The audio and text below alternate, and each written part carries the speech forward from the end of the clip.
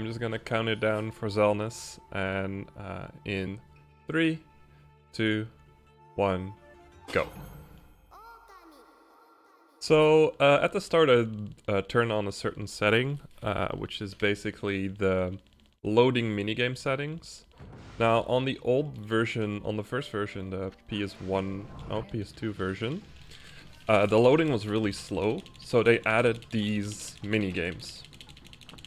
Now if you do those minigames, you get those blue things over there, and those are called Demon Fangs, and I'm gonna need them not just to finish the actual top dog requirements, but also because of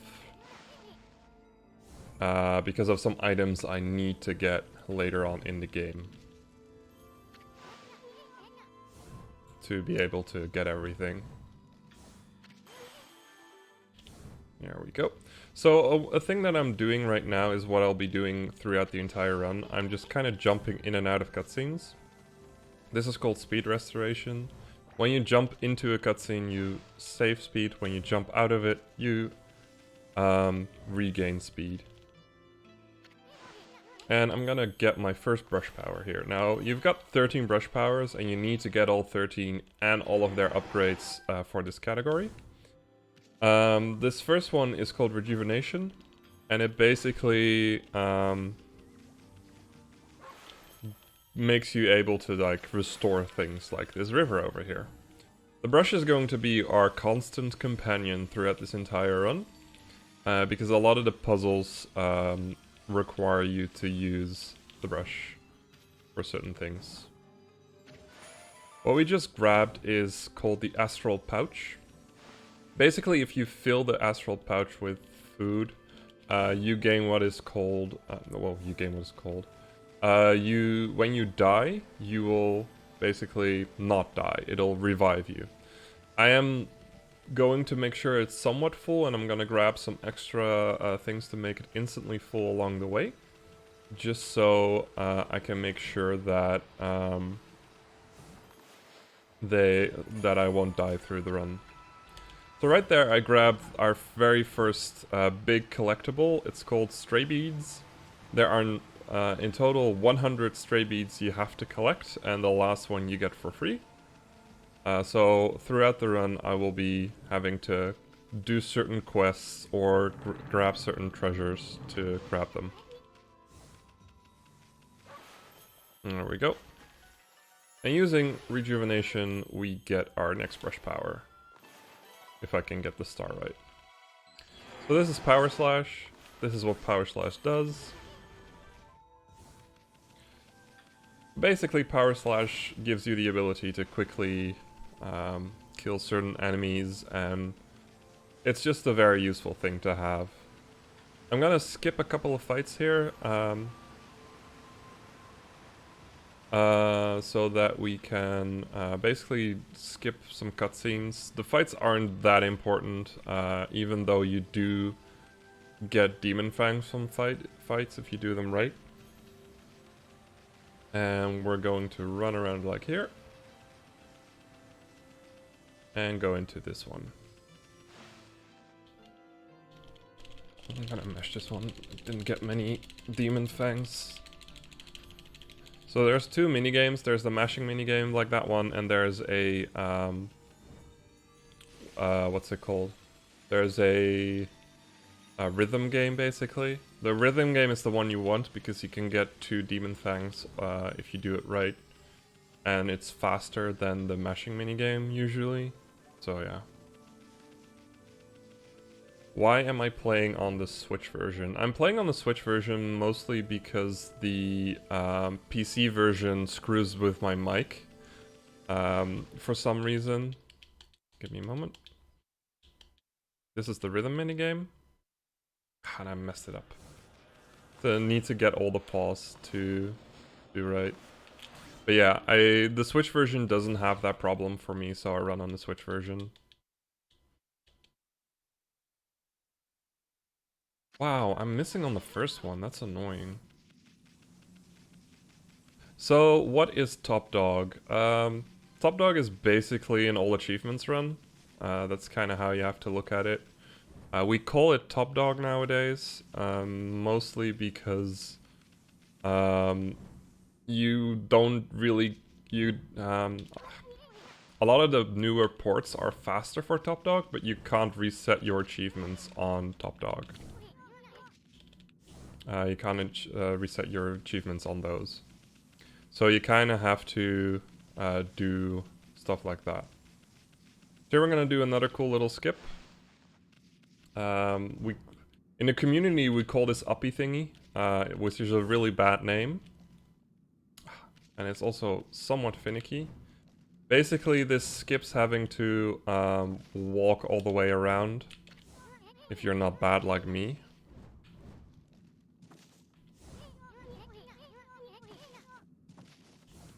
Wow! I knew I should have practiced this a bit more. Okay, never mind, I'm just gonna run around. I got another chance coming up in a bit. Hopefully I won't suck as much there.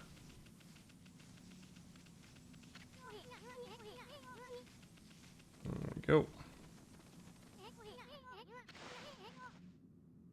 And then we get Sunrise. Now Sunrise is going to be a constant companion as well, because we need to change day and night a lot. So here I'm gonna do a fight real quick, and I'm gonna finish them off with a power slash. Now when you finish off enemies with a power slash, you get what's called a, or with another brush ability, you get what's called a floral finisher. And floral finishers give you Demon Fangs, so we want to kind of get as much of those floral finishers throughout the run. And this is also something we need to do.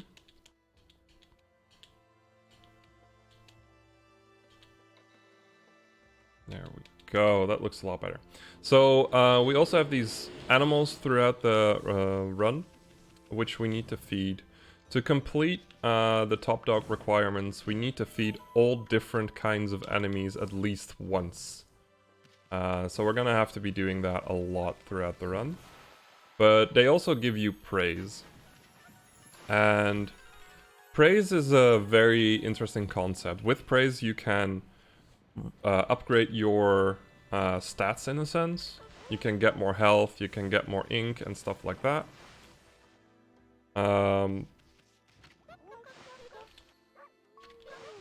And we need to get like, we need to complete all of it basically to complete the top dog requirements.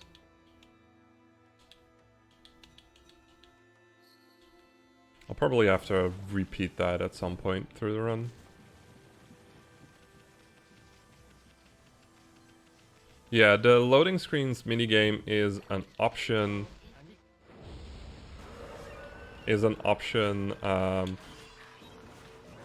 You have to turn on in the newer versions.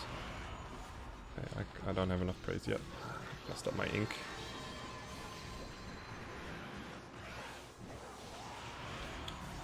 There we go. There's an option you can turn on.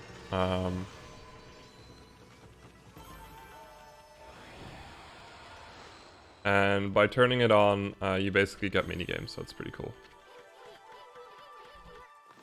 So here the game explains to you how praise works. But yeah, it's basically an upgrade thing, and we're gonna be collecting a lot of it throughout the run, since we need to upgrade everything in the praise menu.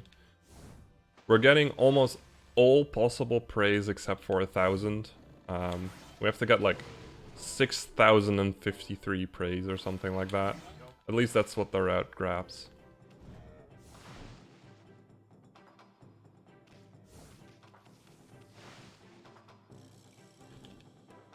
There we go. Let's see, did I forget anything? Okay. So this is mostly just like the start. We kind of make sure that people get talked to and we can continue on with the story. Here we basically make sure that Susano breaks open the rock, because, well, it's blocking our way out of the town, and that's a bad thing. Especially for the tradesman, or the merchant. There we go.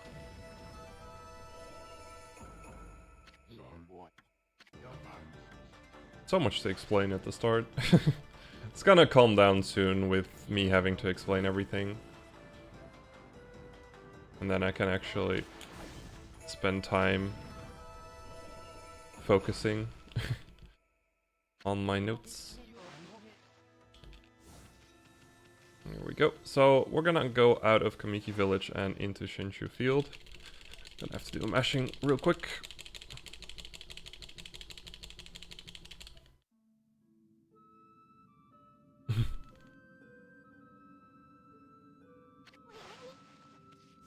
There we go. And again, jumping into cutscenes to save speed, and jumping out to... Wow, I messed up there.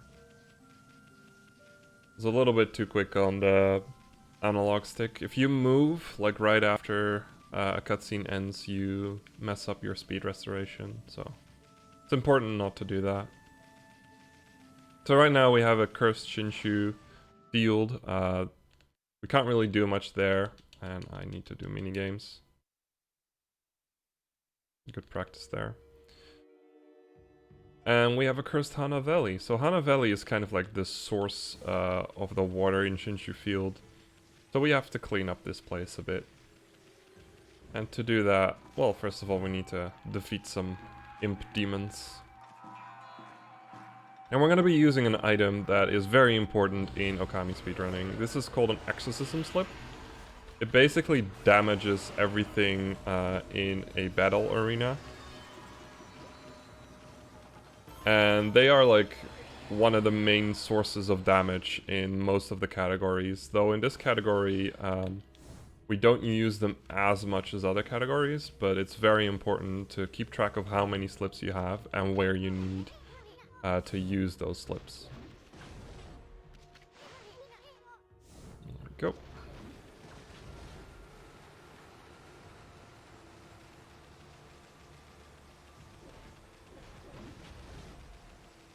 Okay, I'm gonna take a sip of water.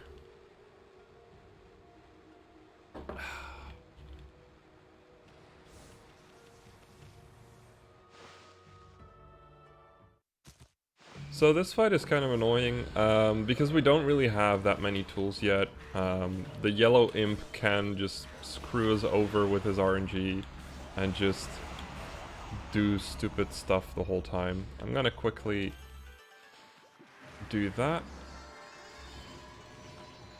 Come on, do a backflip. Thank you! If he doesn't do a backflip, he'll just dig on the ground again. And if he does that, you can't like really kill him, so...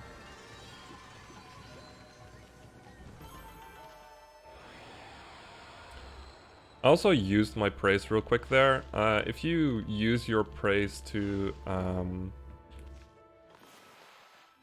upgrade your ink will also instantly refill. It does the same thing for your health.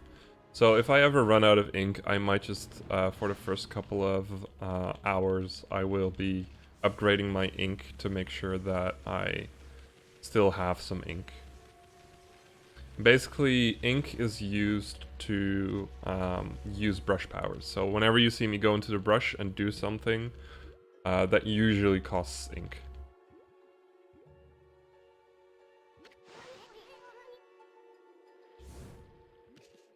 But yeah, to give you guys a perspective on slip usage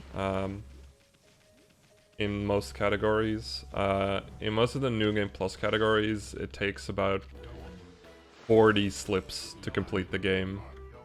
So yeah. So this is another Susano section. We just cut through the things real quick. It's another useful thing of using the Japanese language, because this bit just goes really fast. That's always nice.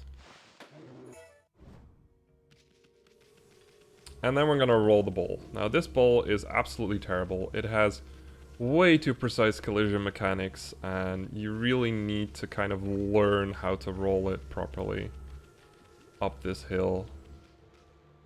That was not bad.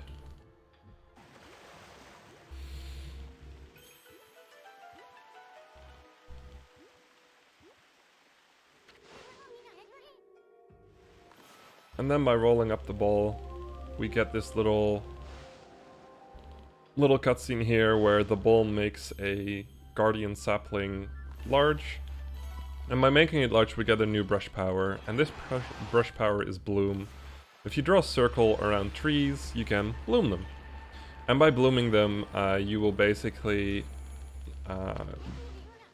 just gain some praise, but you will also, in the case of guardian saplings, you will restore an area. So now Hana Valley is nice and beautiful again, and we can start clearing everything we need from Hana Valley, which is not that much. First of all, we need to clear this fight.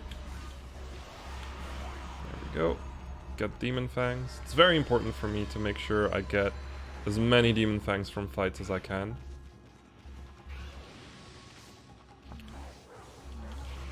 Oh boy. There we go. From that one I can't get a Demon Fang, because otherwise there's a chance he'll go back on the ground and I'll lose a lot of time. Which is not fun. There we go. Got a little explanation of these trees. You can hit those trees and make them beautiful again, but we're gonna skip just about all of them. 2, 3, 4, 5. And this is called green sprouting. If you circle in an area that is cursed, you can get you can make it beautiful again, get some praise. And they also explain another thing called journey scrolls, I think. For the top dog category requirements, we have to get all of those scrolls as well. There are a couple that are somewhat missable if you're not paying attention, but usually you can just get all of them. Okay. Now we're gonna have to do this fight again. I tend to just do a couple of power slashes. There we go.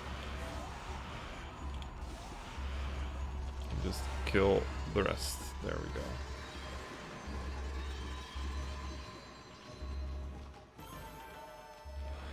And by doing this fight, we rejuvenate another area, and we need to rejuvenate that area because it has another one of those scrolls.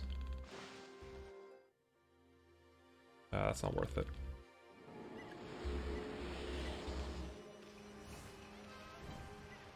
We go over to it. Oh, got an extra jump there. Nice. So this is another thing. We can dig up these clovers.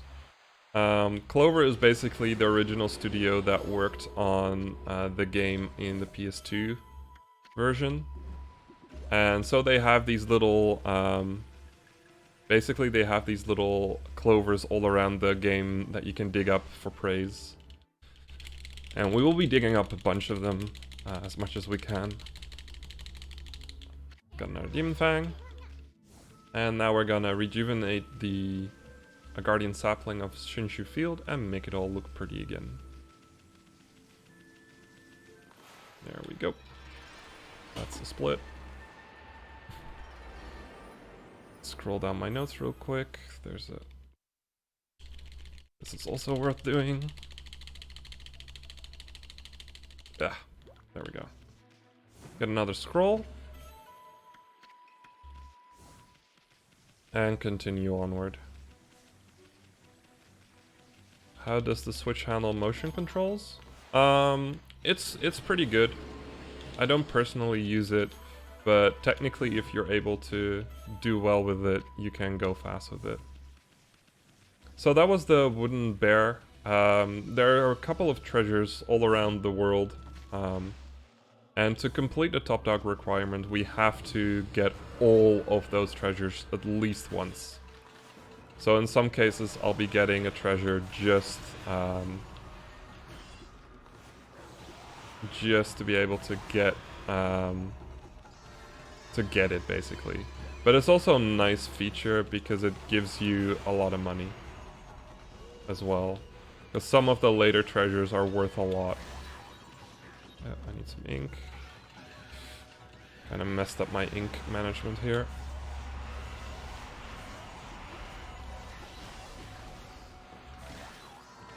There we go.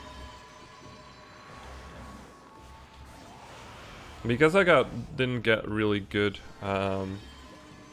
minigame so far. I'm going out of my way a little bit to make sure I get more Demon Fangs in fights, so that I don't have to worry too much about it later. Okay. I get another feed bag. Now we've been getting these feed bags from pots and treasures for the last couple of minutes now. But later on we're only going to be buying them because it's just simply faster to buy them. Feed these bunnies. Cuties. Let's see, where am I at? Okay. Yes. So right here, I'm going to go and set up something that I'll be doing in like hour 5 of the run. Something ridiculous like that. But it's useful to set up right now anyway. Might as well. It's along the way. So we're giving the travel charm to Ida here, and we will be racing Ida later on to see who has the fastest boyo. And go over here, grab another stray bead. So a lot of the stray beads, especially at the start, are basically just buried treasure that you just have to dig up and gain that way. There we go.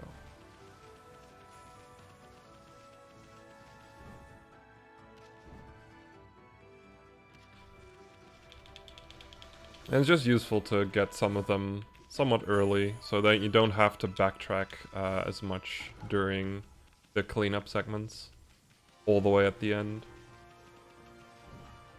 There we go.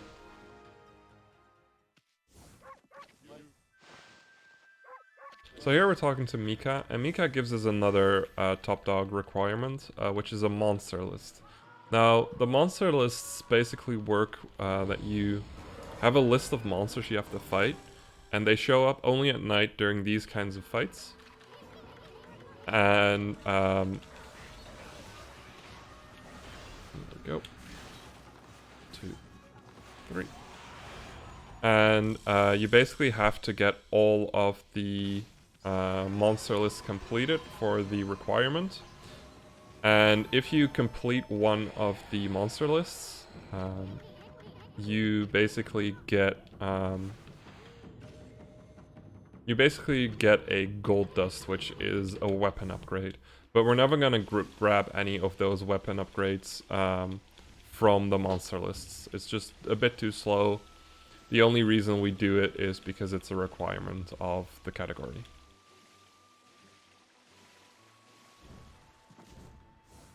Okay, here we're gonna grab a vase. This one is more specifically for money.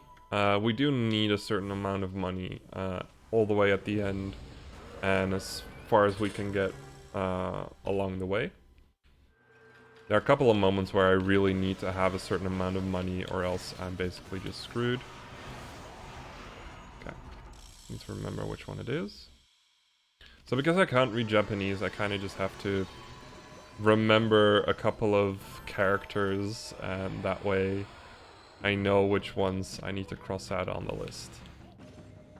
And once we have them all crossed out, we'll have completed the monster list. Here we get introduced to a new enemy. It's called the Dead Fish. We're gonna ignore it as much as we can at the start of this fight. Just get some Demon Fangs. There we go. And then power slash it to death.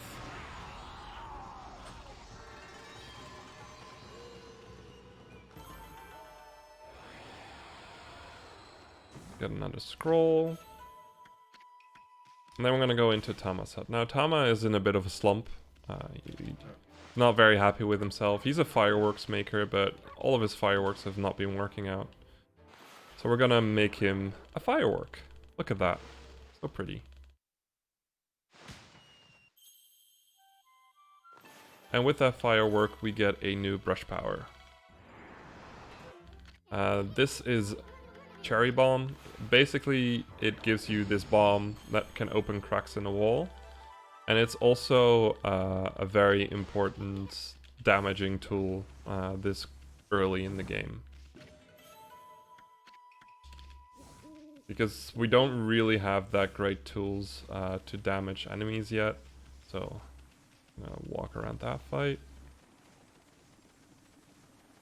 I'm gonna read my notes real quick. Okay. Having like cherry bomb is just very useful.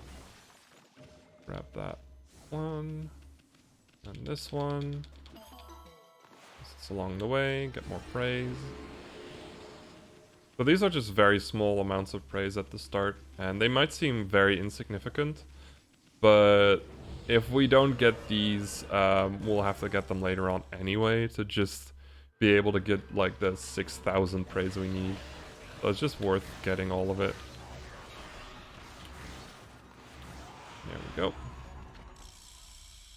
Plus sign.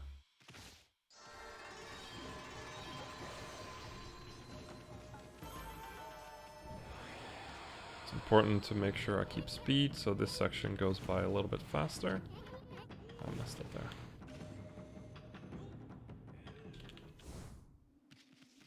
And run over here. So because it's night, demon scrolls, the green things over here, will kind of like go towards you. Which can be kind of annoying at the start of the game. It loses you a lot of time. Later on we'll be getting an item that will make sure that we don't have to deal with that. Okay, that's that one.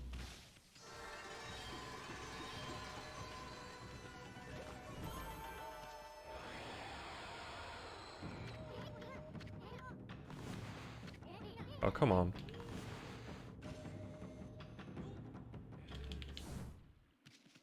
And on to the last wanted monster fight. This is the only monster list we do almost instantly as we get it. Main reason is that it's just easier to do it right now rather than have to deal with it during later cleanup segments. Oh, I forgot to do a lot of power slashes. Whatever, got a demon fang for my troubles. Okay, let's wait for the camera. Okay.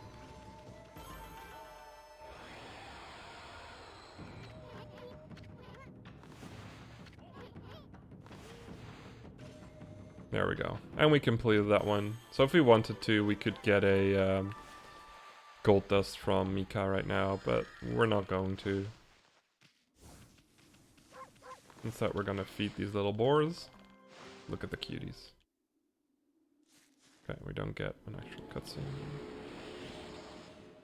And then we're gonna run back into Kamiki Village. Now the game wants you to do a lot of things in Shinshu Field, kind of to explain to you how side quests work. So Isin is going to try and stop me here, but I really want to go in, so I just say that I really want to go in.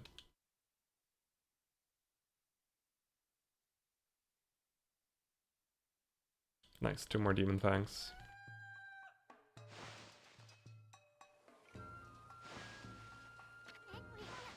There we go. So now we have our first shopping menu. Whenever I'm at the shopping menu, I just sell everything I have. It's just easier. And we're gonna get 3 seed bags, 4 herb bags, 2 meat. I need to buy 2 SFSs. Cool.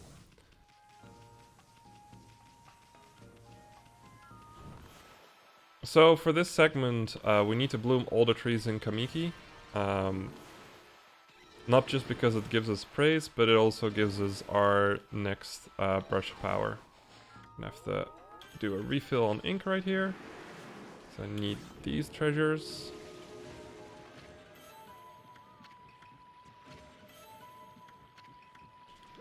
Now one of the statues I just got is called the, or one of the treasures I just got is called the rabbit statue. For some reason, it's the only like zodiac treasure that has 2 of them, rather than just 1. I don't know why either, but it's a thing. So now we're doing the digging game. Basically, you have to just dig up all the turnips and not get hit by the woman over there. I think she's called like... actually don't remember her name anymore. Wow, I'm bad. But yeah, basically you just power slash the water off of her head, and that causes her to stand still for the longest amount of time. And then we give the oddly shaped turnip to Bushy. And we feed his dog real quick. Because we're here anyway. Not worth. Yes. I'm gonna have to scroll down my notes real quick. There we go. Whoop. The list of notes is rather big, so just having to scroll down is already kind of annoying. So right here I've got a redemption moment for Uppy thingy. Gonna do a quick power slash first. Ah, didn't do what I wanted to do. Get a stray bead. Ah, damn. And then it's redemption time. If I don't fall off.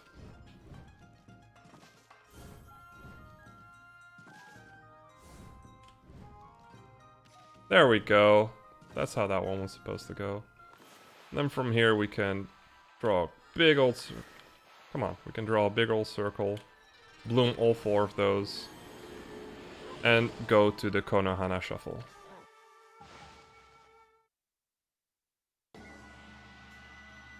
There we go.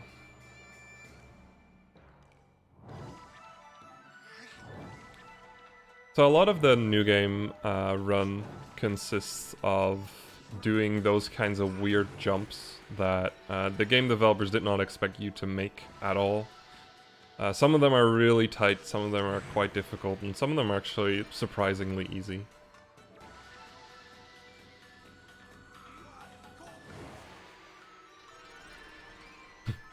Very much first try.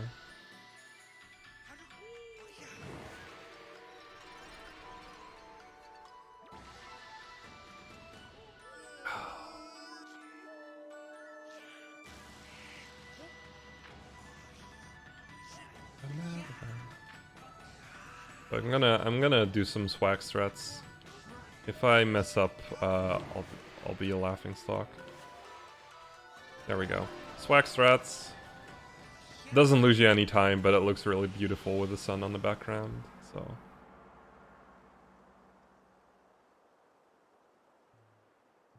It's basically all on timers anyway, so it doesn't really matter when you bloom one of the buds. Or you can kind of do a cheeky little sunrise at the end there to make it look pretty. And then we get a new brush power. This brush power is called Lily Pad. It is the most skippable brush power in the entire game. Sadly, we are forced to get it because of how the category works. Basically, if you draw a circle on the water, you get a Lily Pad. Okay. That one is always difficult to find, but I know exactly where I need to find it nowadays. Thank you for that one.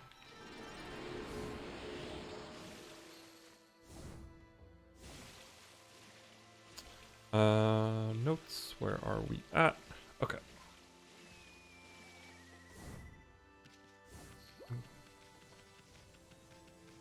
And now we're done with Kamiki Village for a while, so we're gonna continue on to the next section of the game.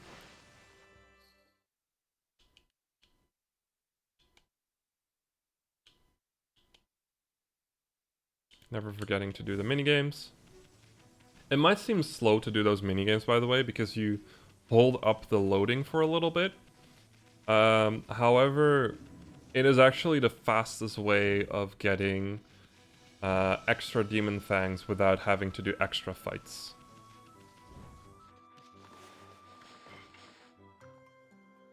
So it's very important to remember that to do the minigames in this category.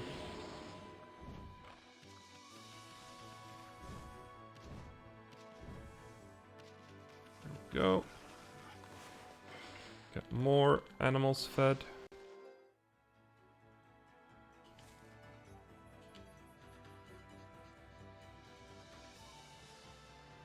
Yo, I got a triple. It's actually very rare to get a triple, so getting one right there is really nice. I think that's my 5th triple ever, like literally ever. So I'm really happy about that. Anyways, we're gonna go into this water tunnel. You're supposed to use lily pad here, but we're gonna try and skip it because it's more fun to skip it. So we're gonna do this. There we go. And this is why lily pad is one of the most skippable abilities in the game.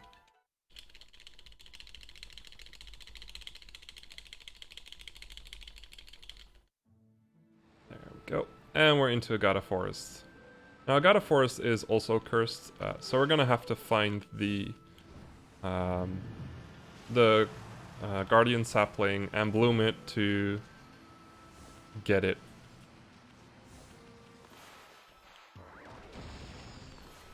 There we go. And this gives me time to scroll down my notes real quick.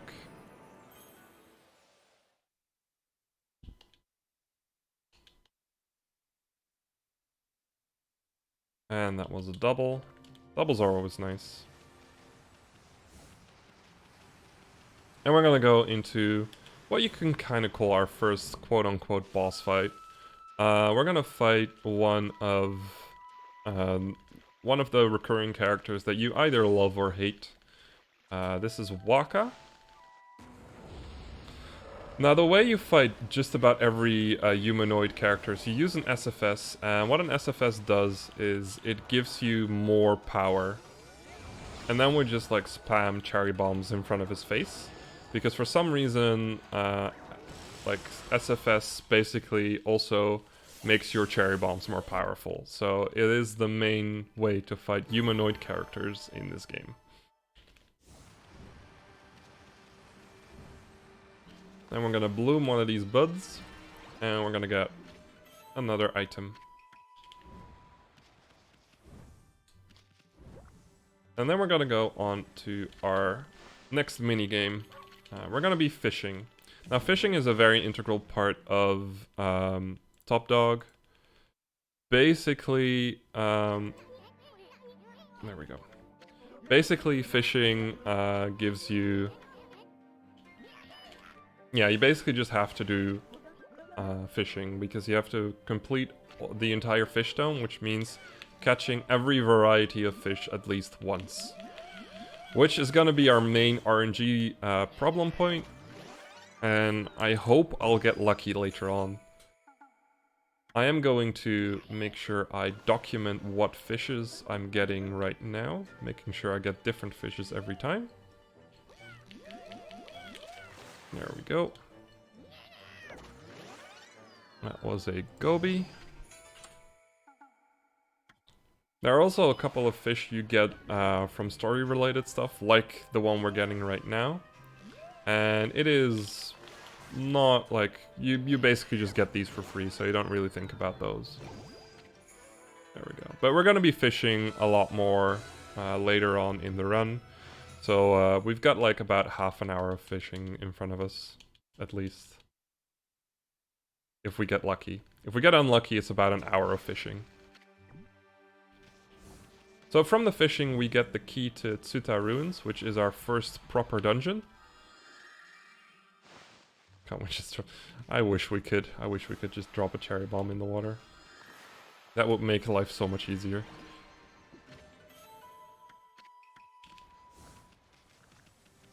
But yeah. So we're gonna go into our first dungeon, feeding some deer along the way, and grabbing some other stuff. That's not worth mashing for.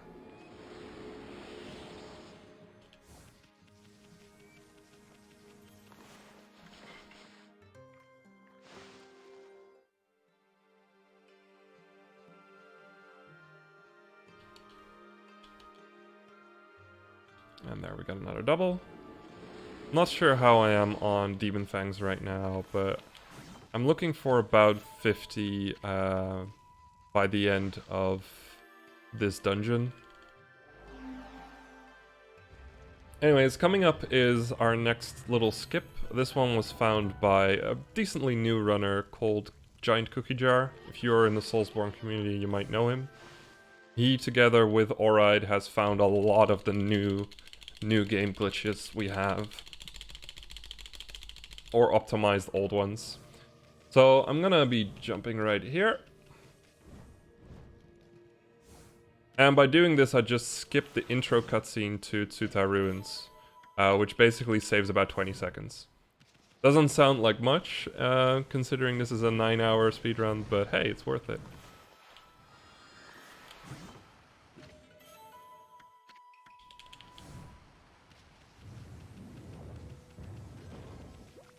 Okay, I'm gonna draw a little tree right here, if I get lucky.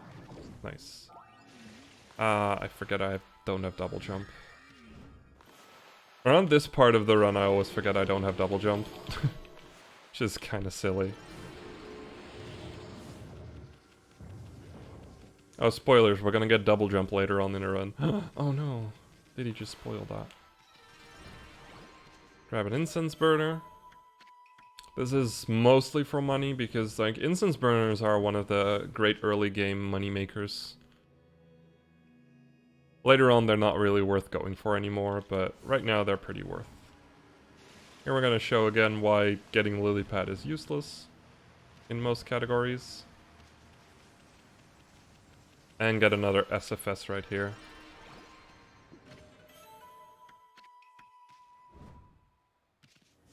And on to a new enemy. So these are Bud Ogres. Basically, you have to damage them a certain amount, usually a bomb and 2 hits in this case. And that way you can bloom them open, and then finally we can start killing them. And then we get a floral finisher, get another Demon Fang.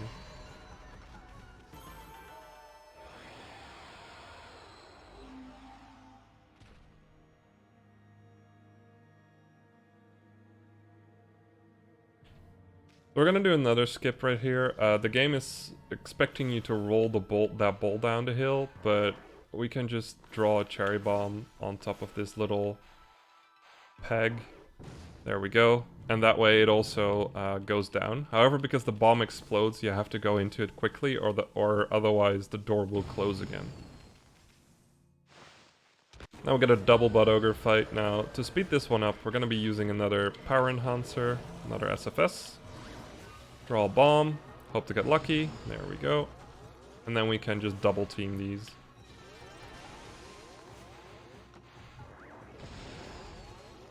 One hit. Oh my god, I have to draw up 2 circles.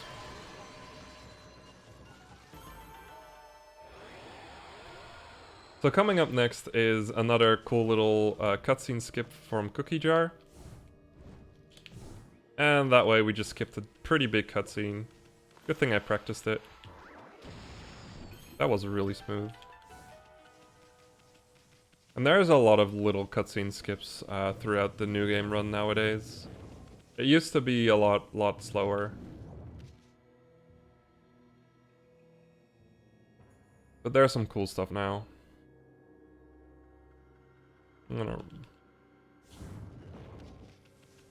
A cool feature of some things, by the way, is some cutscenes actually... Whoa! Where did my frames go? What was that? I've never seen that before. What? Where did the frame rate go? LOL? Anyway, this is Blockhead. This is one of the 2 blockheads we're doing. This is the easiest one. You basically just draw 2 dots where he is telling you to draw them, and then you kill him. We're only going to be doing the easiest one and the hardest one in this category, so that's going to be fun.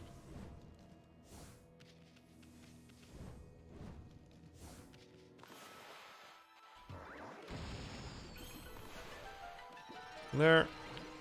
That one is really sneaky. It's one of the sneakier stray beats in the game. There's gonna be an even sneakier one coming up in a bit. Oh, did I just say the F word? Oh boy.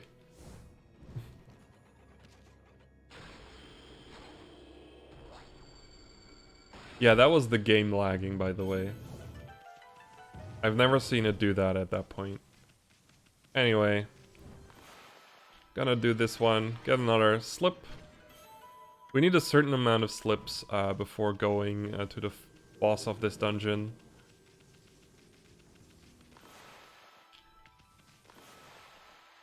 There we go. Rejuvenates this little bridge. It's actually kind of funny. Because you rarely use rejuvenate, the game actually like reminds you to it reminds you that you have the rejuvenation ability, because you just barely use it ever. So whenever you have to use it, the game is just like, you know, you have this ability that could rejuvenate things, right? So that's another cool thing of Cherry Bomb. It just one-shots the red imps. Wow! Stop jumping around! Wow, what a nerd.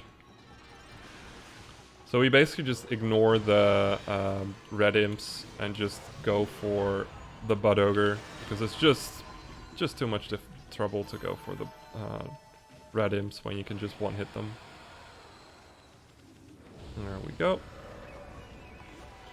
Now with Cherry Bomb as well, we can finally get the yellow imp to behave normally. Oh damn, mismanaged my ink there a bit. Not gonna go for a refill just yet. I need a different refill later on. Yeah, you could say they're having a blast Z moving around, jumping around. There we go. Thank you for the puns, Kirby Master. I need them in my life. There we go. Grab some ink bottles so we can destroy this nerd.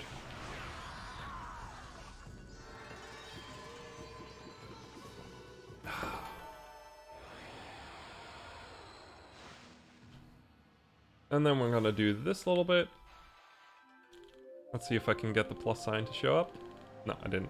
So, in the newer versions, just about every single cutscene is skippable. This one is one of the exceptions that it's physically impossible to skip, because you need one frame to make it skippable and another frame to skip it, to actually skip it. So it's basically impossible to do because there's only one frame where you can do it. So instead of like going up and over what the game is telling us to do, we just like do this bit, and there we go, in 2 slashes. We get it. Now the next stray beat I'm getting is definitely one of the sneakiest ones out there. You have to jump down here, and there, without any indication, you have to draw a bomb here, and then you can get another stray beat. Like, how are you supposed to find this on your own? Seriously. Game, why? I think that's one of the ones I had to look up before finding him.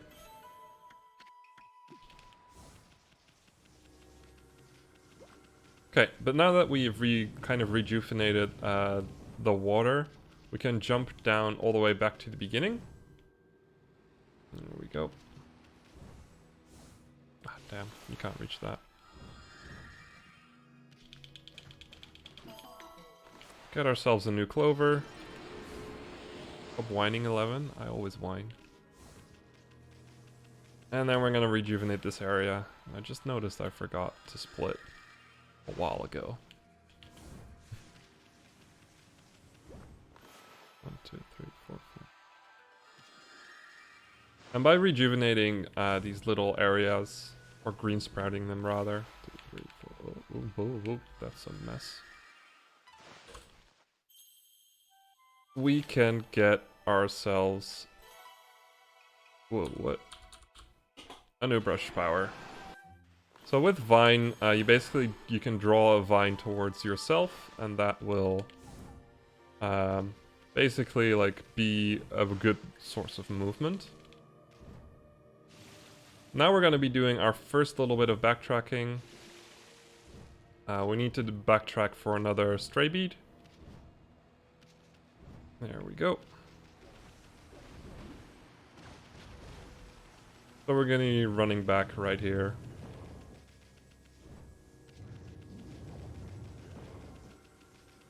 Don't worry, we're gonna be backtracking through the entire game near the end, so... If you feel like you've missed certain areas, you get to see them at least twice. Maybe even 3 or 4 times. Depending on how full of stuff that bit is. So now that we have Vine, we can go up here.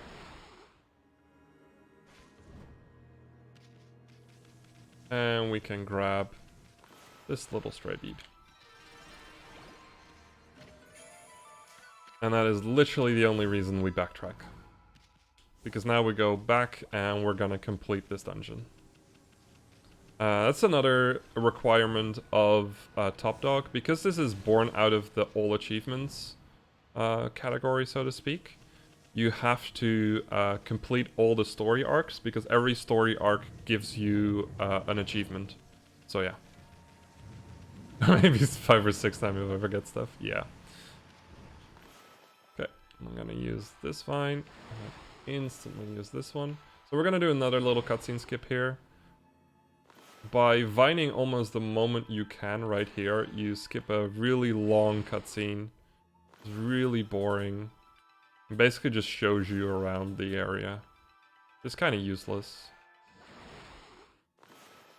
And now we're gonna lift the hood of this thing by using Vine. Gonna use probably the last ink refill I'm gonna be using for a while. If I do things right.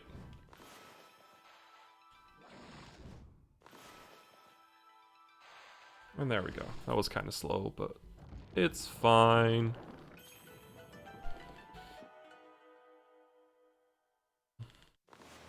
Nope. And we're jumping down. So now the game turns all ominous because we're gonna fight our first true boss. But first we need to grab this one. So again, getting all the scrolls is part of the requirements.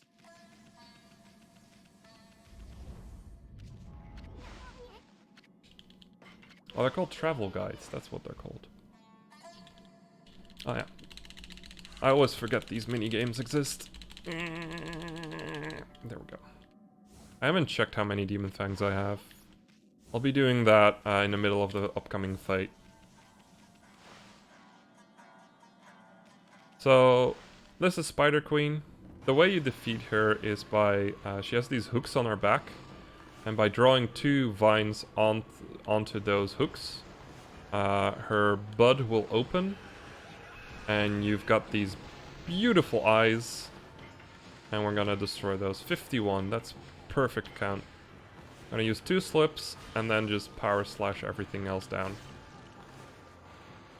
There we go. And that's Spider Queen. Got these really long, slow cutscene we can thankfully skip. I would not like to save the game, thank you. And I can... Ah, damn, I should have mashed for...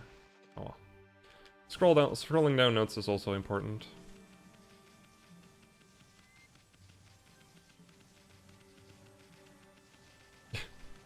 Yeah, slip usage in this game is kind of ridiculous. Okay, get another stray bead. Then we're gonna feed birds. These will hopefully be the last birds I have to feed. Because birds basically give very, very, very little amounts of praise. So we only really feed them because we are forced to by the definition.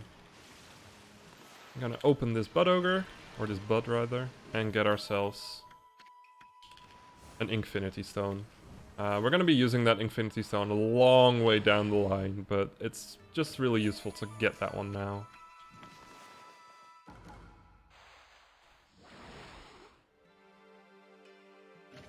There we go. I'm gonna jump down again.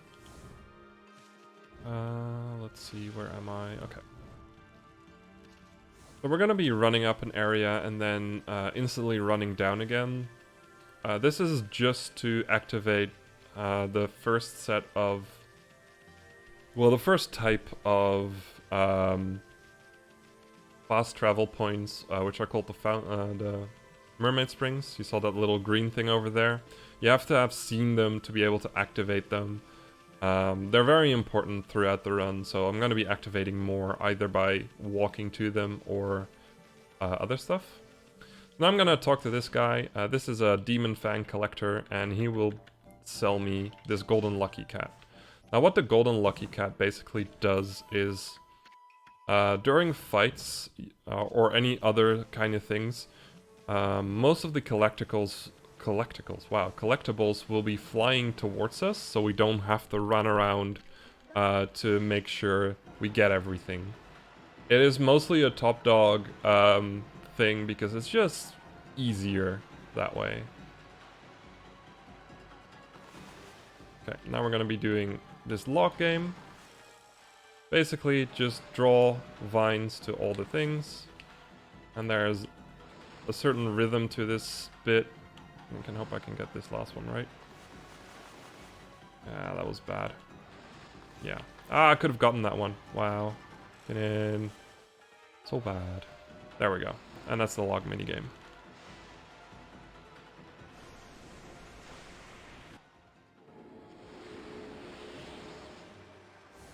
And we're gonna feed the dog, because dogs are good.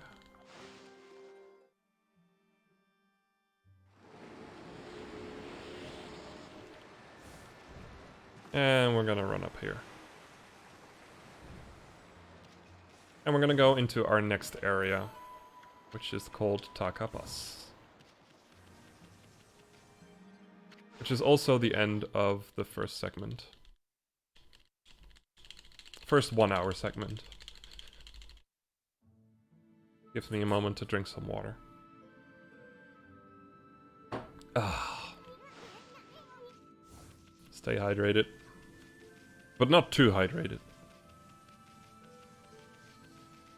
So, Takapas is also cursed, so we're first gonna have to find the Guardian Sapling and bloom it to make the area pretty again.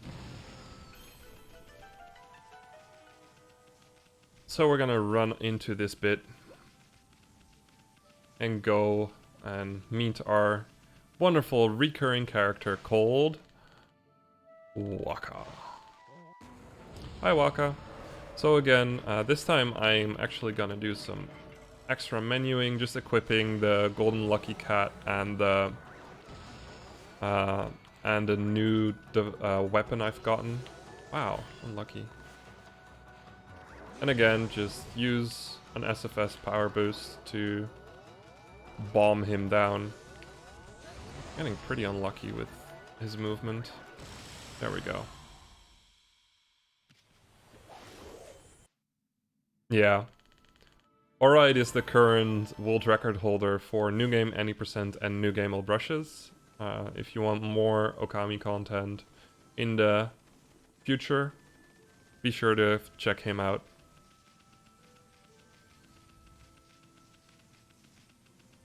He has helped me a lot through the past few weeks in getting a lot of the top dog route checked over again and up to date.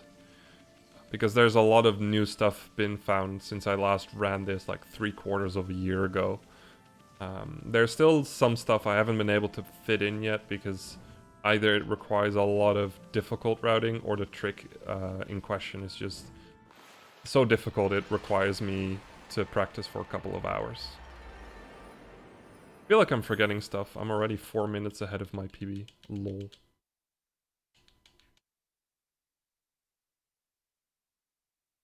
I'm gonna be continuing doing the mini games for a little bit. And the main reason for that is that I need about 100 Demon Fangs sometime soon.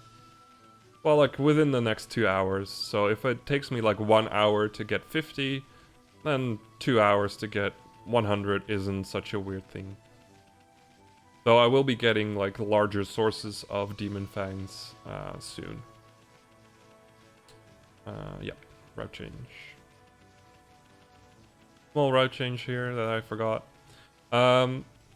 instead of doing a lot of stuff in Taka Pass right now, which we could do and we used to do, we're gonna be changing it up a little bit. And we're gonna go straight into Kusa Village. Damn. A little bit too late on the first one. Kusa Village is also lovingly called Kuso Village because, well, it's kind of an annoying area. In some respect.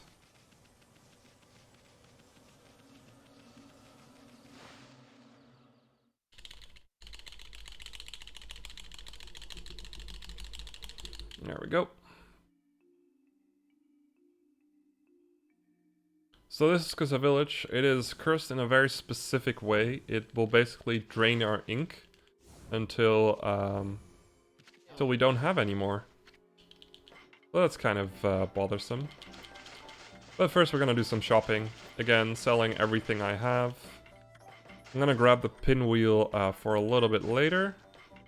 I'm gonna need 8 meat bags, 3 M, 2 L, 4 SFS. There we go.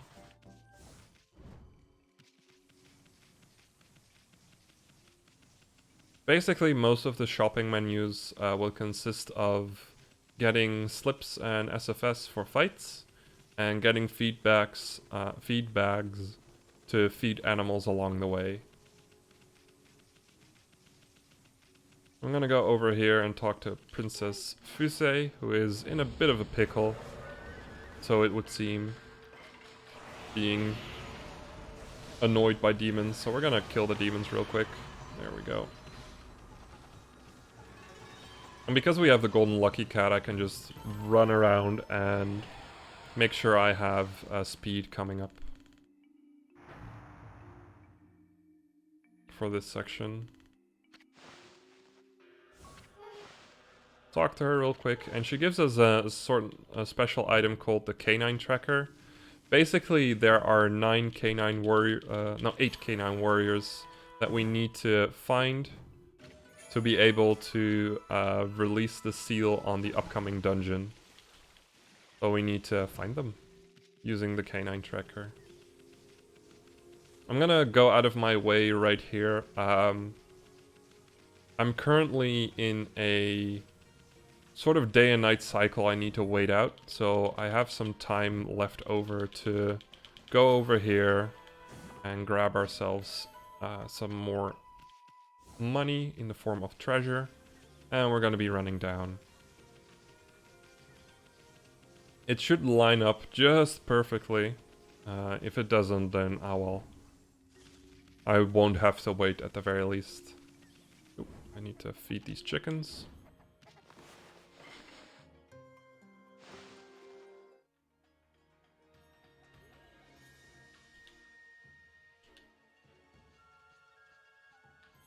Nice.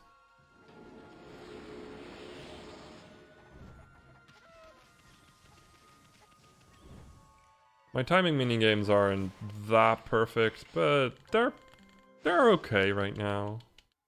Okay, mashing is not worth it for these. It could be worse.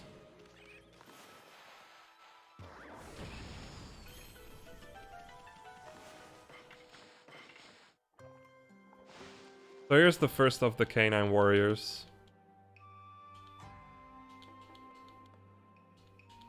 The first 4 canine warriors we have to feed to be able to send them back to Princess Fuse. And the last 4 we will have to do other things to. I will just characterize it as that. If you've ever played the game, you already know what's coming up.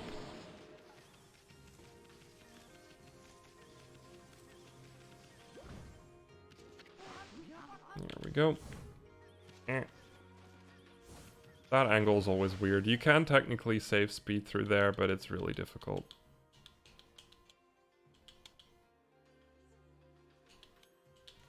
Damn.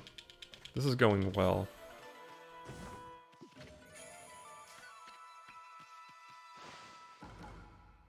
Okay, that's not worth it. When it comes to meshing minigames, I have to adjust sometimes. Sometimes the mashing minigame is not worth it because it loses too much time for the load. Ah, that was a triple chance. Would have been nice getting a second triple. Whoa, you scared the hell out of me. Sorry about that. Hi. Am I coming through? Yes, I can hear you. Wonder if stream can hear you properly. It seems like we can. Awesome. So hi, I am Oride. Love Oride on Twitch. You'll be helping me out for a bit. Yeah. Mainly because... eating breakfast. Yeah. I mainly just need some help because it's like 9 hours of talking, which is... Whew, not used to doing that. Let's see. So here we're gonna do one of Oride's specials. Gonna do a little cutscene skip. I would do a longer tackle there. A longer one? Okay. Yep. Well, thank you. It's kinda new, so... Okay. There we go. Awesome. Thank you. Excellent. And that way, we can go up here, skip a little cutscene that takes forever. We do skip 5 praise clover with it, but it kind of checks out in or out. And then we're gonna run into the cave. Ooh. My frame rate has not been going well late this run. I don't know what's going on. Why am I talking to you? Damn. Damn you, dog.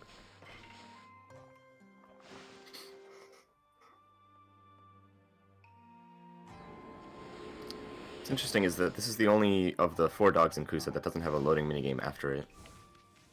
Yeah. Kind of a subtle effect. I've noticed that, like, with some other animals, it kind of depends on what, how you get them. Some of them, when they spawn rather than already are there, don't have a minigame either. But it's highly dependent. Like, this one spawns, but still has a minigame. There we go. Loading in general in Okami seems pretty arbitrary sometimes. Yeah. It is, like, one of the sad reasons for that in-game time isn't perfect, because in-game time also adds loading times. But because loads are somewhat consistent, it's worth taking into account, basically. Really, even between all of the different modern versions, load times are quite consistent because they all seem to have some kind of minimum load time, and most of the modern consoles always meet them. No. But if you run like the PS2 version, you're gonna have to deal with the longer loads. Yeah. Which is no good. SFS. Okay, so now that we've fed the first 4 dogs, we're gonna have to fight this one. Again, same with the humanoid characters, just use an SFS and bomb him to death, and we're good. That was very smooth. Yeah. Sometimes he can be... Oh, no, go ahead. We're going to be fighting 4 dogs in this run, and all of them are... They can go quite wrong, but they can also go quite nice. Yeah, especially the second fight.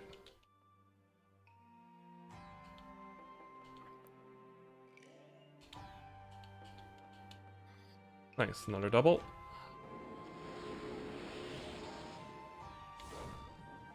There we go. So now we're done with this section of Kusa Village. We get a crow the moment I run away, which is just about perfect on the day and night cycle, which is awesome. Should turn night the moment I want it to turn night. And for some reason I just gained a minute on my splits.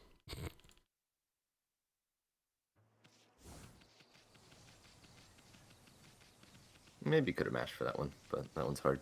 Yeah, I was scrolling down my notes. Sometimes, like, when you see me not do a minigame, I'll be scrolling down my notes because it's long. There's just so many notes, and I know most of the stuff by heart, but I do need to keep track of the notes. Certainly a downside of the longer categories. Yeah. So right here we're gonna be doing this Demon Gate. And doing this Demon Gate gives us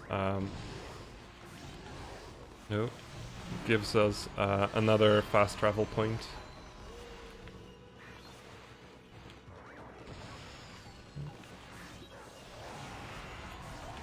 There we go. That was pretty good. Note 11. I haven't counted how many notes I have actually. It's just a giant spreadsheet at this point. I think it's like 600 lines of spreadsheet. Maybe more. So right here we're at Mr. and Mrs. Cutter's house, which is a little bit eerie.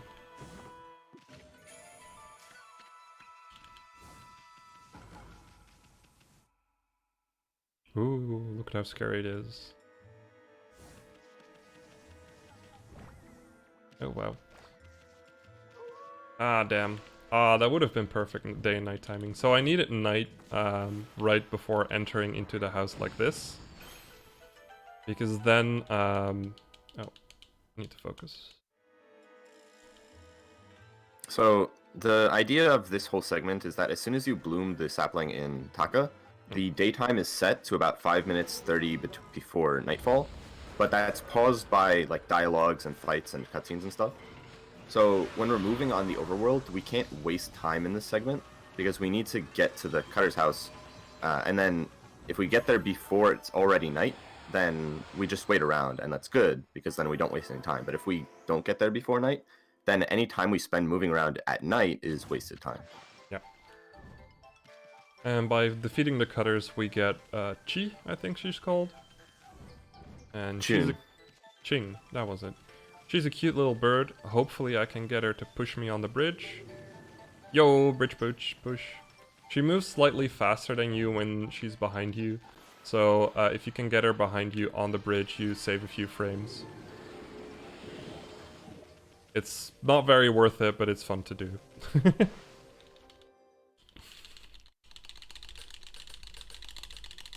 Some nice music too. Mm-hmm. And she leads us to Sasa Sanctuary, which was previously closed to us because, well, she was missing. So now we reunite her to her mafia boss father, which is just a giant sparrow for some reason. We will be seeing him in a bit when I go up to gain some treasure. Sasa Sanctuary is basically a bathhouse run by the Bird Mafia. Yeah. Very flavorful. It's just silly that they have a sparrow. Also, if you notice right now, there's two musics playing over top of each other for some reason. When you first get here without clearing the certain cutscenes or whatever, the two musics will continue to play over each other for a little bit until you get that stray bead. I don't know why it does that, but it's just really weird. Okay, so we're gonna go up here, and in the background you will be able to see the giant sparrow dad. And the main reason we go up here is because there's just a lot of treasure right here. A lot of stuff we can sell and use. Except for that holy bone I actually wanted not to get. But oh well. Might become useful at some point. And then we Holy leave bones again. are... Oh, sorry. Go ahead. Holy bones are healing items, and usually we don't need to heal, but the main issue is that they get in the way of menuing. Yeah. So we'd like to have none of them. Basically, during the next shopping section, I'll probably sell it. Also, the main way of healing in Top Dog is using your praise anyways, because your praise is just always on you without having to have that menuing. But anyways, on to the digging minigame. I'm gonna let you explain that one. Okay, so basically in digging minigames, it's sort of a 2D section, and you have to dig through blocks. But we want to move, and we have like a charge. We have an extra person who we need to get to the bottom, so that we can dig at the bottom at some specific spot. There's going to be a few of these throughout the game. This one's pretty short. Basically, we're just going to use cherry bombs to blow up the blocks that rapid speed. Yeah. And then just get to the bottom. There's a few different things you can do to the other person here. One of them is draw a circle on them, which makes them move faster because they're inspired by your godly power. But yeah, we just have to wait for Mr. Bamboo here to arrive at this block, which it's always the same block. We know where it is, so we just wait for him to come here and then start mashing dig. That's the first digging minigame. They get a lot more complicated later. Yeah, and for the top dog requirement, we need to finish 5 digging games. Yeah, that's an achievement. I don't have a split there. So by doing the digging game, we get water spout, which allows us to bend water and create these water pillars to jump on top of. Oh, and on top of here is another clover. If you've ever played the PS2 version a lot, whenever you hear that like little clover sound, in the back of my head I always hear clover. It's just so annoying. It's basically a little studio jingle they do at the start of the startup of the game. Did you explain the history of this game? Hmm? Did you explain the history of this game? Not yet. Development? Not yet. Not yet. Maybe eventually. I might be able to... Nah, whatever. Anyway, we're gonna run up to this crybaby over here.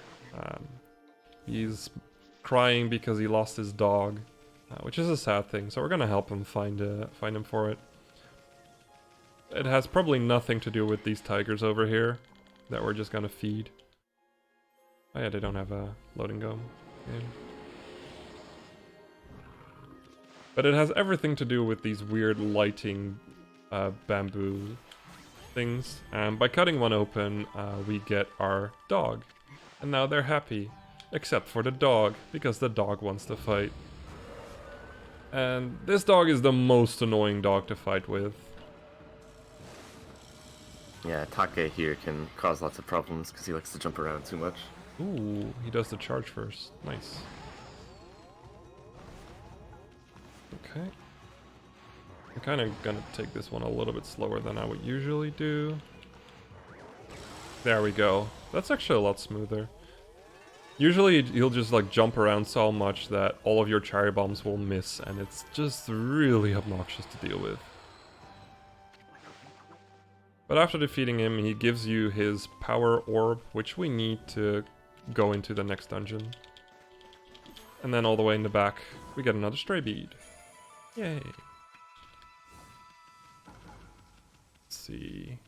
Let's scroll down a bit again. Okay. It's very important to keep track of the notes. Feel like I got everything, but I'm not sure. Okay. So now that we did that fight, we are going to meet Mr. Bamboo. Hi, Mr. Bamboo. Bye, Mr. Bamboo. He is gonna give us mermaid coins. Now, mermaid coins are the way to use mermaid springs, and they unlock all of the fast travel potential. There we go. Yes, this unlocks the fast travel system that we've been dealing with for a little while now. There we go. And then we're gonna go on to the next little story bit. We're gonna fill this sake brewing bottle for Kushi. But oh no, she gets attacked by demons. Well, don't worry, because Susano is here. But we have to help him because he sucks. There we go. That was smooth.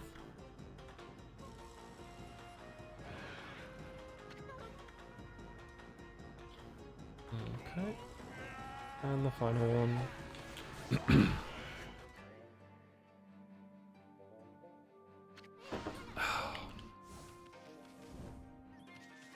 And after doing that fight, suddenly the canine tracker pops up again because there is another canine in the vicinity. Wow, I wanted to switch to Dutch there. Wow. Gonna grab an extra SFS along the way. These are technically skippable, but I like getting them anyway. That's a weird day and night transition place.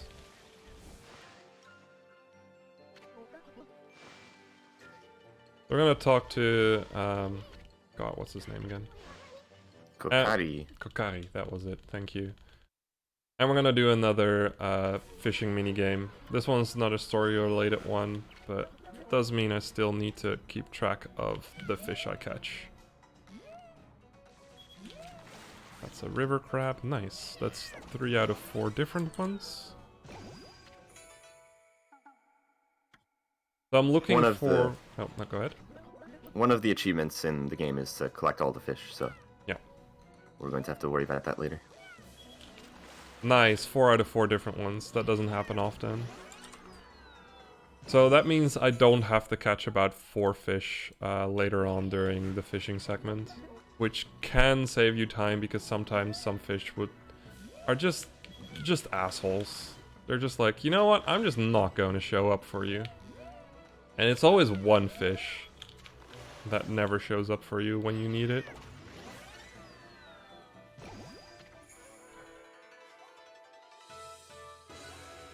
Let's not drink more.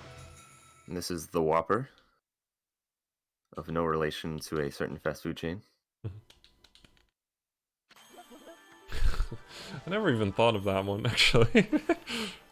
Anyways, by defeating the Whopper, we get ourselves a new brush power. This is Crescent.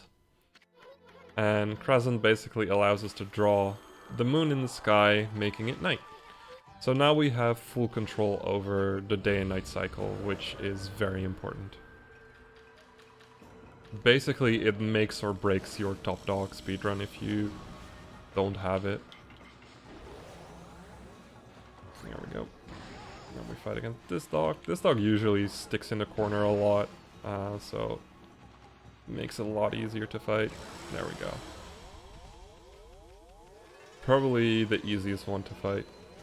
We're having pretty good dog fights this run. Mm-hmm. Okay. I forgot something. So during that fight I was supposed to upgrade my wallet. It's not very important to upgrade the wallet right now, but it's one of those might as well things. It's just useful to do that right now, so you don't forget it later. It's very important. Red Raccoon Dog, all of the 2017 and later remaster versions, you can change the game language by changing your system language, or in the case of the Steam version, you can change it just for the game. So you don't have to get any particular port or version. Oh, shit. Okay. Okay. And there goes the shopping menu.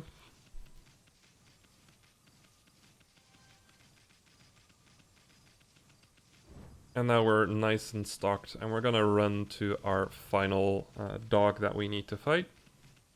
That one is in Kamiki Village. There we go. Yeah, no, I should have mashed for that one. Oh well, it's fine. I'm having Don't good... forget to do the Demon Gate here. Yeah. I'll do it when I need it. Gotcha.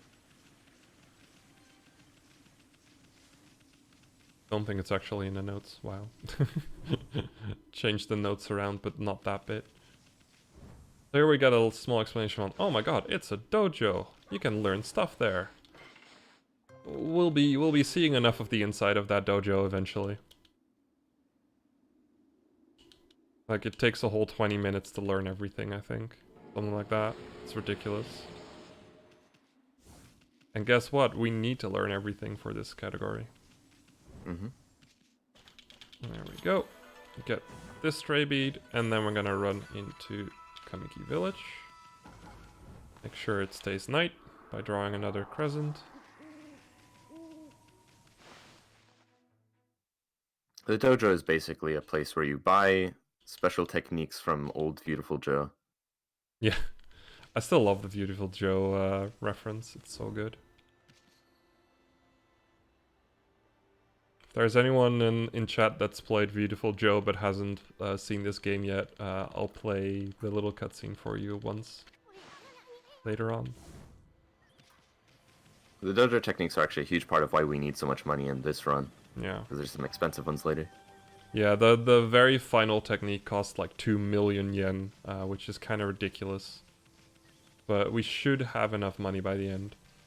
And we're gonna run up here, 155, and we're gonna do this fight from Komiso. Get some extra demon fangs, because why not?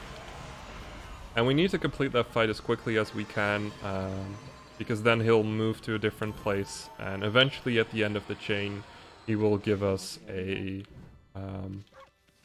stray bead, and we finished that one. So he also gives you praise at the end, so you can check if you got it by praise, which is a method I use more often throughout the run to make sure I get stuff. And then we're gonna fight against the final dog. He's called Hayabusa, and he has all the dog techniques, and he's somewhat annoying if you're not prepared. Oh my god. Okay, that's one. I'm gonna get some carrots. Actually really hate carrots. Okay, so when he does the howling move, you can power slash him out of it because he's completely invincible during that entire attack. I'm gonna run in here. There we go. So when he does those little holes, if you run into them, he'll go up to you, so you can abuse that to make sure he goes towards you. Okay, let's make sure I don't forget these. So now we're back in Kamiki. We're gonna go up here, since we have Vine now, so that we can get another stray bead.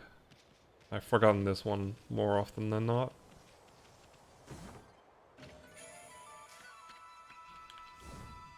And then we run back down. Whee! Yeah, that wasn't perfect, but I'll take it. So now we've either fed or defeated all the K9 warriors, and we can finally enter the next dungeon. Oh, there we go. Stopped a little early. Gonna go and check how many demon fangs I'm at already. Hope I've been doing pretty well on demon fang farming up until now, so should be good.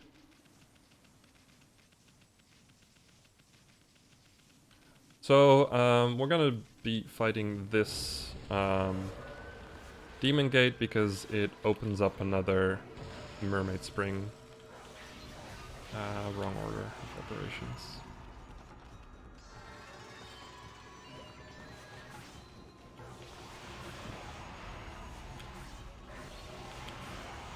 Go.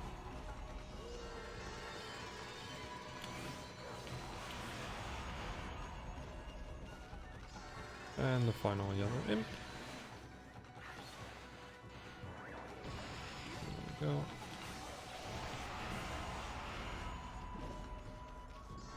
Get some peaches as well. Don't really need the food yet. I'll be getting a lot of food later on to fill my Astro pouch. Let's see, 38. That's pretty decent. I'm well on my way. So we're gonna warp. Mostly in... Oh, sorry. No, go ahead. Food is mostly an annoyance in the run because it just gives us a lot of extra menus that we don't want. Yeah. When you have the golden lucky cat on, you just kind of know that you're gonna get all the food flying towards you, so you don't... Ooh, stop. You don't really mind. Just remember that I forgot to feed these. It's very important to do them right now. I might not be returning to them for a bit.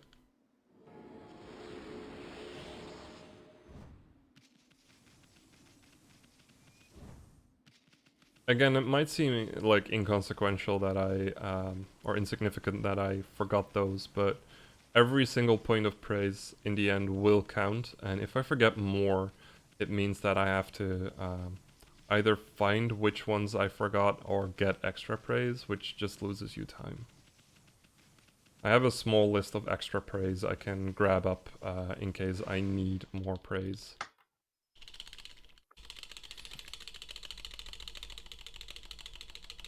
There we go. Oh, don't need to jump there. Let's relax for a little bit. Just some movement.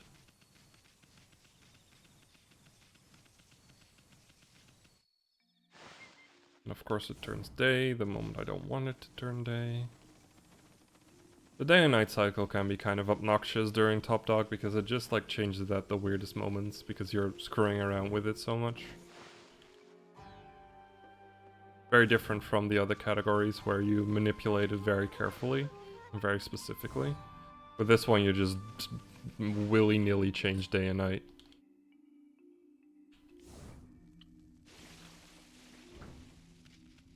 There we go. So now that we've talked to Princess Fusée about all the dogs, we get these little orbs floating around us. They are the key to unlock the next dungeon, which is called the Gale Shrine. We're gonna go inside of that one. It's unfortunate that there's no way to just skip into Gale Shrine in this category, but we don't really have a good way of doing that. The loading zone doesn't even exist. Yeah. Until you get the key.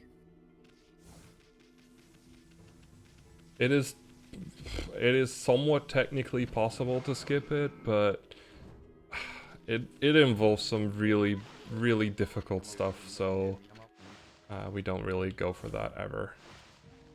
Not worth it. It would hypothetically be possible in this category if we found just one out of bounds in that entire area. Yeah. But it would require like a dozen frame perfect inputs in a row. Yeah, it's impossible. So, very much so task only. Yeah. Anyway, instead of going straight into the dungeon, we're gonna go to the right here, and we're gonna meet another enemy. Don't recall what they're called by heart. They're just These annoying. are Chimera. Chimera. Damn, you remember all of them. Anyway, their floral finisher I think is a power slash, but you never get the chance to do that on them because you're just using cherry bombs is just faster to kill them that way. But we won't be getting demon fangs from them. I think they only give like one anyway, so it's not really worth trying. Especially with the damage they do. Oh yeah, that's another thing. When you're doing a fight, if you ever get hit during the fight, the amount of money you get from the fight is reduced. So you want to do fights not only quickly, but also without getting hit at all. Which can be a little bit tricky in some of the later boss fights. You're tossing the key there, what's that about? So apparently if you toss the key, it will respawn in your mouth for some reason, and it's just a fun little thing that I do. It's a habit at this point. I've started doing it like a year or two ago, and now I've been doing it ever since. So that little lift over there is a cherry bomb powered lift, and we got it to go first without us on it, so we can clear out the bottom here, which has a some amount of praise and a stray bead, which is all just useful to get.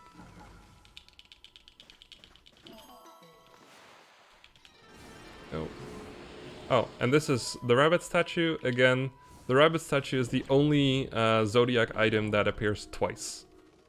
I have no idea why. I think they forgot one of them at some point, and it's just there now. Yeah, the other one's in Kamiki, right? Yeah. But it's still worth getting both, because the Zodiac treasures do give a lot of money for this stage of the game. There we go.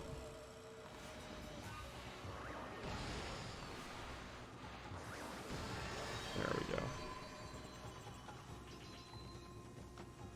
I don't need to store speed. So again, defeating the Chimera, we get ourselves another key. A little early. And now we can go all the way to the top floor of this lift. Or elevator if you're American.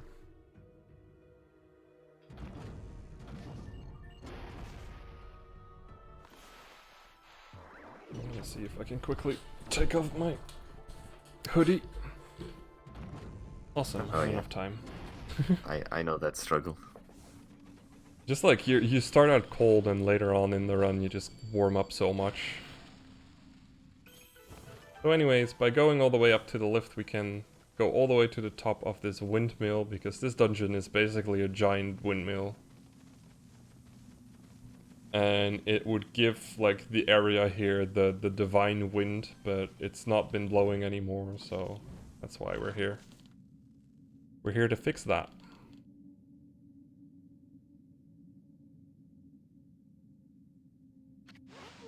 There we go. Oh wow, I messed up the first one. So here I'm using a thick brush. This is mainly because I think specifically on some of the Japanese versions, to advance text you have to hold the same button that will give you a thick brush, rather than the same button that will give you a thin brush. So sometimes you might see me use thick brush at moments where there's a lot of text around. That's the main reason why. You don't really use thick brush all that much in the speedrun when we can avoid it.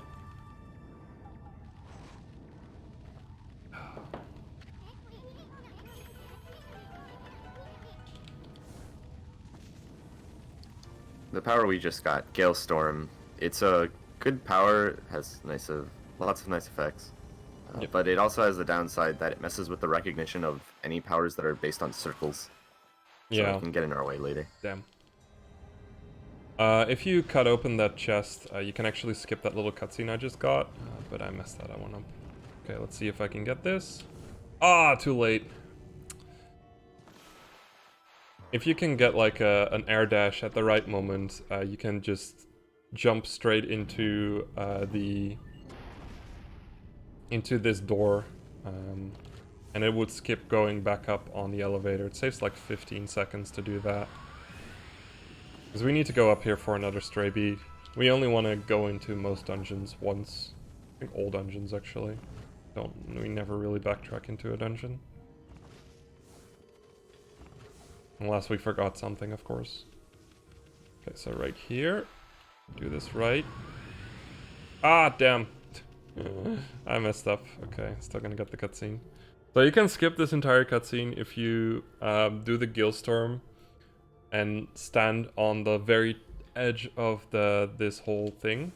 And that way you just swivel around with the whole thing and you can skip having to look at the weird bridge.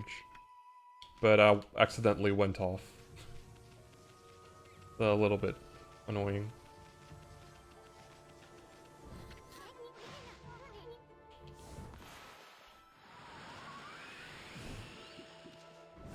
Get that one. Again, most treasure is just for money. And we're gonna go up here. So the game expects you to use Gilstorm to stand on those, on that artwork thing. On those scrolls. The banners. Yeah, the banners. And, but you can just skip it by doing a well-placed dash jump. That's... Casual players will know the bane that is these banners. Yeah. They have terrible hitboxes. It's actually like one of the stray beads has such an annoying set of banners you have to go up that some of the speedrunners actually like absolutely hated doing it and tried everything to not have to do it, or just took it extremely slowly.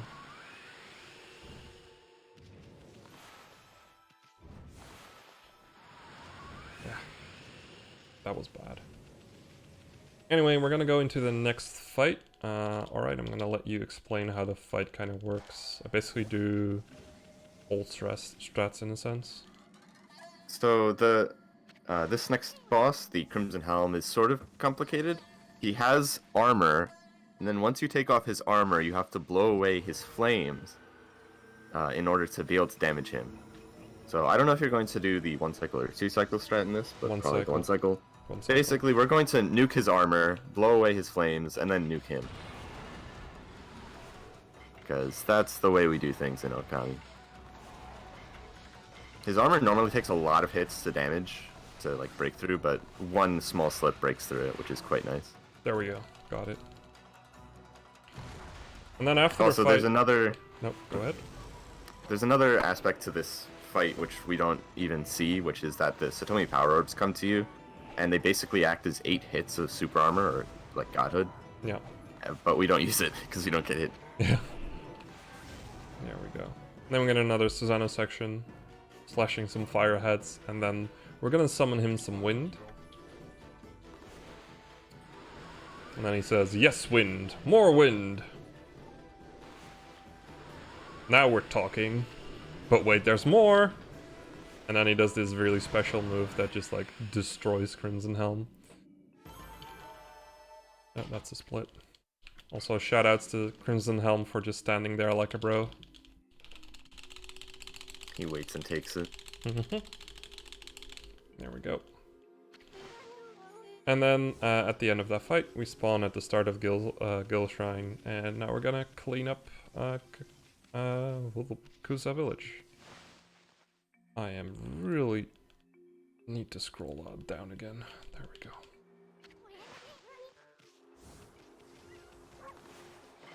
So monkeys are actually kind of special. They are the only animals that take more than one food. They basically take everything but meat. So you can kind of route around that quite neatly, especially near the end. We have a couple of moments where we use our final few feed bags on them, because it just works really well. Let's see. Yeah. So because we, like a little earlier on, we skipped a cutscene with Susanoo, that cutscene is still there. So we're gonna have to do that skip again, because jumping down here is Komiso, and we need to do another one of his fights.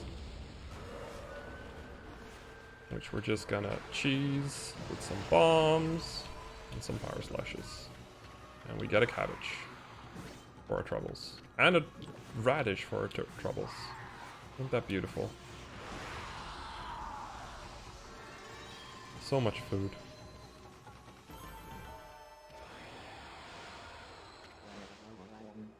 Didn't actually check if I got it, but that felt fast enough. Okay. We're gonna have to do this little skip again. See if I can get it a little bit faster than previously. If you don't get it, the cutscene's still kind of funny.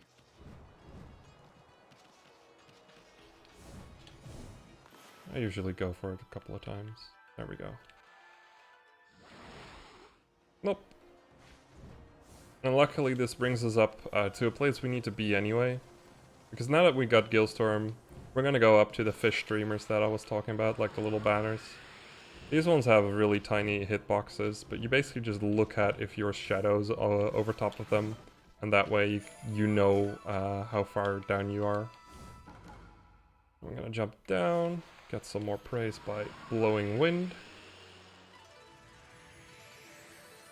Make this little flower lady happy. Look at her go.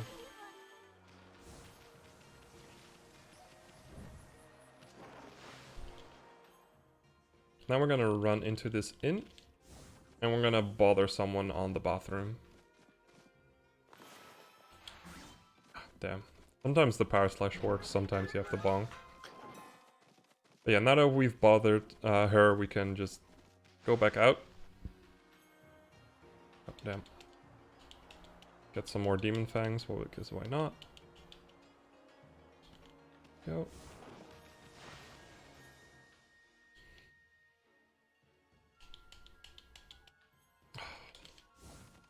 Not getting good rhythm games right now. And now we talk to her. Games are, they're really tough to do consistently. And we talk to her real quick, and we get another monster list, which we're gonna complete a little bit late. We're gonna do a bunch of the fights coming up, but we're not gonna actually complete it until the very end. That's it, right? Yeah.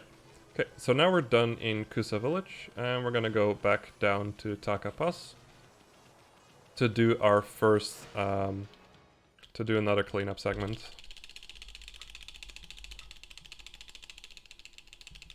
There we go.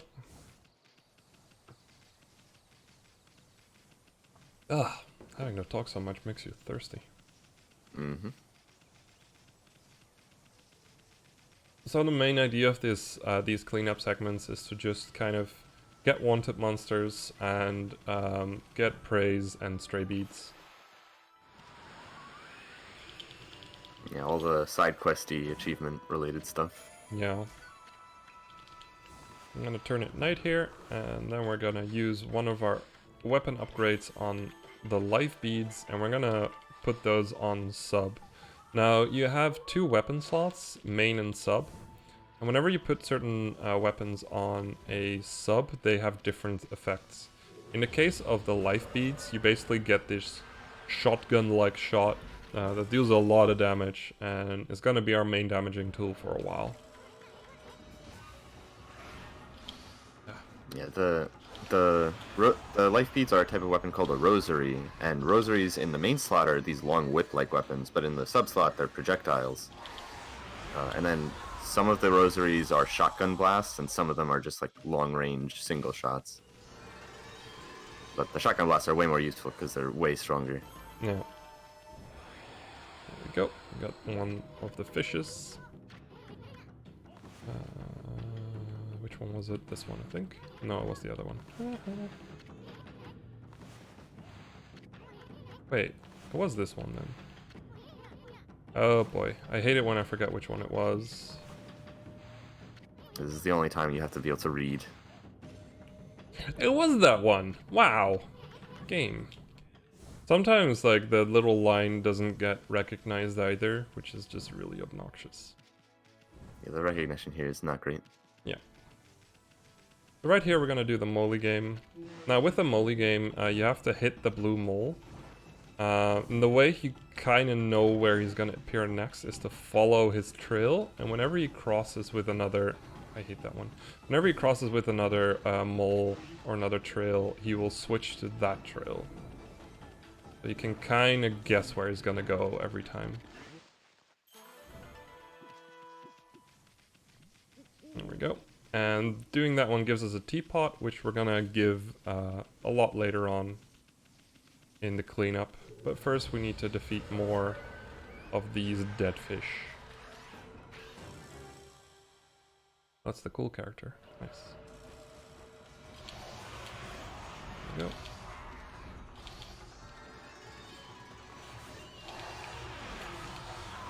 There we go.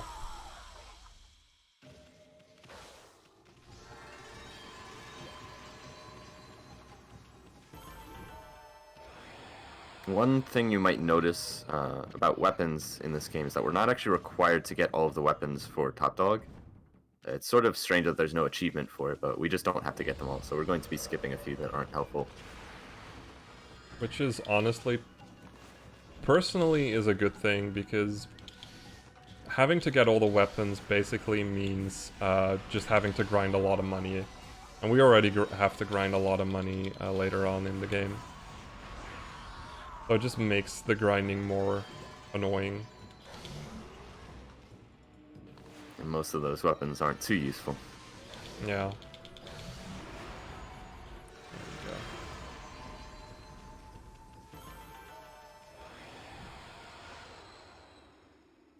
You'll see Kinnin just spamming the sub-rosary on all these guys, and like cuts out half their health or more. So good. Yeah.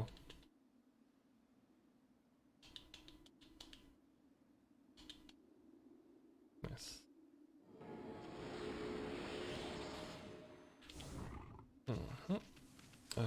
Next one is over here. The sub-rosary is so good that I think we actually don't switch out that weapon for the rest of the game, right? We just use that one as the sub-weapon.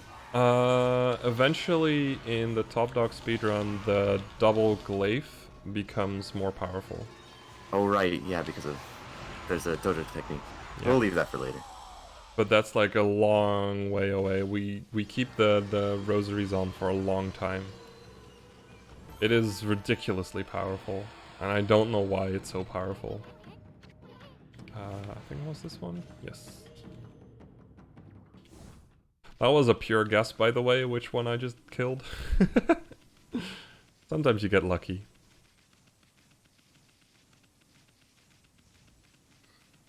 Yeah, everyone has got like a favorite weapon in Okami.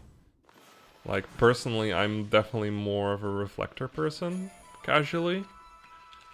Especially with the shield, because with shielding you can also get like a Demon Fang, which was a lot of fun. Yeah, the sub-reflector basically gives you a counterattack. Yeah. Which is quite powerful, but we never want to wait to get hit in this run, so we never use sub-reflectors. Mm.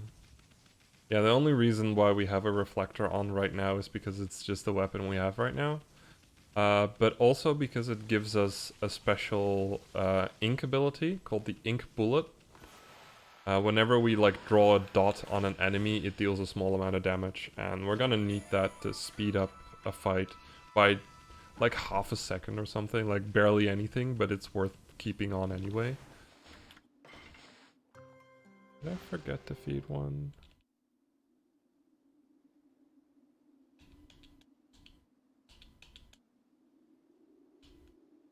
There we go. And then the second to last fight. This will be the last wanted monster fight we're gonna be doing for a while. For a very long time, actually. We're only gonna be returning to these all the way during cleanup. Yes. Got some good Demon Fangs out of it, though, which is always nice.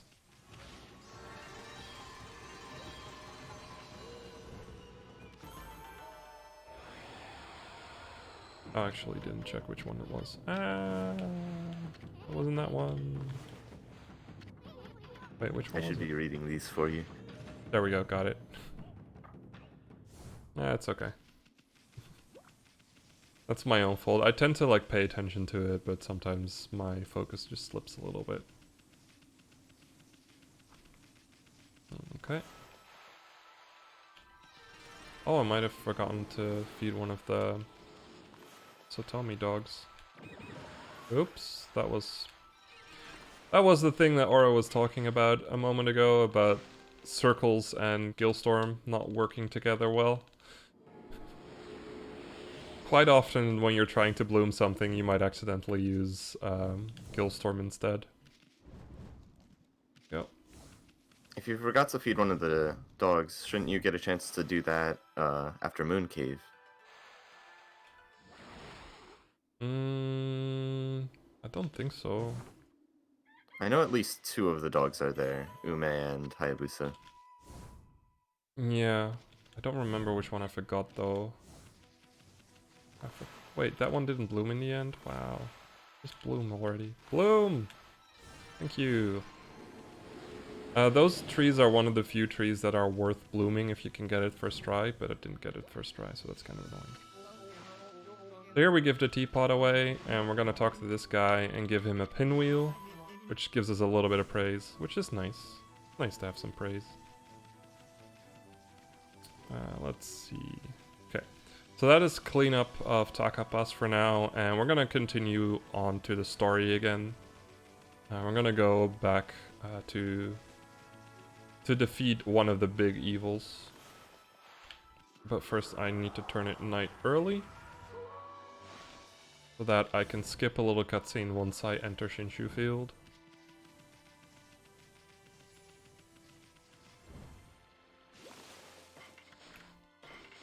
There we go. Should have turned on some light before starting, honestly. Getting a little dark.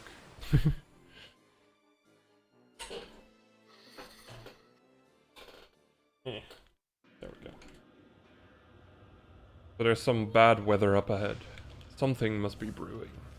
Oh no. So I haven't actually been talking about the story much, mostly because it's a wonderful story, and I always tell people to just play the game themselves, because it's a nice story. It's got a lot of Japanese mythology references in it, which makes it a lot more fun. But anyways, something has gone wrong with the village, and because of it, the giant bat wants to... Yeah, kind of wants a virgin, and the virgin is like, you know what? I am going to give myself up. So we're gonna help her out.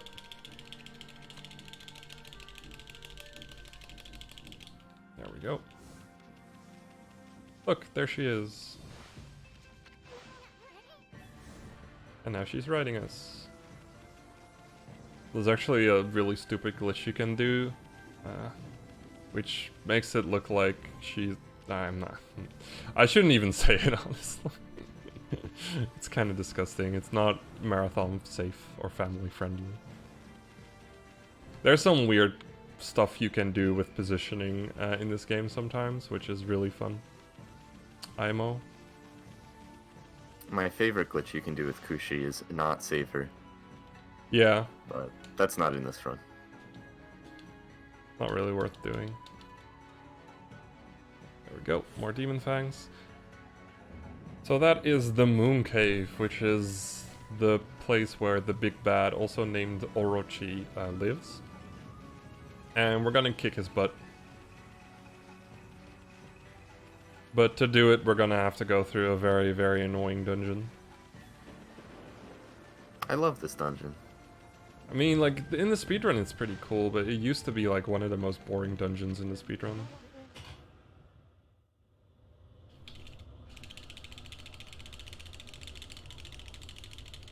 Waka here is going to kindly let us into the Moon Cave. Yeah. Even though he never intended us to go in. It was just like... What a nice guy. Yeah. Right there. Okay, so... a little bit of chat participation. We're gonna be drawing on a mask in a bit. What do you guys want me to draw on it?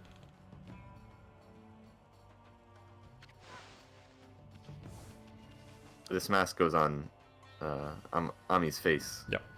And later on it creates a cool Easter egg as well.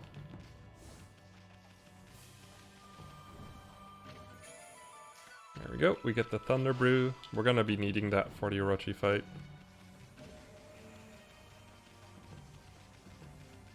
Well, this is technically not any percent. Zelnus made a mistake. This is the all achievements run. Because currently the any percent run is like 2.5 hours long for new game.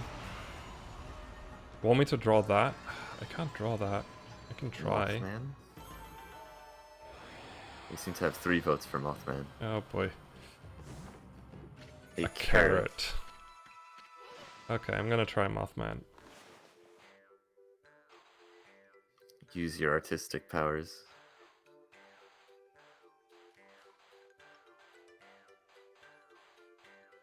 There.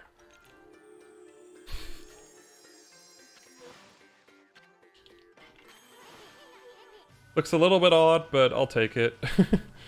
It's hard to draw with analog Beautiful. sticks. Absolutely beautiful. In the DS prequel game, you can draw using the stylus, and it's a lot easier. And I could have technically taken my Switch out of the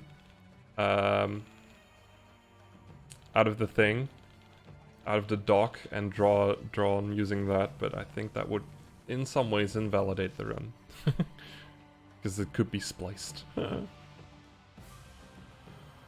we're like 4.5 minutes ahead of my PB, so it's probably worth continuing on normally. So, alright, well, I'll focus on Moon Cave. Can you kind of explain along what's going on with this weird-ass dungeon? Sure. So, to start with, we're supposed to go into the kitchen, which is on the right, to rescue a guy named Jimmy, who's the imp chef for the Moon Cave. But we're going to skip that because for some reason the devs forgot to deactivate that vine flower. So you can just vine to the first side area and start collecting stuff. So the gist with this dungeon is that there's 4 ingredients that we have to collect that are distributed all around the dungeon. We have to collect all 4, and then we return them to the imp chef, and then he makes an appetizer for Orochi, and that lets us actually get into Orochi's arena to fight him. And there's nothing we can do to skip the ingredients. We have to get them. But we can skip most of the dungeon in the way of getting those ingredients. And that's what we're going to do. So right here, we skipped into the first side area where you're supposed to get the ogre liver. We went in towards, basically backwards, the way you're supposed to get back into the main hall. We just took that in, and that skips getting a key from the imp chef. Oh, come on. And then our first fight here, all of the ingredients come with a devil trial gate, or not a trial gate, but just a regular gate. Well, it would be something if they all came with a devil trial. Poof. Oh no. That would make the speedrun really long. Yeah, we'll get actual trial gates a fair bit later. Yeah. And there's like in hour 6 or so they start. For some reason, ogres have spherical livers.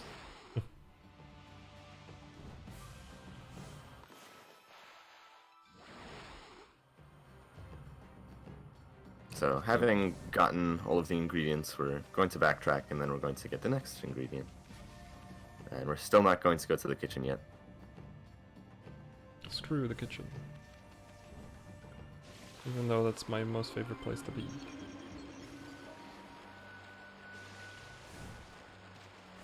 There we go. This water pillar is very buggy. You can almost never fully stand on top of it. Yeah, that wasn't perfect. Oh, come on. God. Can never get that one right. First try.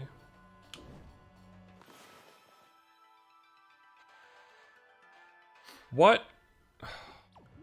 Oh, I'm excited. Brush recognition is being a dumbass. Oh yeah. Sometimes the brush tends to lock on to things that it can interact with, but sometimes it doesn't work correctly, especially if things are at the very edge of the screen. Okay. Just a heads up, the next trick I'm really bad at. Oh yeah. This next part is very cool. We're going to be doing a bunch of out-of-bounds clipping, because the devs forgot to properly put in all of the collision in Moon Cave. This is probably the most under invisible walled dungeon. So with a fairly precise wall bounce here, we can clip over the invisible wall. And being a very vertical dungeon, Moon Cave has a lot of areas that are right below other areas. Oh my god. I hate this Take your trick time. so much.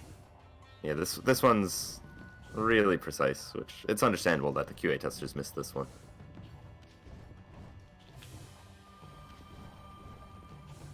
I can never get this one quickly.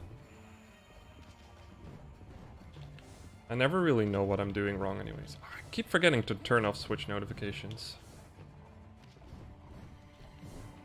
There we go. Okay, then straight That's into okay. that one, we're gonna do a cool little trick with a cherry bomb. By blowing it so- over... Okay, go ahead. This room is the sand room. You're supposed to push a ball all the way through this room that has a lot of like chasms, like voids. And it's a big trouble, but we can actually like trick the game into keeping these torches on without anything on the switch by blowing a cherry bomb over the switch. This part here, this is really a failure on the QA tester's part. There's no invisible wall on this particular cave wall, just a bit up, and we can just fall right into this room here, which is basement floor 1. First then, try on that one. Yeah, this trick is really cool. You're supposed to like open this like door by cutting all of these eye switches, but we can skip that too. And in that whole sequence, we just did like three clips over invisible walls, and now we're getting the brush power that you're supposed to get in this dungeon. which you're not supposed to get for a little while.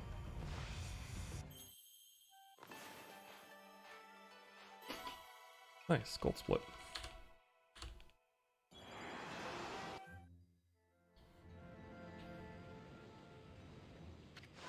So this power is Inferno. It's basically the fire equivalent of Water Spout. And we don't use it too much in the run, but we do need it. There we go. Now we can just relax for a moment, do a little stretch, because the elevator is just really slow. Yeah, this is a 30-second elevator ride, and there's nothing we can do to speed it up. Yeah, it's also not long enough for a pee break. Though right before going into Orochi, there is going to be the only pee break I can take without losing time. I hope it'll be the only pee break I take, but we'll see what happens. My current world record has 2 pee breaks, one of those being a non-free one. So. And when it comes all the to cutscenes you can, oh yeah, go ahead. with all the cutscenes you can skip in this run, there ends up being very few times where we're just waiting around for a while, which fortunate but also unfortunate. Yeah, for this category it's kind of annoying. And I don't really have proper speedrunner bladder control, so it takes a while. Oop, got a grape. And now we're going to finally free the chef, because it warps us all the way up to the pot, which saves some movement. Yeah, so this is Chef Ajimi. So now we have 2 ingredients. Unfortunately, there's nothing we can do to get all 4 ingredients before this point, since we need Inferno for one of them. Or 2 of them, actually. Also, we can actually vine to the little bouncy flower, which is pretty cool. Come on. Where are you? There you are.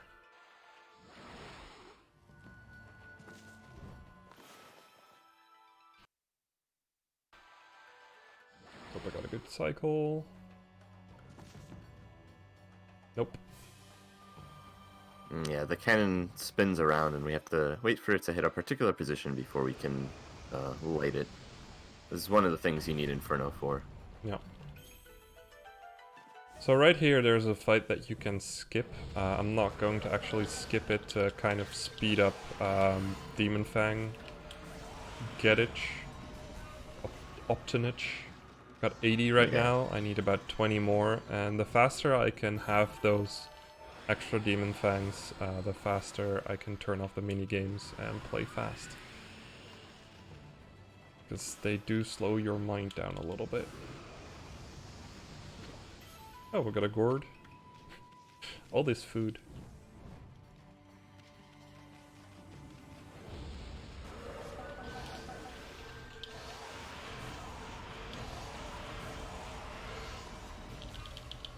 Come on. There we go. Just nuking everything with the sub-rosary. And just having the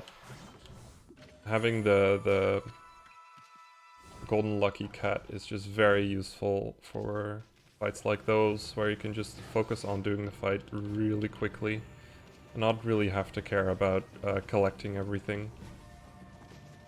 Yep. You kind of forget that that's the thing after a while.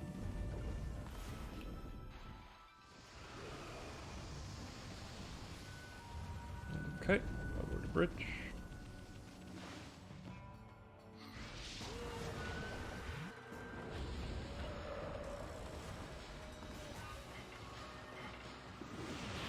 Now it's technically possible to do this fight slower and get some extra Demon Fangs, but it's not really worth it for the amount of time you spend in the fight, so we tend not to do that.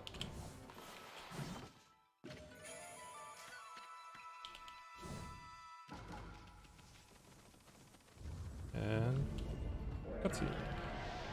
Yeah, so this bridge here, we can't really do anything about it. If we run over it, it'll collapse, so we're just going to jump down into basement floor 1 to skip the collapsing bridge cutscene. Lucky. Lucky. If you had double jump, you can actually jump over the bridge in a way that it doesn't collapse, which skips this whole floor. Yeah. We don't have double jump. Like getting double jump there requires a trick that is just too obnoxious to put in a category this long. IMO. And it only saves a little over a minute. Yeah.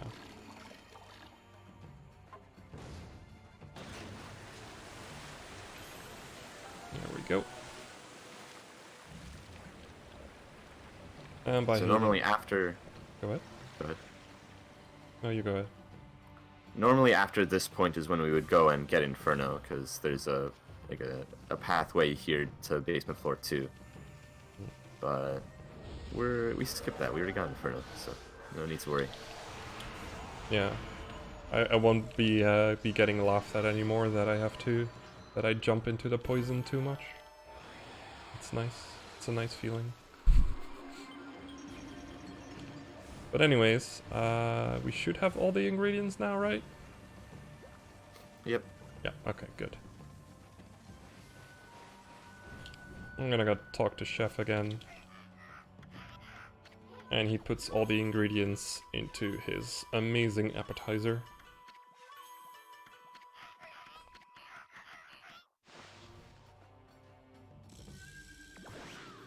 By doing a juggling trick. And that's the whole point of the dungeon. Yep. Very creative. Now right here we're gonna grab some really, really good treasure, the Kutani pottery. It gives us a lot of money, so it's useful to get. And also a clover with 30 praise, which is technically missable. So we want to get that one. Oh my god, please just jump over. Thank you. Right here I'm gonna make sure I stand in a certain spot so I can go to the bathroom in a bit. I'm gonna hit this bell 8 times with Power Slash. Gonna have to wait a little bit for ink refill because I want to save a praise refill in a little bit. And I'm gonna run to the bathroom. I'll be right back.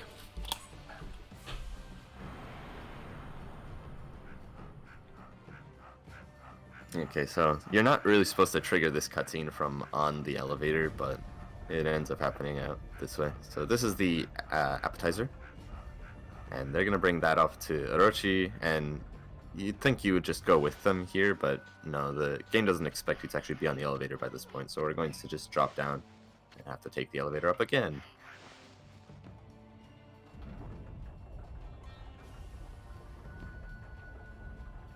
And I'm guessing Kinnon's just mashing the text from the bathroom here. So we get to combine those 2 cutscenes into one. Up next, we're going to have the hardest boss fight in the entire run, which is Orochi. Orochi's sort of projected to be the big bad from the start of the game.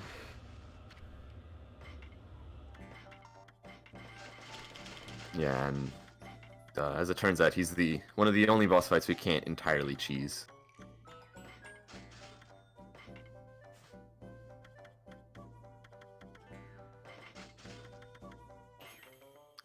So just gonna sell all the items and buy what we need for the fight and a few things later, since this merchant is right here.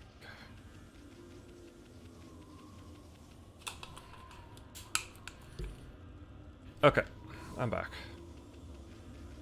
Thank God for modern gaming and making wireless controllers a default thing. Ah, yes. I can just take the controller to the bathroom and do the little bit of text that I need to do. So yeah, this was the only free P-break I get during this run. And it's not terribly far into the run. Yeah. Usually it is enough, I've noticed. I probably only need to do one more. Don't remember when I put that one usually. Anyways, Orochi fight.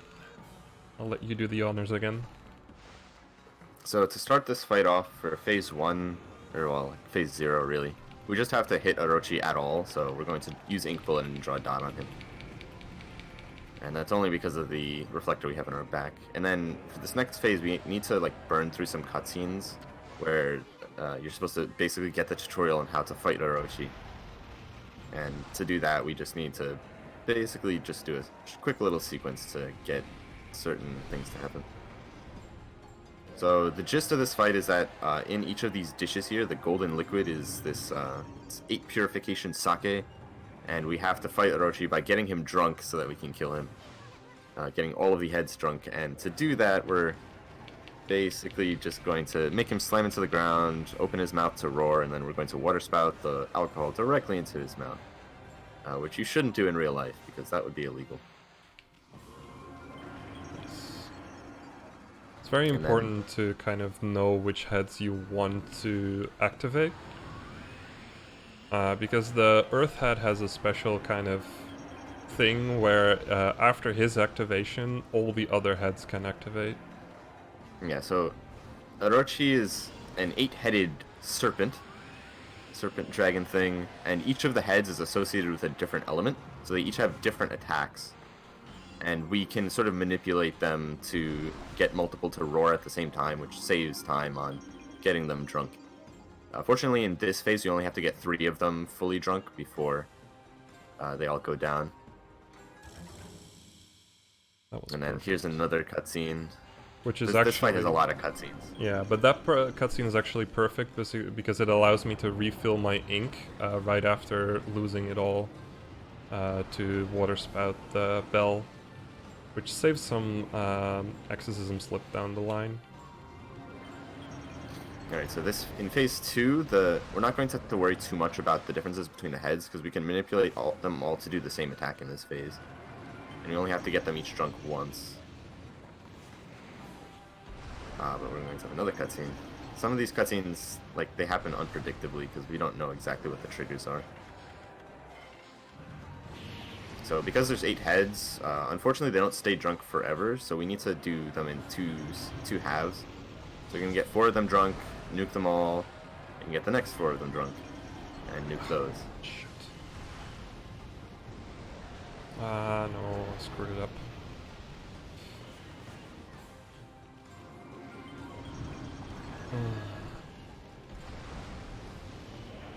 Yeah, if you don't do this in like a perfect lockstep, bad things can happen. It can slow down the fight a lot. Yeah, one of the heads, or 2 of the heads now have gotten up. Yeah, damn, and I got hit. This fight is really hard to avoid getting hit on, but we still want to try just because it saves us 3k yen. I'm gonna use the extra slip I have. So I saved 1 slip, but I had to use that 1 saved slip anyways to kind of save the fight. To not lose too much time there, so let's call that an investment. Mm-hmm. And then for this bit, we get the last Susano section, where we can just cut all the heads of Orochi off. Never give This is what we've been preparing for. in to evil. Evil. I kind of recite what Susano says there, because then I know what brushstroke I need to use. I don't know why, but it's been kind of burned into my mind like that. It works really well.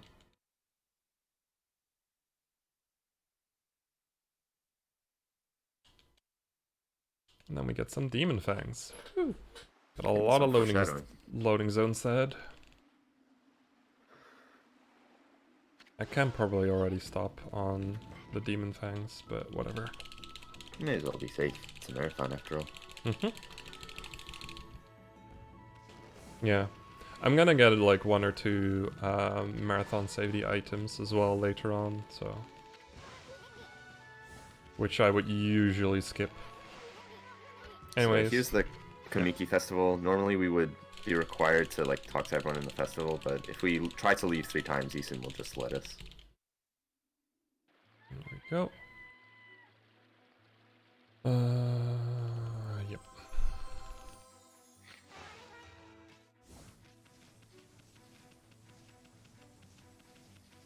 So to all the reflector fans in chat, we're going to be switching out of the reflector, and we're not going to see a reflector for a very long time, all the way up to the end of the game.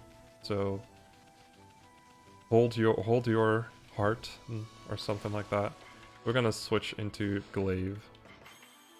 There we go. If it wasn't already stated, from each boss fight we kill, we get a new weapon, and the weapon we get from Orochi is our first glaive, which is a slower weapon that deals more damage. But it turns out it's better than reflectors for like actually doing fights quickly. Also checked my Demon Fang count. I'm at 97, which is just about fine. So I'm gonna turn the minigames off now.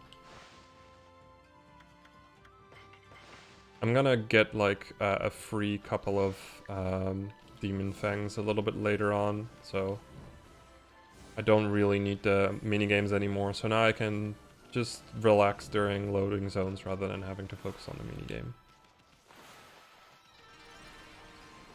I'll probably still start mashing during during minigames, during loading zones for a while. It's really useful that you can just turn them off.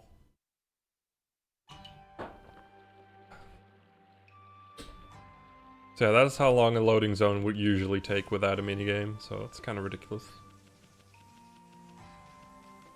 They all have their own like minimum load time. That one's one of the shorter ones because City Checkpoint's a fairly simple area. Some of them are really long. So by defeating Orochi, we get these like giant phoenix things to flame up, and that way we can destroy the other side of the bridge, and that will lower the bridge. Because that's totally how bridges work. And then we're gonna go into a little nice vine section to kind of get a few treasures and items in City Checkpoint that we need. So over here we get the dragon statue. Again, one of the zodiacs, and we need all 12, I think, or 13. I think it's 13. I'm gonna use the Holy Bone because I got hit. Also, we're gonna be using our first Infinity Stone. What an Infinity Stone basically does is it gives you infinite ink for a little while. We're gonna be using it like once or twice during the run to make sure that certain sections are either doable or just go by faster. And this is one of those sections, because we wouldn't be able to do this bit, I think even without a Infinity Stone, we'd have to use a bunch of ink refills for it. It's not really worth it. Oop. And there we go, and get the stray bead.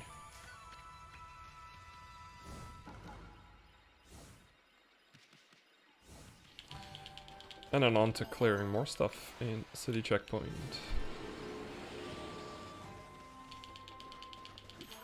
Oh, my cat just woke up.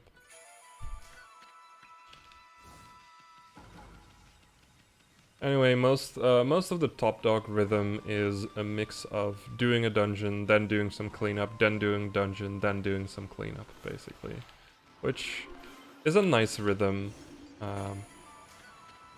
It gives you some respite after every dungeon, but you do need to be careful of your movement, because one of the biggest things in Okami speedrunning is movement optimization.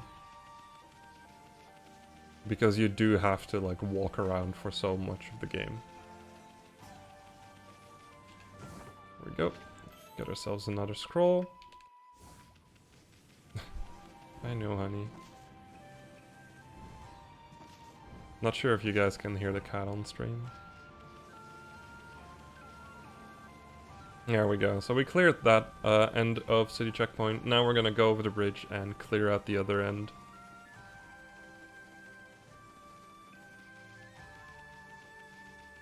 There we go.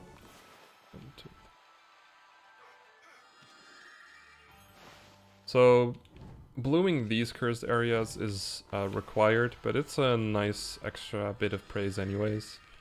And the other side that we're going to be blooming is technically not required, but it's just fast enough for us to actually go and grab it.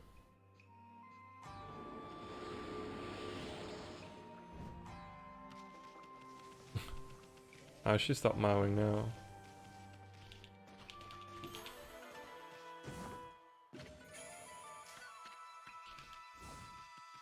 There we go. And go on to the other side. 4, 5, 6.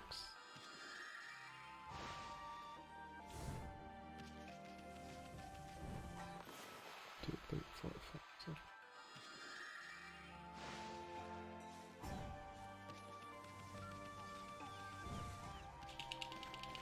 And basically, one of the arts in Top Dog speedrunning is managing your speed. Trying to get your speed through all of the weird stuff you have to do. Sometimes this feels like it's not worth it, but just having speed is so nice.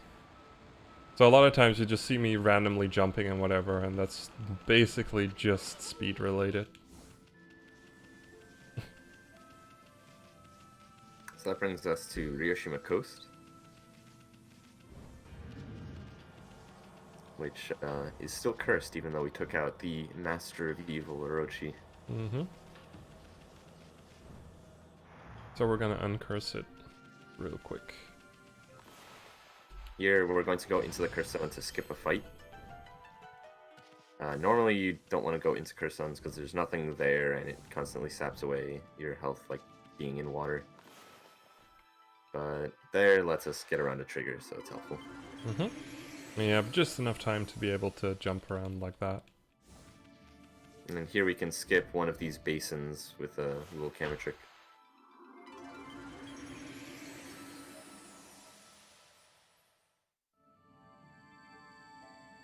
Oh boy.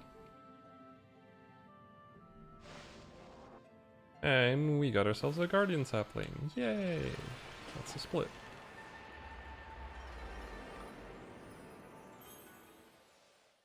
So now we can start doing Ryoshima Coast for real now. And we're gonna be doing another really cool glitch in a bit, which is basically used in literally every category. I can't think of a single category that doesn't do it nowadays. Yeah, so to explain this next trick, the gist is that in Okami, the interiors of houses and other like buildings are stored like underneath the exterior map by a fair bit. They're like really far down.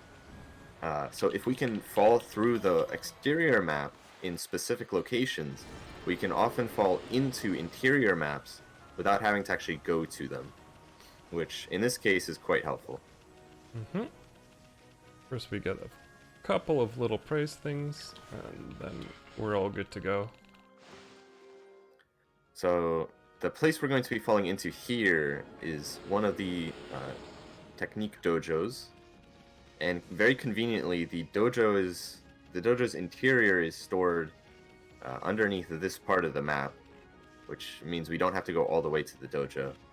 And very conveniently, there's a good place to get out of bounds right here, which is these stairs, because there's a little hole in the geometry that we can fall through if we do it just right, although it's quite precise.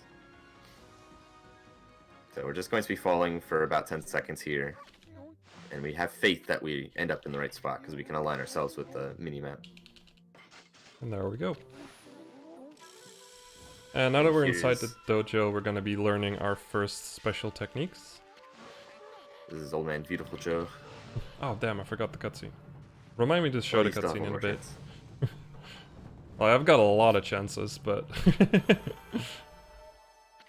Here we go. The first thing we learn is double jump. It is going to be very useful to have for the entirety of the run, so it's very important. And the other thing we're getting is a requirement to get some of the brush upgrades and just a lot of other stuff related to Top Dog requirements, so... Ah, damn, I forgot the cutscene again.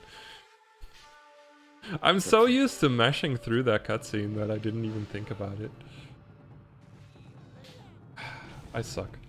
Anyway, This is Digging Champ. It allows you to break open blocks like that one, but it also allows you to dig through like stone ground, which is very useful. Because quite often, like high value clovers are hidden underneath those kind of stone areas, and in this case even, right Careful, Joe. outside the dojo, there's a stray bead hidden right here.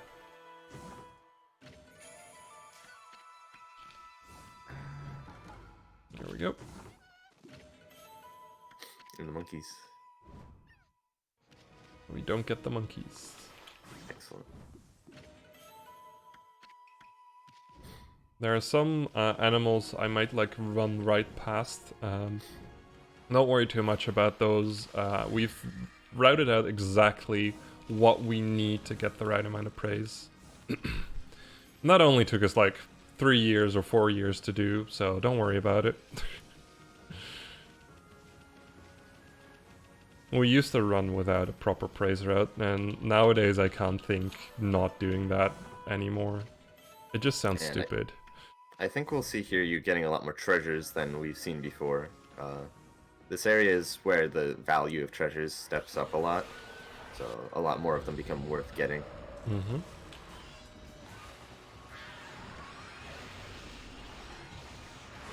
And here's a scripted fight with an enemy called an Ubume, which is quite annoying. Mm-hmm. You can technically skip this one, but it's just not worth trying in Top Dog, since you have to go over this bit so often that you have to keep doing the glitch. Yeah. In a lot of cases in Okami, if you skip a trigger, the trigger remains there forever, even well past where it should be useful. So, in Top Dog, when you're going back and forth through areas more, it stops being worth it to skip some of those because you have to do tricks repeatedly. Yeah. Was a nice little bump jump there. That basically made that clover worth it. Without that bump jump, that clover was not worth it, ever. So that's a cool way of getting those 10 extra praise. Wanna jump down? Nope. Cat's on my desk, looking to see. There isn't really a true 100% category for this game. At least not as... we don't have a definition for it, but Top Dog is quite close because it requires all of the achievements, which has a lot of requirements. Just a reminder to people who are just tuning in. The category says any % on stream, but we're actually doing the closest thing to 100% Top Dog. That was a little mistake from Zelnus before you had to go to work. Top Dog is just the name for the get all achievements achievement. It's basically platinum %, if you're familiar with that term. But the reason we renamed it mostly is because you can't really... Oi, don't get my food. Is because you can't really reset the... Okay, cat? Not right now. We can't really reset the achievements on all the newer systems, so we renamed it to basically allow the newer systems. Yeah, and some versions don't even have achievements, like the Switch version. Mm-hmm. But we still know all the requirements, so we just verify it on a logical basis. This is our second digging minigame. This one I can't really help as much with because I don't usually do this digging minigame, because we can actually skip this in most other categories. Need to wait for ink a little bit. This one is really about your ink management, because you don't really have the right amount of ink to do everything. Especially because it got 6 rather than the usual 7. But I should... No, I don't have enough time to do everything. Oh well. I was gonna get hit there, which is fine. Except that I derped and let him get hit again. Oh my god. Yeah, collecting all stray beads is one of the achievements. Yeah. During practice, I had like 7 ink here all the time, but because I didn't use 1 extra ink refill, I have 6 right now, and I'm not used to having 6 here, which slows this down a little bit. There we go. That could have gone a lot faster.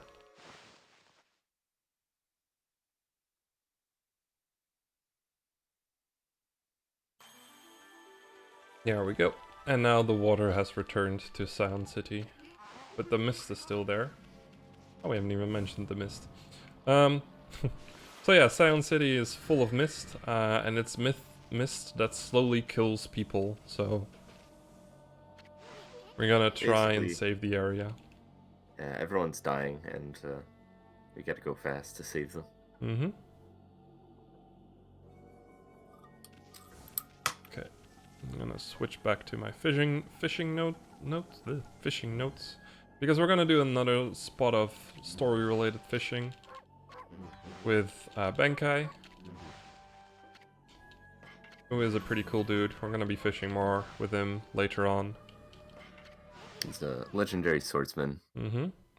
Unfortunately, he's very egotistical, so he's decided to lower the bridge that separates the aristocratic and commoners' quarters of the city, just so that he can fish.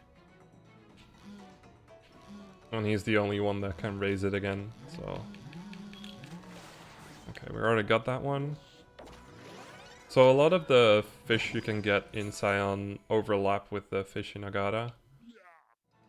Actually, all of the Agata fish you can fish in Scion as well. So I didn't get very lucky and didn't get any new fish. Which is a little bit annoying, but it's fine. Can deal with it.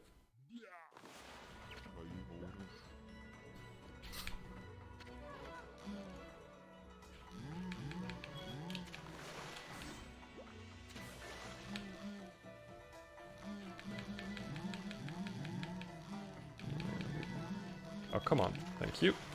That's the thing fish sometimes can do. Oh, right, this is a 3-hitter. They can just not get closer at all, and you just have to wait until they get close. It's really obnoxious. I'll explain more of the ins and outs of fishing once we get to the big fishing segment.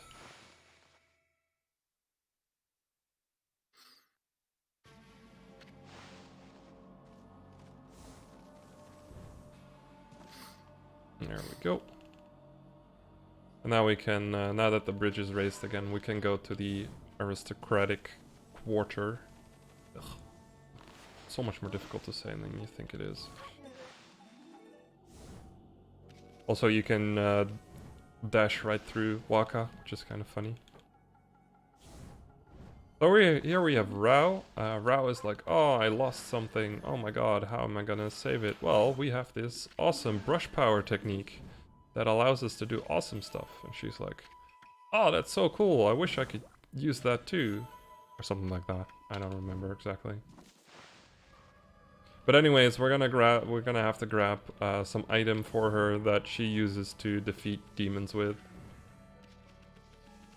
And they're located right here in the Emperor's Palace. You gonna pick up those treasures later, or Which ones? In the... in the aristocratic? There's a bunch of like chests and stuff. They don't appear until you've defeated Blight. Ah, some of them do, but I guess you can collect them all at once later. Yeah, I think I only collect like 2 items here. Anyway, there's a lot of stuff that's just a bit too slow to grab. There we go. That's the split. Also an accidental 1 in my notes. So here we talk to her and she's like, oh, can you help me? And we're like, sure, why not? And Isn't is mad that we want to help people. Because he only wants to help himself. Let's get my notes back in order.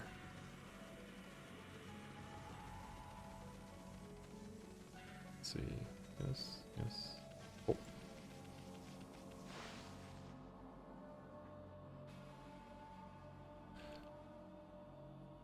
So now we're gonna run back out of Sound City because the place where she wants us to help her is all the way back in Ryushima Coast. We're gonna be doing some cool stuff to get into it. But first, more Stray Beat stuff. Yay! Stray beads. Gotta make sure it stays day, because if it turns night, it's just a wasted cutscene. Oh, come on. Work with me here.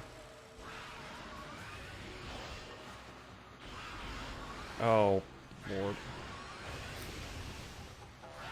I'm getting unlucky on this fight. They're out of sync. I'm just gonna wait for a bit.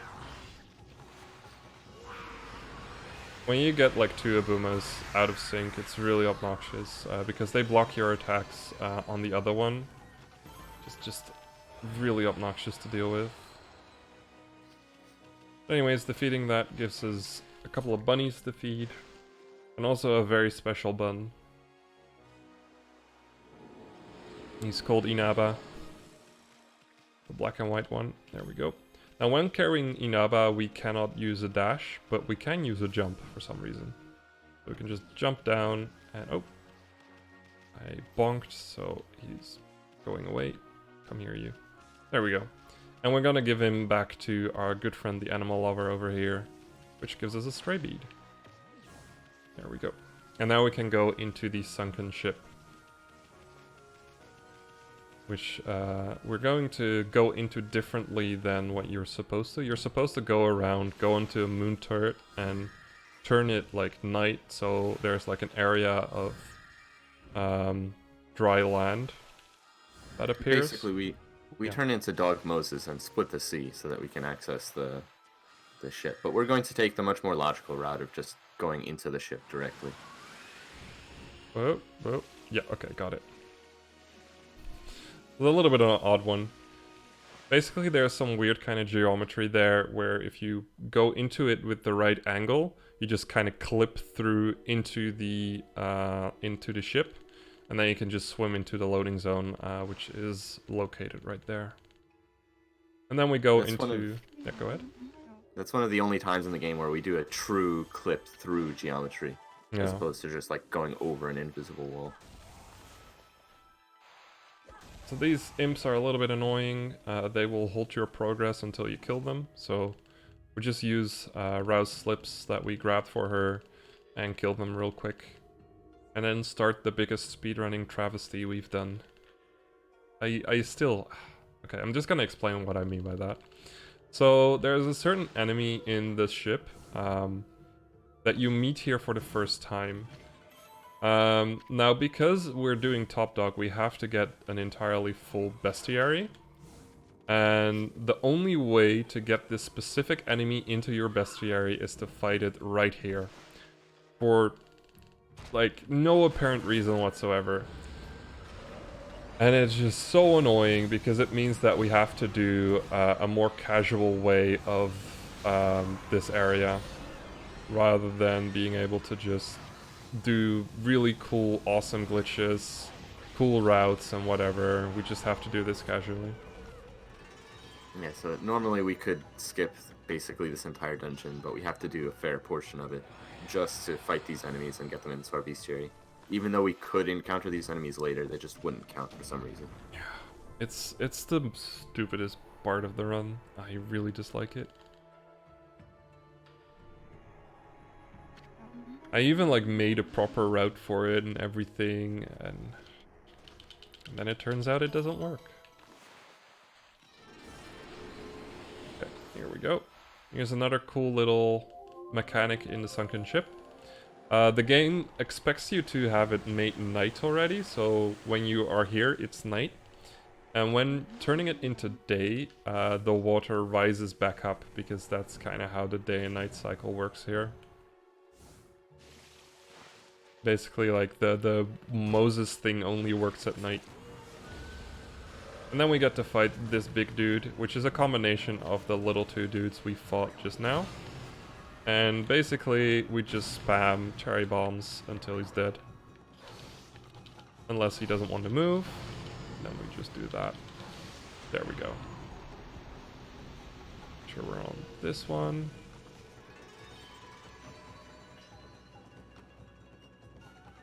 Nice. Not the cleanest fight, but I'll take it. These flotillas are a little bit annoying because they bob around. They can't really properly do a dash to gain speed. So here we have this cool cannon. Now normally you'd think not to use it right now, but it's simply faster to just quickly do a power slash and a bomb from this angle. And then we can just continue onwards for a little bit. And we can just leave that key for quicker movement a little bit later on. And get another one of these annoying imps. And this is also why I was fine with having 97 out of the 100 that I needed, because whenever you defeat one of these ghost imps, they give you a Demon Fang, so it's just worth to just turn the minigames off a little bit earlier. Get another stray beat there. And then we have Monster Hand. And while Monster Hand is doing his thing, we can just grab this crystal real quick. So Monster Hand will try to attack you whenever you're in this area. But we can actually use him to skip some movement right here and jump up to this platform really quickly, rather than having to swim around. It's a neat little thing. And then we can get this barrel down, which requires some annoying movement. You want to be on the edge of the barrel, because that's when it moves the fastest, but if you're too far down, you will just fall into the water. So you kind of need to very carefully move. There we go. Stutter step. And we go up here and get one of the Zodiac Treasures.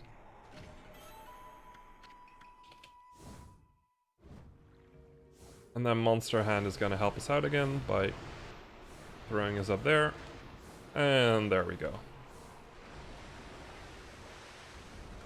All the while is trying to kill us, by the way.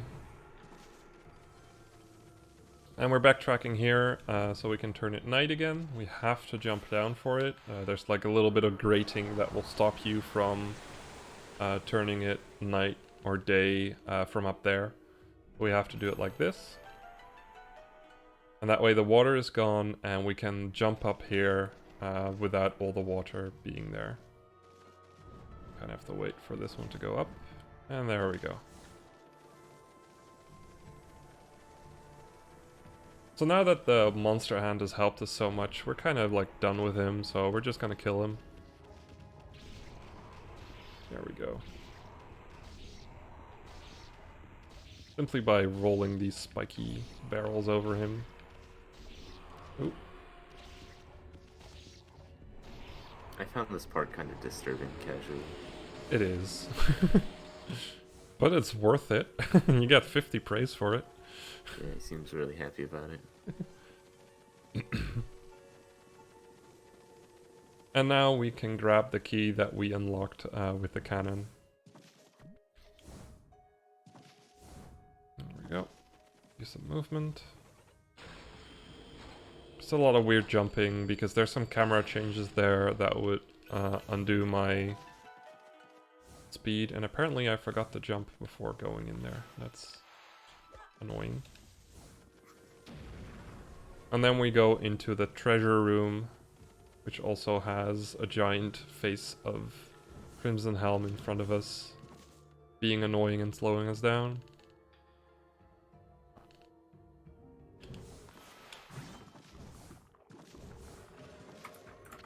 And we got this little treasure called the Lucky Mallet, which we're going to be chasing in a little bit. But first we got a stray bead, and just go straight into the next section. So another part that is of the requirements that is still left over from the achievement part of it is that right here there's an achievement that if you do not get eaten by the water dragon that's chasing us right now. It is way faster to just let him eat us, but we have to do this because there's an achievement for it. It's a little bit like archaic in some sense to defined a category like that, but it's fun, I guess.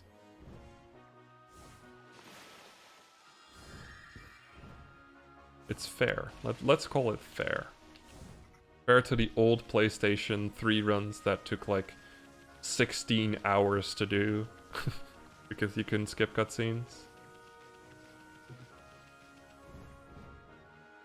Yeah, this category has gone through a bunch of new phases, especially now with newer versions allowing you to skip cutscenes. Because the first ones would take like 18 hours to complete on the PS3. Then we figured out how to get the Japanese version on the PS3, and that cut like 2 hours of time due to text speed, due to like shorter text. It's kind of ridiculous how much Japanese saves in this game.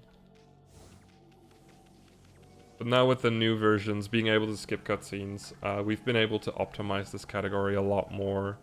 Route out just about everything we need to do properly, so we don't ever get stuck. It's cool. There we go.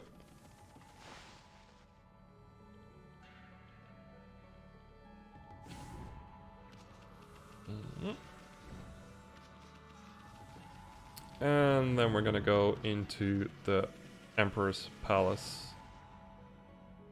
because that's where the Lucky Mallet is showing us. And we're gonna be going into a fun little area. This is our next dungeon.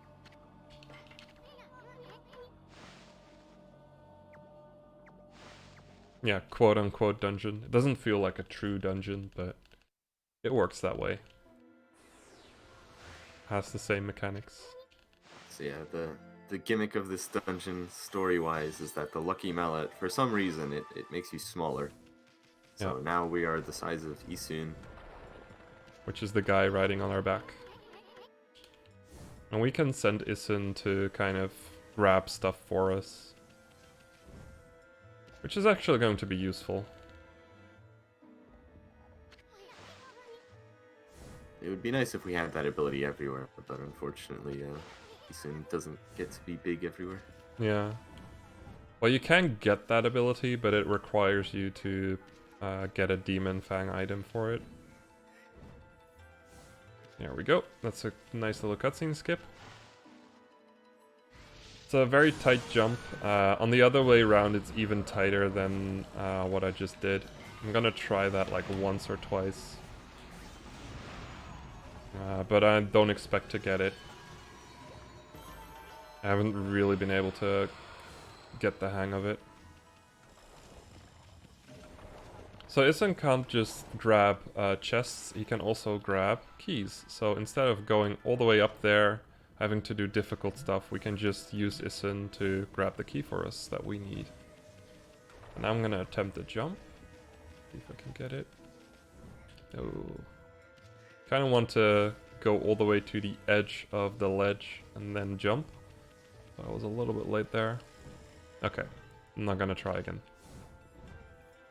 Still saves time having to do that jump, because now we can just mash for the cutscene rather than having to wait for it to load. So IMO, it's still worth doing. And I fell into the poison. Wow. So the person in that cutscene there is Kaguya, who's the adopted daughter of Mr. Bamboo. Mm-hmm. Isn't really that important, but she's relevant later. Yeah. It's another cool little, like... If you play the game, Kaguya is another reference to a Japanese mythology myth. Mythology myth, wow. Another Japanese myth. So that makes her pretty cool, IMO.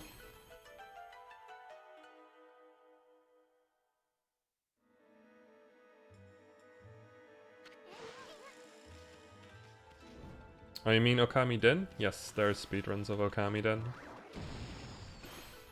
You're talking to the world record holder of that game? Anyway, by going down here, we meet this beautiful flask. We're gonna cut him down. And we're gonna get ourselves a new brush power. Also, I'm gonna let this cutscene play because it's my favorite cutscene in the entire game. I think. Am I? Slow cutscene though. Fuck it, I'm gonna let it play.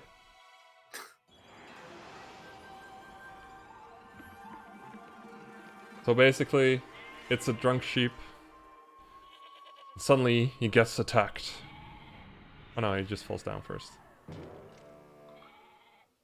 Spoilers. Wow, this cutscene is a lot slower than I remember it to be.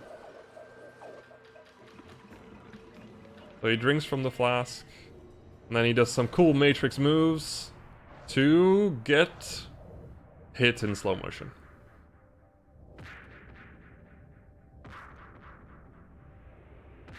We skip all of these cutscenes, and it's kind of a shame because each of the brush gods has a lot of personality. They have their own cutscene where they get introduced. Oh, right, you can't skip the mist cutscene if you let that play. Oh. The game crashed. Yeah? Oh no. The game just crashed on me. Oh, that's a new crash. I haven't seen that one before. What? Okay. I have gotten a soft lock here before, but I've not gotten a crash. Um. So we're gonna have to load a safety save. I assume you have one at the start of Imperial Palace. Let me think. I don't think so.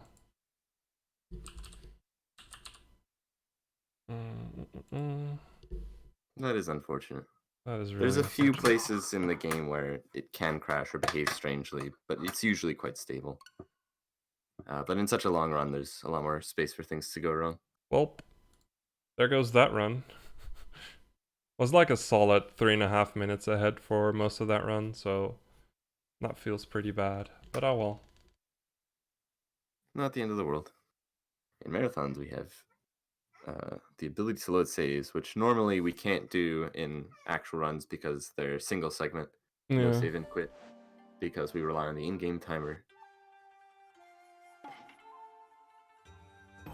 Let me think.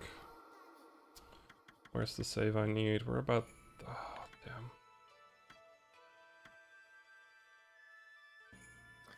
damn. Damn. My closest save is like an hour out. Yeah, you do have a Xian. Yeah, my closest save is an hour out because the... I have to do Mooncave all over again. Basically. Although I could like skip Blight, but I don't want to. You know? I think the the best thing to do would just be to take a quick route through Mooncave and like not get any treasures. Although I think that should work out still. I'm not sure. We already met the effective requirements, so you don't need to. Yeah, but I still need a lot of the stuff. I still need to do everything. Okay. Oh, that's really bad. That's like the worst moment actually to get a soft log because it's right at the end of a segment. So I basically have this game chopped up in 1 hour segments for practice. And Blight is the end of one of those segments. So I don't have any saves close by. Damn. That's a big yikes. Unfortunate. The show must go on. Yeah. Well, we get to do all this again. Yay.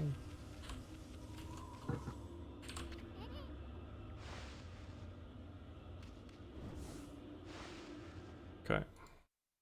So yeah, I just lost an hour. Quite. Oh, that's painful. It's quite a rare occurrence. I've only ever had... I had a soft lock there happen once on a run on good pace, but it only ever happened once in the like dozens of runs that I've done. I don't think I've ever had a soft lock on, or like, I think that's a hard lock actually. I never had a crash on the Switch version yet. I don't think I've ever had one on the PS3 version. My only ever crashes were on the Wii version, which is famous for them. Damn, that feels bad. Oh well.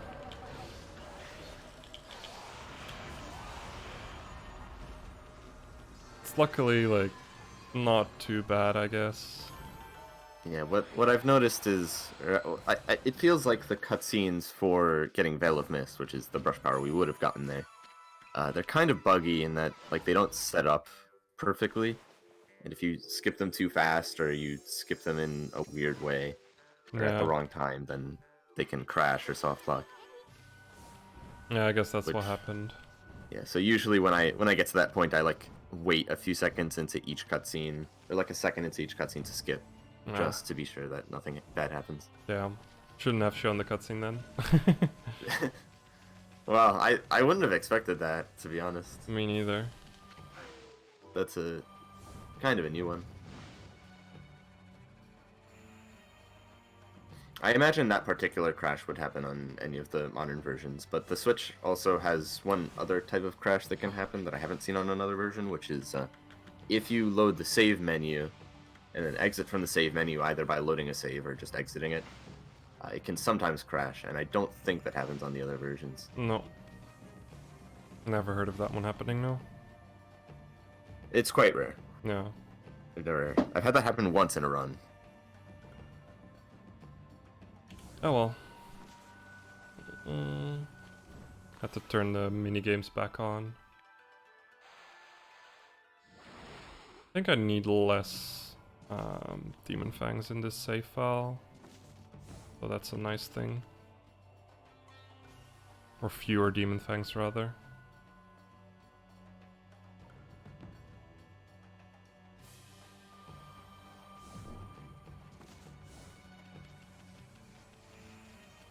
Let me check real quick. Yeah, I already have the peace bell on this one, so I only need 80. Which is useful. Yes, this is the Switch version that we're playing on. It's been ported. This particular version is on the PS4, Xbox One, PC, and Switch. And all of those versions are almost identical. Except for, like, the Switch has motion controls and the touchscreen controls. The PS4, I think, also has motion controls, and the PC has mouse and keyboard controls. And the Xbox One, I guess, technically has nothing. But all of them are equally viable for speedrunning any of the new game categories because they all have cutscene skips and they all have the same glitches. Yeah.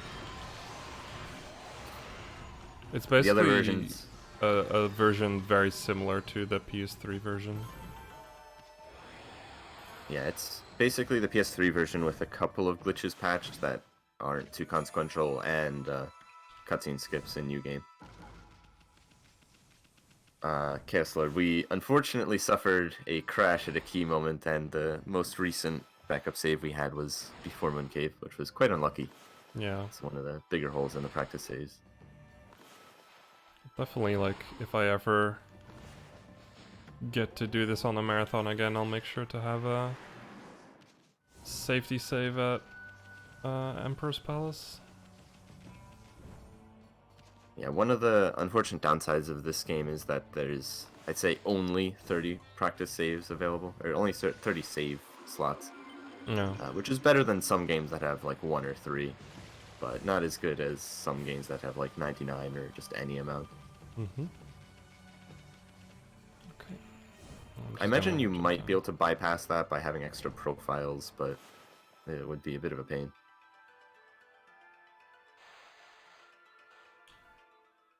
Yeah. I actually, like, I think I do that actually for New Game Plus, where I have my I'll brush save files on a different profile than on my any percent profile. There we go. I got to do this annoying glitch again.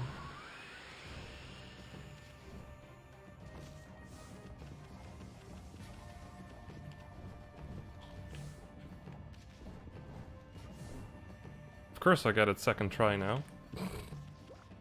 That's good. Not wasting too much time on it. There we go. This segment really is one of my favorite parts of the run Mm-hmm. because it's so cool and glitchy. In like all categories now, I feel it's cool and glitchy. You can get grapes there? Oh, I didn't know that. That's pretty cool. Yep. Basically, in the New Game Plus category, there's this cool infinite jump glitch that you can do. Oh my god, jumping at the wrong point. Okay, I'm not gonna try to clip again. Just gonna do this normally. There we go. Yeah, so this trick is kind of hard to get the right kind of wall jump to make it. It doesn't save that much time, so it's only really worth it if you get it in the first 1 or 2 tries. But that's what you're supposed to do, is power slash all of those eye switches at once. Mm-hmm. So the earlier 3 versions, the PS2, Wii, and PS3 version, the main glitch that was patched is a glitch with an item called the Karmic Transformer, which is only in New Game Plus, which is why it doesn't affect New Game. Yeah. But basically, by switching Karmic Transformers, you can allow yourself to jump in midair, even if you've used your jumps already. And that lets you do infinite jumps anywhere, pretty much. Which makes the New Game Plus categories much different from the New Game categories. And technically a lot faster, but they tend to have a lot of the same glitches. Yeah. But for like Mooncave, basically most of the time you are not in bounds during New Game Plus categories. If you ever have to do it, which is a lot of fun. Just like spend a shit ton of time out of bounds.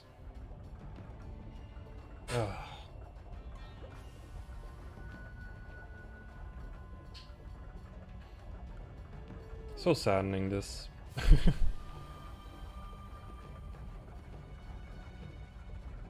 And I already did this like 4 or 5 times during practice.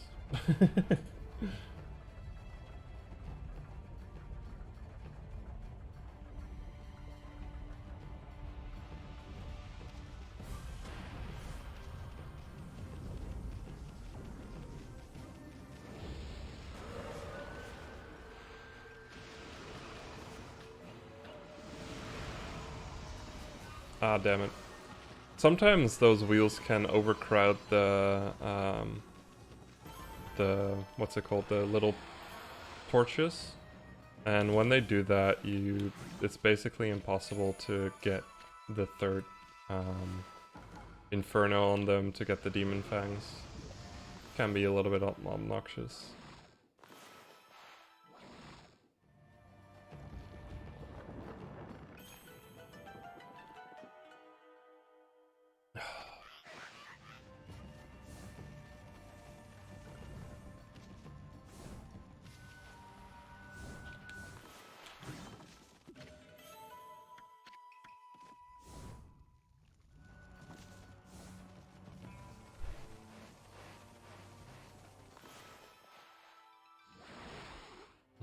Go.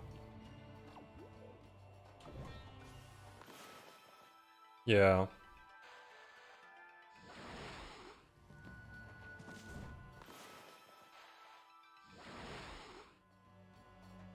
It's kind of dampened my spirits getting that lock. But we'll just continue on. And hey, maybe all the new stuff will give me an hour of time save. OP. At least Zelnus doesn't have to worry about coming home too late. There we go. What's my demon fan count doing? Meh.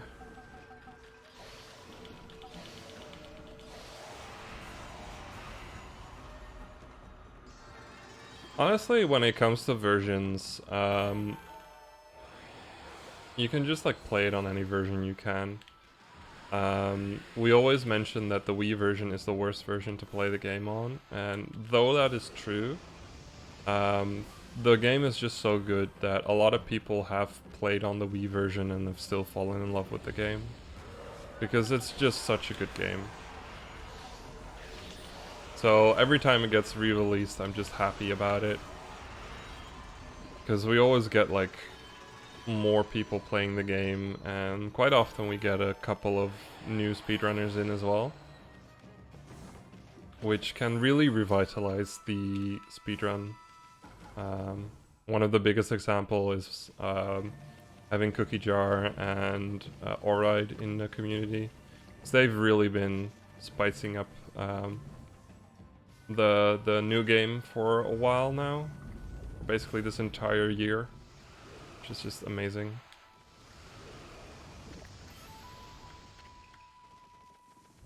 One of the best games I've never been able to beat. Damn. Yeah.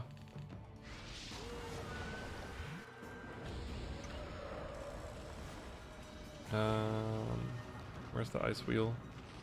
There it is. So this save file doesn't have the amount of slips I need, so I'm gonna have to do a little bit of improvisation.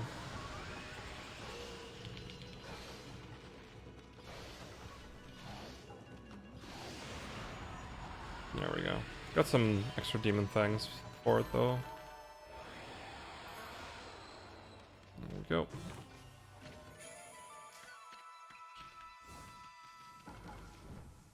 This game did take me a long time to beat casually. I think my casual file was just under 50 hours.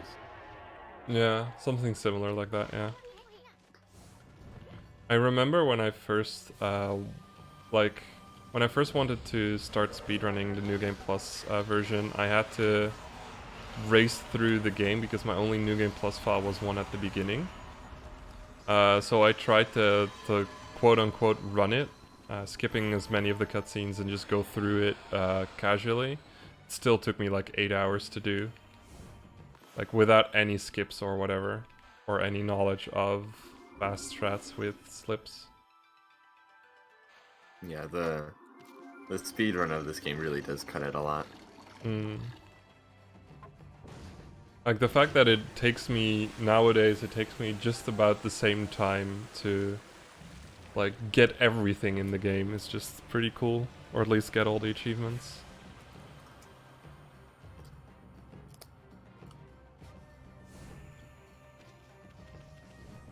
There we go.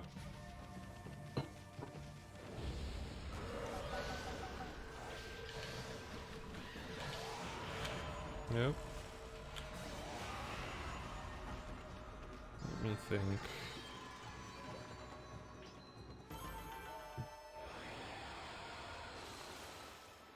You lose steam when you get to the past? Oh, right. Yeah, that's actually a thing. When you go back in time, there's this section where you have to steal some clothes. And on the playing on the keyboard and mouse doing that is basically impossible. Because the keyboard and mouse doesn't have slow walking speed. So you basically get caught every single time. So you have to use a controller for that one. QA testers didn't really see that one, I guess. Yeah.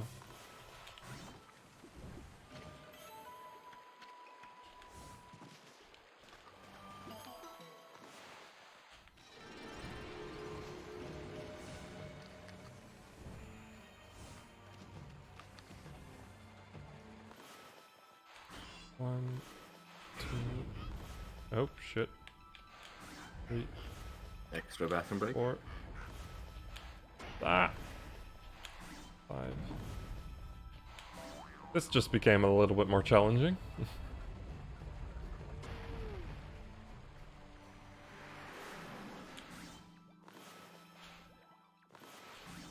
There we go. Yeah, I don't really have to go to the bathroom, so I'm just gonna sit here for a bit, probably eat something. Do some stretches. Yeah. Oh, long game. I'm only like 3 hours in. Feels longer.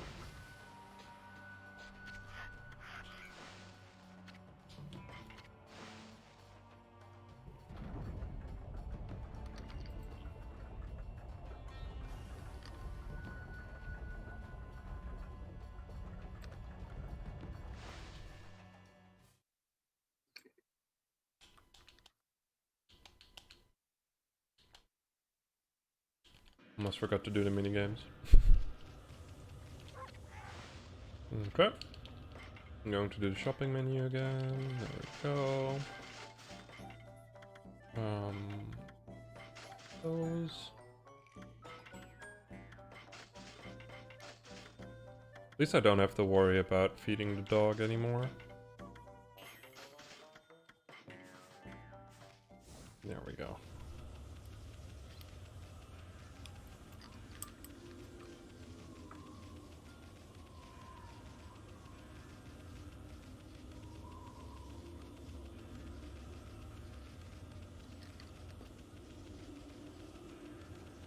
Mm-hmm.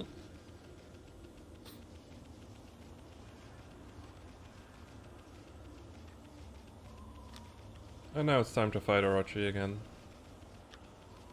So we're gonna go through the cutscene gauntlet and everything. Yes, all the weapons is not an actual achievement for some reason. Yeah, it's kind of surprising that they didn't bother to include that.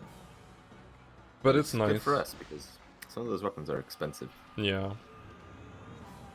Basically, adding all the weapons would mean that you have to grind a lot more money than we already have to grind. Which is, which makes the run a little bit easier to deal with.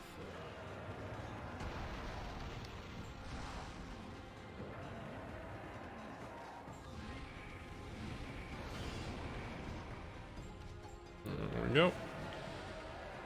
That's actually kind of redemption for me to do Orochi again. Orochi 1 again at least. See if I can actually do it. Go. Here.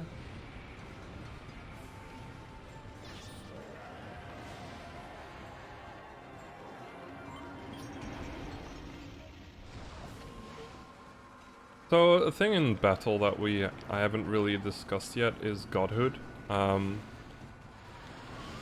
You have this like colored thing in the bottom left corner. If you get hit at all and you have it colored in any color, you basically get a free defense, basically. You don't get hit at all, a free shield.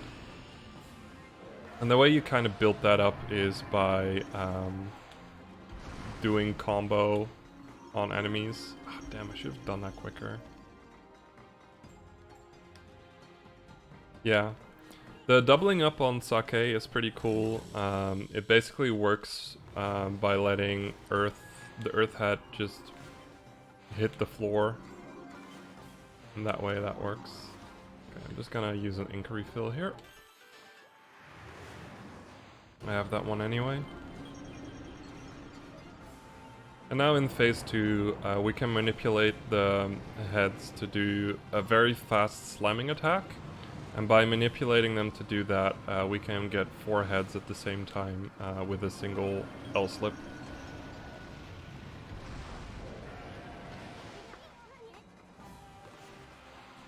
If the cutscenes will let us.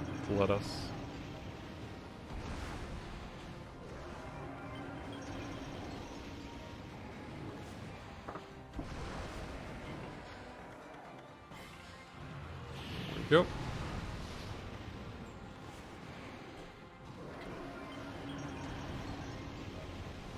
Let's not make the same mistake as last time.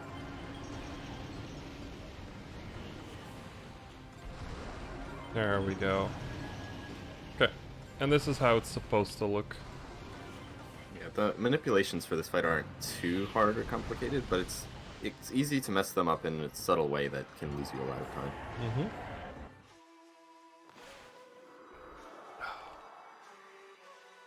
Okay, and here we go again. Let's cut them all off. Good. Will never give in to evil.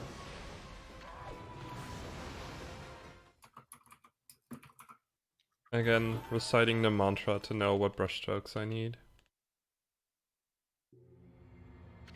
Oh right, I need to do the minigame.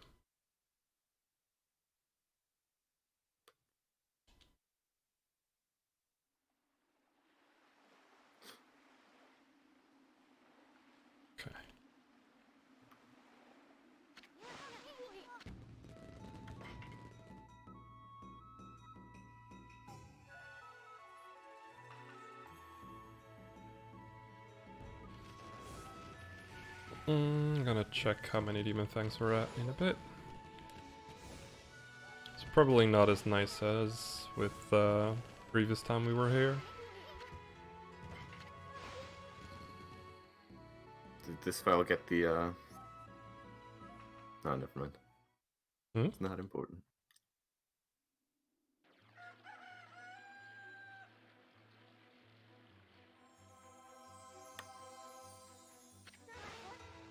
Okay.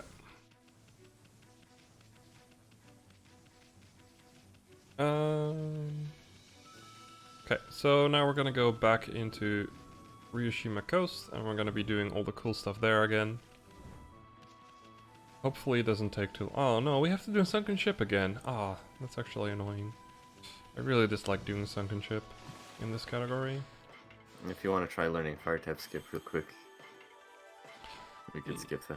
I'm good. Okay. I recently like watched how that one worked, and it's just like it's cool, but oh my lord, it's difficult. I don't think we can even do it in this category anyway. Yeah, you definitely need to get the stuff from the Emperor. Mm-hmm. That and defeating Blight is an achievement. It's one of the reasons why, in some ways, the top dog definition is a little bit restrictive.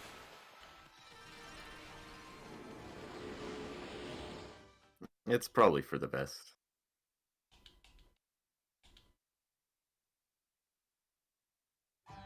But yeah, for reference for everyone watching, fire type skip is the hardest trick in the any percent run, and you have to do it twice, and it's basically 5 frame perfect inputs in a row. And it's really hard. It saves 20 minutes in that run, but in no other category can you do it because requirements make it not worth it. That and in New Game Plus, you do it anyway. Oh yeah, in New Game Plus you can use KTs to make it much easier. Yeah. You don't actually have to do all the crazy inputs, you just do it. It's like one of the easiest things to the point where we would actually like kind of joke with someone who filled it a lot. We kind of called him Kai Lava Skip Serato at some point because he just filled it so often.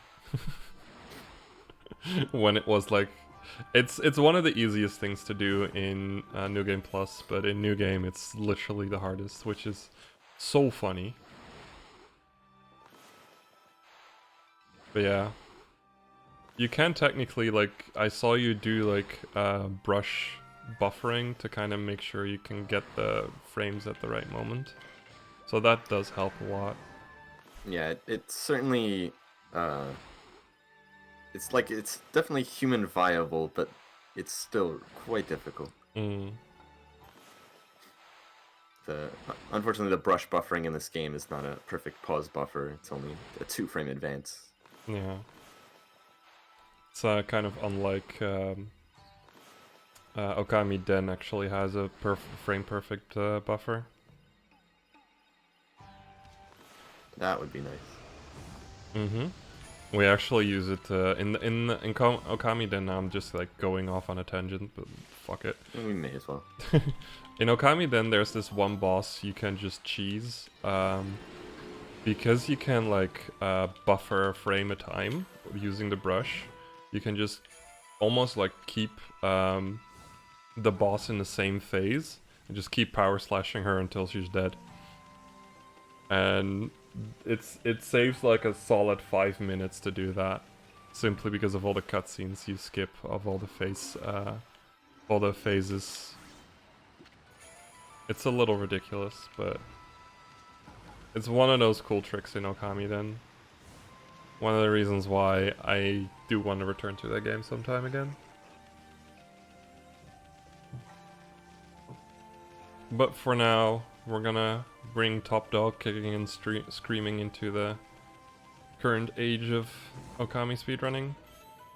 With all the cool strats And all the ridiculous strats that come with that. There we go.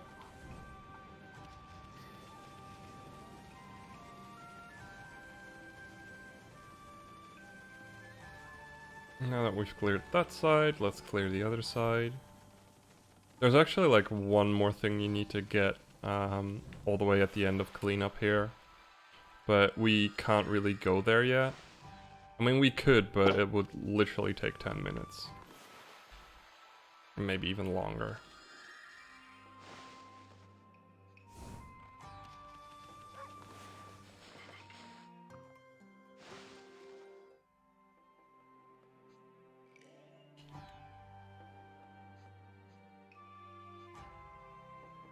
Okay. That's 76, I think.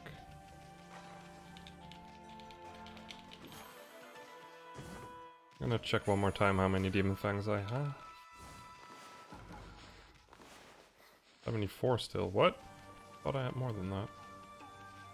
That's weird. Well, that is technically enough. I'm still gonna keep going with the minigames for a little bit longer just to be safe.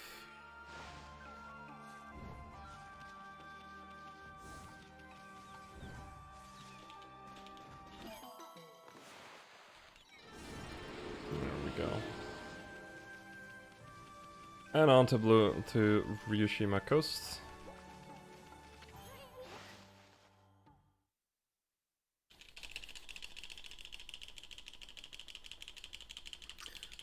Mookin, the category name on the stream is a bit of a mistake. This is actually the top dog category, which is basically platinum percent or all achievements. It's not actually any percent. Yeah. I mean, I did lose an hour, so that's one of the explanations. Hey. Yeah.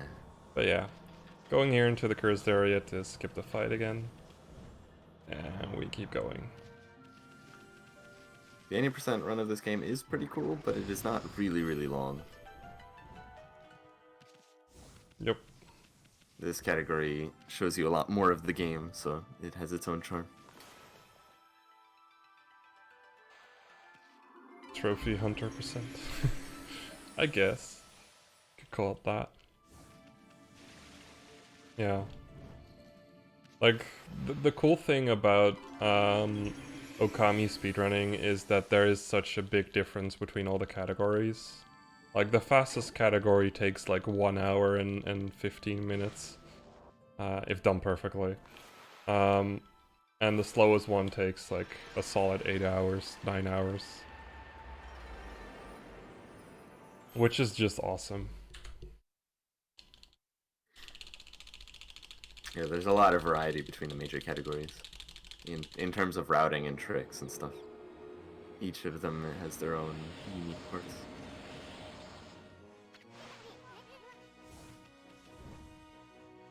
They all show you different aspects of the game. Mm-hmm.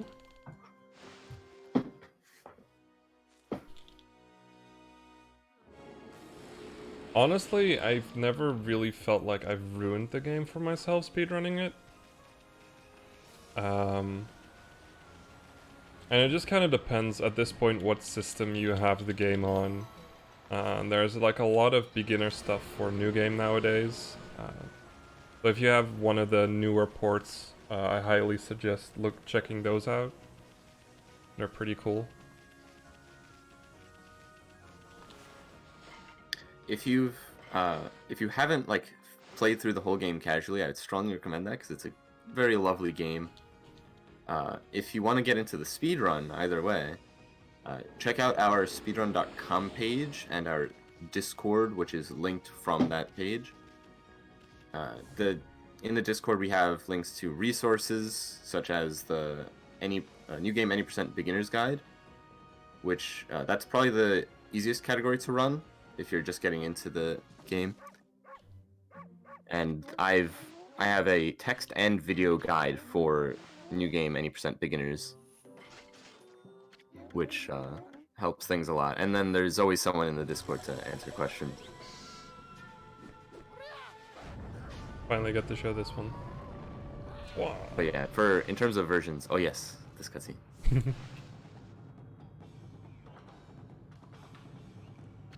Oh yeah, on all versions. Well, that's useful. And Shinagogo, baby. Anyway, so if you want to run the New Game Plus categories, then you'll want to play on PS3, because PS3 has a combination of good load times, stability, and access to the Karmic Transformer glitch. If you want to run New Game categories, such as New Game Any Percent or Top Dog, you'll want to run it on PC or Switch, out of those versions. Yes, there is an Okami specific Discord. I can actually link that directly. Well, Kinnin does the run. SMT Nocturne went like 10 minutes under estimate, so that was pretty cool.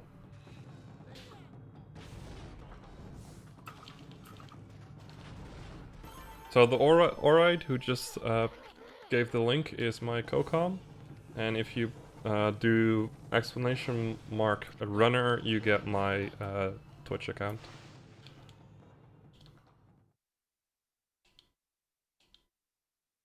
Yeah, the Discord has lots of great resources. Yeah, and we always want to help new runners as much as possible, because it's a wonderful game to speedrun.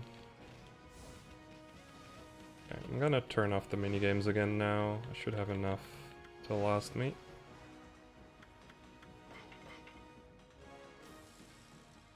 Oh my god, please. Did I ever tell you one time when I was doing an all brushes run, when I turned off the when I was going to turn off the brush minigames, I accidentally reset. Yeah, Because you use I've the had same menu to reset. yeah, I've had that happen to me before as well. It's a bad reflex from practicing. Yeah, exactly. So I always get scared when I see someone open up that menu, like, oh, don't do it. Yeah, that would be fun. That would be another like half hour wasted.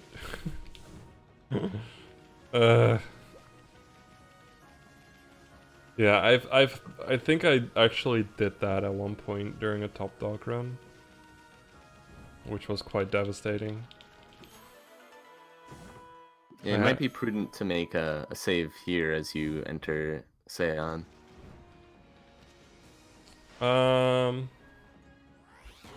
I think I'm gonna make one right as I enter Emperor's Palace. Okay, both work.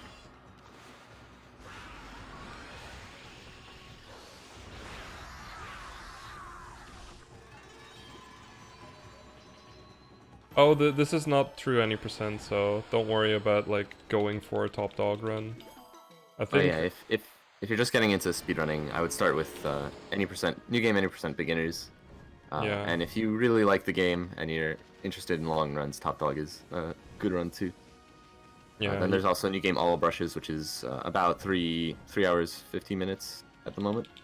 Yeah, new game, any percent starters would probably be like a 3-hour run or something like that. Maybe a little longer. I think if you were just getting into New Game any percent beginners, it would be. I would say 4 hours is a good time for your first runs. In this version, there's no differences from English to Japanese other than text. There is one subtle thing which will come up later, specifically in Top Dog, which is that there's a side quest you have to do, and in English you get a hint for whether you've done the side quest correctly, and in Japanese you just have to hope you get it. But it's not that important. Also, like, I'm not sure if it's Switch specific, but the button layout on this Japanese Switch is slightly different than the English Switch version, I think. Oh yeah. I think for the Switch version, at least for the 2017 remakes, the like in most parts of the game, the button layout's the same. But there's a few prompts that have different buttons between English and Japanese. That I have noticed. Yeah, that's like an old holdover of the PS3 era, where that was, or even the PS2 era, where it was very common for Japanese and English games to have different button layouts, and it's a thing that is still in the code of Okami because that's just how it works. Cartridge versus download doesn't really matter because the loads they have like a set minimum load time for pretty much every loading zone, and it's always met for like pretty much every modern version. So it doesn't make a difference. I personally play on download, but that's just the most convenient way for me to get it. Also, the language you download it in isn't terribly important because you can change your system language to change the game language. There we go. That went slightly better.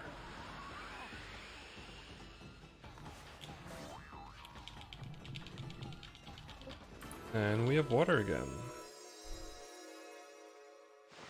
I could quickly. Yeah. I'm gonna do some fancy stuff.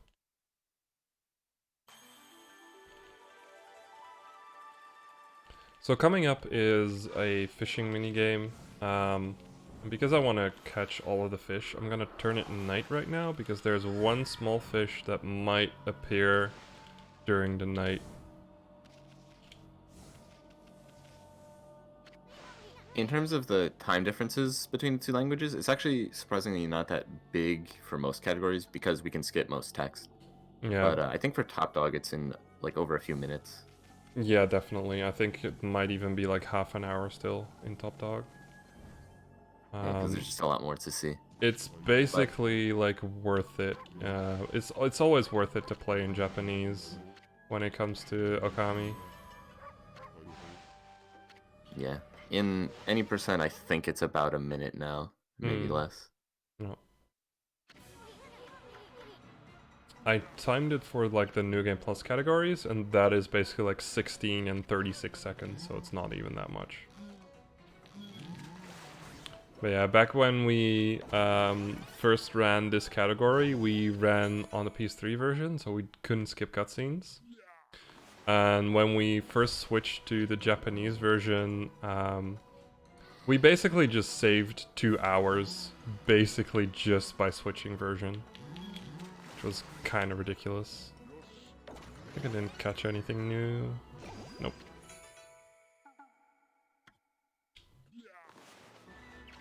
Yeah, having cutscene skips in New Game really revitalized this, like New Game categories in general. Yeah, for sure. Before the 2017 remasters, the only version that had New Game cutscene skips was the Wii version. Which is notoriously bad. It's just... Yeah. It was so hard to speedrun because they also changed a couple of damage values of certain things, which made the yen route a lot more difficult to do well. But the Wii version would also regularly crash on you, and that would basically be run over. It would crash, it had pretty bad load times, the motion controls made a lot of things way harder. Yeah.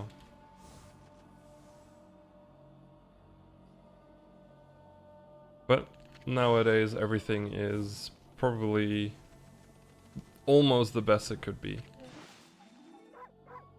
The best would be if New Game Plus could be ran on the newer versions. Because then you wouldn't have to buy 2 different versions. But like most Okami fans have like almost all the versions anyway, so it's pretty funny to talk to like the old ones.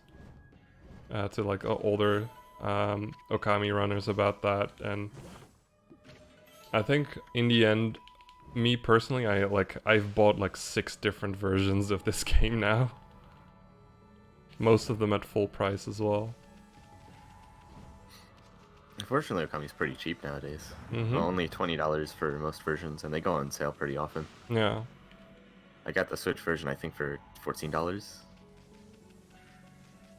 Damn. And even if you wanted to get into New Game Plus, the hard copies, the discs for the PS3 HD version are not expensive. Like you can get them for under $20 on eBay. No. And they're the right version for it anyway, so because they're the Japanese version. Ah yes, the sequel, Okami Den. Well, it's technically like a sequel prequel. Spoilers. Yeah.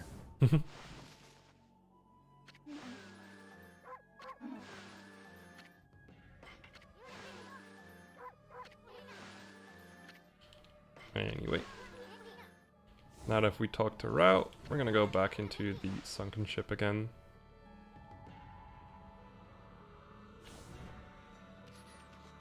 You know, since this run isn't technically valid anyway, you don't necessarily have to do the whole sunken ship. We could show the skip. Yeah, that's actually a good point. You know what? Sure, let's do that. See if I can remember the cool route I came up with a long time ago.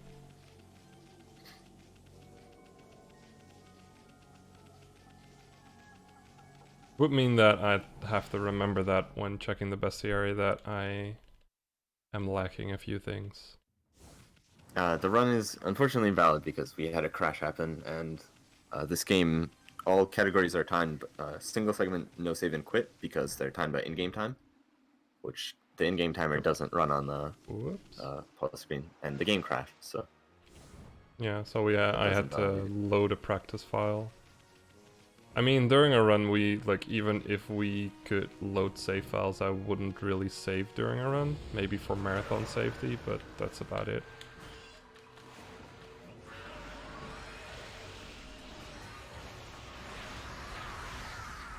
Well, we have heard some talk of a Okami 2 on Twitter on the part of Kamiya, Yeah. but nothing hard confirmed. Still hyped though. I mean, technically, like, he's been talking about wanting Okami 2 for a long time now, so... Bun, there we go. But now, like, they're actually throwing weight behind it, so that's a good sign, IMO. It's a good sign, we just don't have hard confirmation that it is in development. Yeah. But it's likely.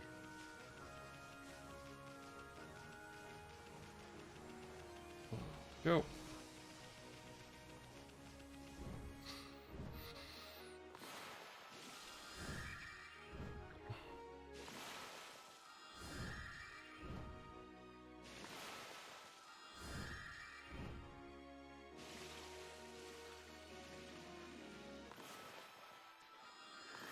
And we're gonna clip through the ship again. There we go.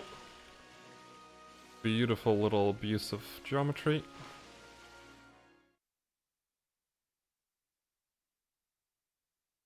And now I'm gonna do some cooler stuff. I'm gonna do the jump I know best, so I'm not gonna do the cooler jump.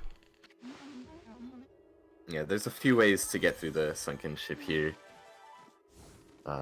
There's one trick that's technically works in a lot of places, but is only really useful here, which is, I call it the mega auto jump. Where you can combine the momentum of a wall jump and an auto jump where, like, Ami will automatically jump up small ledges. And that just allows you to clear that wall in the middle of there. No. But you can also get over it in other ways, which is what Kinnen's gonna do. Yeah, I think it's officially called a jump extension. Well, There's like it's an old glitch, so it has an old name. Ah, I almost got it. Oops, I derped the thing.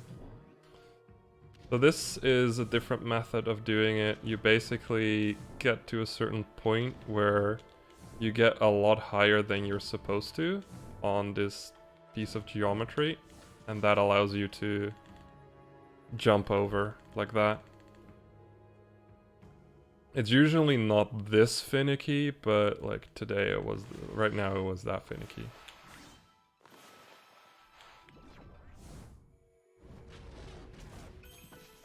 There we go.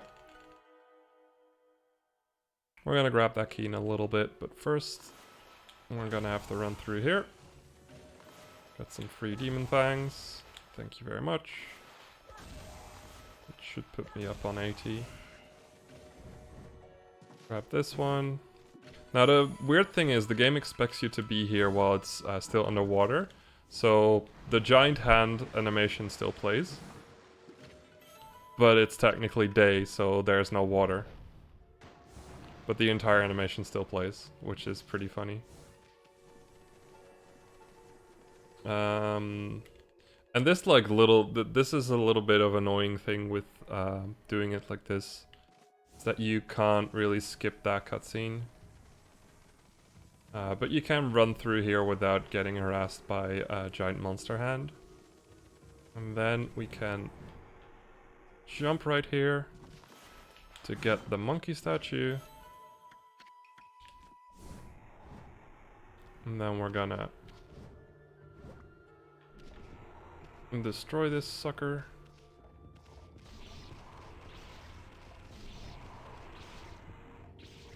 Without him ever being in our way.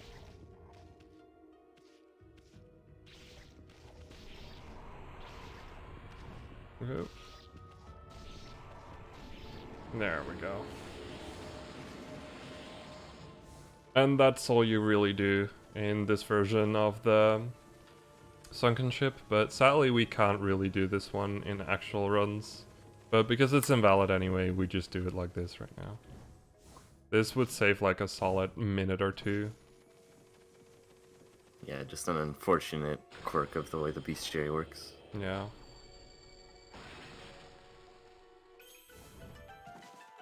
Damn, why can't... Oh yeah, I just keep forgetting to save my speed through there.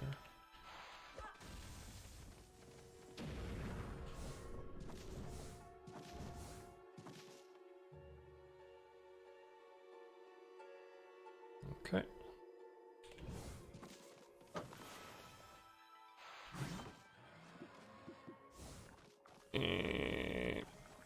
It's so annoying, that thing in the way. And there we go, and then we get this ray bead, and we save a total of... Oh wow, okay. We'd save about 3 minutes doing that. But because we have to do the sunken ship somewhat more casually, we sadly can't skip it like that. Also, the game still like turns a day again and plays the water is back animation, even though the water is still there, which is kind of great. It's a lot of fun stuff when you screw around in sunken ship like that. There we go. And now we are almost back where we were when we crashed, which is awesome. Only took us frickin' hour.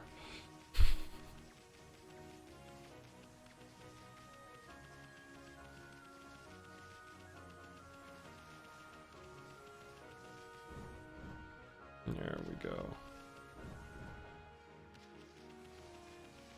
And we can get back to new stuff. You panic when... yeah. Yeah, that's probably like one of the ways to lose top dog is to accidentally get eaten there. It's one of the sillier requirements, but I love it, so heck it.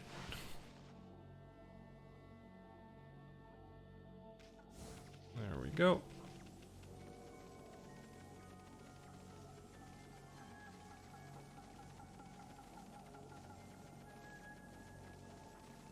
This dog isn't very top right now, but we'll fix that.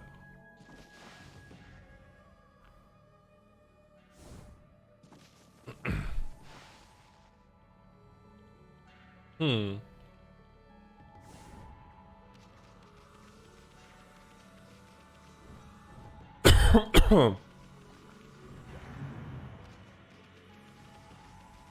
Yeah, definitely strange that they have that right in the middle of the game. There is actually another missable trophy. If you skip a certain fight right here in the Emperor's Palace, you won't be able to meet that enemy ever again. So there is one enemy, like there's one true missable enemy in this entire game as well, which is really annoying. Okay, there we go.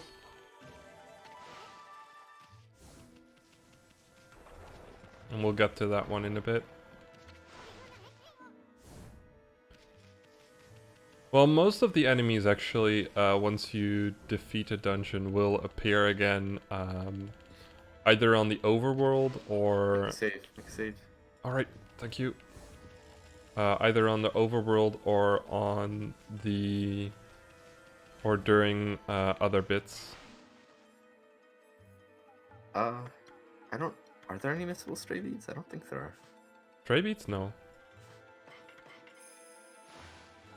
Yeah, they're pretty good about only placing them in spots where you can't miss them. Yeah. There is missable praise though, which is like a lot. Yeah. Thank you for the reminder, guys. Oh no, I messed up the jump. So if you mess up the jump a little bit and get too close to the island, you get into the cutscene anyway. Luckily, falling into the poison during that cutscene load doesn't kill you or anything, so it's kind of nice. It's nice of the game to do that.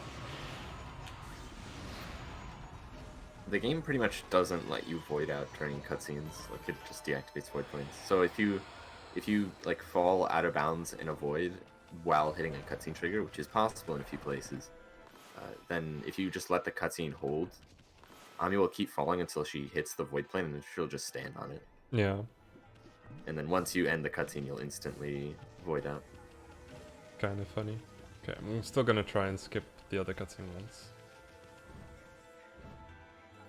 Oh, got in range of it again. Wow. The game does not want me to skip this one. Well, at least you didn't hit the void. Or, the poison. Mm-hmm. Actually, Kai is definitely not my least favorite one. It is probably one of the easier ones to get once you know what to do. My least favorite one is probably still the Demon Gate Trial in Kamui. That or Charcoal Girl. Charcoal Girl in Japanese is impossible, and we'll get to that in a little bit. Because there's gonna be cleanup that deals with that one.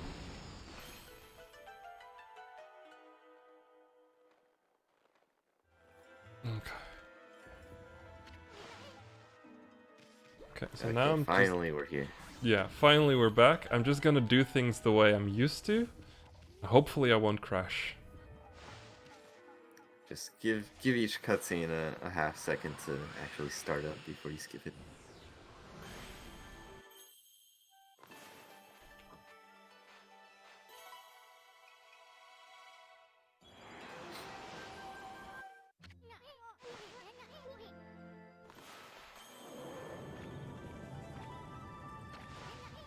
There we go. Everything is back to normal. Okay, we can go back to new stuff.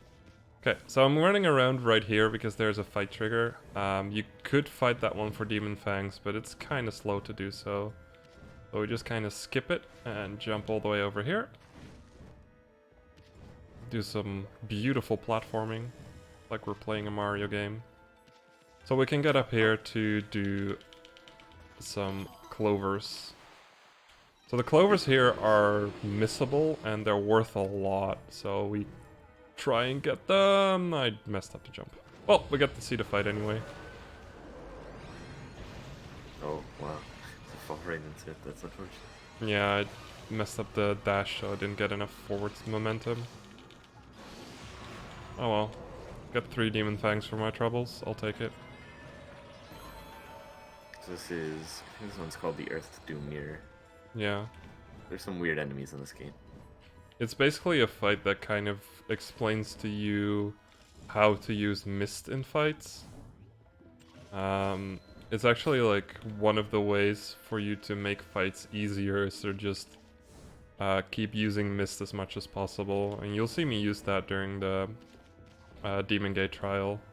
Oh yeah, we never really explained that. So the brush card we just got, Veil of Mist, is basically it slows down time, which you think would be more useful than it actually ends up being, but it's still quite helpful for a lot of fights. I think you can technically reach this spider from all the way up there, but kind of messed up the jump there. There we go. So now that we've got Mist, we can continue on in the Emperor's Palace, and the important part is though that every time I see one of those black spiders I have to mist earlier than I'm supposed to, because there's this little cutscene where Isun explains to you how to use mist for these spiders, because they're moving now when they weren't moving before.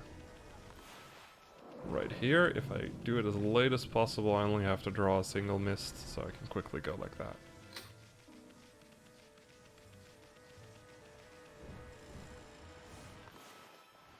Ah! Mist comes up a few times later on, but it's actually one of the only major brush powers we can completely skip in any percent. But obviously it's required here. The fun fact, you don't need to actually use Water Spout to get these tippers down. You can just use Power Slash. And I got the cycle. Awesome. If you are fast enough, you can get the spider cycle up there and you don't have to wait for him to go back up slowly, which is pretty neat.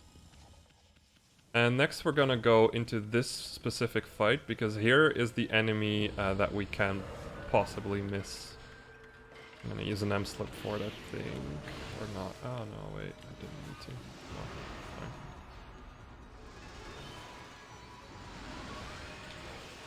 There we go.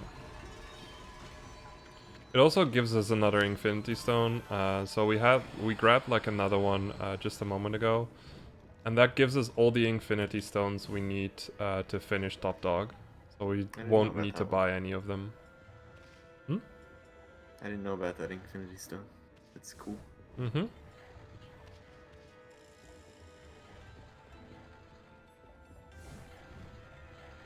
I think the other fights gives you a Golden Peach,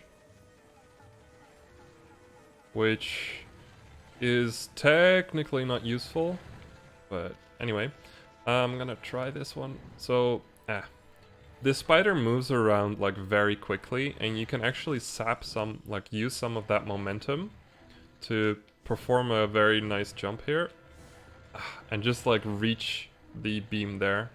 I'm gonna try it one more time and then I'm gonna run around. In practice I got this like first try a couple of times, but nope. Unlucky. The timing for it is kind of obnoxiously tight. Yeah, it's a bit of a weird trick. Okay, and I fell down again when I was trying to... weird in general. I'm gonna die at this rate, so I'm just gonna use some praise to heal up.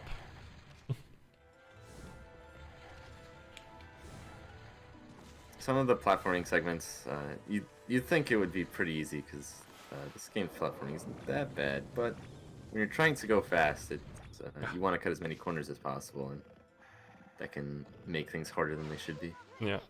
Technically that cutscene was skippable, but I messed up my jump, so I just kind of jumped right into it rather than jumping around it. And now we are inside of the body of the Emperor. In case you haven't played this game, this is not going to be the first occurrence of this kind of thing happening, so prepare yourself. The Emperor also has a save mirror inside of him. Yes.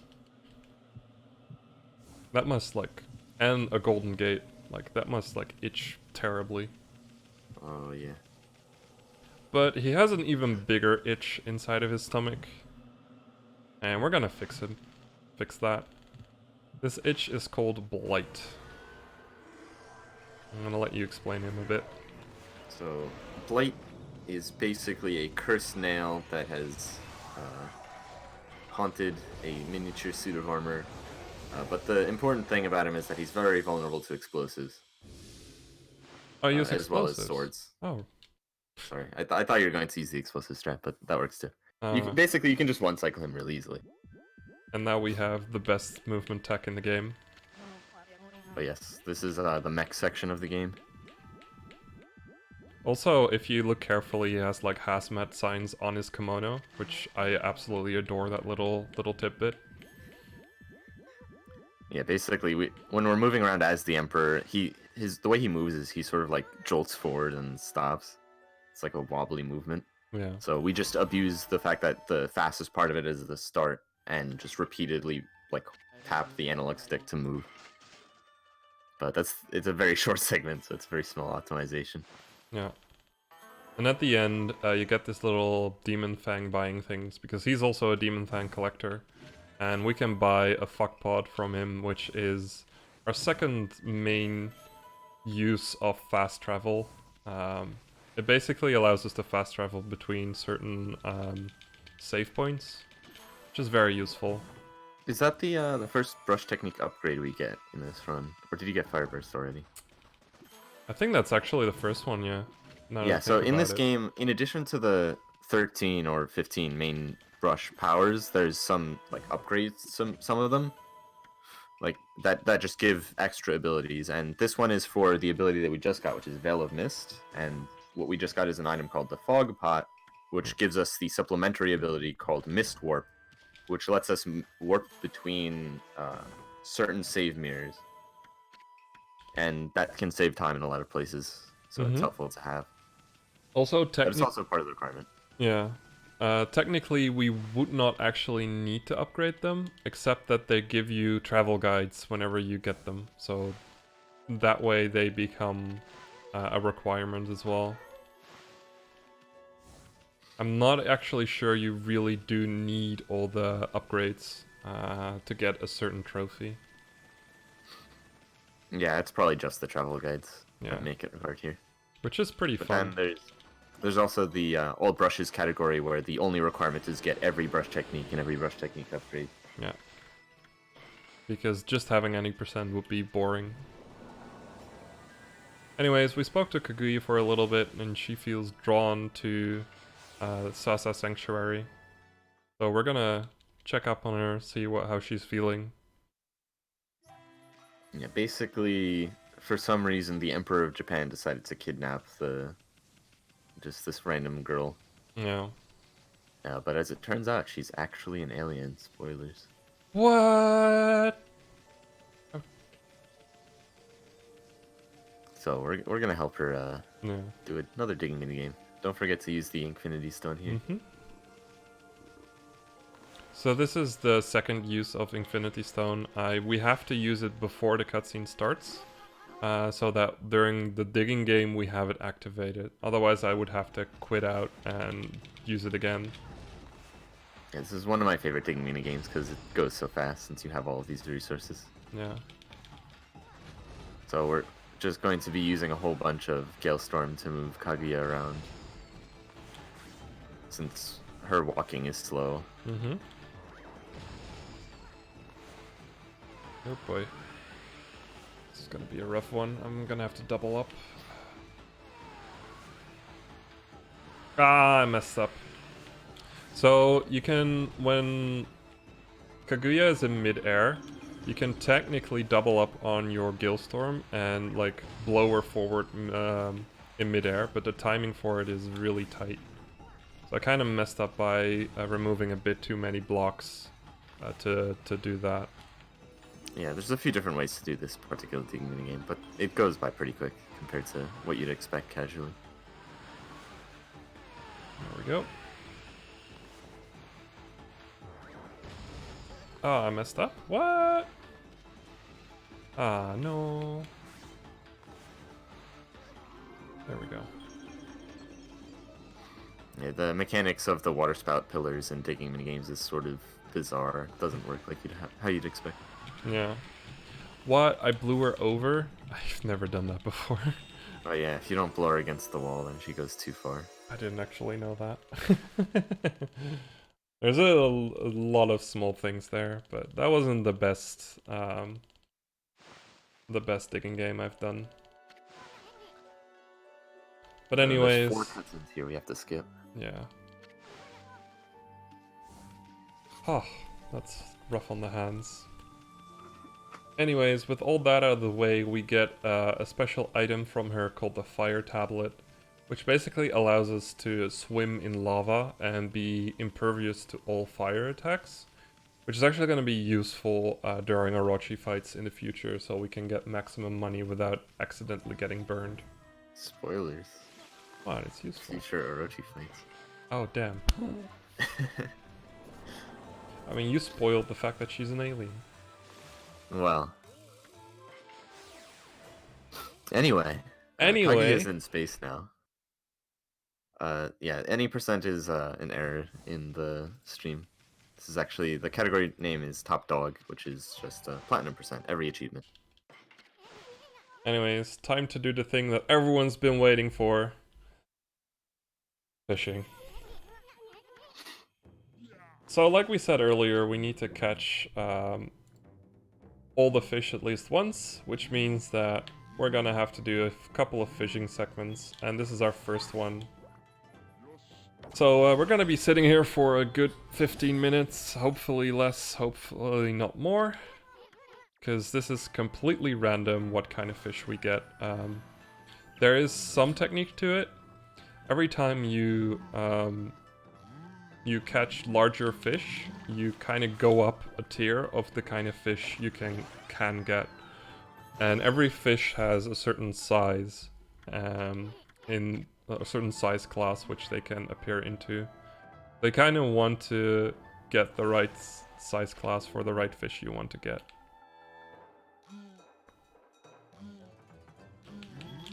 Ah, that was too small still. So I kind of want to go up because a lot of the very small ones I already got except for one. I just noticed, but that's fine. I kind of just like, because it's night right now, I kind of want to catch a specific fish. Because the day and night, during the day there you can catch different fish than during the night. So I kind of want to try and catch the specific night fish first right now because it's still night.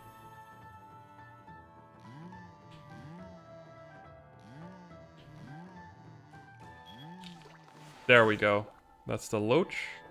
That's the fish I wanted to catch. And Scion happens to have the most amount of fish to catch, so we're gonna be sitting here for a while. So now we're going up to a different size class. And that also means that you get fish that are where the effort meter goes up quicker, but also you have to slash them multiple times. That's a catfish, that's another nightfish, that's awesome.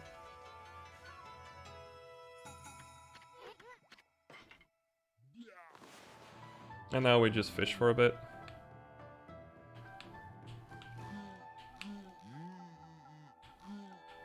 Yeah, this marathon is pretty cool. It's got all the long categories you would never see in any of the big marathons, except for maybe RPG Limit Break, but that's another exception rather than a norm.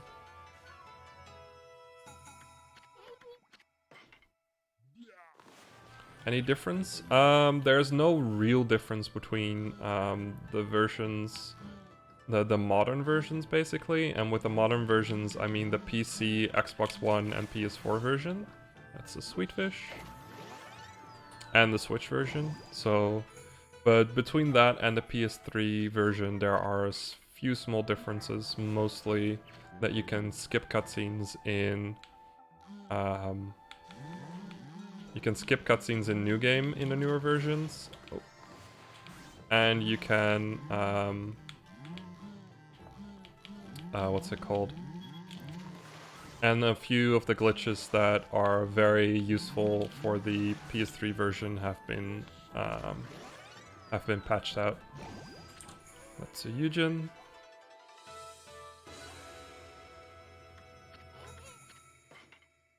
But it's also personal preference. In this case, like me running this on the Switch version is because the PC version has this weird kind of glitch where during streaming it messes up my mic. So instead I run on the Switch version now, which is just more stable because it's run on a capture card rather than on the same system. Not getting too lucky with my large fish. I need 2 more large fishes for daytime.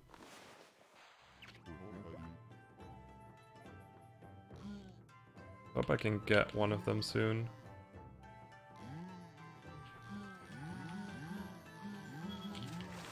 That's a koi.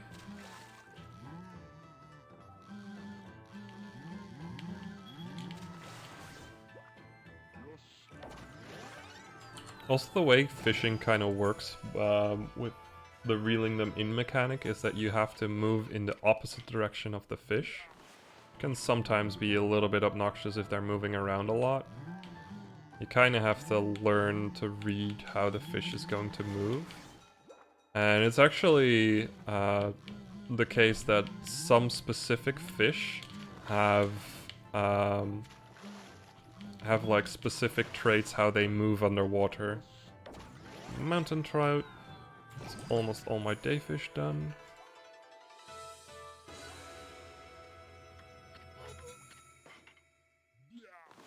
I'm gonna go a little bit smaller again. I need one specific dayfish still. And then I'll try and keep it night perpetually. Oh, there it is, the black base. Or boss. Or however the hell you pronounce that in English. Okay, so now I can turn it night in the middle of fishing, which is pretty useful. Still need a specific fish that appears day and night though, so I'm gonna still go for this large one. Real quick. No, didn't get it. Fish actually don't sell for all that much, sadly. If they would sell for like double the amount they do, we wouldn't really need to grind at all. But sadly they don't sell that well.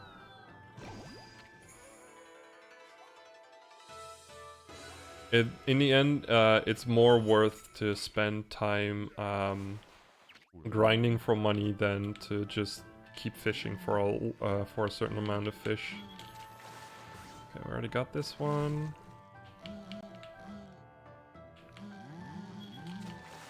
Let me see. I need a medium fish. I need a medium and a large dayfish. Okay. But like for the what's it called? The definition, we need to catch all the fish ones, so that's why we're sitting here.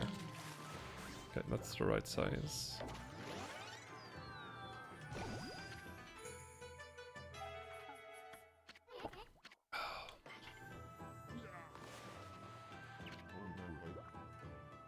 I'm gonna look for a specific fish right now. I'm looking for the freshwater eel, which only appears at night. Oh, that's a trout. That's also one I need.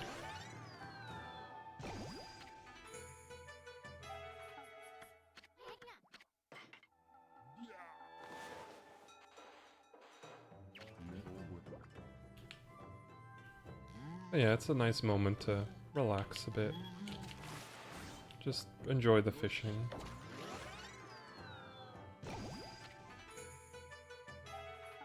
Okay, I am back. Welcome back. It's a good moment to take a break. How was the fish luck? Eh. Could be better. I think it's a good sign. I mean, during practice, I basically got perfect fishing. I had like 3 extra fish or something, which is ridiculous. That rarely ever happens.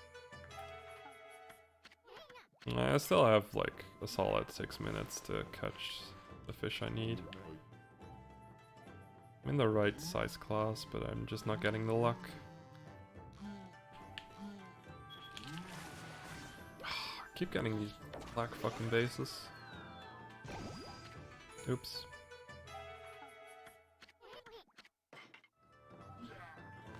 Come on, something.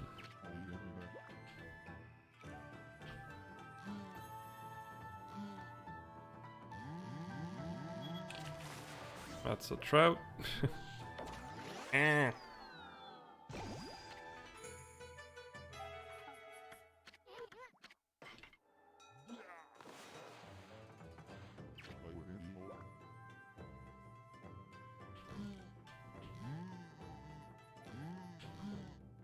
Come on, freshwater eel.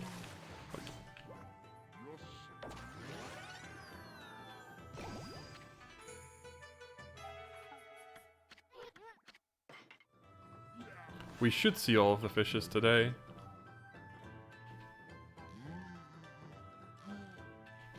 Just need to get lucky. I'm not getting lucky. Let's go one small size up for a bit. We'll need a few medium large fish.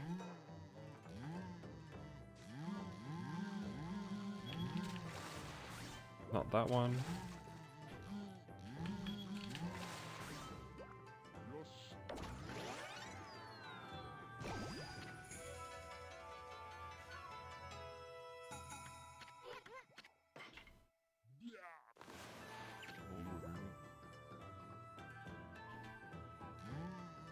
Come on.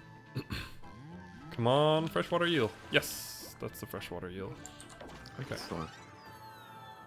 Now make it night again and hunt for the giant catfish.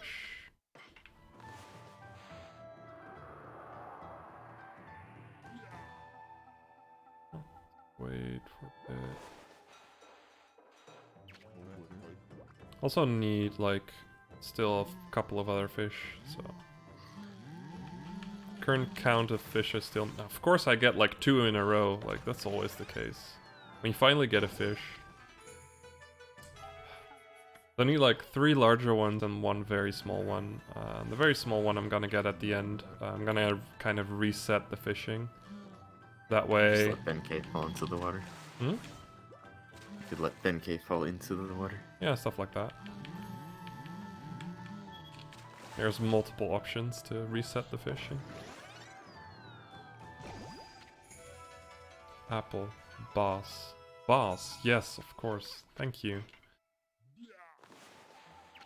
That makes so much sense. In case you guys haven't noticed, English is not my first language. Also, this is a giant catfish, so that's awesome. You could kind of see like giant catfish like move very slowly, and their meter goes up really quickly, which is kind of annoying. I still need salmon.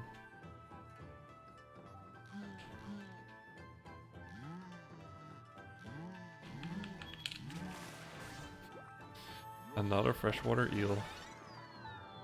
Ah. It's always the same with this fishing game.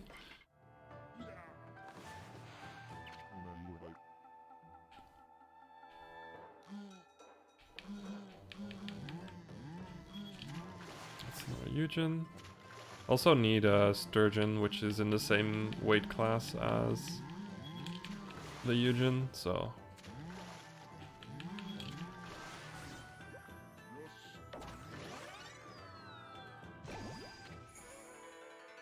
We're still good, like, going for these sizes.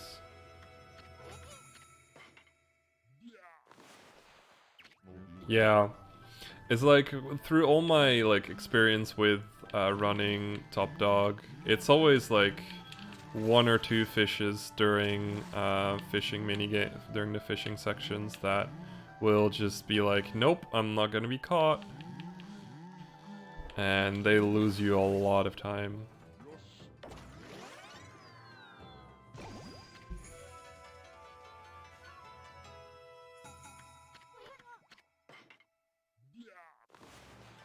And what we used to do quite often when doing these Top Dog runs is we would like sit in voice call together at the same time and do the run. So we could share in the pain of not getting the fish we need. And the other person like getting the fish all the freaking time and you not getting it, and vice versa. It's one of those good moments. Where you can just share in each other's misery. Oh, finally a big one again. Please be a sturgeon.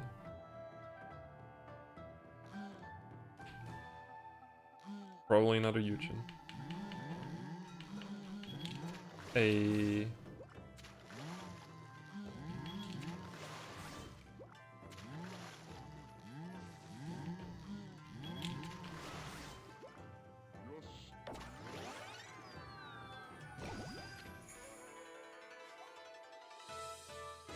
So you bark at each other? Yes, we bark at each other.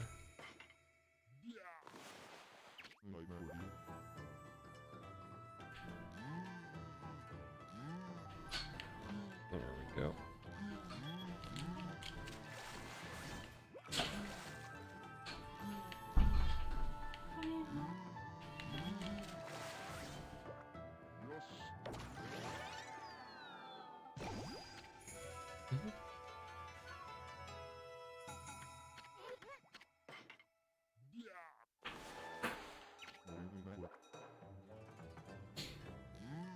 Come on, salmon. Nope, that's a catfish. The worst part about fishing as well is that you have to constantly be active rather than you can just kind of chill and let the game play itself. Which makes for kind of an annoying section of the run.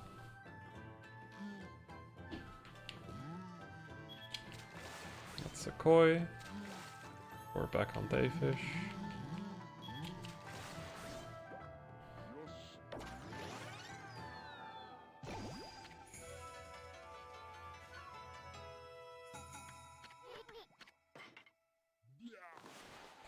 That's another big one. Let's see if we can get a sturgeon. You kind of need to take any big ones you can get because they're a bit rarer to appear than all the other ones.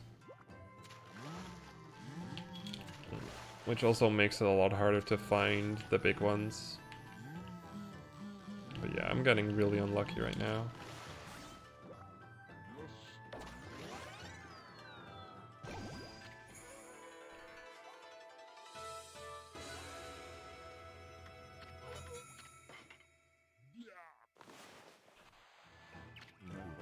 Go for that one.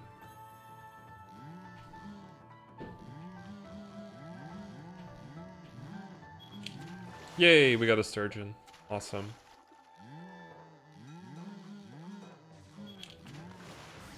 That means I only need to catch 2 more fish.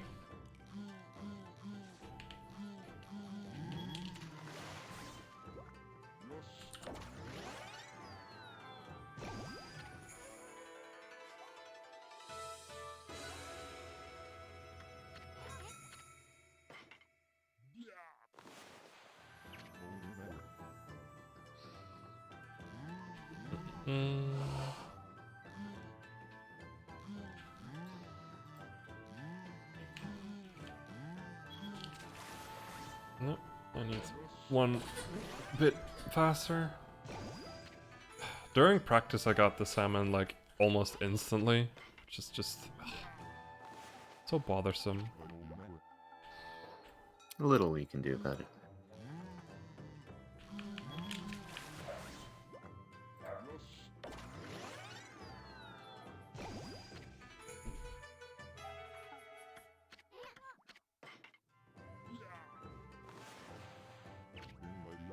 Come on, this should be, yes, right size. Be a salmon. It's a salmon! Woo!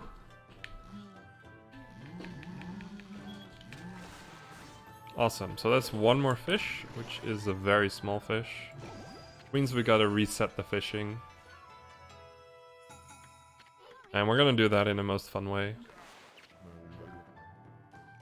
Because I'm pretty low on health anyway, so we're gonna drop Benkei into the water. Whoa! And then he's fine again. Might actually be faster to do that.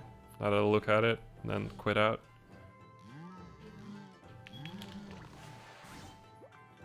Okay, we already got that one.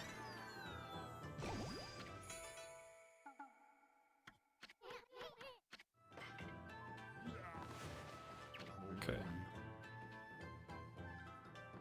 Come on, smelt.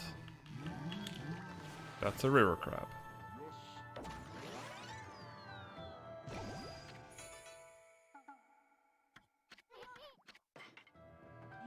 Come on, smelt.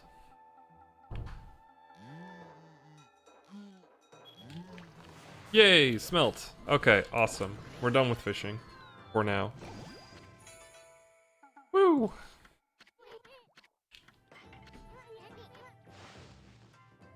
We can go back to gameplay, everyone. Woo!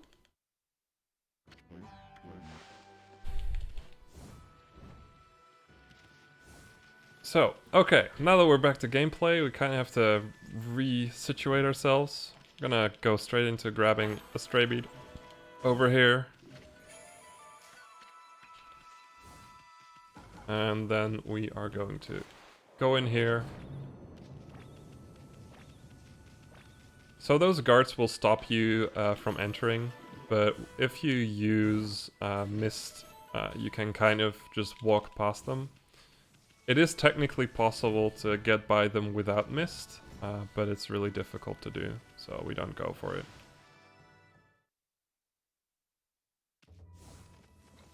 Okay, next we're going to go in here, and we're gonna grab a stray bead. Now technically, there is a very difficult skip we can do here. Alright was talking about it a little bit ago. We can do fire tablet skip on this section.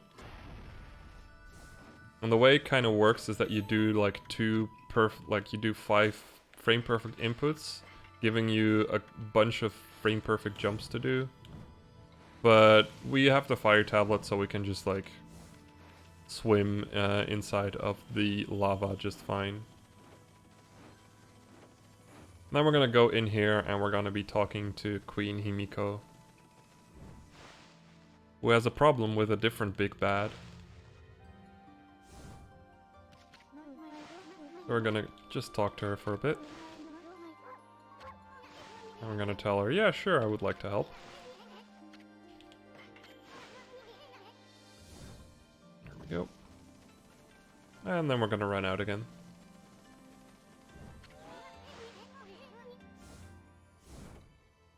There we go. And then we're gonna try perfectly jumping here. The other way is a lot easier than the way to. Yeah, this is so-called reverse fire tablet skip. Much easier. I feel like it's almost a camera thing. But anyway, after doing that, we're gonna go quickly to the right over here, jump down for a stray bead. There we go. We can't really go back up here, not even with like bonk strats, so we just kind of have to run around. I've been able to get back up there. But Oh really? It's a pretty precise jump. Okay, well I've never... I can show you later. I've never managed it. It's not terribly important. Okay, anyways, then we're gonna go and fight against Komiso again.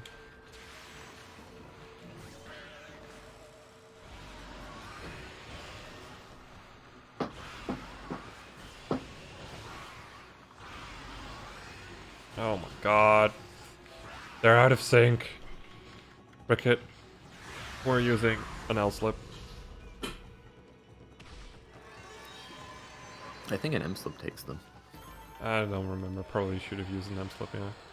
Anyway, 551 praise, 571. Okay, so that means that we got the stray bead from him. So the Komiso arc is now over. Don't have to worry about him anymore. Did you get the L-slip in Sion Commoners? No, don't think so. Well, you could get that as a replacement for the one you just used. Yeah, we're getting that one anyway. Okay. It's in the route. Okay, we got that extra L-slip over there. Let's see, where are we at? Okay, yeah, we're right on the notes, so it's perfect. Now we're gonna run over to the bridge and we're gonna get another stray bead. This one actually took me forever to find casually, when honestly it's like one of those where you're just like, oh my god, I can't believe it took me forever. It's right there in the river. And we're actually going to make sure I don't get my air back, so to speak. And we're gonna do a little death warp right after getting it. Yeah, whenever you drown, you return to the last solid ground you stood on. Same with voiding out. Yeah, which happens to be the bridge in this case. Saves a little bit of time over going all the way back. I mean, technically, if you have the water tablet, that might be the fastest. But I'm not sure if you have to, like... that might actually be faster. I think I timed it at one point. Oh well, whatever. Now we're gonna go into the commoners' quarters, and oh my god, look at that! Everyone's happy. Well, not entirely happy, but at least it looks nice. At least everyone's not actively dying. Yeah. And we're gonna go over and do some cleanup over here. Starting with blooming trees, which is somewhat worth it, mostly because we just travel around here so much that we can bloom all the trees. Which means we got a little bit of a bonus. And now we're gonna go get Mr. Flower. Mr. Flower is probably the most finicky one to get. Okay, I'm gonna first inspire him. Okay, and then... There we go. He can be extremely finicky when it comes to blooming him. But he gives a lot of praise, so it's very worth it.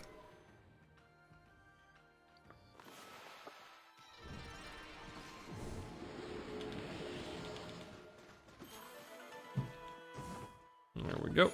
Get another stray bead. And then we're gonna start on the most annoying quest in this run, which is the Charcoal Girl quest.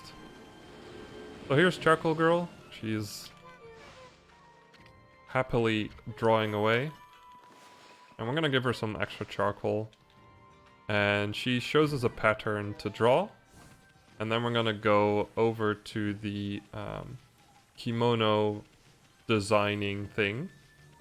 I'm not sure exactly what it's called. And we're gonna draw that pattern on the kimono they have over there. Do need to make sure it's still day. Otherwise I can't do it.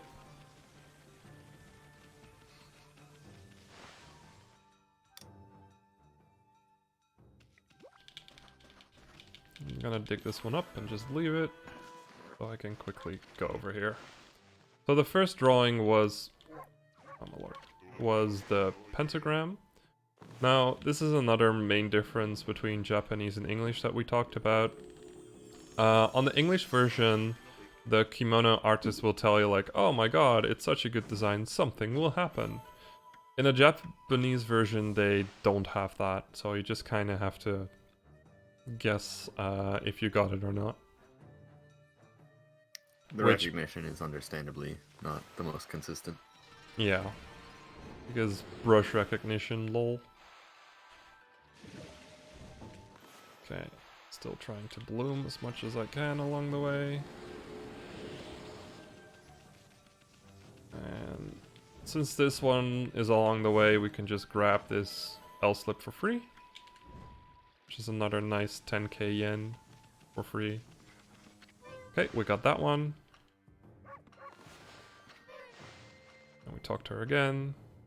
And now we go and draw a heart.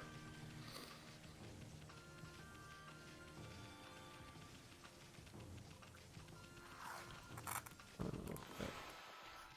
There we go. That's the final tree I need to bloom right now. We luckily don't do the Gura Shuffle at all. That just takes too long to do. Okay, let's see if I can get this heart right. Oh my god, that looks terrible. I'm gonna do that one again. You tried your best. I don't know why, it's always on the heart that I have the most difficulty. Yeah, it definitely seems like a strange one. Imagine if that was a brush power. There we go. Oh boy. That would be like even worse than Fireburst. Fireburst has like no recognition either. Or too much. Have you ever gotten it during Orochi 2? I forget. I think I have. Yeah. The worst time I've ever gotten Fireburst is when I was doing Didn't get Oni it. Island skip, but we'll see that later. Yeah. Well, I messed that one up, so I'm gonna have to do it again. So this is the great problem with Japanese. The only way for you to know if you got it is to go back and talk to her. So you just have to... And it loses like half a minute or so to run back and forth, maybe even a minute. So it can be pretty rough if you mess up a design too much. Yes.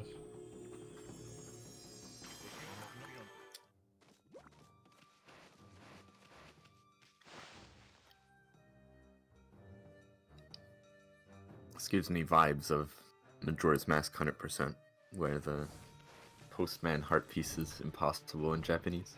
Oh yeah, but And they then still way do easier it. in English.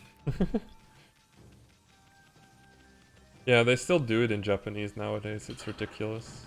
Mm-hmm. I love those kind of things. Okay, come on. What? How was that not correct? Wow. Oh, she's so rude.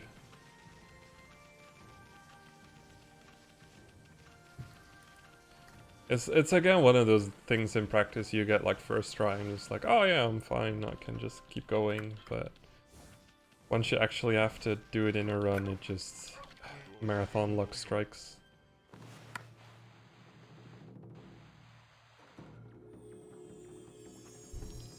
I mean, it's not perfect, but it should be good enough to work.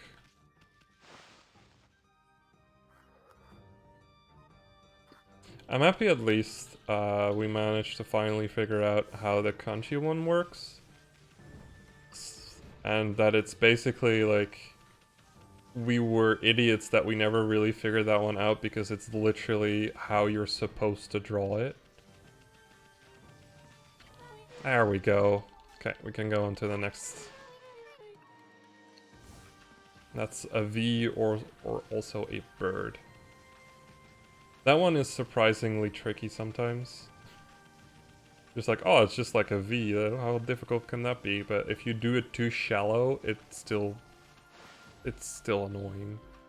It still doesn't show you properly. Yep. There we go. That should be good enough. And go back. Don't think I forgot anything, right? No, I got everything.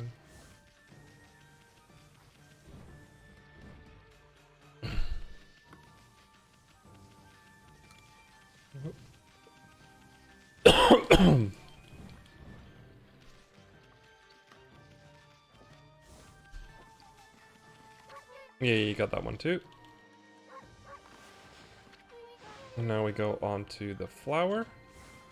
Which for like when I was doing casual playthrough, I always thought it was 5 circles, but it's only 4 circles, which is kind of silly. Is it a clover then? Oh, it could be a clover, yeah. That's a good one. I always thought of it as a flower.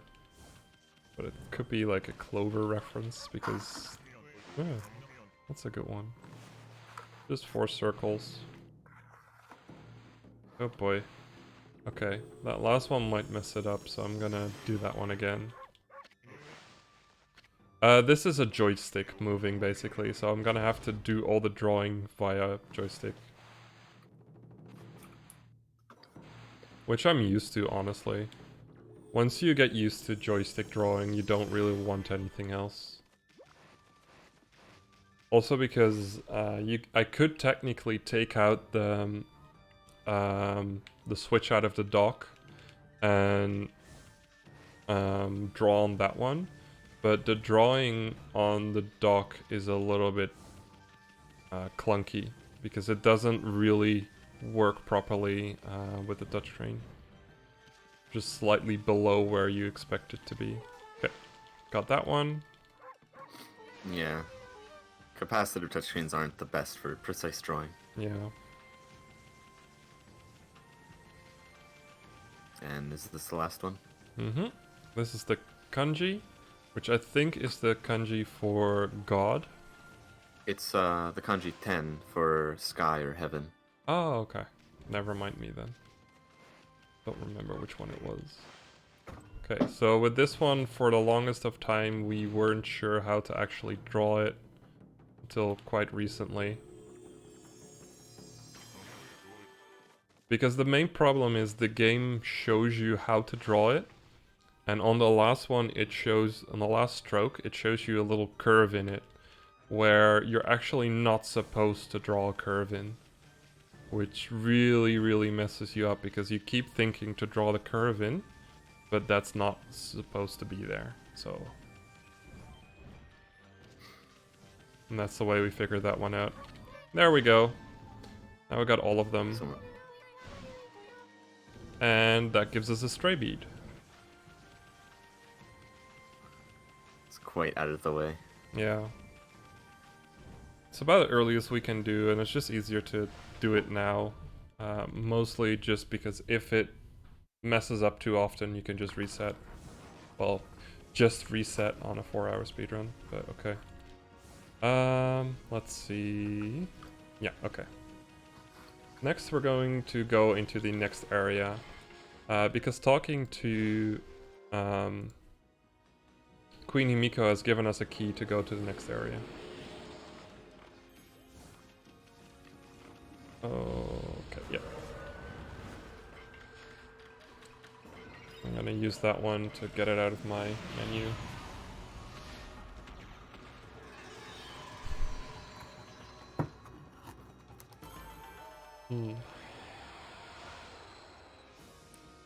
And that fight gives us a mermaid spring. And by talking to that guy, we can go in to North Ryushima Coast. Now this one is the first area you go in that's not cursed when you enter it.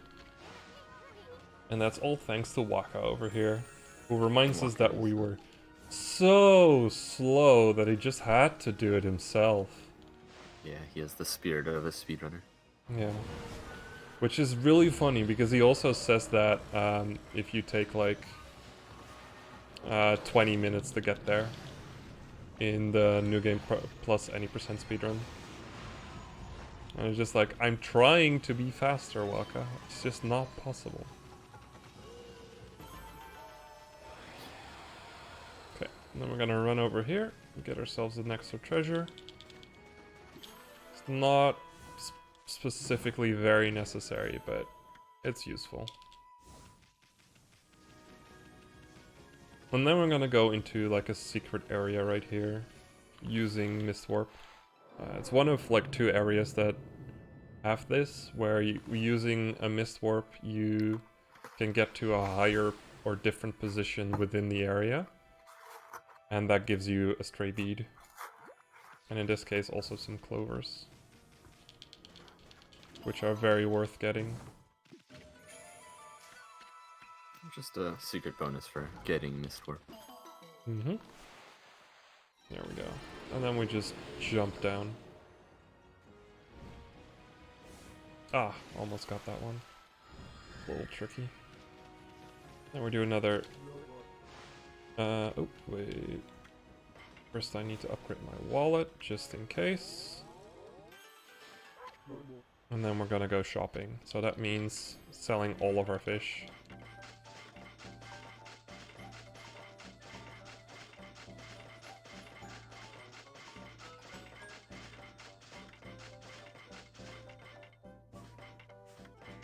Oh my god, I got so many extra fish.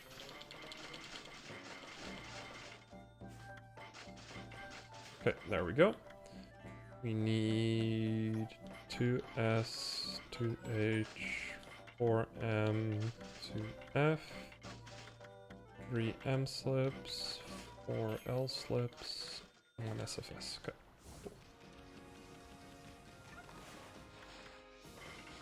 So now we have a ton of money thanks to the fish.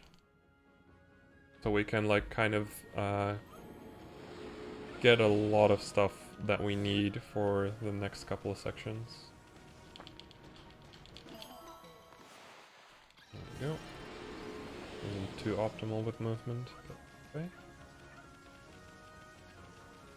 So here's our good arrow friend again. You might remember him from the checkpoint. We're gonna put water on this arrow. For some reason that gives a fruit its life back or something? I don't know. It's useful to do. It gives you a bunch of praise. And it scares the hell out of Yoichi, which is more funny.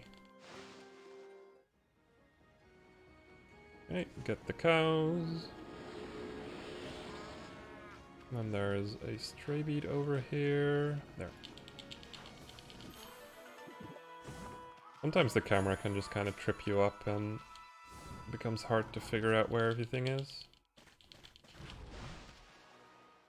Then we're gonna go into one of these areas. These are kind of like digging caves where you need digging champ for. And they contain like a bunch of praise in a whole lot of animals, a couple of trees and some clovers. But most importantly... Bunny, get out of the way. Most importantly, they always house a stray bead. So it's just always very worth going for these. And some extra treasure. Okay, there we go. There's the boar statue. I'm just gonna grab this golden peach. Not too useful when I'm doing an actual run. But since it's a marathon run, it's very useful to grab some of them. A golden peach basically refills your astral pouch completely. Which basically means that I can never die as long as I have golden peaches. Which is gonna be useful when doing the hardest set of fights in the game.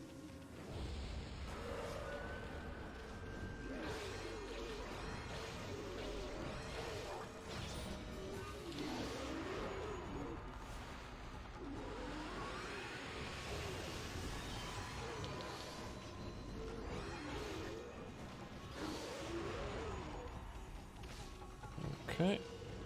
What do we get next? Oh, this one. This enemy is kind of annoying. I tend to just get rid of all the heads because they shoot out very powerful lasers that deal a lot of damage. So quickly doing that is the most useful thing to do when fighting them. And we got a beautiful big tree, which gives us some praise.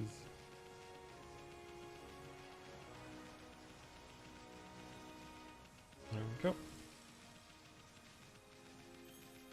I'm gonna go to these bullies who are slapping this poor man. And the poor man is so afraid he just keeps lying there for a bit. So we're just gonna leave him there. And then we make it day, and because we made it day, it's morning, and we get ourselves a new friend. This is Orca. Orca has been sent by the Dragon Palace to bring us to wherever we want to go on the sea. And he moves a lot faster than we could ever move on water. Even with the water tablet, which allows us to walk on water. So Orca just becomes a very important part of any Okami speedrun. Go. That one in the distance.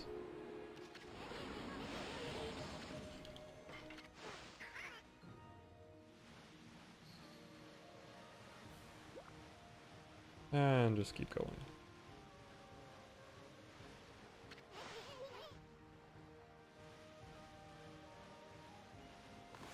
That's the wrong button. So coming up next, we're gonna go get a new brush power. And to do that, we're gonna go in what's called the Catcall Tower. Which is basically just a giant tower you have to climb. It's extremely tall. Yep. It's actually because of the newer version's draw distance being better, you can actually kind of see the top a lot better than on the PS2 version. On the PS2 you could barely see the top. And then we fight one of the poltergeist enemies, which are very, very good on demon fangs. They give like 4 demon fangs for basically nothing. Anyway, I'm gonna have to do this And for climb a bit. roughly 200 straight presses of the jump button. Yep. The gist of what's going on here is that the next brush god has covered this tower in these special marks that let Amaterasu stick to the wall like a spider dog. And the marks are unfortunately not distributed very evenly, so we have to jump horizontally to get up the tower. And then there's also going to be a couple of treasures that Kinnen's going to want to pick up on the way up. Actually on the way down. On the way down, interesting. So it's very important for me to not land at all during this bit. Oh, right. Of course. And it's going to become clear why in a bit. It's a bit of a glitch in a sense. I sort of think of it as an Easter egg. You can say that. So normally there's a stray bead at the top of the tower. But in order to make the chest appear, you have to climb the tower twice. Obviously that's slow, because climbing the tower takes a long time. So we would prefer not to climb the tower more than once, which we absolutely have to.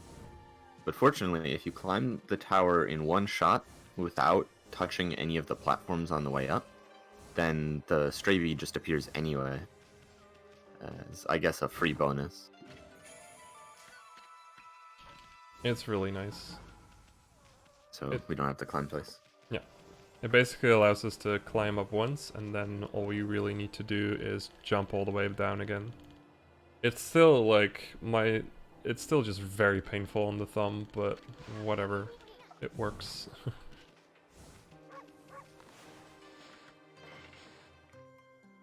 It's kind of a glitch slash exploit in a sense, because we're kind of exploiting the way it checks if you did it twice. Because if you land, there's this cutscene that plays, and if you don't trigger the cutscene, it'll think like, oh hey, he must be climbing it twice. Maybe. I think... I really wonder how that's programmed internally. Yeah, that kind of makes the most sense to me. Anyways, now we've got Catwalk. Whenever we see one of those statues, we can use it to create these paws on the surface of the wall, and we can climb up it. We're not gonna do that, however, in this case, because it only gives us a useless treasure. And then we're gonna go all the way down, and then we're gonna jump down and collect some stuff along the way. So right here we have to collect this cat statue, which is a very cute one, and then hope I can get this one properly. It's about here. Yeah. And then over here we can get the stray bead. Now the stray bead is kind of special because it doesn't have a platform, so you just kind of have to make sure you know where you need to be to jump down on it perfectly, saving you some time.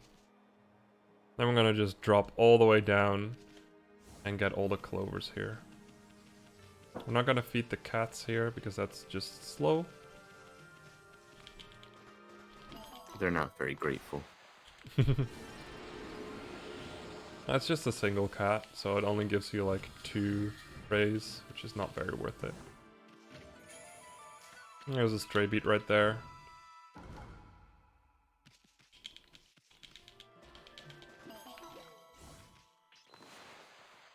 Go.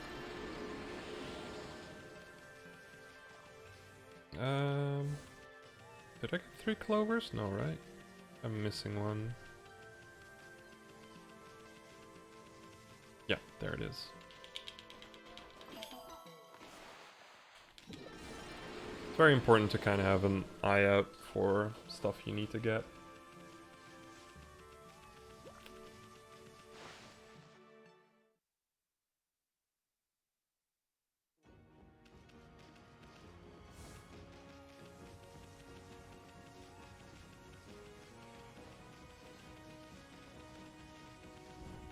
If you can hear me eating every now and then, I just got handed a pizza, so I'll be eating that every now and then to try and keep up.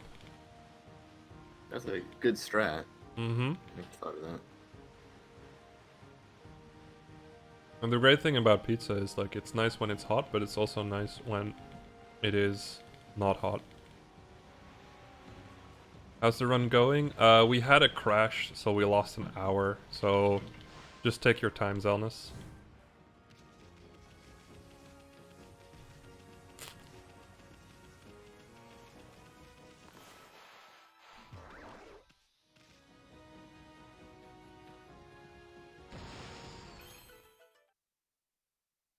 If you have Fire Burst at this point, you can blow up the bomb with it.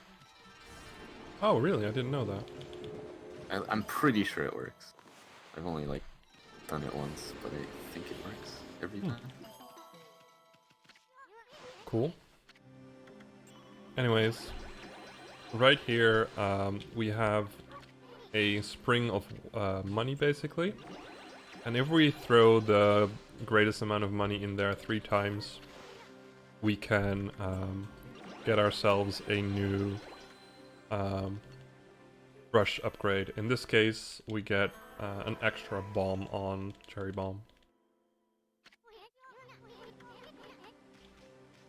There we go. Well, you're very welcome, Zelnus.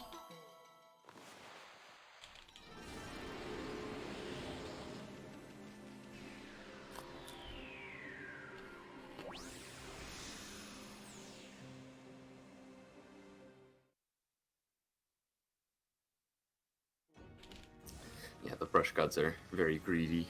These particular two. Yeah, seriously. You need like what? A total of like 840,000 yen to buy them off, basically. You're helping them remember that they actually have stronger powers to give. Yeah. It's silly. Okay. Now I need to be a little bit careful here. Because some of those pots contain feedbacks, I mean. And if I accidentally slash them open, they will fly to me because of the golden lucky cat. Which basically just completely ruins my menu for a while.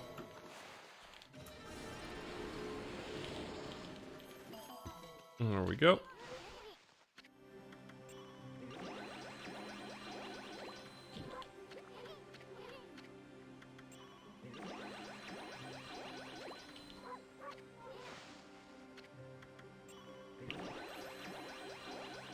And now we get an upgrade to Power Slash. This just lets us slash special types of rocks. I think it also like increases the damage a little bit, if I recall correctly. It makes Power Slash itself a bit stronger, which is handy in a couple places. Mm-hmm. There we go.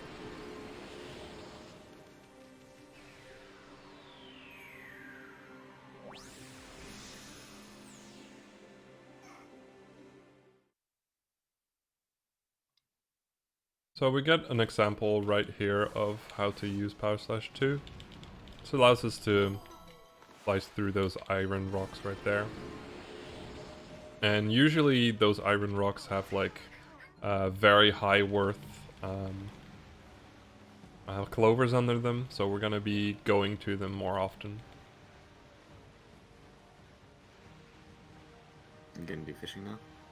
Yep. Just the first round to clear it, so that when we get back here, we can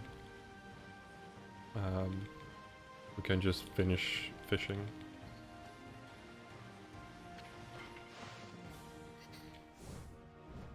I like this guy.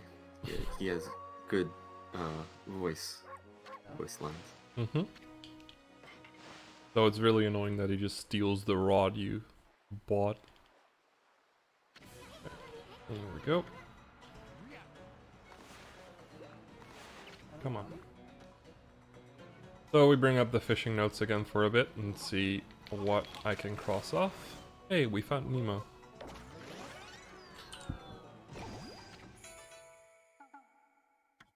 Over at Nemo. Yeah, we're gonna sell Nemo a little bit later.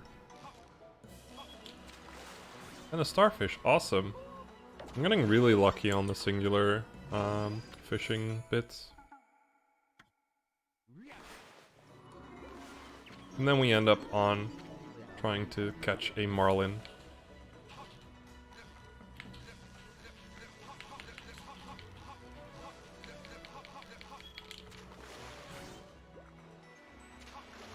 No double blowfish? No.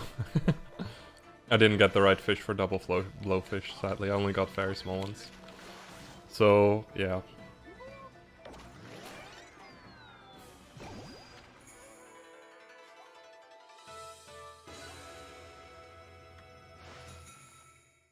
There's this old meme in the Okami community that if you catch a double blowfish on this fishing thing, you get, you automatically have a world record. Basically because of it looking kind of funny. And at one point, one of the older runners was like, was on a run that he never thought would world record and was like, okay, if I get double blowfish, this run will world record. And then he got it and he got world record. Which is kind of funny. It's a fun way to kind of have a meme in the run. I always go for the double crawfish in the earlier fishings. Yeah, that's a good one It's the too. most valuable fish you can catch in Gata. Yeah. Okay. They call it the lucky lobster. I'm gonna re-up on night. If I'm gonna let night go on for too long, if I'm not gonna do it myself, it basically becomes day when I don't want it to be day. So it's just useful to do that right now. The day-night cycle in Okami works a bit strangely, where night is a lot shorter than day. Yeah. Which is a little bit annoying. There we go. I get to... Night's about 2.5 minutes, and then day is 6.5. And go up here, get ourselves a dog statue. We finally find our own zodiac sign. Yay!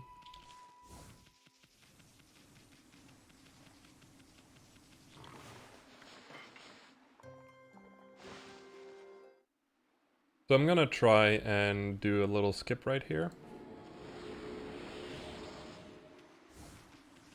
By going around like this.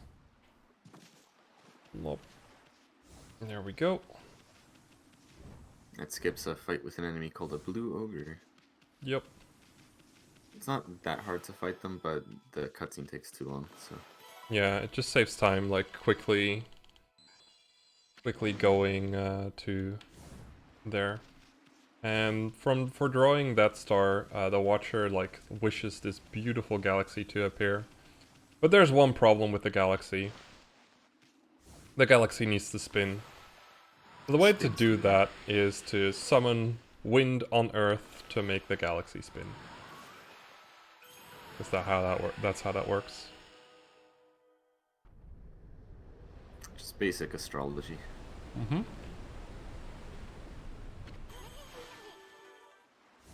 Also, the spinning the whirlpool galaxy creates a whirlpool on Earth. Yeah, but that's just mythological stuff. I'll take that one. That one is fine.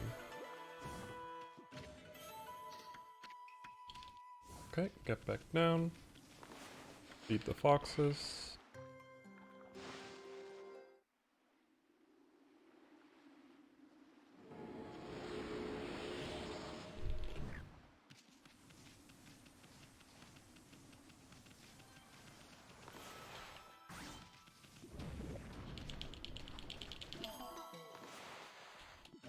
Oh, that's that one up.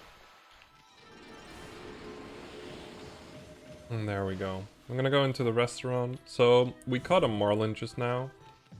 And by catching that marlin, we can go over here and talk to this guy who wants to make an amazing dish with that marlin. And we're gonna help him out a bit.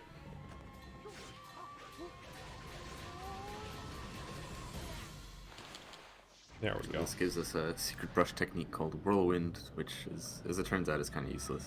Mm-hmm. Badly. Don't forget to get the food though. Mm-hmm. So whenever you get food this way,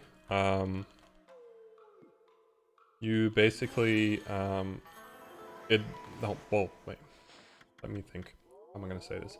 So this kind of food will instantly fill your astral pouch. So I'm just gonna make sure that I have a couple of astral pouches to fill.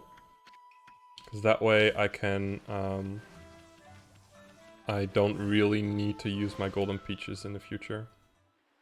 And grabbing them as well gives you some money, so that's a pretty nice combo. Yeah, if your astral pouch is full, the all of those like pieces of food together give you 10,000 yen. Which is basically a free L slip in the shop. Which is pretty worth it. Okay. So now that we've done that, we're gonna go over back to Orca.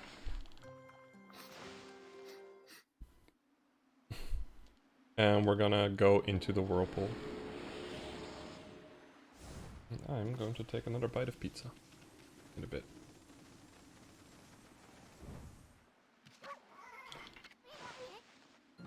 So the whole point of this is so that we can get to the Dragon Palace, so that we can talk with the Dragonians who control the Water Dragon, so that they will stop blocking off the shipping routes to Sound City.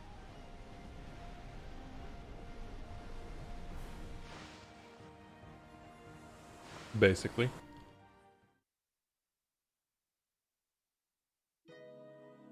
But first, we have some side questy stuff to do.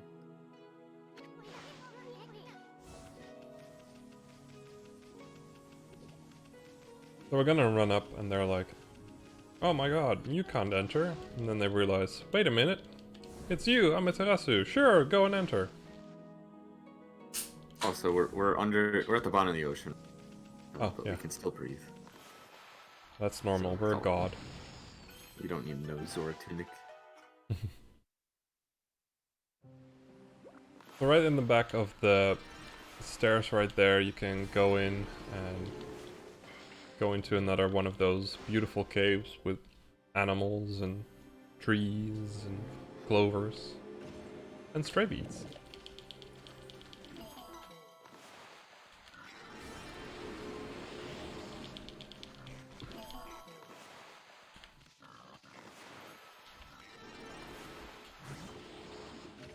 And also Katana pottery, which is really nice. Yeah.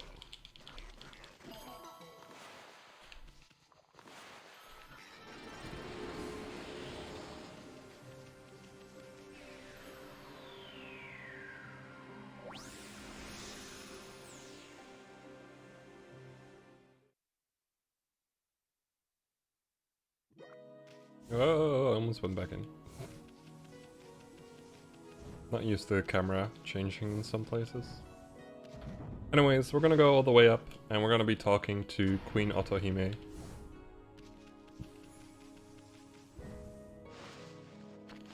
And she has a problem. We're gonna talk to her. And she's gonna repeat herself, so we're gonna say no on the first one, and then keep talking until we can say yes to something. And then we can explore the Dragon Palace a little bit more thoroughly.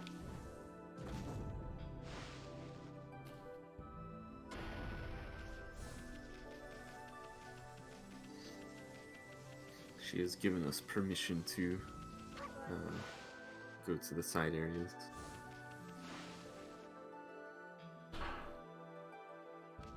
And the first one we're gonna go into is this one right here. It basically holds the fountain that we need, the mermaid spring that we need to get, but it also has a stray bead, so that's also important. Do you use an Infinity Stone for the Stigma game? You could, but it's not really necessary, in my opinion. Okay.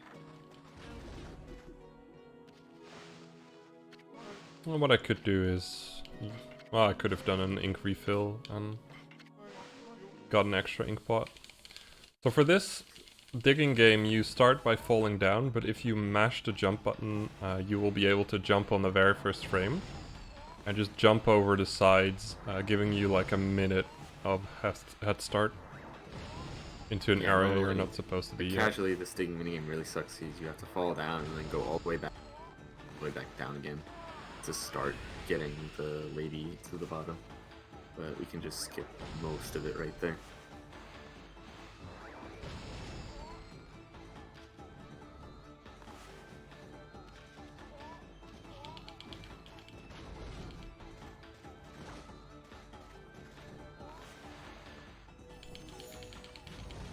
Oh. Wait.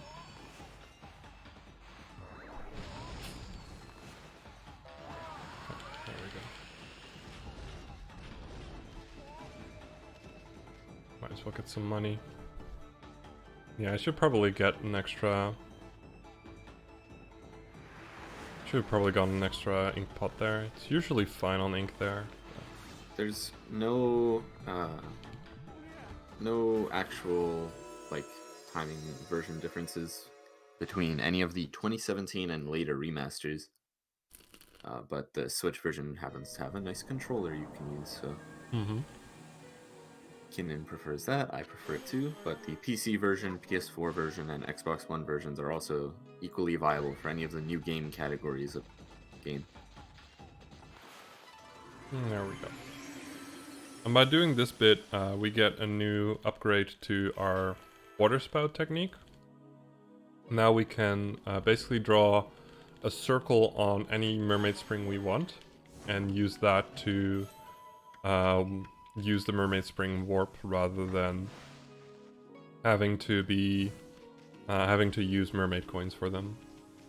Yep, it's basically a free 1,000 yen every time. Mm-hmm. Too fast on. Cutscene skipping. And then we're gonna go into the other side where we have the mouth of the water dragon.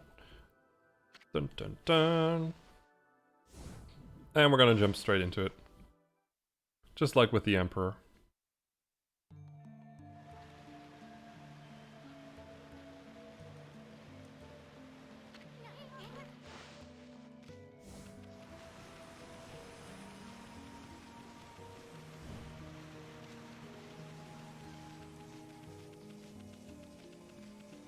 Now, going through the water dragon, it's just simply going through it real quick. There are some treasures that might be worth it, but in the end they're not necessary. And there's no praise to get here either, so you just go through it quickly.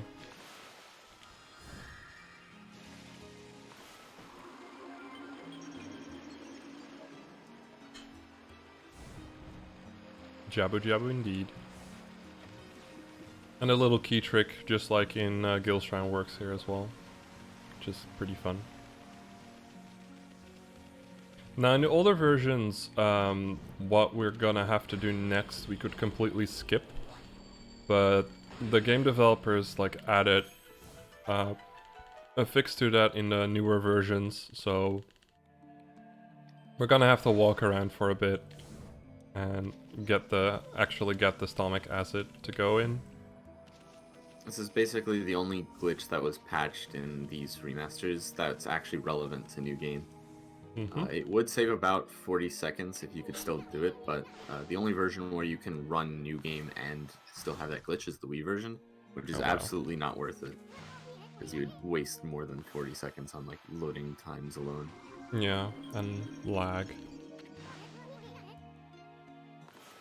Okami randomizer win. I think someone talked about wanting to make a randomizer at one point. We do have like a bingo tool. But Oh, I yeah. don't think anyone's used it recently, and it's No. not very up to date.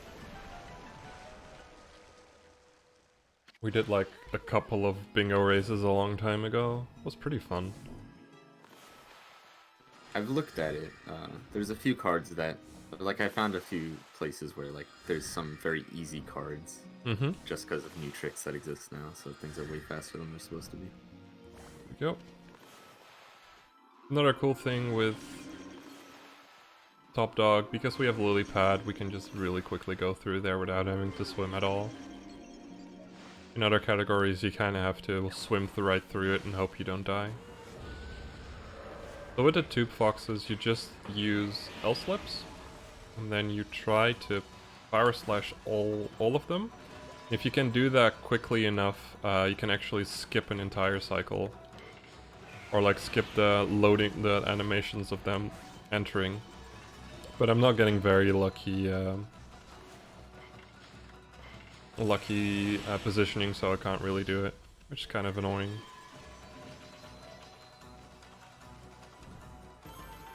So just kind of have to do it a bit more normal. You get a lot of money from that fight, though. Mm-hmm. This is where like the yen rewards from stuff really picks up. This is Also, another... the acid falling from the ceiling here is completely RNG, and it can really mess up. So we just have to hope it doesn't hit us while we're in the air, because then it steals all of our momentum. Yay! We got lucky, finally. Finally some luck. That was good. Hope we haven't lost all of our luck for the other fishing sections. And yes, there are more fishing sections.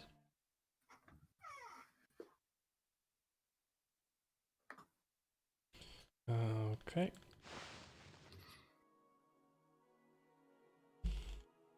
Now before continuing on, I have to turn around real quick and rejuvenate this area.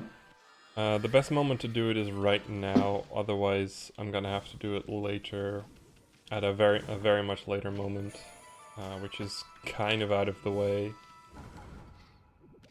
We'd kind of just quickly do it now, and then we continue on to the next section.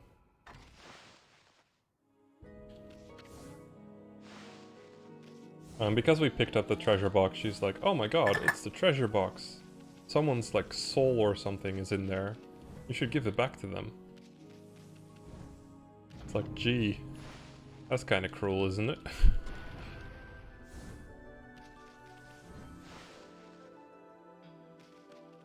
There we go. And there we have a big story thing about like one of our friends being attacked by a giant monster. We're gonna have to go and try and save our friend. Sadly, we can't just warp to the place where it is, which is kind of annoying.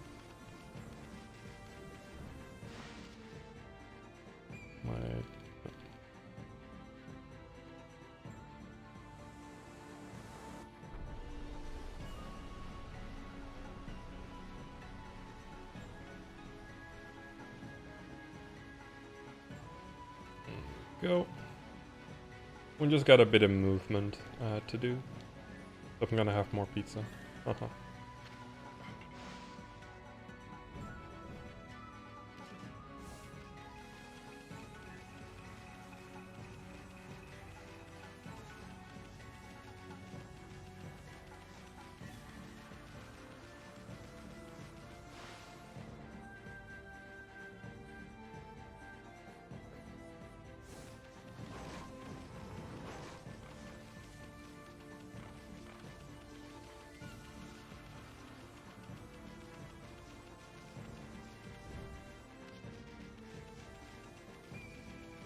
Yeah, if you've only ever played the Wii version, try to get any of the newer versions. It plays way more smoothly, and it's just a lot more fun, in my opinion.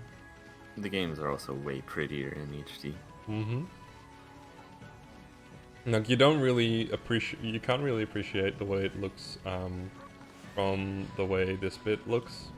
I should really do that. Simply because I'm like playing at I'm already like streaming at 720p and everything, but when you play the game in 1080p, it just looks so pretty. The aesthetic really holds up. There's no like more complete category than this. This category, the main goal is get every achievement as defined by like all the versions that have achievements. Even though the Switch version doesn't, we can still run it there because we can meet all the same requirements. There's a few things that are notably left out from the requirements for Top Dog, which is stuff like getting all weapons, feeding every single animal, stuff like that. But there's no real category for that because it would be too difficult to define. Just completely arbitrary. And it wouldn't be much fun either to add those extra things to it. Yeah. They're not particularly interesting requirements. Yeah. I mean, there are already a couple of requirements in here that aren't very interesting anyway, but we do them anyway because that's fair to do. Opening every chest, oh boy. Yeah, I don't even know how we would begin to define something like all permanent flags, since it would be so hard to find everything. Yeah. I mean, we could try and look it up with Cheat Engine or something, but even at that point, you have to data mine the game so much. Oh, you do not wish to see my splits. Don't worry about it. Yeah, we had a bit of a hold up earlier. Yeah.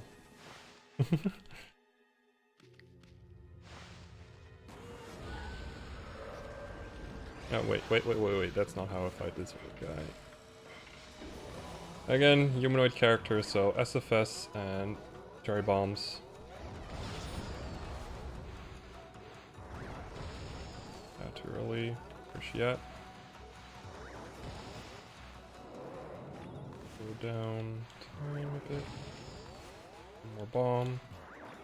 There we go. And that's Evil Rao done.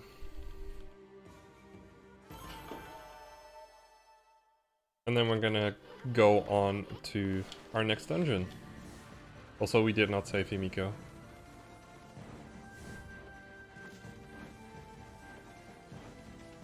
1, 2, 3. There we go, without falling into the lava.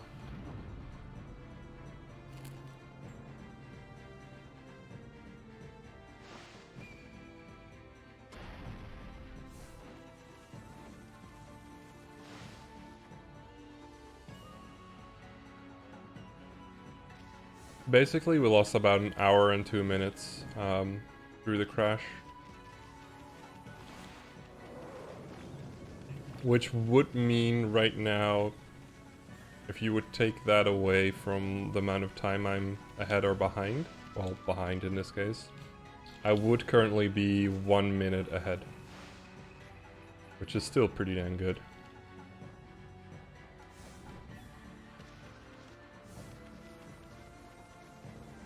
Anyway, our next dungeon is Oni Island. It is in North Rio Coast, so we're just gonna have to run over there for a bit. This is probably my favorite dungeon. Full of skips. Yeah. It used to be like, again, it used to be one of the worst dungeons to do in New Game, but so much cool stuff was found, so it became a lot better.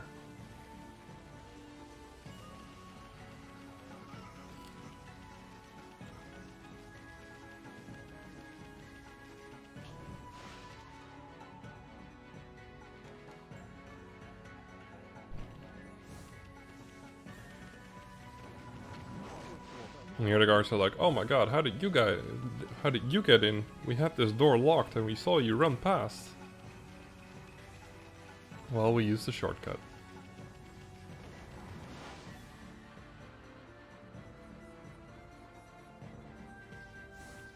So right there in the distance, you can see that giant clouded thing. That is Oni Island, which we're gonna go to right now.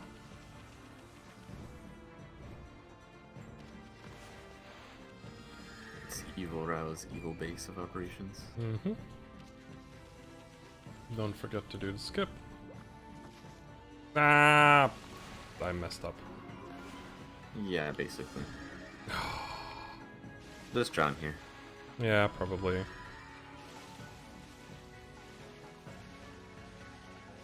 Yeah, Oni means ogre specifically, I think.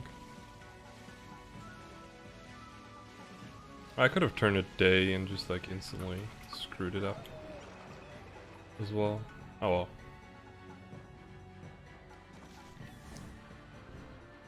Sure. Ah, damn, I messed up anyway. I find that like the other side to skip a little bit more difficult anyway. It's fine, I still have the extra L slip left over. So I was able to just use that one. These guys aren't too bad to defeat with just cherry bombs. Yeah. Funny thing is right there is, I just use the slip usually. The Watcher is not actually there, but he still gives his little speech of like, hey, what's going on? Just kind of fun. Anyway, Queen Otohime turns into another water dragon, and thanks to that we can enter Oni Island right here. She turns into a bridge. Yeah, basically. Don't worry, she'll be fine. Hopefully.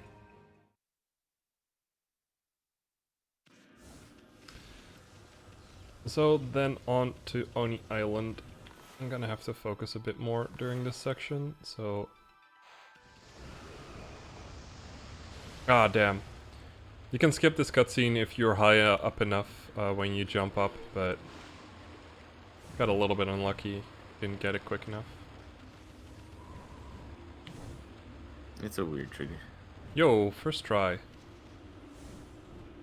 Yeah, so we can get out of bounds here, and then we're just going to climb around the volcano, because this dungeon has another outdoor area that's at the back, which happens to be loaded at the same time, so we can just skip the whole first section of the dungeon and run over there.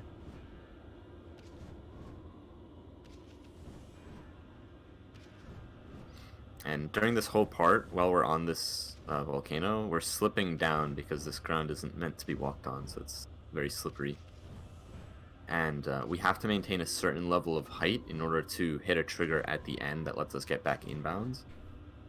So this whole part you have to be like jumping just as you hit the ground so you don't slip down too far. And it's very difficult. Yeah. So this statue here is our trigger. We need to get close enough to it for rejuvenation to register, which it did. So that was perfect. I could have been a little bit faster. I slipped down a bit too far. There we go. And we got ourselves a new brush power. Thunderstorm. It's basically water spout for electricity. Mm-hmm. Ooh. Back in the day, when I was doing New Game Plus any percent runs, I would turn on Thunderstruck from AC/DC during this bit. Felt appropriate, and it was just the right length as well. It finished the moment you got towards Ninetales, which is pretty cool. Anyways, here we have another missable clover, which gives you 50 praise, which is quite a lot. It's about the highest amount of praise you can get in the game. I'm gonna get that L slip right there. In the meantime, bomb that one down.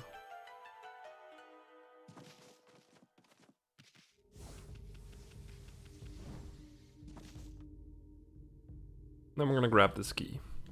Now what this key does, basically, you have these weird platforms. And whenever you hold the key, those platforms become energized and you can walk on them. And the cool thing about them is as well is that you can kind of clip underneath them as well, which is something that makes platforming on these a lot more easy to do. I'm gonna walk around here to skip a fight. And then let's hope I don't get lost in the maze. I'm famous for getting lost here. I think I already did it. Come on, come on. Yes, I didn't get lost. Woo! I did it! I'm Excellent not a work. total idiot. There we go. More poltergeists. Again, great source of demon fangs.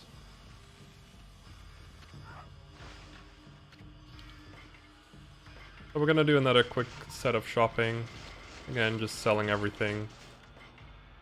And then we're gonna do... what do I need? I need 8H, 2M, 5S, 5F, 4M slips, and that one. Okay, cool. Kinda low on money this time. Kinda scary. There should be some easy ways to get money later, if needed. Yeah. I mean, I should be fine on money, I just hope that I don't have to grind for too long. There's a big grind, money grind section in the future. Though technically that is the fastest way to get money. Well, it's one of the fastest ways.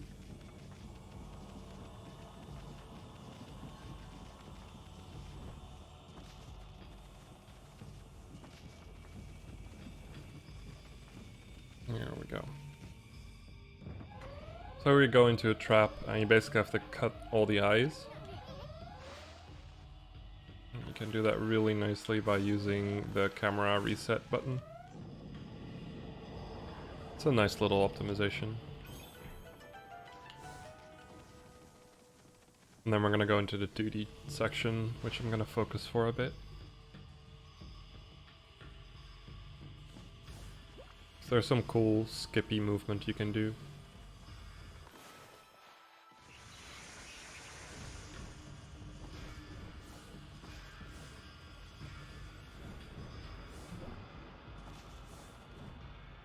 There we go. Now I have to wait a bit.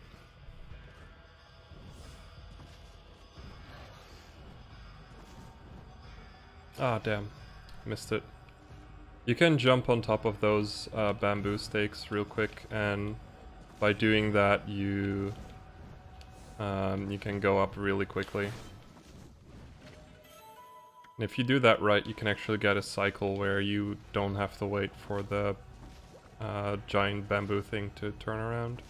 Now we have to wait a bit. There we go.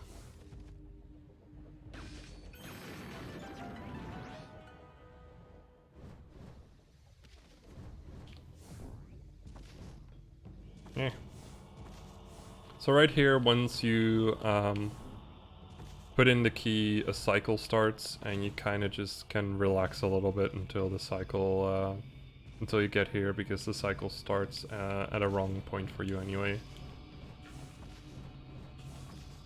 Wow, that was one of the fastest one cycles I've gotten in a while. That was slick. Okay. I'm gonna let Coco explain. Coco? Wow. Hi, Coco. I'm gonna let Alright explain this little bit because he understands it a lot better than I do. So this is the 4th floor of Oni Island, and there's some cool stuff you can do here.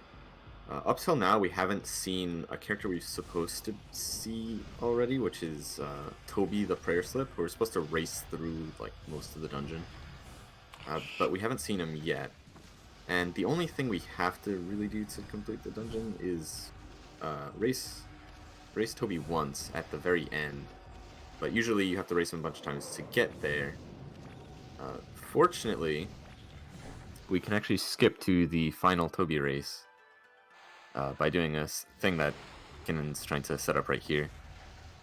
So what we're going to do is, there's this wall here, we can get up to it.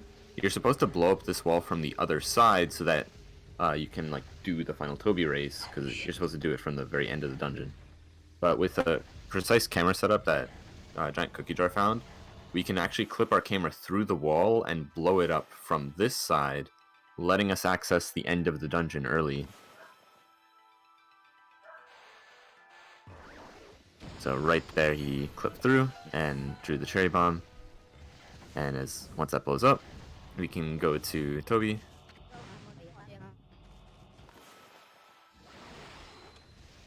and then all it is a matter of just getting to the end.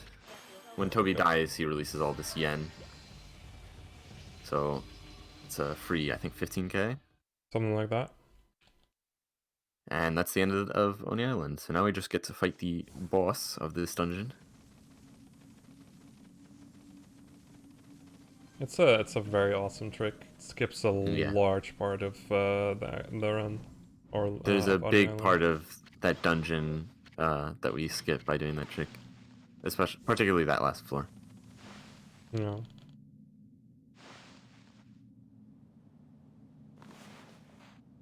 And then we go on to the Ninetales fight. So I'm gonna do this one slipless. Which basically means that instead of using slips, I'm not gonna use any at all. Even though I kind of bought for the slip route anyway. Kind of want to try and get them all on. Ah, damn. On one. Ninetales is a bit of an interesting boss fight casually in that it has the power to use your Celestial Brush, which you can see in red there. Because the whole idea is that Ninetales is the true form of Evil Rao, and she sees herself as somewhat of a god. Yeah, you can say that. But we're just going to get her real quick. She's sort of like Jalhala from The Wind Waker in that she explodes into a bunch of spirits, and we have to kill them all individually to get her to her final form. That should be all of them. Okay. That wasn't too fast. It's fine.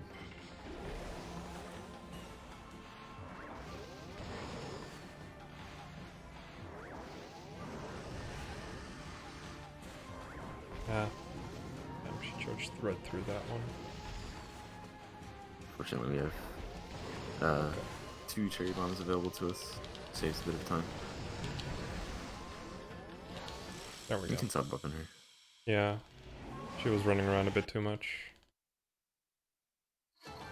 Not the best fight, but we'll take it. I don't think I've gotten a Naruto joke yet. I think I got one Naruto joke so far. And you just made the second one. Congratulations. I mean, it makes sense that you would end up with a Ninetales in a game like this, since Yeah. both Naruto and Okami are heavily based on Shinto mythology.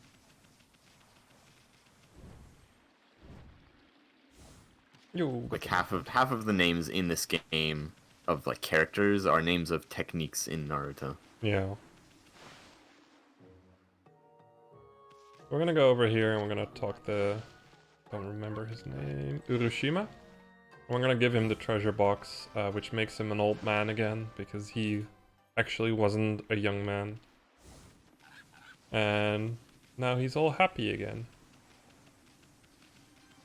And after doing that, we're gonna go to Kamiki Village real quick. I think? No. I didn't change the note properly. I'm gonna go to Shinshu Field.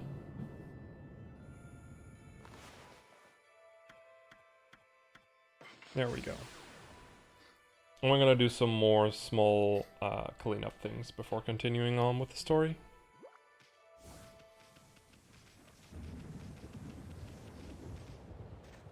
Yeah, the whole idea is that now that we've defeated Ninetales and like removed all the corruption from the southern or western part of Nippon, we can now go to the northern part of Nippon and save everyone who lives there. But first we have to do a bunch of shenanigans. Just ran past me. Wow, what a nerd. Get over here. I want to talk to you. You can ink him. Oh! Oh, right, that's a good strat. I didn't know that. I usually don't miss him, and if I miss him, I tend to reset a bunch. There we go. So these are the Ida races. You basically just have to chase after him and tackle him. Can be a little bit annoying. Yeah, you have to race Ida 3 times, and then he gives you a key item that lets you get another brush power. There we go. Luckily, you can kind of cheese him a bit more using speed restoration. Makes the race a little bit easier to win. A little bit faster. Ooh, that's a bad one. Just a little bit. Just too much. If you fail the dash, it's honestly just faster to lose the race, go back and retry that way. And then trying to chase him down.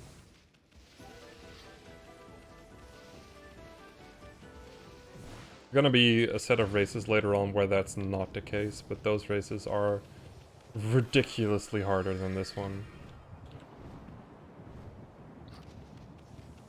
And then using Catwalk, we're gonna go straight up to the upper area of Shinshu Field.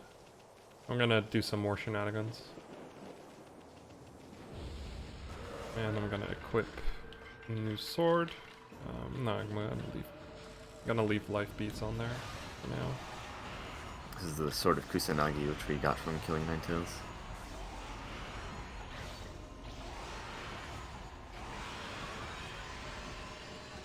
Because we're pretty much overpowered right now, I'm just kind of farming these enemies for Demon Fangs, because I'm still gonna need a solid, like, 200 Demon Fangs to end the game.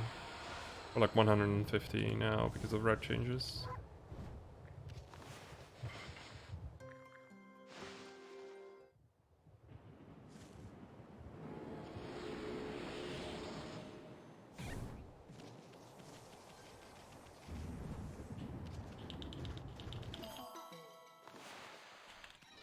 There we go.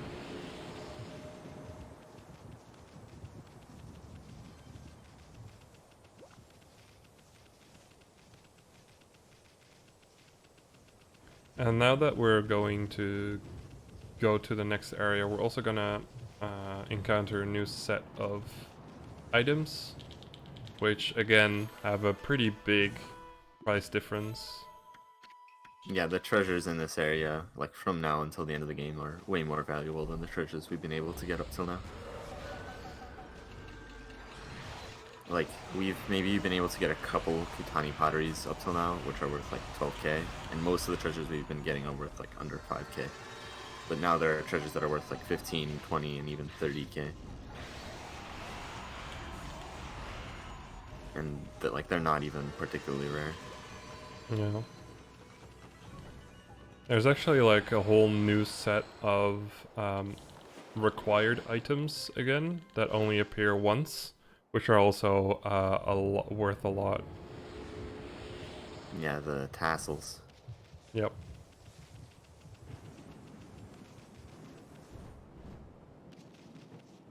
Okay,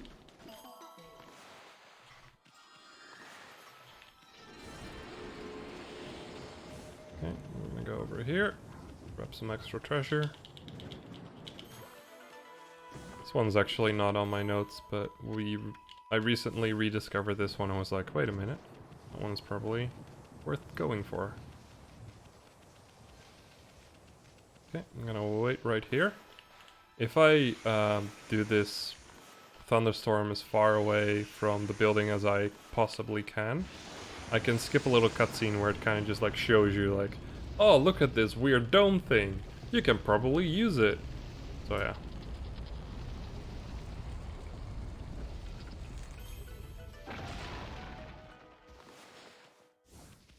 And then we're gonna go into the weird dome thing now that we've opened it. And on to the next area.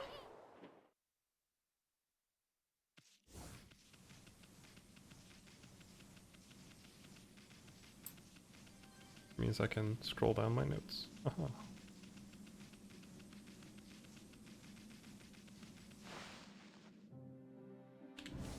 Oh, nice. Quick restore.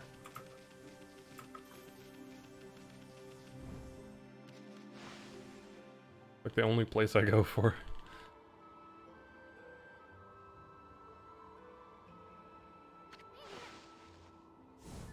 So I'm just gonna go over here towards this little place. There's a cool skip you can do here, but I haven't practiced it, so not really worth going for. Instead, I'm just gonna fight these enemies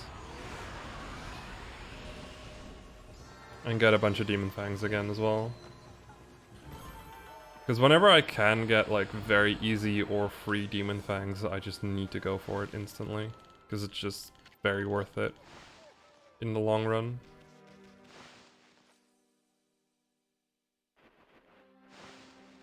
And then we get to fight against Oki. Yep. Cool Which- character. Which we're just gonna slip to death because it's easier. And in Top Dog, because you get money very quickly, it is worth slipping this guy for the amount of time you save doing it. In other categories, it's actually not that much worth.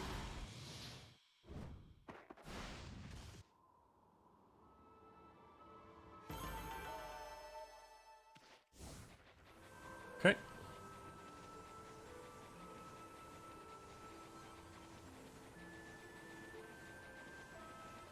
And then once again we have the return of Yoichi. Wow, I got the worst luck. Oh my lord. Yeah. Sometimes, like, it's very rare, but you can get... Well, it's not that rare, but it's rare enough that you basically have no thunder when he shoots his arrow. Which can be really obnoxious. There we go. Split.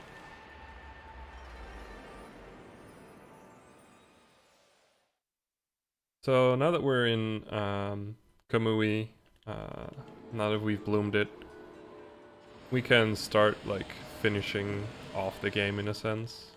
We're only halfway into the run and we finally entered the final areas. Yeah. Oh, This is the cold region. I almost forgot.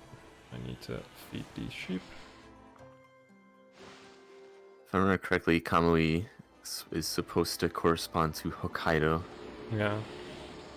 It's about on that area of the map when you look at it.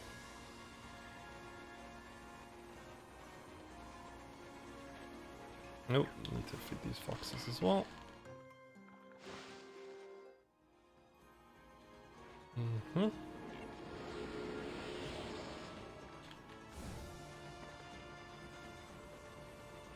And on the left here.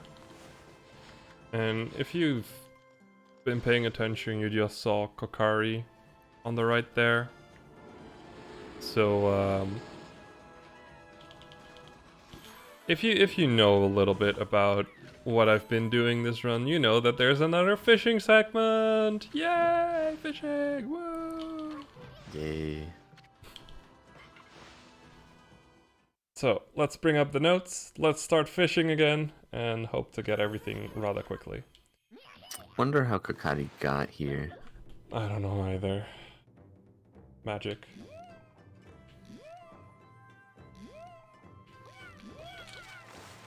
There we go. So luckily Kamui doesn't have as many fish as Cyan has to catch, but it does have the most rare fish to catch basically. It's got the oarfish, which is a very special kind of fish.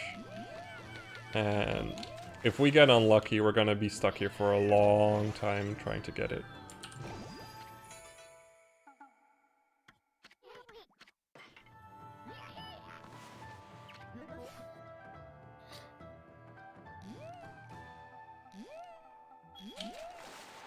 Another seahorse.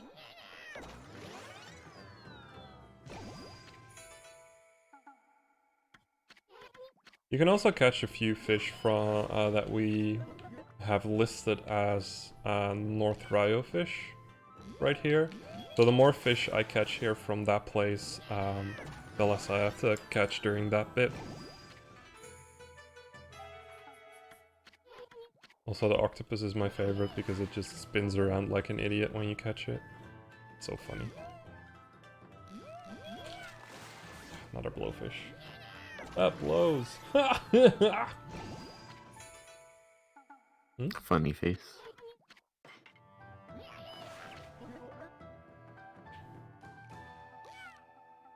Yep, that's a slightly larger fish. Come on, fish. Fish! Okay, that's a yellowtail.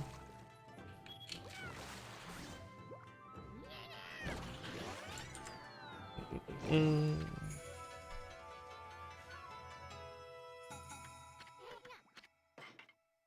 I'm gonna go straight for this large fish. When you're in Kamui, going for large fish as often as you can is honestly kind of worth it because of the rarity of the oarfish. Though sometimes I've gotten it like on the very first try of a large fish, which was just extremely painful. Especially because it was during practice.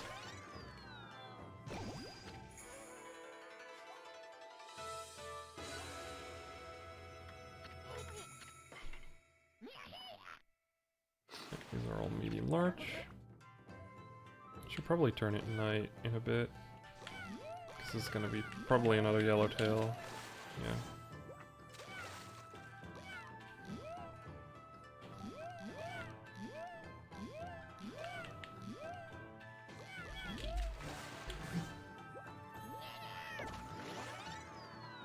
There we go.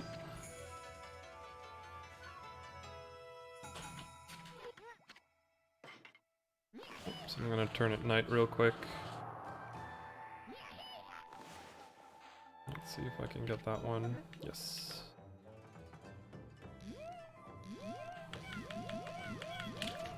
Nope, another supreme tuna. The oarfish is one of the few fishes that you can actually feel that you got it the moment you got it on the hook. Because of all the fish, the meter goes up the quickest of any of the other fish.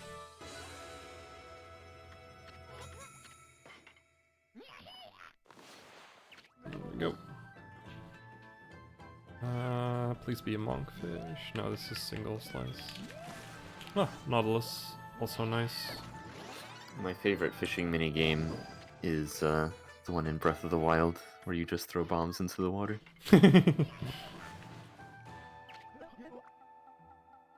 It's pretty good, yeah. This is 2/. Please be a monk. Yes. It's a monkfish. I already had a supreme tuna.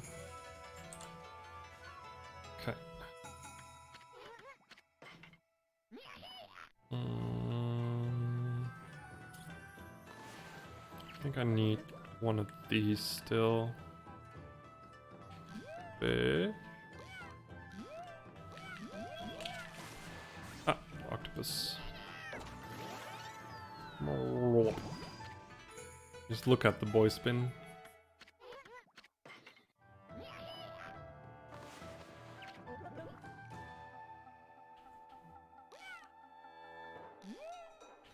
Still need a squid in this. Oh, well, there we go. I was just about to explain that I needed a squid. I just caught it.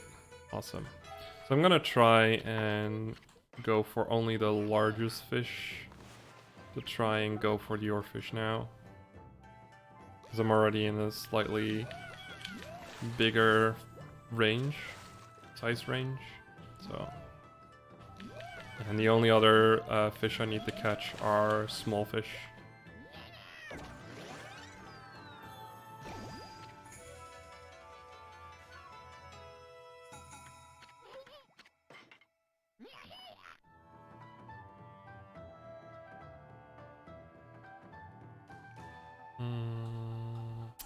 Damn, there's no large fish. I need a big boy. Give me a big boy. Sometimes waiting helps, sometimes it doesn't. In this case, it hasn't.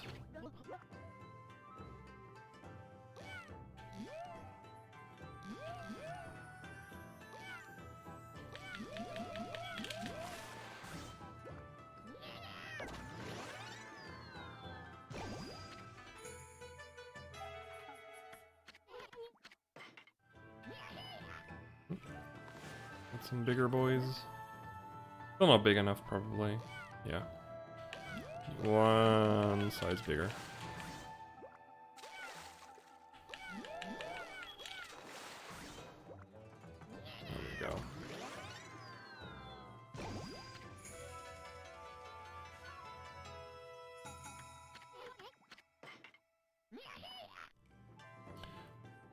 Still not getting big fish.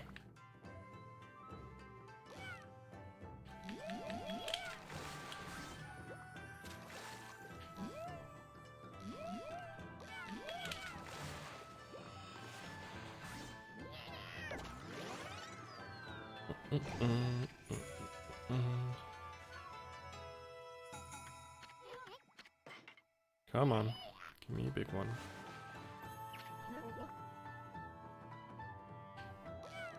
Oh, this might actually be the oarfish. Yeah, there we go. Awesome. Oh, that's lucky. That's actually kind of lucky. Woo! A luck fish.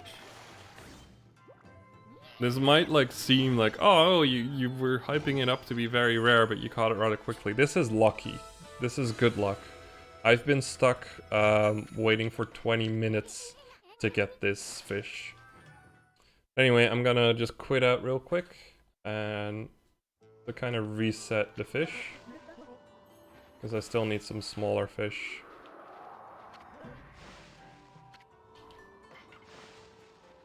And if I'm quick enough, I'm only gonna lose like 2 minutes to fishing. Which is not bad.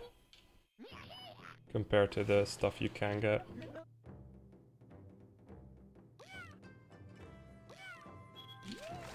That's the scallop.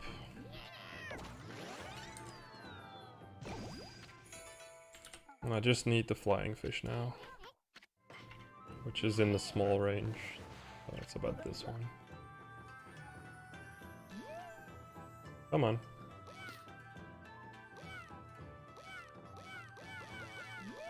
Oh, fish, please. Don't do this to me. That's a scallop as well.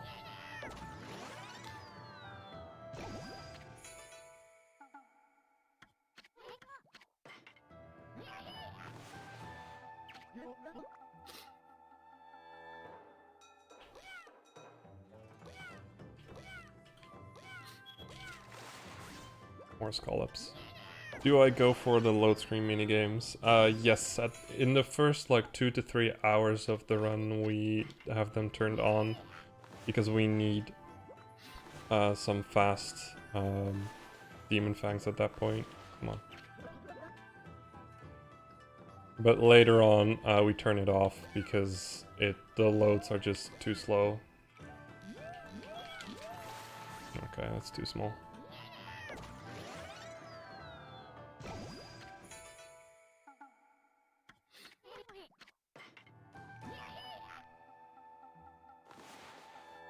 I'm not getting lucky on these fish.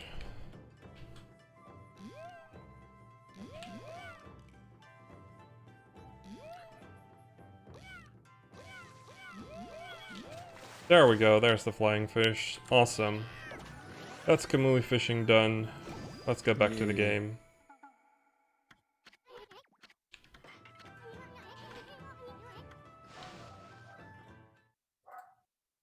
Well, I only lost 2.5 minutes to that one, but again, in my PB I got ridiculously lucky fishing, so it's not really worth comparing to anymore.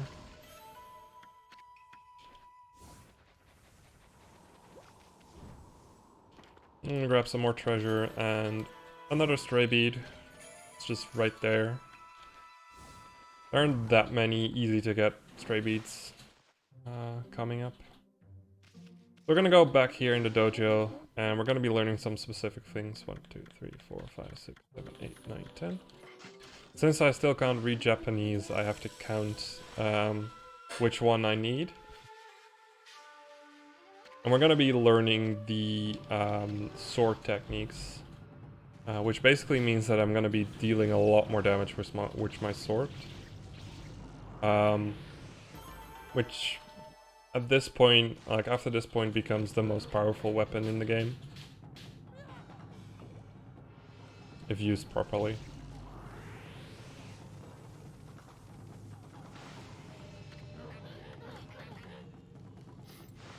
I didn't know the triple glaive attack actually increased your damage. Very slightly. 1, 2, 3, 4, 9, 10, 11. I tested it like quite recently, and it just like powers it up by like a very small amount, but it's worth getting, especially for the Demon Gate trials.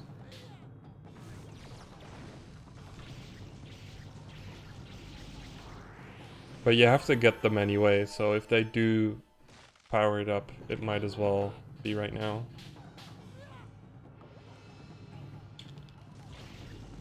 The biggest power boost, however, because I've been learning combos, the biggest power boost that you get though is coming up right now, which is basically a passive effect that just increases your power. I need to count.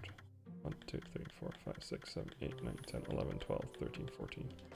Which basically passively increases your damage output as long as you have a glaive on sub and on main. So this is going to be goodbye to our trusty rosaries on sub. And we're gonna switch that over to glaive on sub.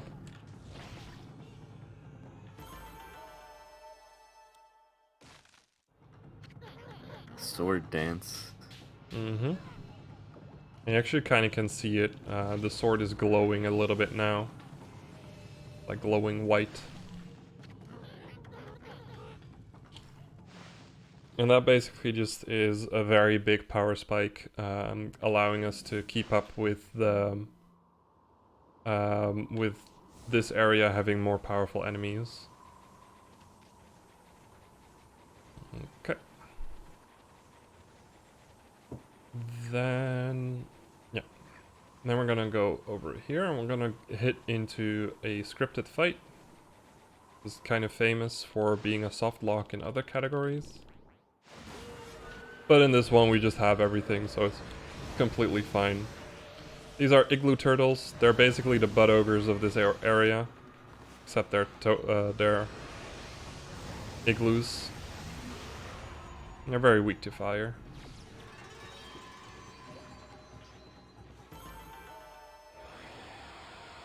Yeah.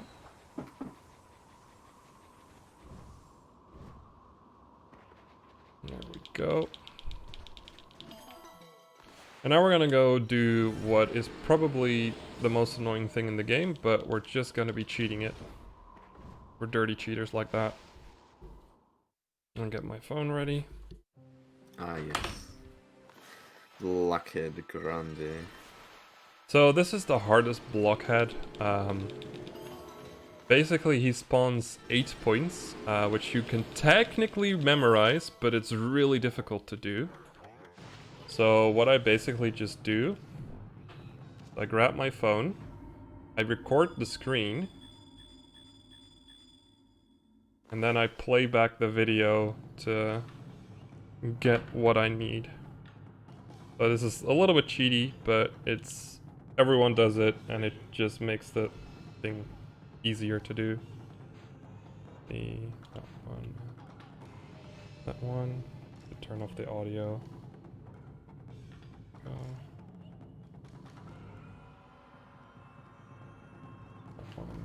That one. I messed up. I messed up the order. You also have to do them in order, so if you mess that bit up, you have to do it again. Yes, this has now turned into a task. Technically a tool-assisted run.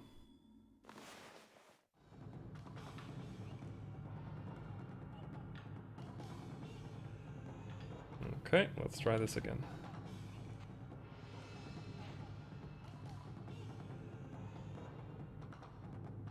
Believe me, if I was trying this with my brain, this would take a lot longer.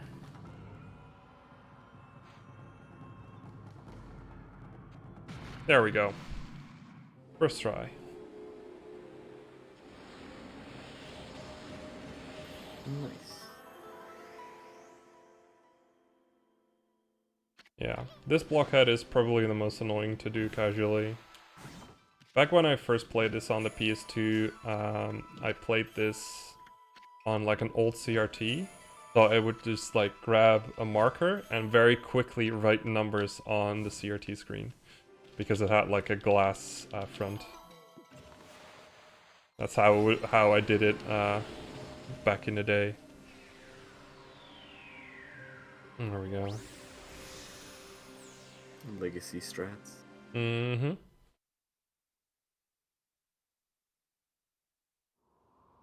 So we also got a gold dust for free there, and I'm gonna use that on Kusanagi.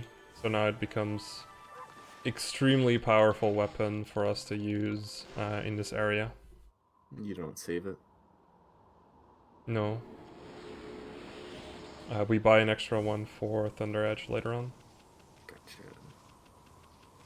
Because we still need to use Kusanagi for quite a while.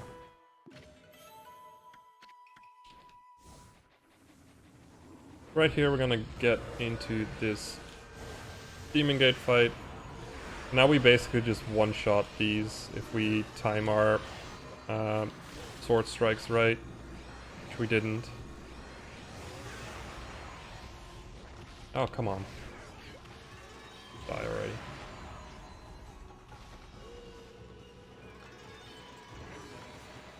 The main technique with glaives for the rest of this run is going to be a fully charged strike and then jumping down. Because if you jump down, your hitbox will stay on the field a little bit longer, enabling you to do a triple full charge hit, which is the main reason why using glaives ends up being stronger than any other weapon in the game. Yeah, air glaive spam is just a very strong technique. Basically the highest DPS you can get. Which is very important later on in the trial gates where your DPS is heavily reduced.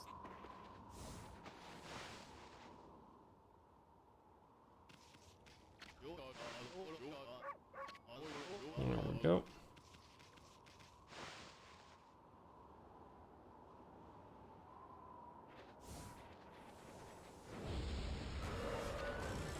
So we went to talk to, what's his name again? Will or something? Don't remember. I've gotten written down somewhere. But he gives us another wanted list. This time it's all about the igloo turtles. He thinks they're out to get him, so we're gonna clean them out for him. Let's see, what's his name again? Wally. His name is Wally. That was it.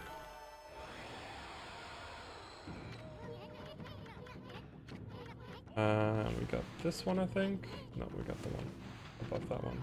No, did we get the bottom one? Oh, come on. We did get the top one. This is the point in the run where going for 6 hours really starts to show. Okay. Let's see. Yep. Did all that. Okay, so now we're gonna enter Webkir, which is the next village. And we're gonna just go warp straight out of it, because we've got to set something up for our future stray bead. And right now is the best moment to do that, because it'll also give... Oh, that's the wrong area. Wow. Because it'll also give us some cool treasure. I'm just making all the mistakes right now. This is probably the least consequential type of mistake. Yeah, that's fair.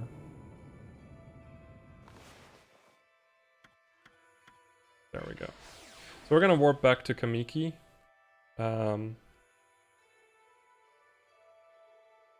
Because in Kamiki, there's this woman standing on top of the hill. And she's like, all like, oh, I don't believe in the gods and whatever.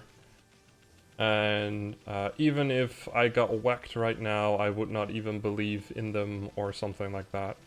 Or like, unless someone would whack me. Something like that. It's weird. So we're just gonna run up here. And we're gonna talk to her. Hi. We're gonna whack her. I'm just gonna talk once more and whack once more just to be safe. There we go. Didn't check my praise properly. Then we're gonna go to the Torii. And whenever you bloom trees, you get these little extra things from the tree. And one of those things is a Silver Pockets watch and a Kutani pottery, which is just worth a lot of money. So while we're here anyways, might as well grab them. Yeah, the silver pocket watch on its own is 30k. It's the most valuable treasure. Quickly want to check. Okay. And there's actually, I think, 3 of them in total that you can get. Maybe 4. I think 4. Also, because we loaded a save file. Oh, come on, just jump up there. I haven't gotten this specific stray beat just yet. For some reason, I can't grab it. Oh wait, it's all the way over there. Whenever you jump up and power slash that chest, for some reason the stray beat just kind of shoots out and goes off randomly. Just kind of silly. But anyway, now that we've done that little side quest, we're gonna go back to Webgear and we're gonna continue our run. Wrong direction.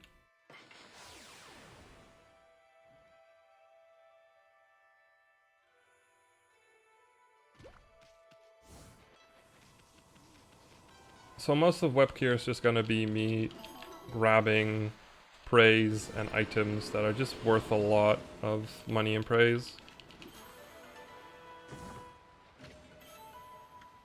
And there we go.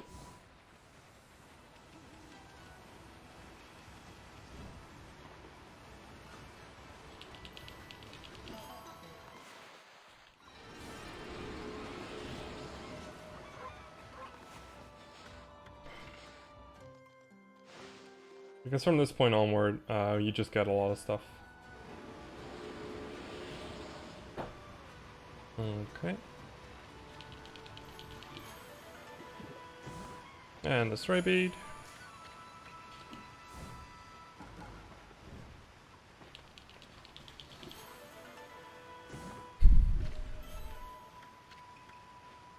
We want to try and get as much money right now. Because even though we are going to be doing a grinding section coming up soon, treasure is still one of the fastest way to get a lot of money. It just doesn't give you enough money in the end. Nope. Oh. There we go.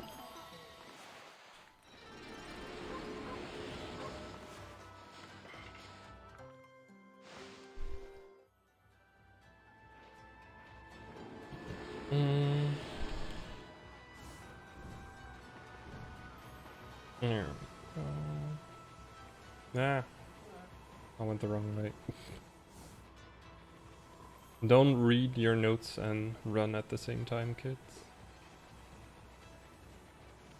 Distracted.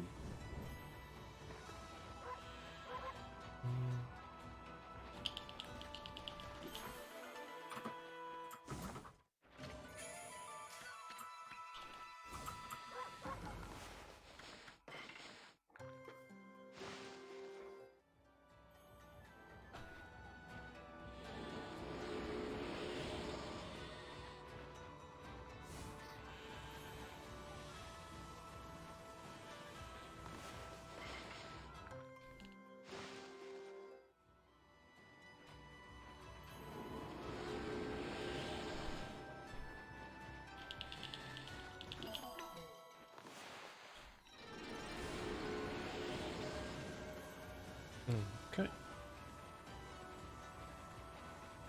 So now that we've done all that, oh no, wait, I still have 2 more things to do. And then we can continue on with the story again.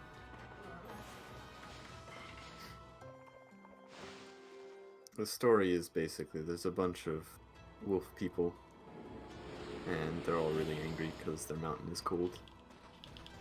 Basically. So we have to go back in time 100 years to fix it.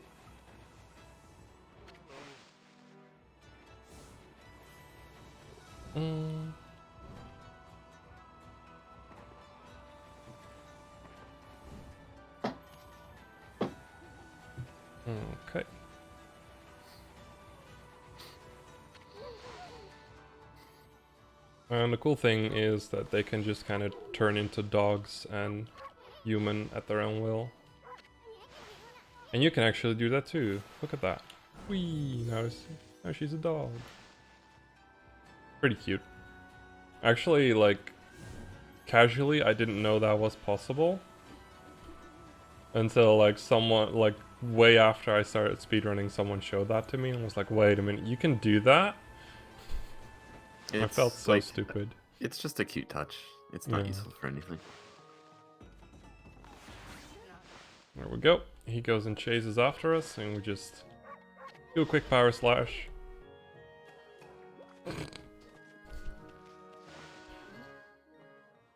Hmm?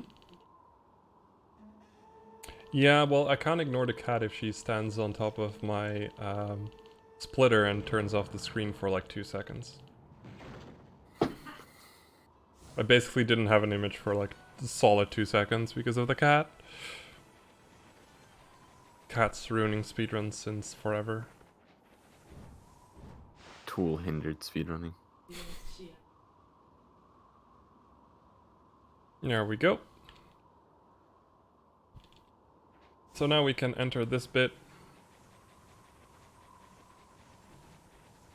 And basically what we now have to do is go all the way up to on this mountain. Bless you. And we're going to talk to someone who's going to give us a key so we can go into an enchanted forest which holds all the answers to the problems we're facing. Basically.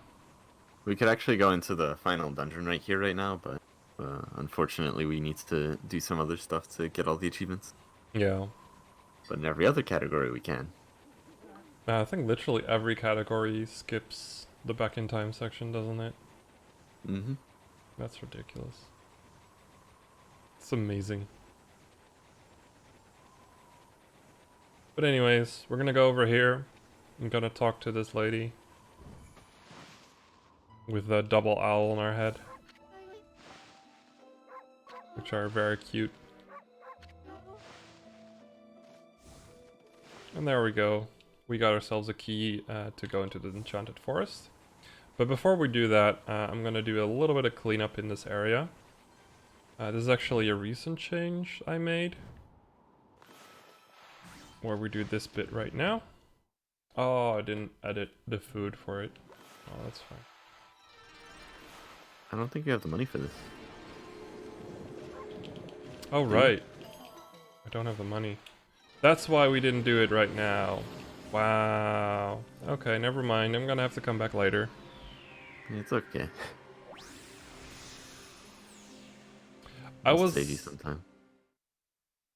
I was like thinking like, why don't we do this right now? And then I remembered I need money. Oh well.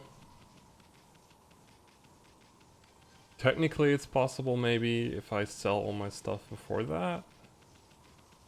But I don't think I can sell all my stuff. But anyway, we can just move on to this section of cleanup anyway. It might be worth checking just when you go back to Webgear. Just sell everything and see how much you end up with. Yeah. Well, I mean, I do that anyway, but... Oh, well. Another shopping menu. It's actually the last shopping menu before the end of the game. Well, before the final section of the game.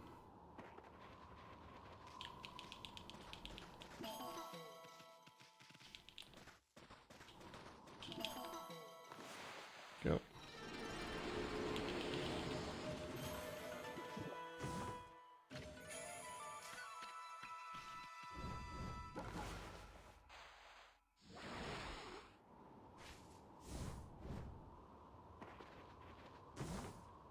Oh, I always forget to do this. Grabbing that chest is completely useless. It gives you what's called a sun fragment.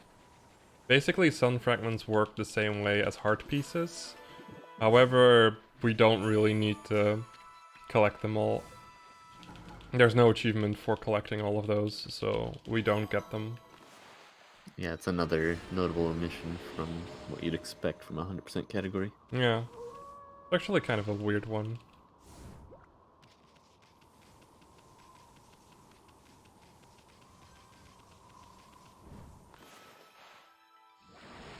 There we go. Get some more treasure.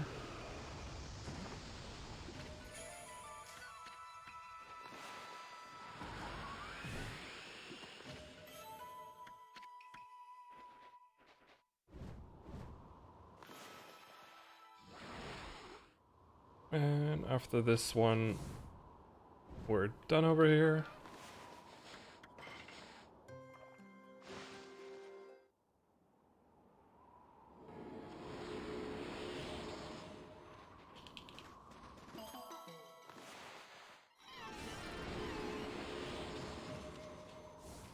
And then we can run back to Webgear and do our final shopping and start on actually finishing the game.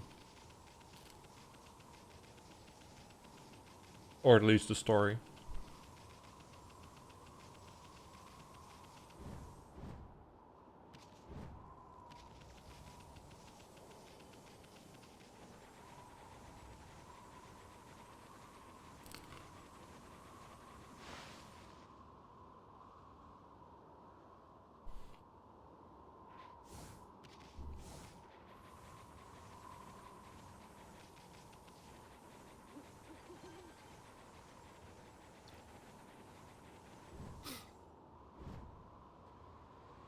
Blind jump. So right here we're gonna just sell everything, which includes all of the fish we just caught.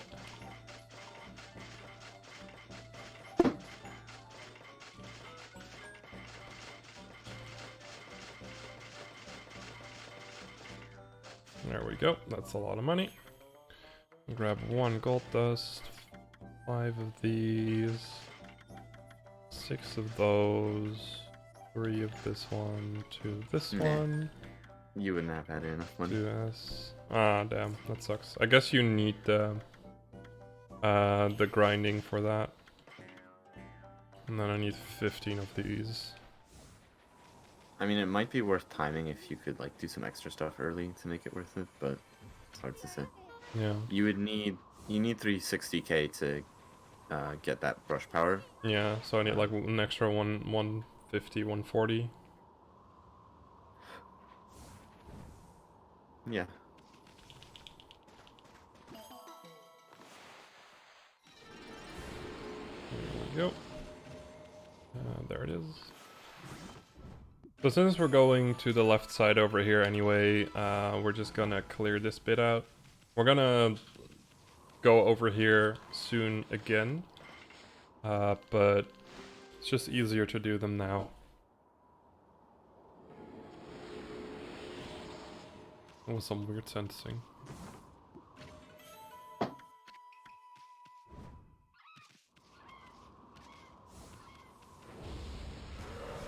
And then we're gonna go fight against the most annoying wanted igloo, because this one's completely on ice.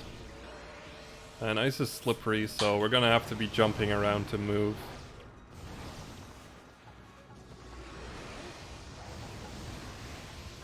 There we go. Let's see, which one did I get? Okay.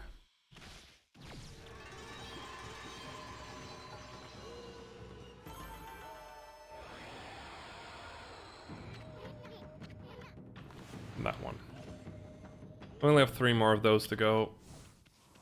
I went the wrong way here. Then we get another tutorial fight against these guys.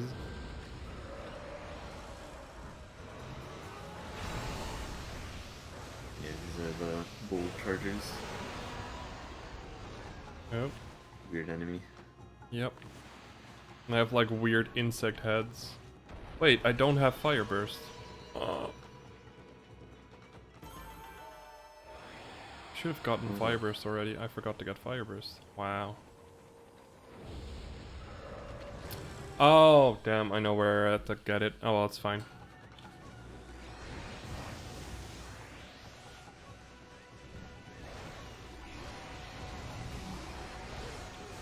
I don't specifically need Fire Burst right now, but it would have been nice. Because the floral finishers of those bull chargers are fire.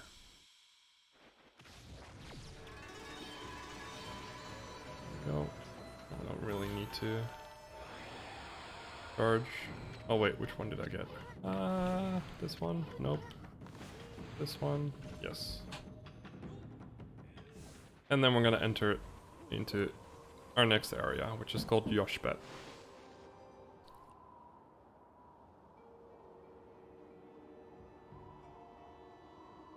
There is actually a trick that lets you get into Yoshpet early, but it only takes about 2 minutes and it's incredibly difficult. I've tried to like do it for like what, 20 minutes or something? Yeah. It's It's not in the route yet, but it should be in the route soon. Yeah. So here Kai is like, yeah, this forest is weird and I know how to go through it, so I'm gonna lead you through it. But she mostly just gets in our way. He's a bit slow.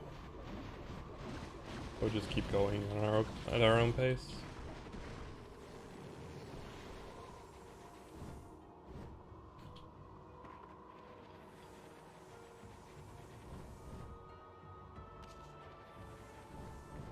There we go.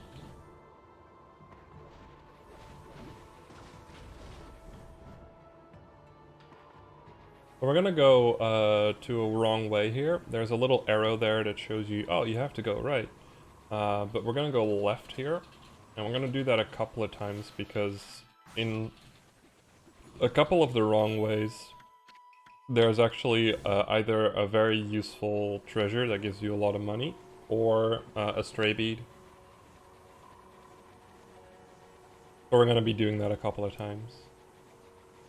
And the cool thing about this area is you can actually speed restore through the loading zones, which basically gives you a little bit of a boost right here.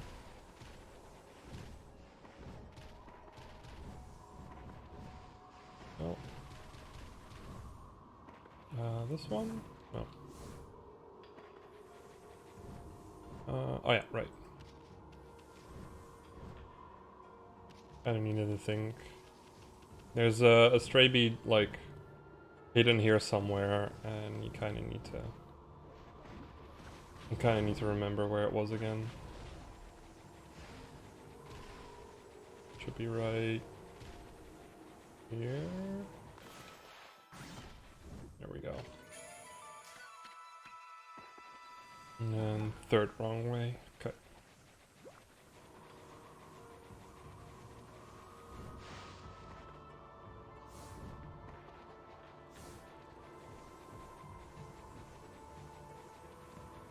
So these snowballs, if you touch them, you get frozen in a block of ice. And it's really slow and annoying. You kind of have to run around them, know how they move. You can also use Inferno on them to melt them, but it's just easier to dodge. Faster, rather.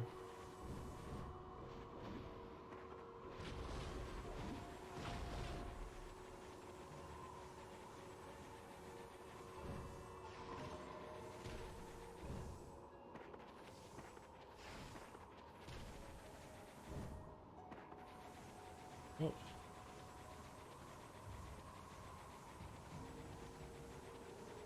And then the last one, we're gonna go the wrong way again. And this time for a stray bead.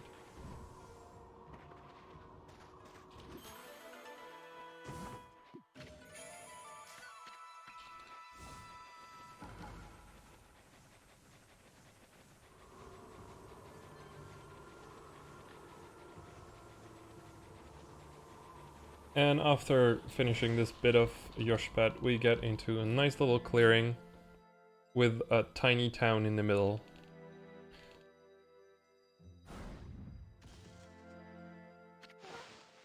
So Issen is from the race called the Ponkles, and this is their like town called this is a town called Punkton, and we're gonna come here a couple of times. And the first time we're gonna come here, we're gonna try and clear out as much stuff as we can. For instance, this stray bead.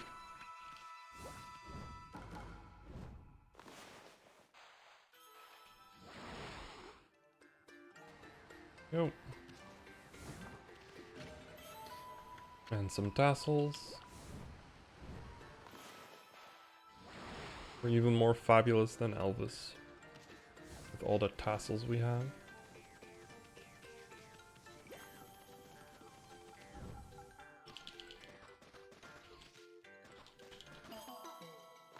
There we go. Most of this isn't really missable praise, but it's just important to get.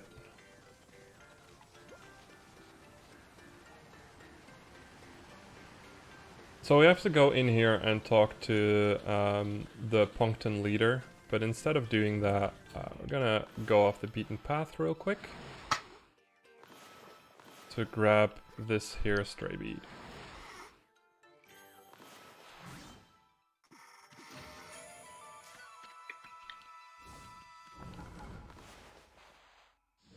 There we go. And then we can grab this katana pottery. If you look closely, by the way, this little basin is basically a football. Oh wow, I dropped down because I was paying too much attention to that.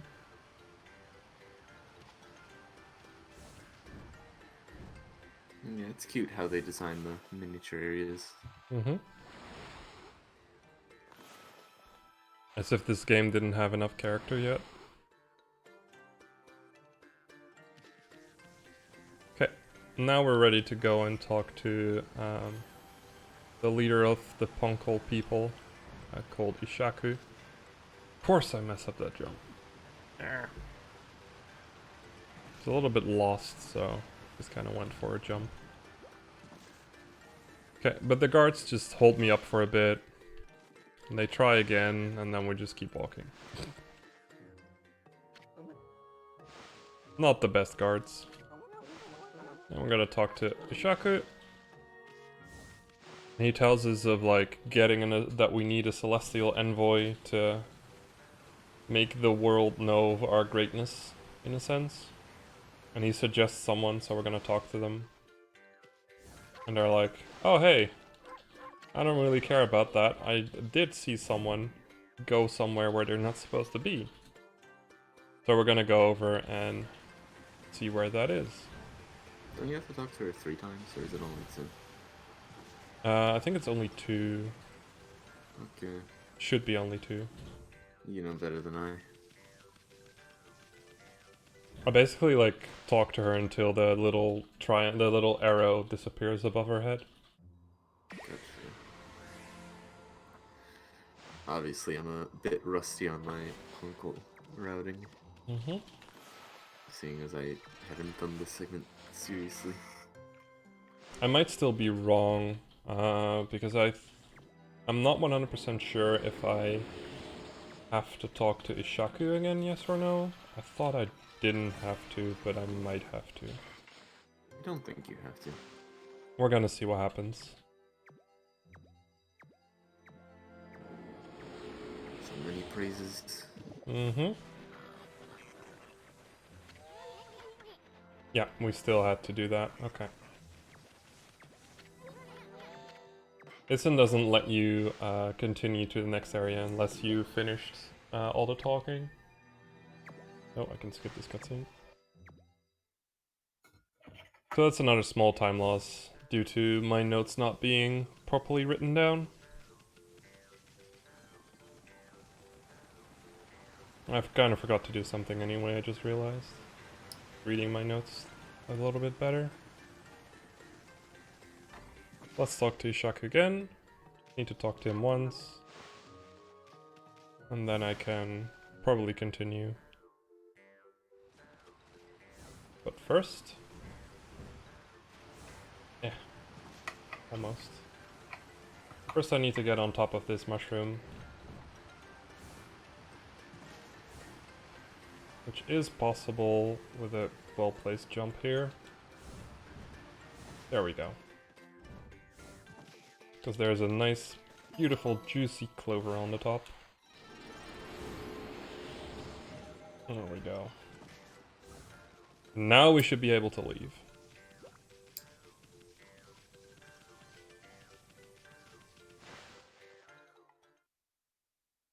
Should give us 2 cutscenes right now. If it doesn't, then I still screwed up.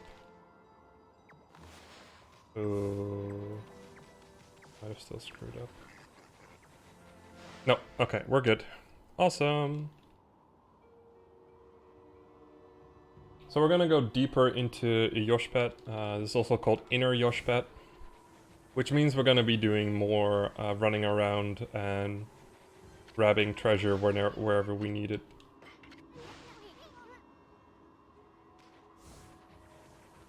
Because there is a couple of, like, completely missable treasure right here. You can't return to Inner Yoshpet later? Oh yeah, well you can, but you can still miss it. But not completely missable, fair enough. I actually, like, timed out how long it would take to bloom all the trees in Yoshpet. To see if it was worth getting them. You can have 3 guesses as to whether it was worth it or not. Spoilers, it wasn't. I think that one That is the straight story beat. of routing. Basically.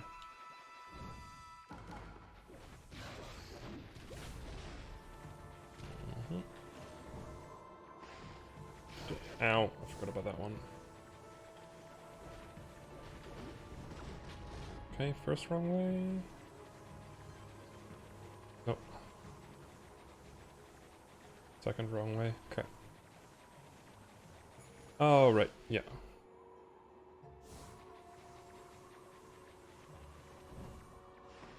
Okay.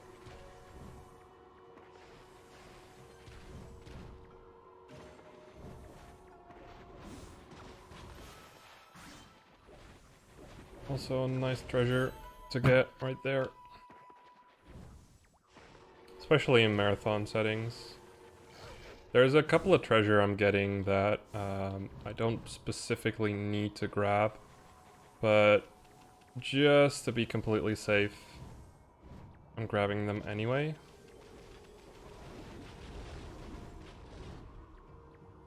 Go.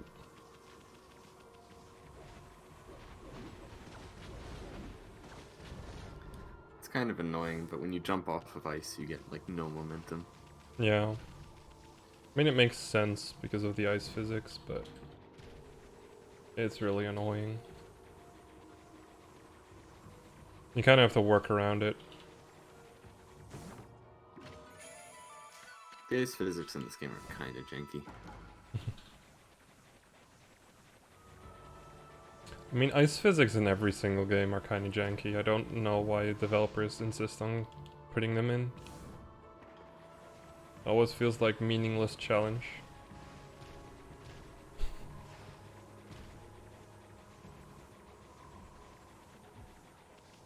There we go. Especially here where you just kind of have to slalom on the ice to try and dodge everything. It's just so annoying. Okay, right here is another stray bead. And that is all the items on Yoshpet, so we never need to return here again, which is nice. Ow. Stupid ice. Wow. That moving wall thing is never not obnoxious. Here we go. And there we go. That's Inner Yoshpet. We're only gonna have to see Yoshpet one more time, and then we're done with it. So this is the Spirit Gate. The Spirit Gate is kind of special because it sends you to a special place, also known as 100 years back in time.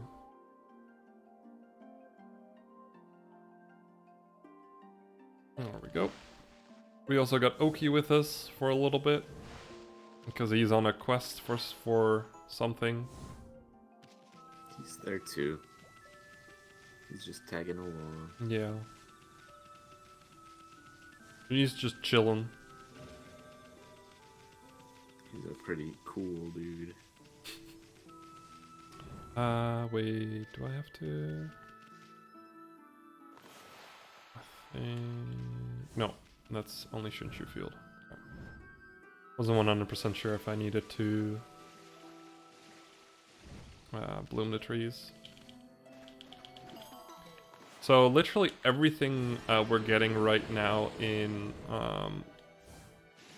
the 100 years back in time is completely missable. There is no turning back on this getting back to this place. So all the praise, all the items you can only get once right here.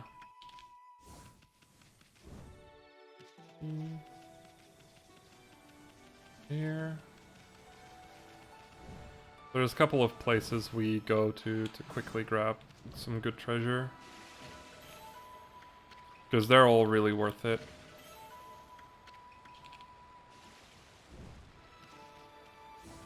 Oh, let's beat this dog.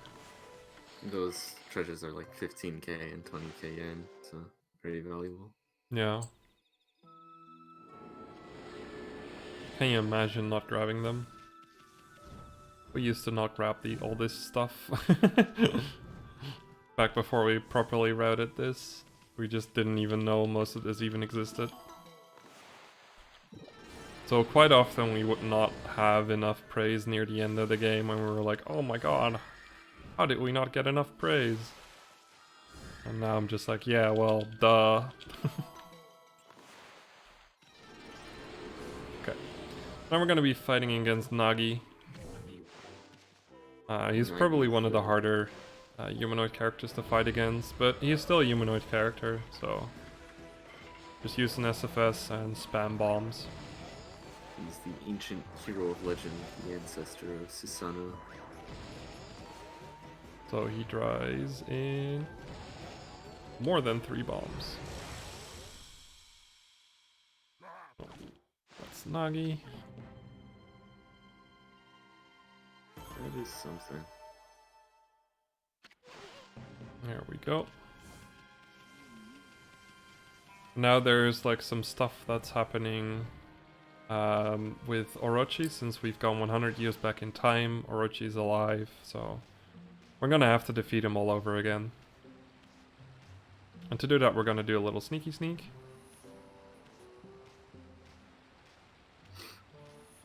And after we're done with sneaky sneak, we can just run away. Yeah, unfortunately, we have to go slow here, or else the speed police will stop us. Yeah.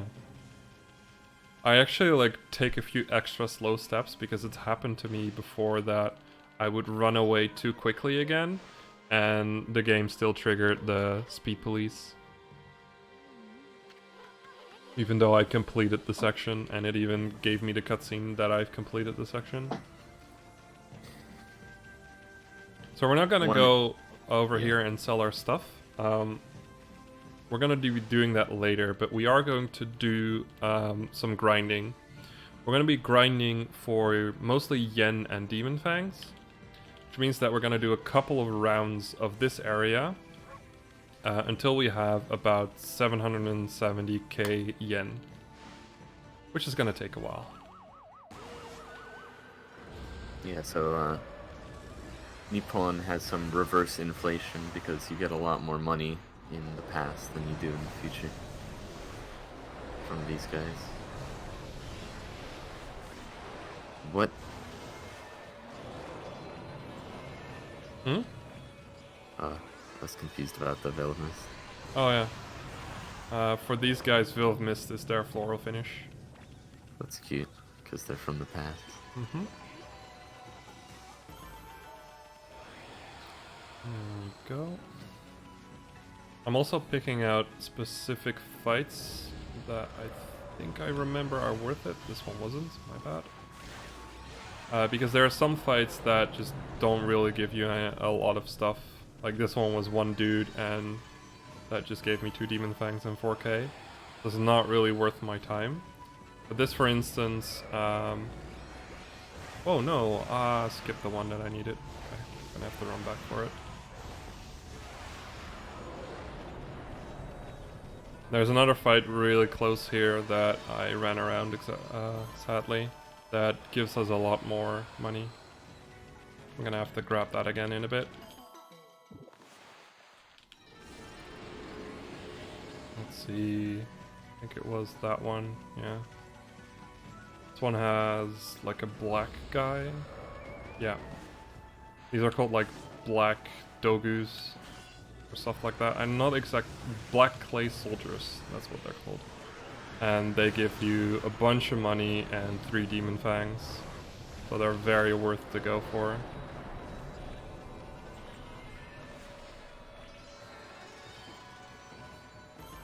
Like this gave me 20k in one fight, so picking out the right fights that give you a good amount of money is very important in this bit.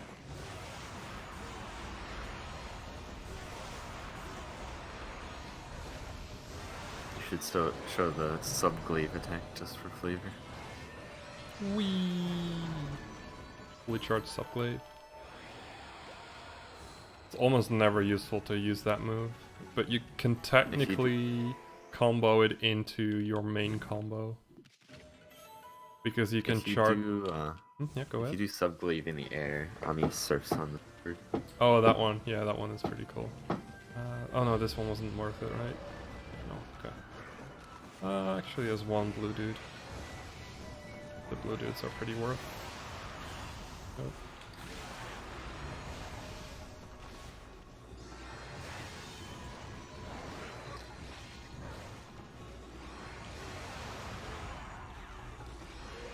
Okay, I should not mess around with subglaive. Whee! That one. Okay, so that's another 16k. Like, basically, as long as you get, like, special imps, or special soldiers with,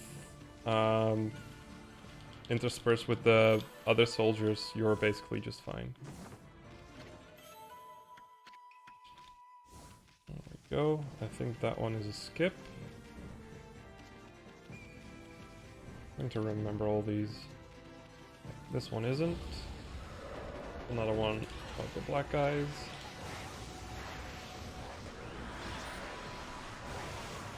Yeah.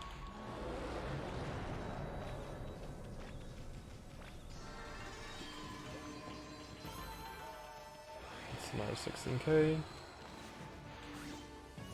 In the meantime, we're trying to get all the praise that's on here as well. But it's mostly just gonna be yen grinding. I'm already at 400k. I started with like 300k when I entered this area, so you can see it's pretty worth doing.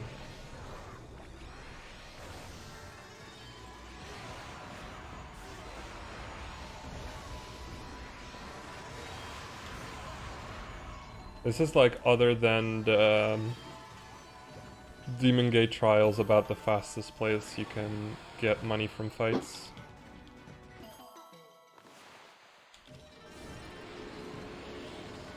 Yeah, this is repeatable. Mm-hmm. That's the main advantage as well.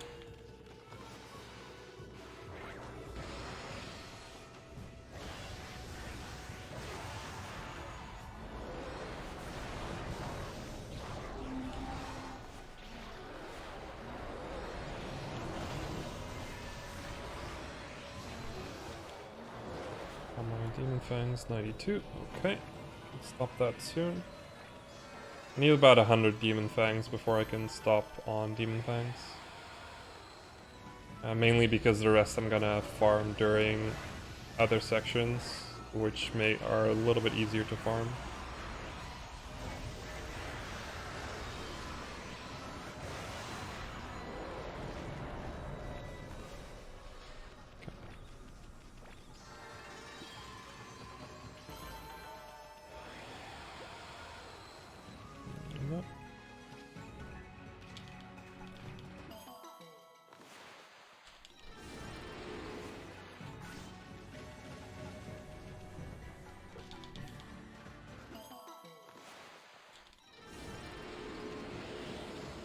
Yeah, there's a lot of praise here as well, which is really useful.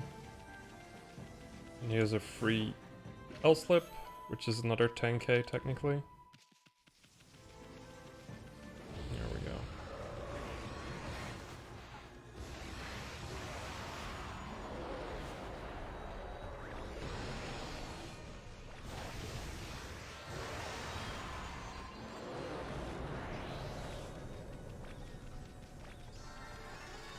And there we go. So each round gives you about like 170k yen, 150 basically is what I go out. So we're gonna have to do hopefully only one more round before I have enough.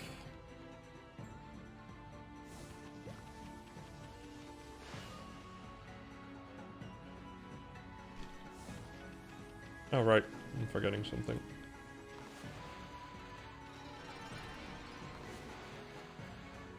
This run will do the full trial gates because each of them have a stray bead.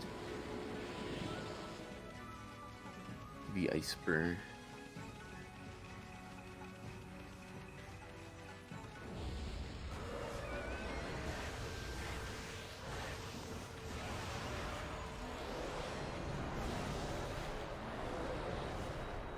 I'm good on Demon Fang, so I don't need to farm those anymore.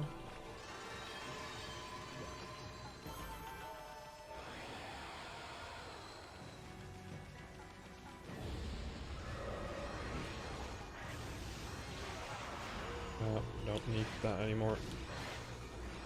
Just kind of becomes like automatic to do the floor finishers at one point.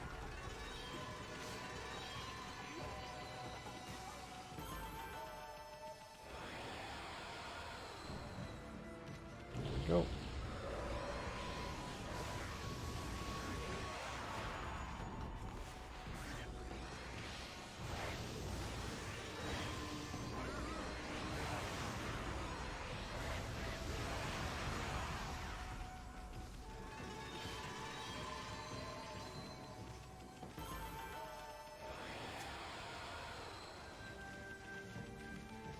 Not therapeutic. Yeah, you can say that. Oh wait, this one wasn't worth it. Oops. Or it was. Never mind.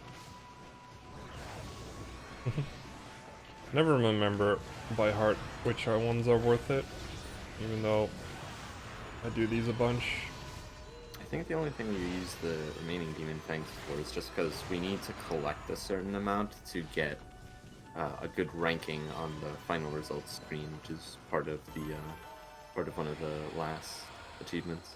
Yep. You need a total of 350 collected Demon Fangs by the end of the game for that one. We also need 100 Demon Fangs for a certain item that we need to finish the game with. Ah, yeah, the water tablet, right? Yep. That one basically allows us to walk on water, which is very useful for certain treasures and stray beads.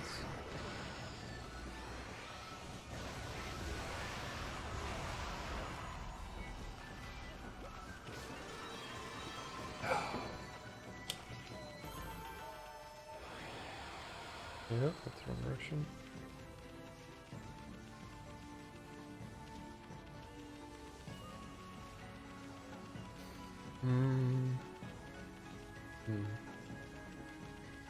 Demon dentist. Yeah, that could work.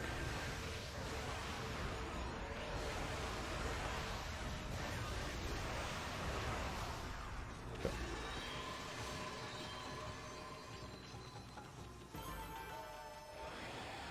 Alright. Yeah, I might have to do another lightning round after this. A little bit afraid of that.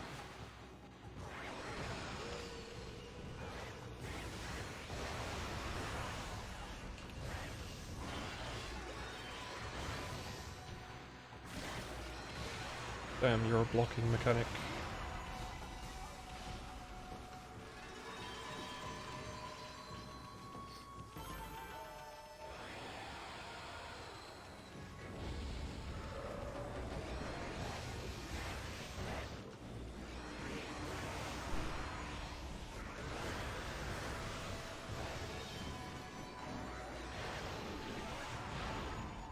Yep.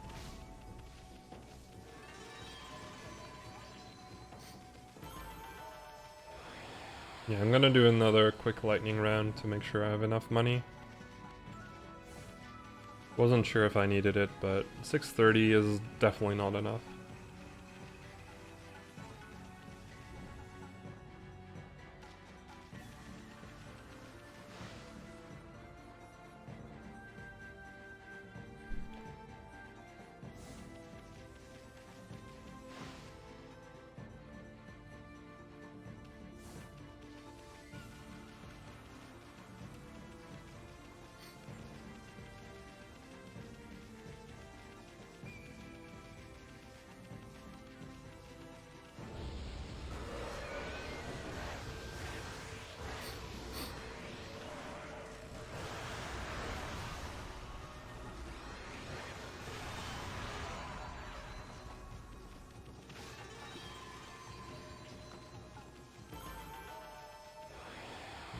Okay.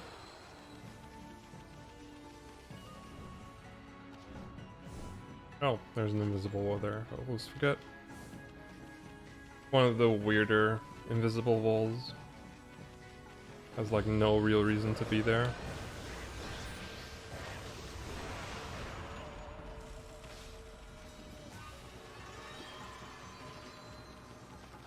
So yeah, remember that I started this area with about like... I'm gonna do one more fight for safety. With about 300k yen, and now I have 675. So I just gained money quite quickly here.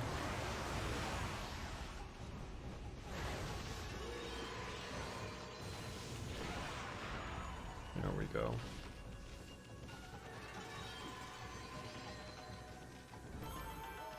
I went for a slightly larger amount than I would usually go for, just for safety. I'm gonna jump down here and get these trees. Yes, got everything.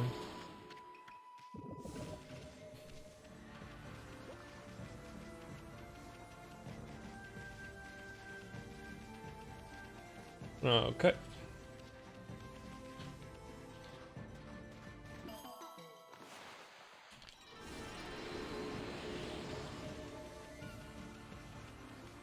So now we can finally go and defeat Orochi again. There's some interesting stuff you can do in this area, but some of that stuff would cause a soft lock, so we probably shouldn't do it. Oh wait, is that the weird out of bounds stuff you can do here? Yeah. Yeah. You do Origin Warp in this area. Oh boy. Yeah, I'd rather not do that.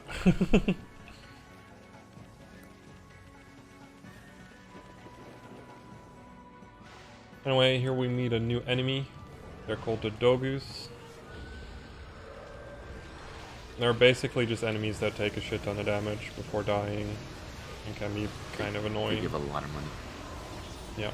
And about 5 demon fangs if you kill one with a floral finisher. So they're just, or 4. So they're just really worth everything. They also give you an extra golden peach, which I'm going to pick up for marathon safety. I don't expect to die at all, but Orochi 1.0, because 2.0 is in the future. I mean, yeah, but I guess the proper name is True Orochi.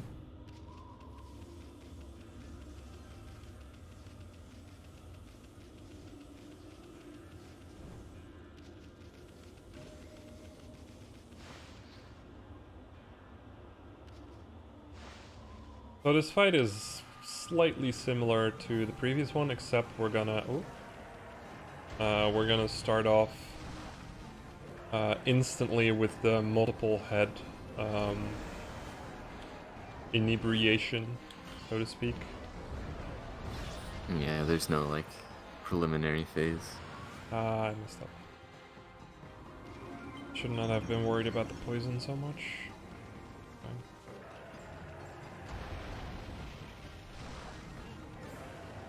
Yeah, we also don't really have to go through a bunch of cutscenes, so that also helps.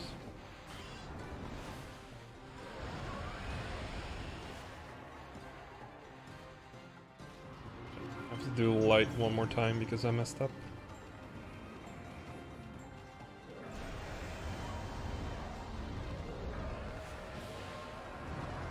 There we go. Nope.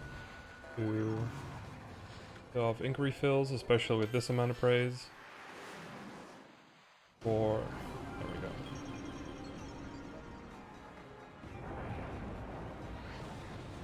Okay, and then we're gonna do the same thing in phase 2 that we did on the earlier Orochis.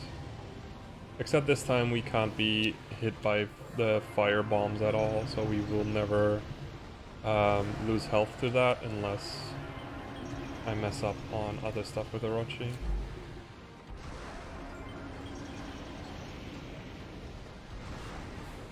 There we go. Now these Orochis also have a little bit more health, so they take 1 S-slip and 1 L-slip to kill, rather than just 1 L-slip. Or 2 M-slips. Or 2 M-slips. Oh yeah, that's like the slip saving strats, right? It doesn't save money, but it does mean the mini-ring's a bit easier. Fair enough. Well, in this case, yeah, it would make it easier. There we go. And then we have to go through the whole cutting off heads bit again. Because we are creating the legends right now. I'm gonna have to say the mantra again. Good. Will. Never. Give. In. To. Evil. There we go. And that's true Orochi done. I gained time on my PB with that one. Now that we defeated True Orochi, the entire place is just gonna get destroyed. So we need to run away and dodge all these boulders. They work similar to the water dragon orbs, acid, so kind of have to do the same thing. Also, we have a guest. Which is this girl. Oh yeah, we barely explained her, did we? Oh well. She's very important to the plot, so don't worry too much about that one. She's a living MacGuffin. Yeah, the living MacGuffin, that's a good one.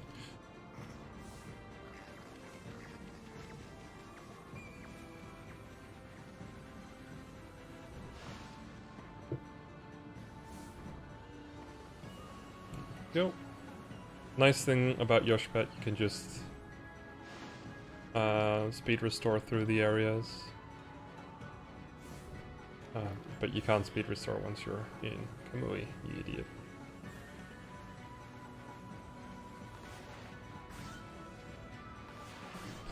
I cut the tree, but not the giant rock in front of the tree. The brush recognition in this game is amazing in all the wrong ways. And when you think about it, in the PS2 era, it was kind of special, I guess. Because the recognition... There's definitely some improvements that could be made to that technology nowadays. Yeah.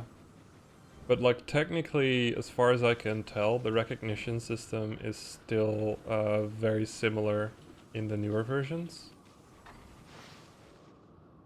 How much longer of this run left? About 2 hours.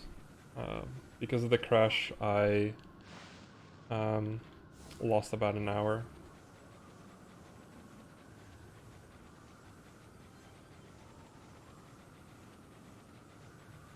I didn't think it would let you do this part right now. I thought Ethan would stop you.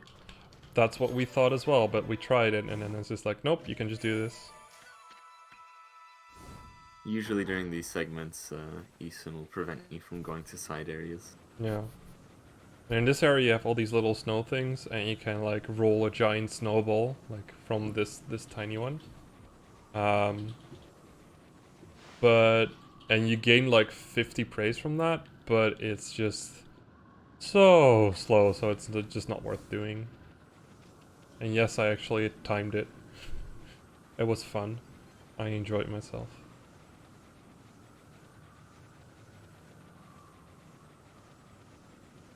You know what I'm going to do?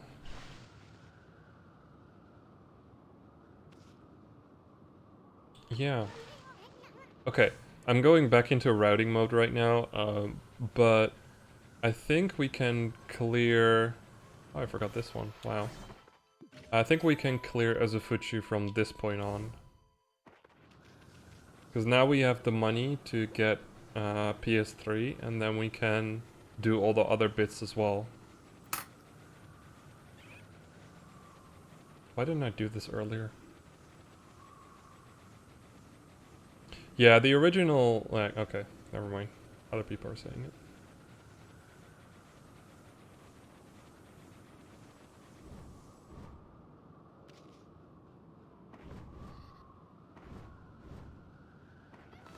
I'm gonna feed these monkeys real quick. They want... Yeah, they took the last fish. I think. Ooh, I might have just screwed myself over on food. Well, it's fine. Anyways, now I have the money for this bit.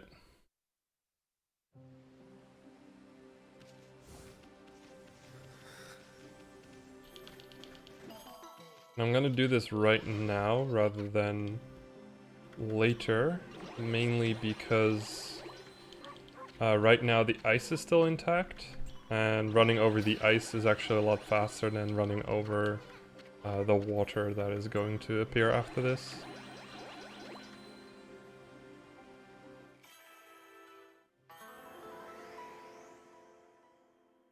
There are lots of games that have Okami's style of voice babble. Mm-hmm. It's not a new idea. I do like the way Okami does it for a lot of stuff. Yeah. Some of it is like just actually gibberish, but for some bits they actually made special lines for just that little bit of text to give it a little bit more personality. Yeah, if I remember correctly, some of the lines that are made from like it's all like gobbled up Japanese, but for some of the lines, the original recordings that are gobbled up are like the voice actor was instructed to be exasperated, Yeah. so that the babbles come out exasperated, which is a cool effect. There we go. So yeah, that might look slow, but it's worth doing. Oh, it even turned day. Nice. Okay. And then we're gonna go into our next dungeon, which is a pretty cool dungeon. Sadly, we're not gonna do one of the bigger skips in it, because I haven't properly routed that in with the praise yet. So I'm not 100% sure if doing it will screw up the praise route in this run.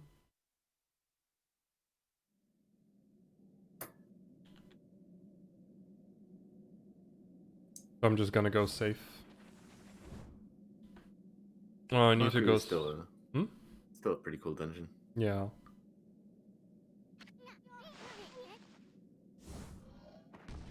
There we go. So we run up here to kind of avoid having to use mist for a very long amount of time, and it just goes faster running on snow rather than running on the ice.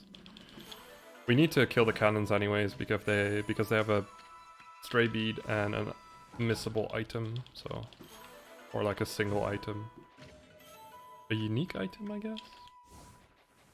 Yeah.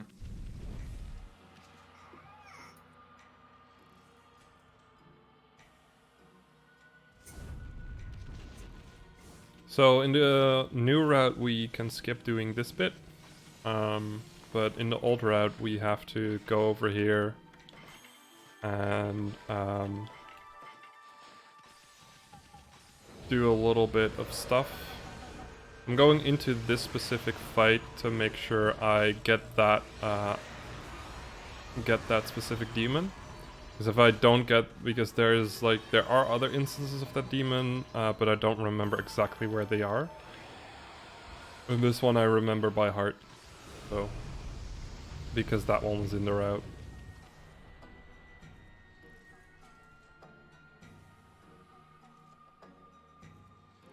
So we got a little weighbridge puzzle, and if we do not complete this weighbridge puzzle, for some reason, after a certain part of this dungeon, the game will just hard lock. So to try and prevent having that happen for a second time this run, we're just gonna do this. And that's the puzzle. Now the game expects you to roll that ball over there and get a key, but we don't actually need the key, so we can just skip getting the ball and run back.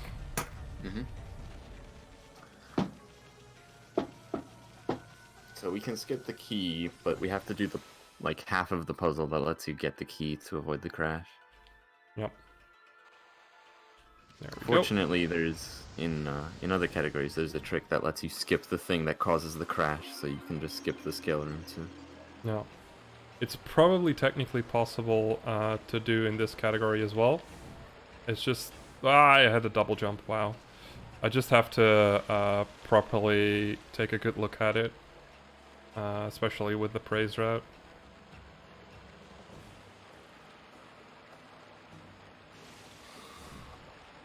There we go. That's how you do that bit. You actually have a double jump. There we go. So for this cannon bit, what you're supposed to do is to slow down time to dodge the bullets. But we don't really have time for that. You can also slow down to stand on these bridges, but you can just jump around them just fine. And run up here. It's one of those moments where they over-engineered an area when you can just skip most of it. Yeah, damn. What? I didn't know you could fold that way. I've done many weird falls into these wheels, but never like that. Yeah, these wheels are very janky. Okay, you can basically, if you land on those wheels in the wrong way, you can just clip through, right through the wheel. And it's so annoying.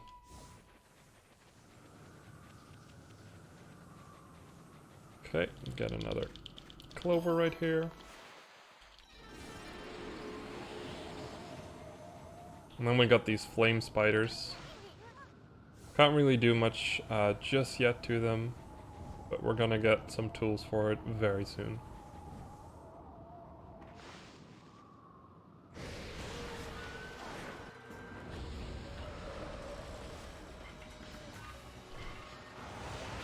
There we go.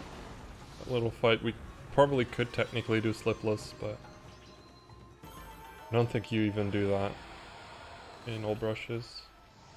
So for this puzzle, you need to put these wheels in a certain pattern. The way you learn that pattern is off to the side, but we already know what the pattern is. We just have to make sure that they are in that pattern. And instead of using mist, we just buffer with the brush until we get the right thing to show up.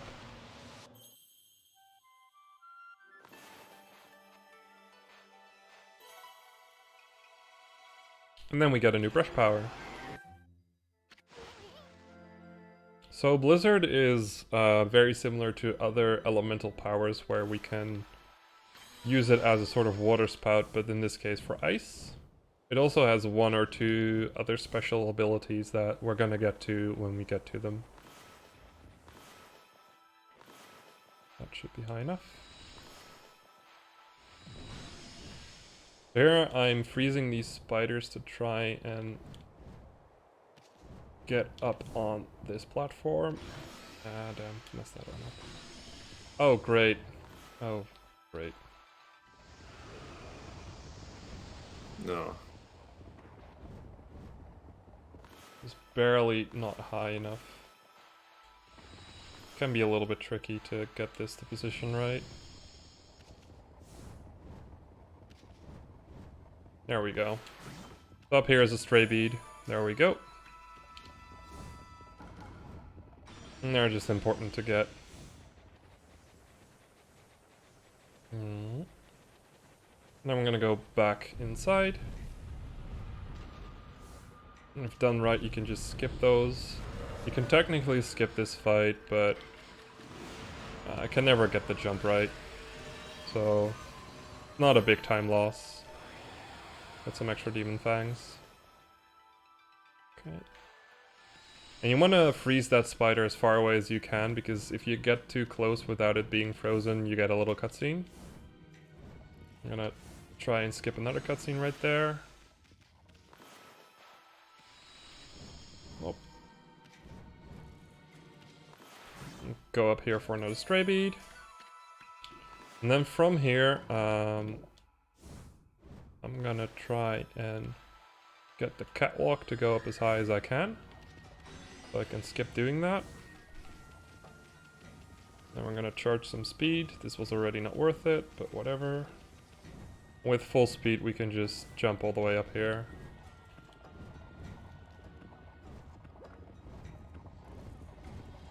Okay. Using special bonk strats you can basically skip all the freezing all the spiders here. And they can be a little bit tricky. Haven't done them in a while.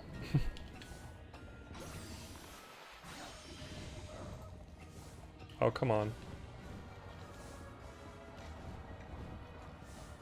Why is this bonk not working? There we go. A little bit too far to the left, I guess. And then we go onto these wheels. Wait, no, that's the map, right? Yeah. So this ice we can only break using our new reflector, which we got because we got all the brush powers. It gives it basically gives you the best reflector called Solar Flare, and the cool thing about Solar Flare is that it basically just like gives you free fire wherever you go. Okay, so I didn't have full speed for that one, so I'm just gonna freeze this one. Need to do that bit with full speed. And here's another cool thing you can do with Blizzard. When you have these areas where you have these little snowflakes flying around, you can use them to create little platforms. Oh, damn. Another little skip you can do here, but it's a little rough.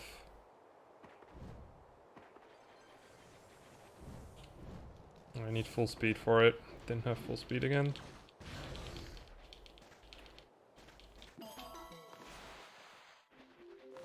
I did not want to draw the sun, thank you very much. So right here I am going to get all these trees, if I get lucky with the cherry bombs. Which I'm not. There we go. They're worth like 3 apiece. And they seem not that worth, but they're worth enough for this bit.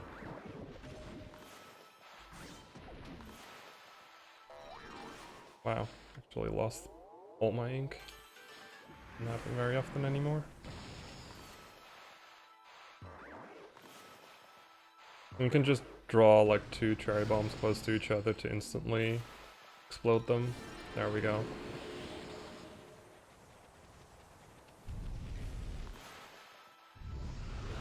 What? Rush recognition being a doofus again. What the? I did not want to use Firestorm, or Inferno, thank you very much.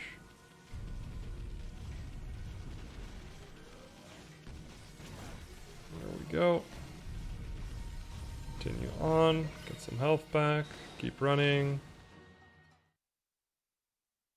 And on to the first boss of this area.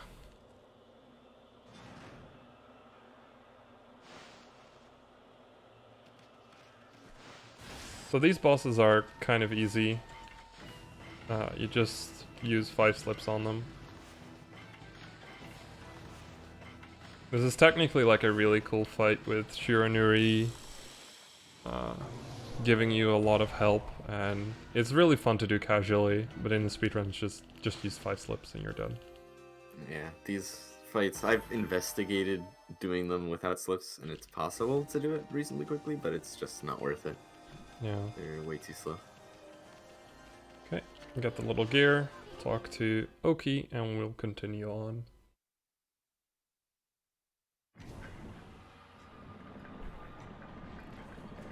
Basically, this entire bit will probably be skippable sometime soon. I'm just not ready to do that just yet.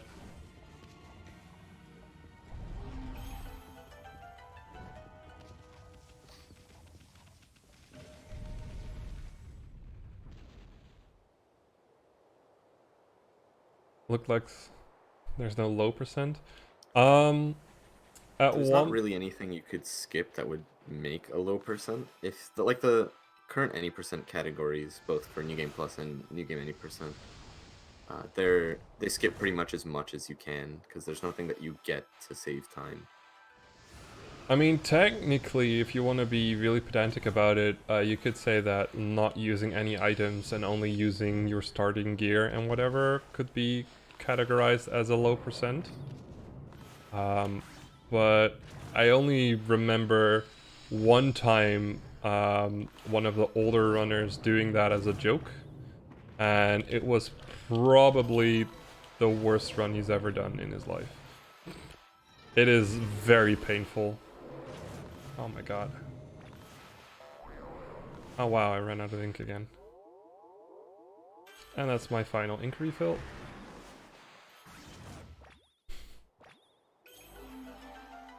So now I have maximum ink, which is also pretty cool to have in this stage of the game. Don't really need any ink refills anymore. Hopefully. I still have 1 extra Infinity Stone for the upcoming bit in case something goes wrong. Because right here we're going to be using another way to use Blizzard. If you draw this pattern, awesome, you get what's called like, what's it actually called? I think the in-game term is Snowstorm. Yeah. It's basically Snowflake. Yeah, if you draw a snowflake, you get that, and you can get ice everywhere, anywhere you want. Which is very useful for this bit, because it skips getting an ice bowl. What did I get? Oh.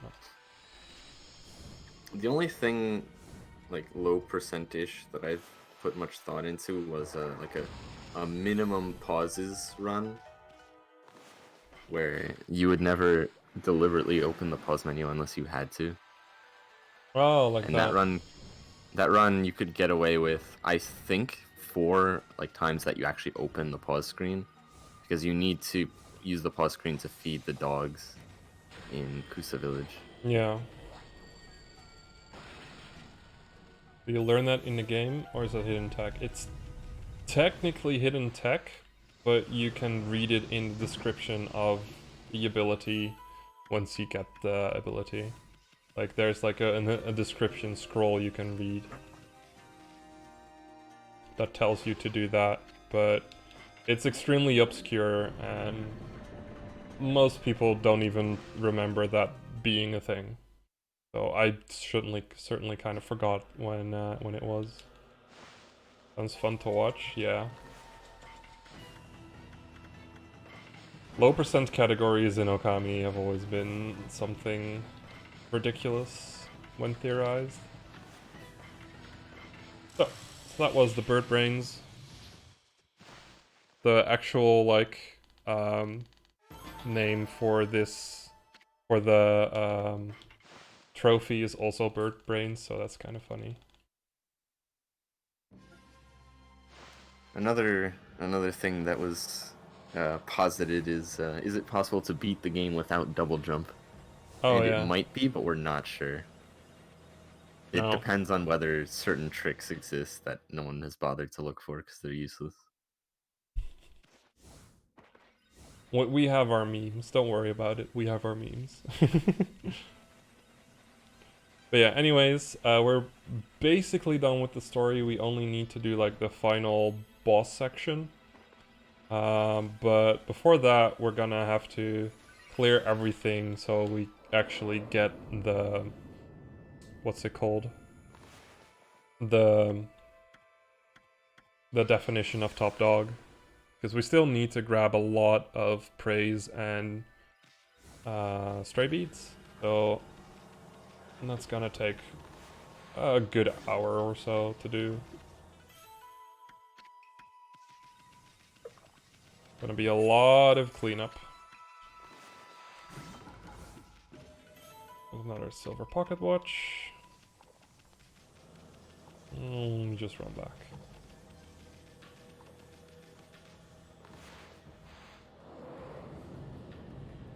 It's another one of those hidden areas that you can only reach with Mist Warp, like the one in what's it called? North Ryushima. Yeah.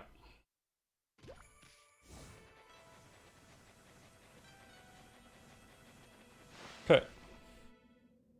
And now it's time for one of the hardest things to do in this run. Basically the hardest set of fights.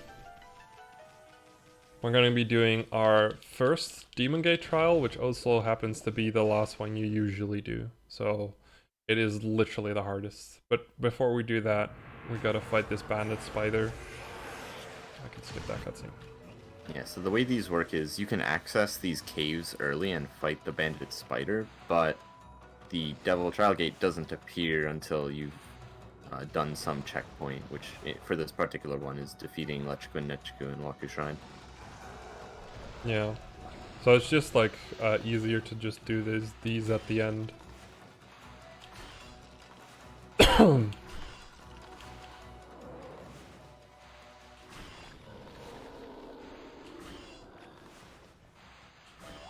What?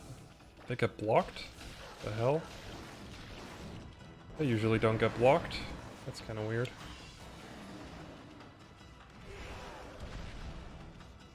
Usually this fight doesn't take this long.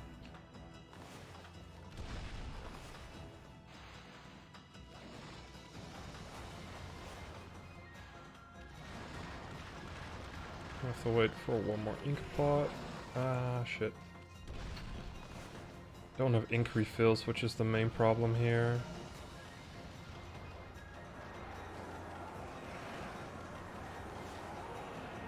The co-commentator is Oride.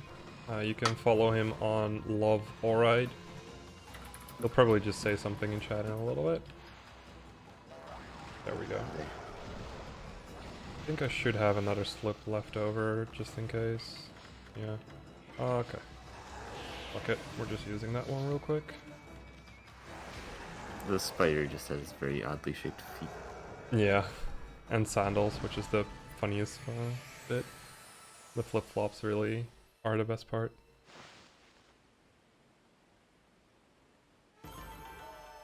Okay.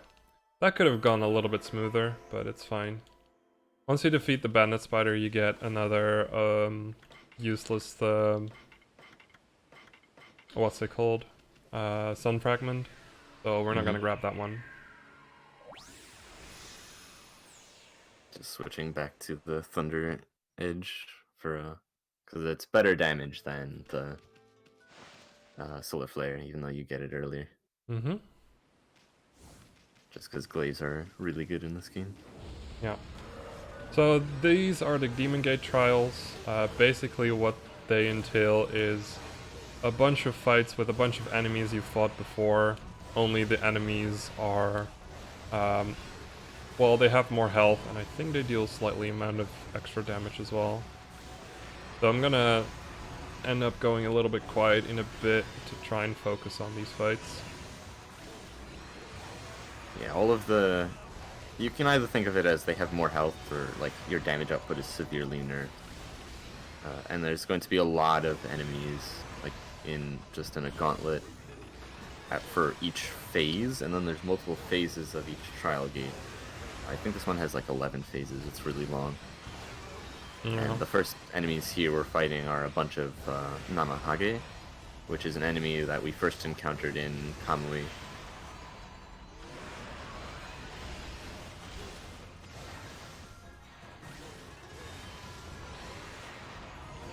So even with how overpowered we are, this still takes a while, just because our damage output is so nerfed.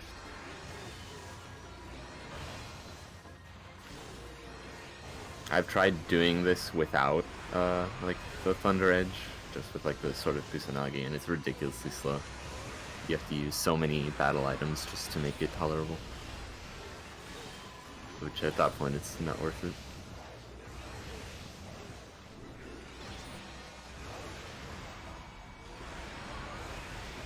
The main benefit is that you effectively get a lot of money if you do the whole trial.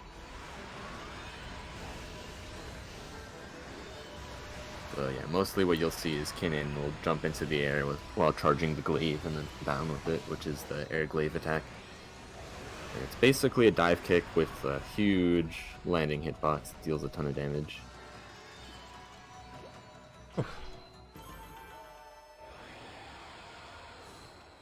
That's the first one.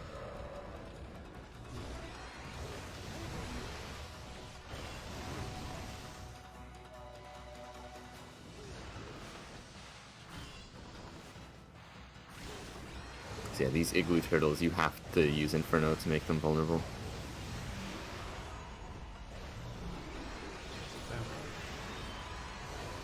And then if you don't kill them fast enough, they take 2 cycles, which is annoying.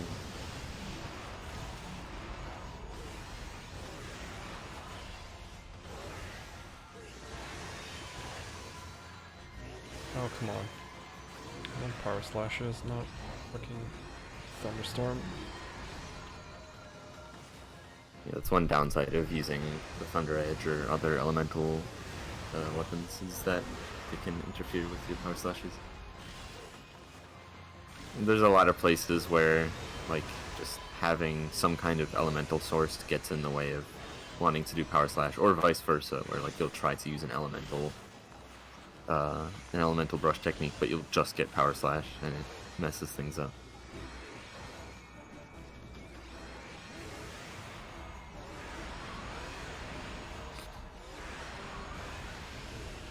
There's a few places in, like, for example, in New Game Any Percent we skip a couple brush powers, and there's a few places where it makes the recognition easier because we don't have to worry about it being misrecognized. And then I go and play all brushes, and we have those powers, and then I have to worry about the recognition more. And it actually gets harder, even though we have more tools. These enemies here, the Bull Chargers, they have a huge armor piece on their face, and if you hit that, your attack just gets blocked completely. So you have to attack their tails.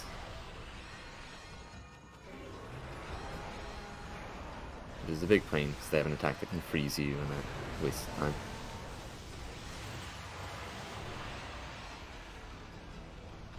Outside of the trial gate, you can just use an L-slip on these guys to kill them instantly, which is worth it, but inside the trial gate, L-slips are nerfed by a lot.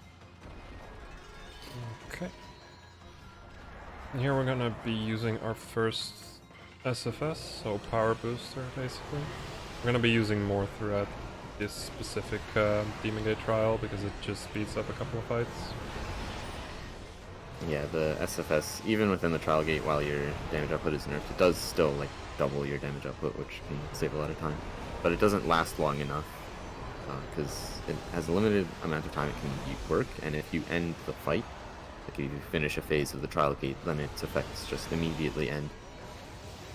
So you want to use them at particular times to make the best use.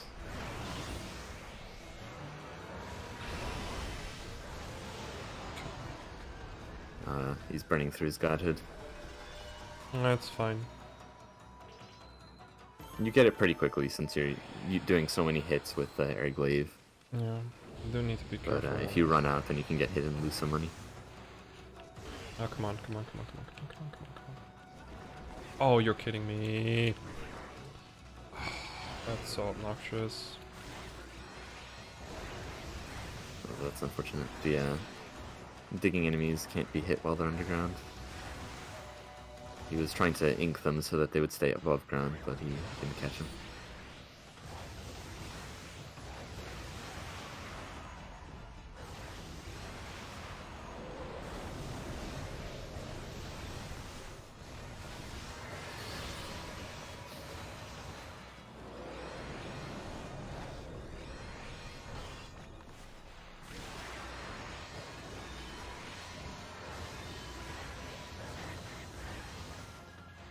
These battles can get pretty frenetic when you're just trying to manage the horde while you're focusing down one enemy at a time. And dealing with all the new enemies that spawn in.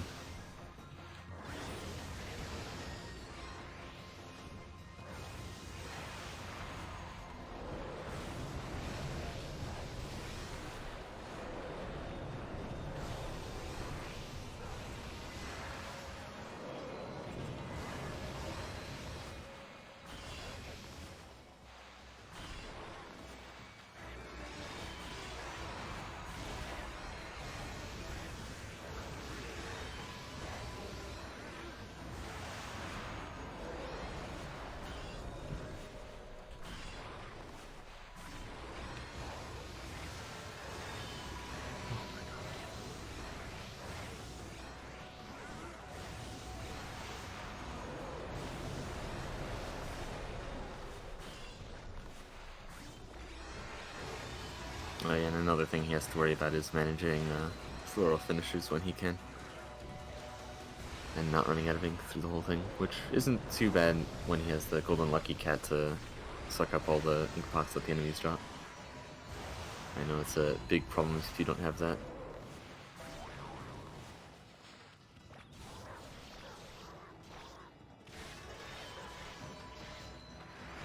But even then, he still ran out. Can happen more quickly than you think. Sometimes I think trying to grind for the golden ink pot might not even be that bad of an idea. Oh, these guys, okay. For these guys, I'm gonna make sure I have a little bit more health, because they just deal a lot of damage, and if you're not careful, they can basically one-shot you if they all hit you at the same time. Gotta make sure to kill these quickly.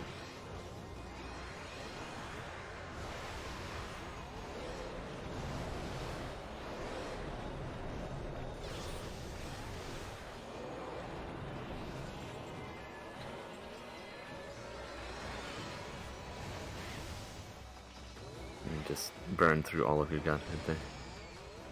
Mm-hmm. Believe me, it's worth it.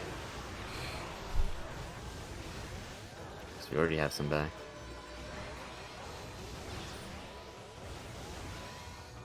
Yeah, well, first actual hit of the entire Demon Gate Trials. Okay, there's another one right here.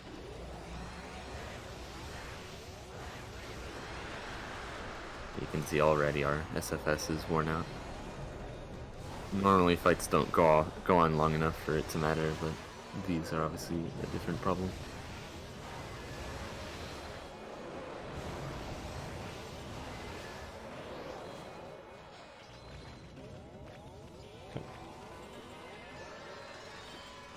Whew, that's one more done.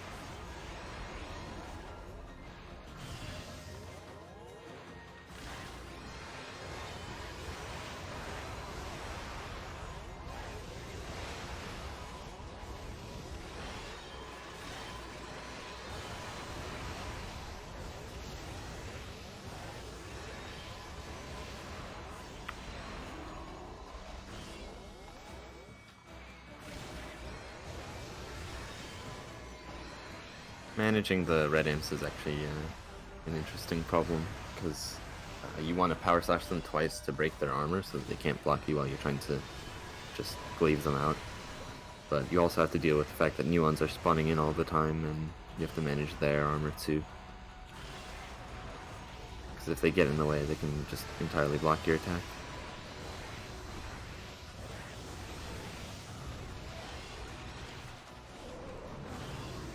It's nice when the enemies group up like this, because then the area of effect of your glaive attacks can hit multiple at once, saving you time. But usually it's still better to focus them down one by one.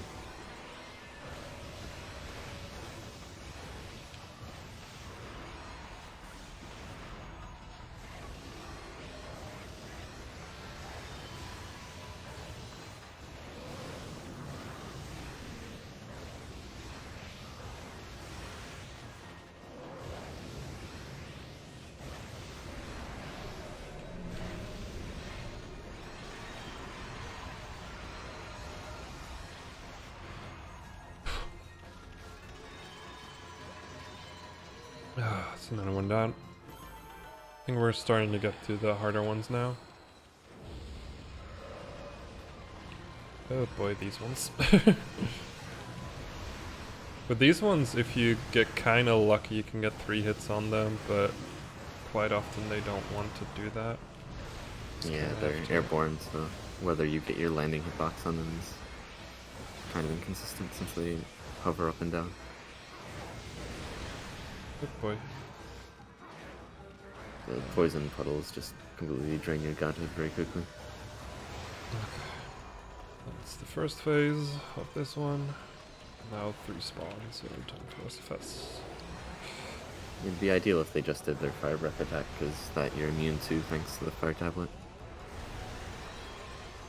I didn't even think of that. Yeah, like that.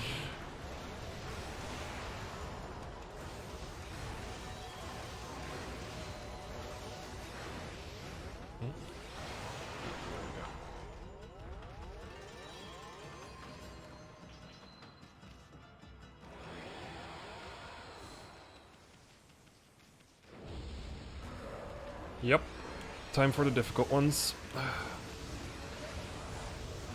Yeah, so at the end here, they literally toss in like one-time boss fights at you multiple at a time. So we have 2 Waka.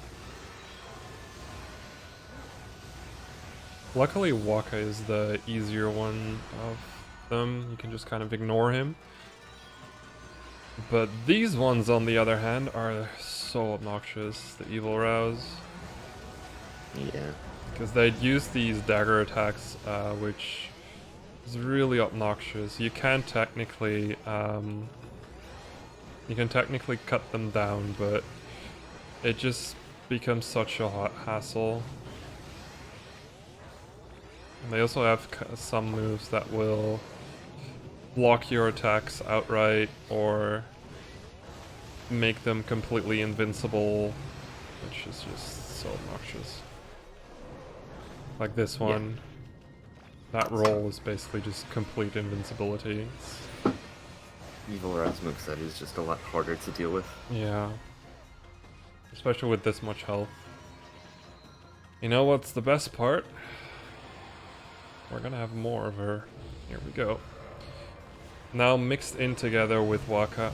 So what you want to do here is you want to focus down the Wakas as much as you can to basically reduce the amount of crowd control you have to do. So whenever there's a Waka, just bomb rush him, and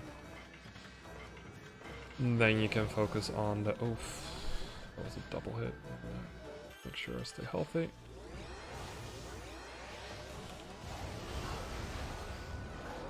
You want to use as many mist warps as you can get away with.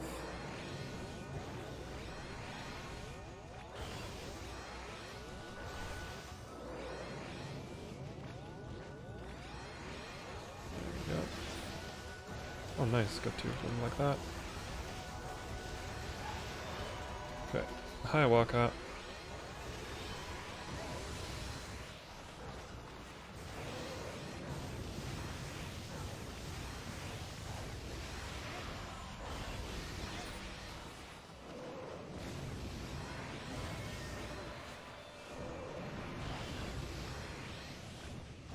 Yeah, so just to clarify, Top Dog isn't technically 100%.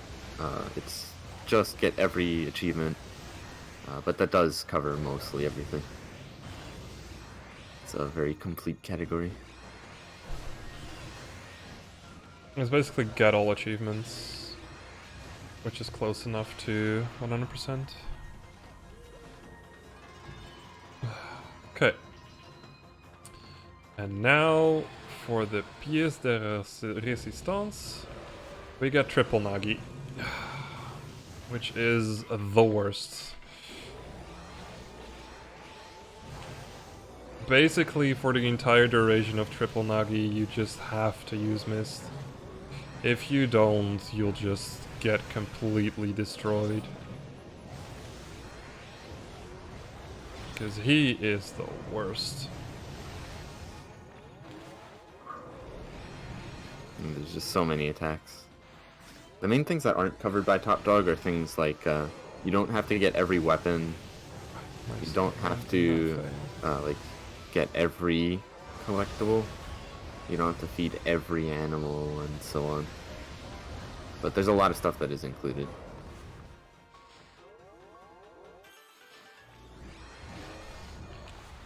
Oh shit, ran out of ink. That's why you want to save a couple of ink refills for this fight.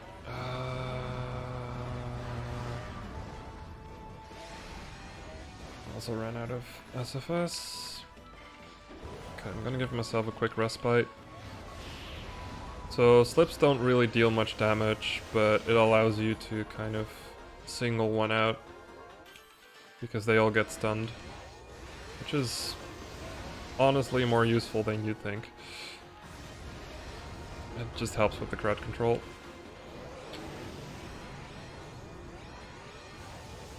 Okay, awesome.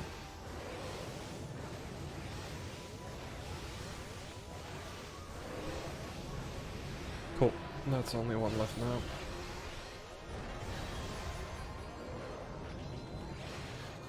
Oh, come on, don't do this to me.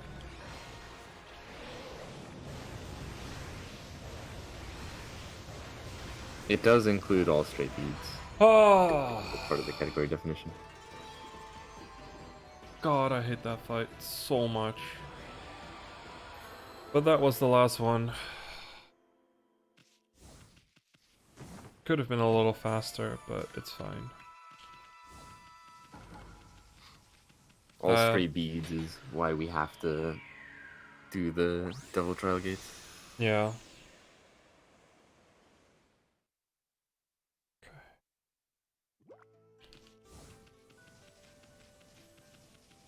You need to feed one of every type of animal, and then Kinnin still feeds a few other animals because they're good for praise.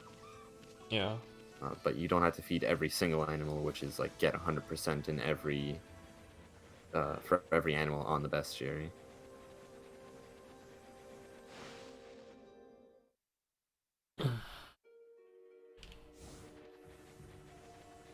Yeah, you don't get like stray beats from animals, you just have to feed all of them once. So now that we've done an incredibly hard thing, let's do an incredibly easy thing once you kind of get the hang of it. This is definitely something you have to do a couple of times to really know the fastest routes through Yoshpet to really make this race easy. Because there are a lot of little shortcuts if you know where to find them. And also a main thing is you can just run over here, which saves a lot of time. Oop. Well, the Devil Trials still give you stray beads, so you need those as well. There you go. And now the fact that you can speed restore through Yoshpet is pretty useful. Makes outrunning Kai a lot easier.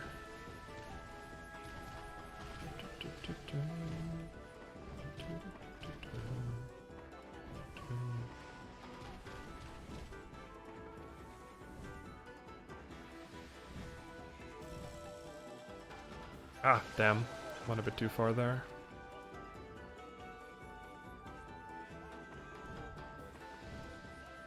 You want to elongate your jumps there as much as possible because jumping from ice is just terrible. But I did it a bit too, I overdid it a bit. Yep, okay. Go down right here. I heard Borks. Bork. Yeah. So right now I have 1.8 million yen. I still have a lot of stuff to sell. So when it comes to the yen route, we're basically more than set. Just have a lot of yen, which is perfect. It's all about getting all the stray beats and getting the praise route right. From this point on. That bit is always annoying.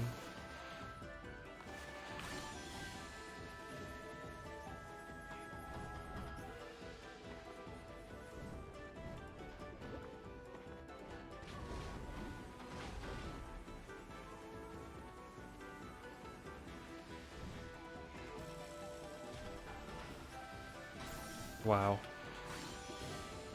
Thought I was far enough to the right there. Okay.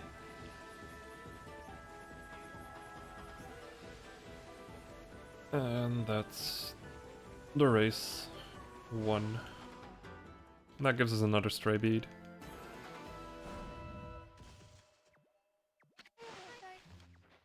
Oops, sorry. And then we're gonna go into Puncton.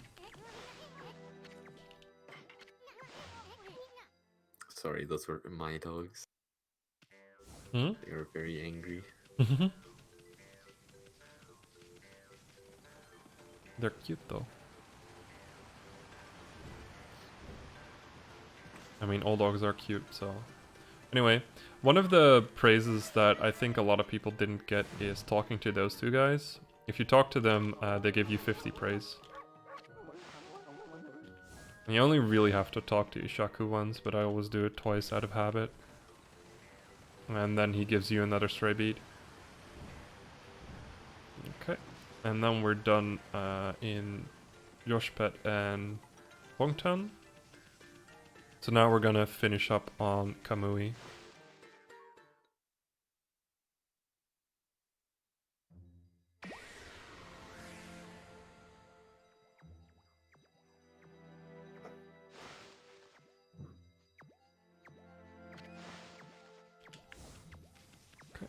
I'm gonna rely kinda heavily on notes, so I hope I can read them all.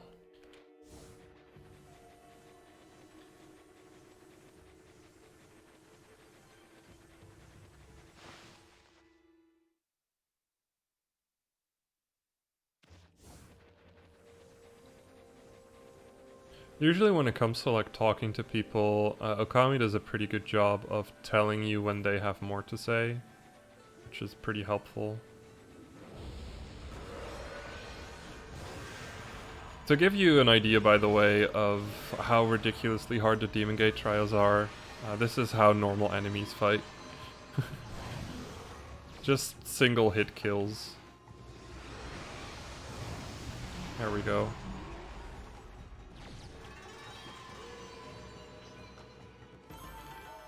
Just so you thought like, oh, that doesn't look too hard. Well, yeah, it was that hard. Like a hot knife through butter. Mm-hmm.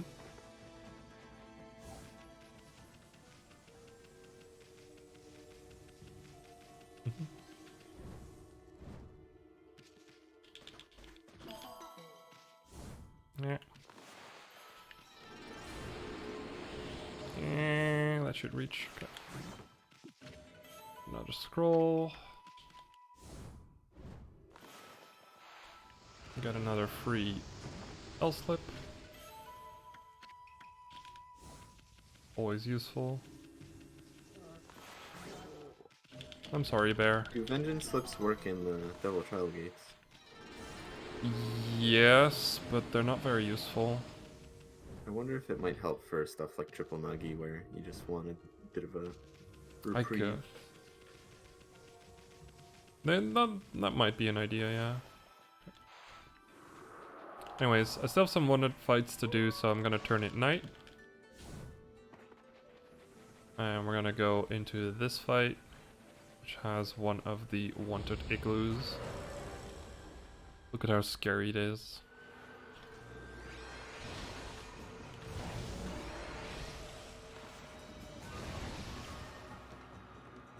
Oh my god. Like, the wanted igloos also have like a slight health buff compared to the other ones, but it's still just not enough for the power of this glaive combo.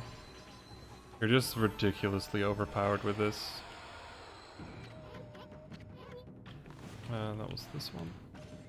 So I have one more igloo to fight in this area. And then we got the wanted monster list done for this bit.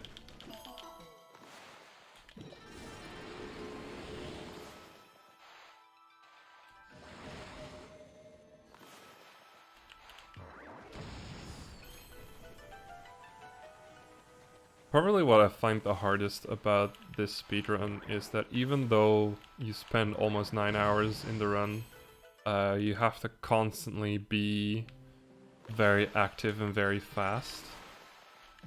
You're not really doing a lot of menuing, you're just doing a lot of movement.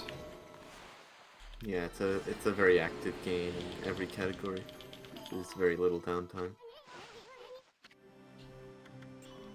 Even the stuff that feels like downtime, like fishing, still requires a lot of attention. Mm-hmm.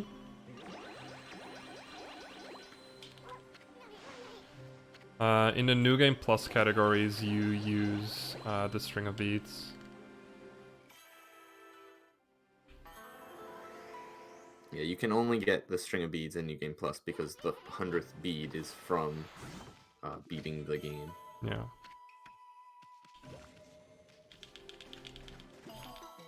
And even then, like, even if you could use the string of beads early, it wouldn't really save that much time.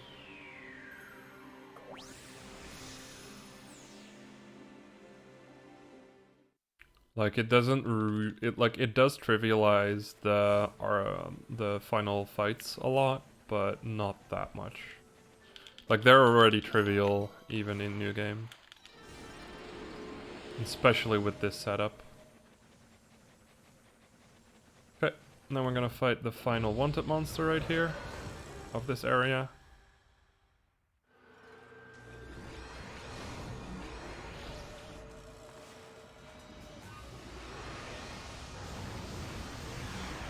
There we go. And that is the Kamui cleanup done. It's completely cleared. We can move on to the next set of areas.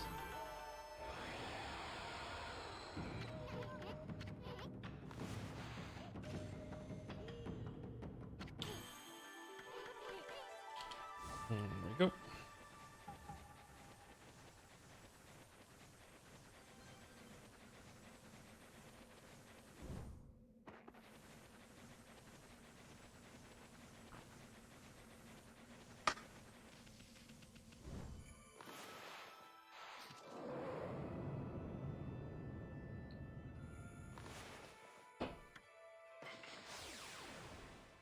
Yep, that's a split.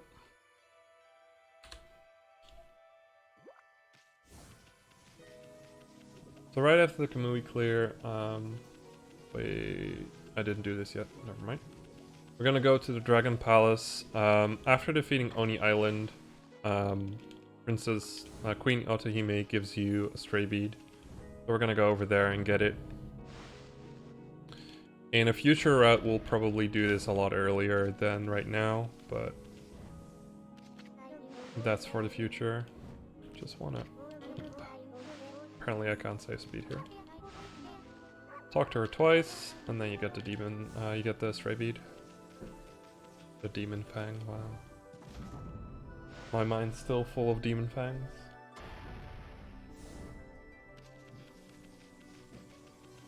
There we go. And then we can run out. Nice, another speed restore. So, I haven't done a lot of speed restores. Basically, the way we normally do speed restoration is by a dash jump, and that way you move forward very quickly before getting the restore. But you can also get a restore by doing a very fast jump dash. And if you do it really quickly, you basically barely leave the ground and you just instantly get your speed restore. Get your restore. But it's like a 4-frame window. You have to like press the jump button, then wait 4 frames, then you have to press the dash button. So it's a little bit finicky. Go. And we go over here, literally just for this clover, which is worth like 50 praise, so it's very worth doing this. Oh. Like even going around in this very roundabout method is worth doing for this this clover. Now we have to go all the way to the other side of the map. Means I'm gonna do some counting. 2, 3, 4, 5, 6. Basically, whenever you use the speed up on Orca, Orca will speed up for a small while with the single press. So you just have to mash in different intervals to make sure you keep your speed up.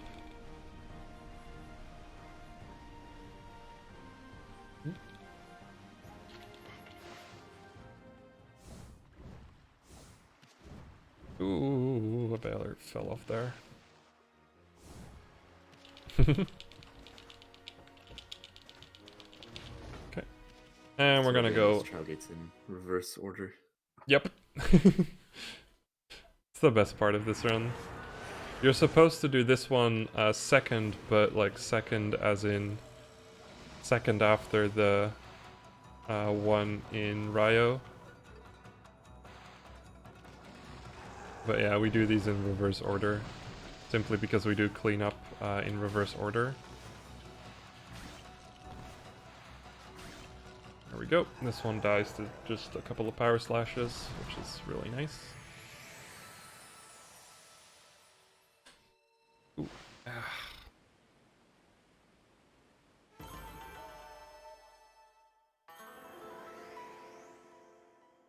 And we're gonna quickly leave and re-enter, and we're gonna do another set of Demon Gate trials. These ones are, however, a lot easier to do than the ones in Kamui. They're still slightly difficult. I remember the very first time I got here in speedruns, I actually died here and killed a run. So it's still something to be mindful of.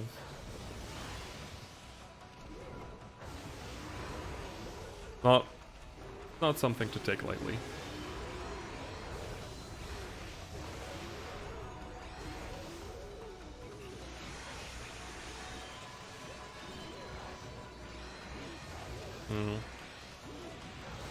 These Hatless Guardians can be a little bit annoying.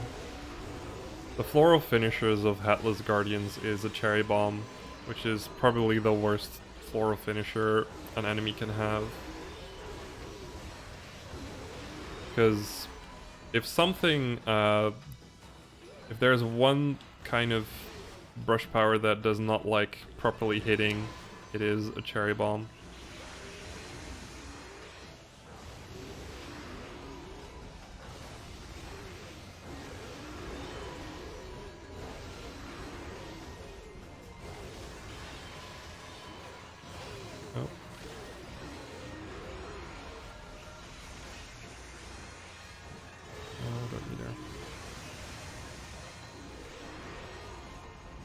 So a lot of the same strats are going to be involved here, since there's a lot of basically recolored enemies. These Guardians, we still need to break their defenses. Well, they actually, like, they die quickly enough for me to skip having to do that. Just barely. If you kind of mess up your combo, you will still have to do that. but you can usually just expect it to go fine.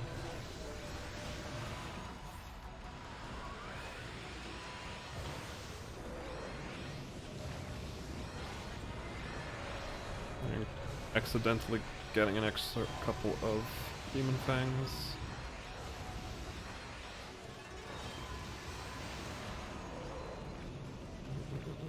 There you are.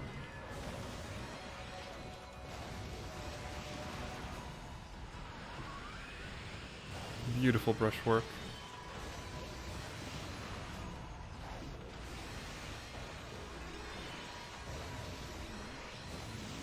Here we go.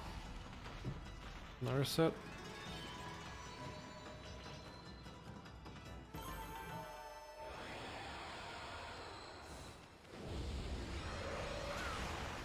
Oh boy.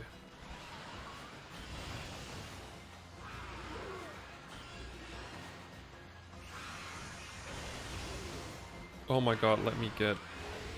thank you.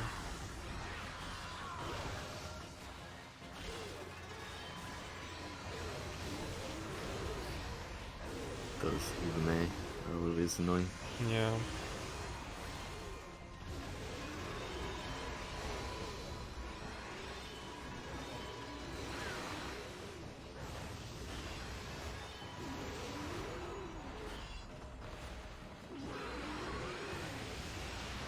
Luckily they die quickly.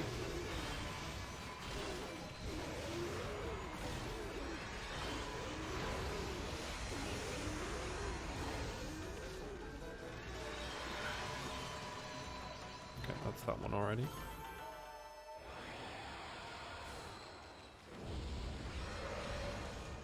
Oh boy, this one.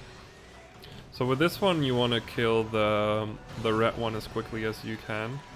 If you let that one go, they'll turn the entire battle area into water.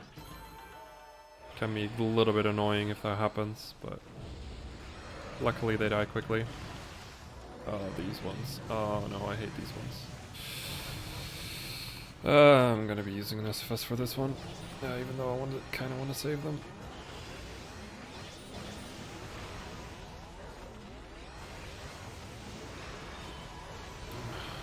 Just to get this over with quickly.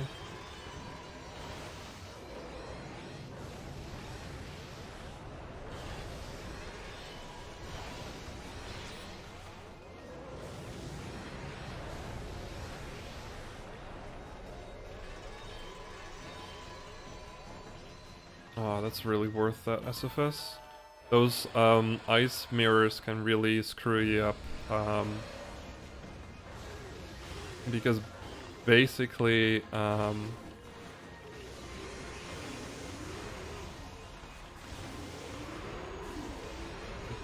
like you don't really have the easy counter on you at all. Because using Fire Burst is not something we can do accidentally, because of my own mistakes.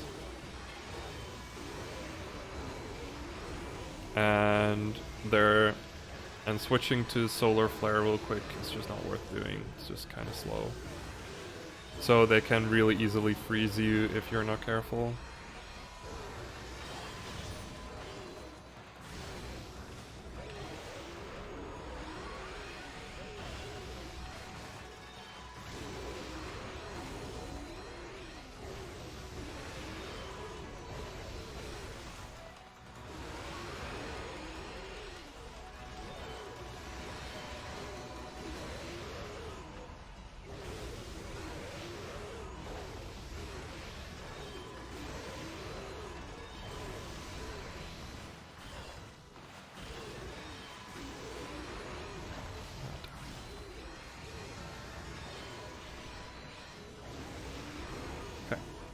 That's that one done.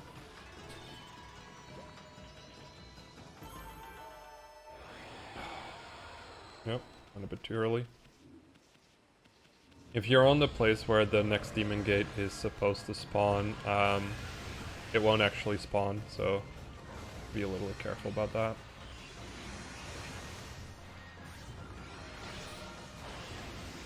So this time with the poltergeist fights, we're actually going to fight them rather than just use a slip to insta-kill them. The cool thing about fighting poltergeists, if you don't like the ability they show up on, you can just power slash them and they will change into a different element. Which is really useful for this fight because you just can't really easily deal with ice.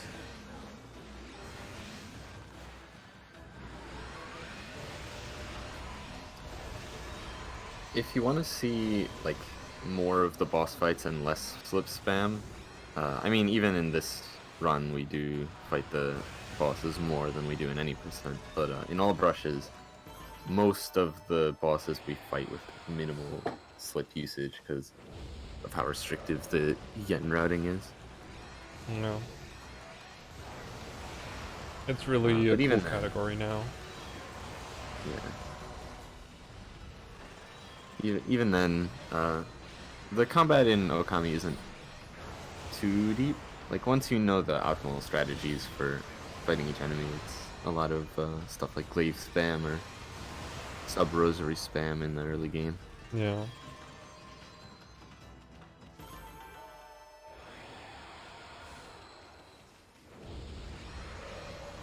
Oh damn, this fight. I'm gonna use another SFS for this one.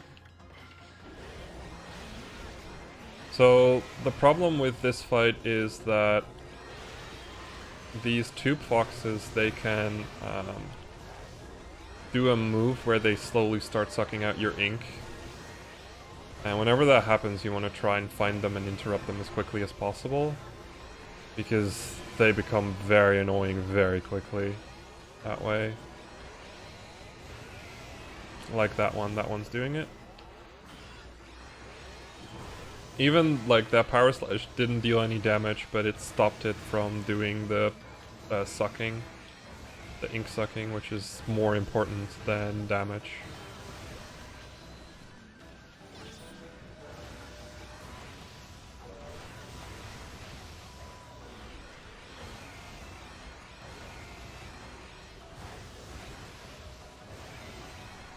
Oh wow. Even in all rushes, we don't bother fighting these guys without slips because it's just so difficult to That manage was really smooth. I haven't had such a smooth Fox's fight in a long time. That looked really good. Whew. Next one. Oh boy, these ones. So we haven't actually met these enemies at all, but we are gonna get them for the best area thanks to these fights. They work very... Yeah. They're basically the precursors to... on the island. Yeah. They basically are the precursors to the bull chargers we've fought before. But they're a lot easier to deal with. They have very similar mechanics, but they're just not as obnoxious.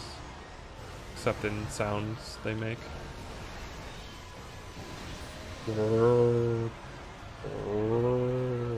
Basically. A lot of that noise.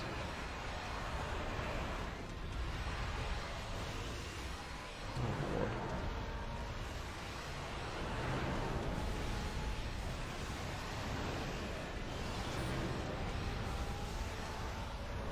lord. They're so loud! I forgot how loud these were. Ah.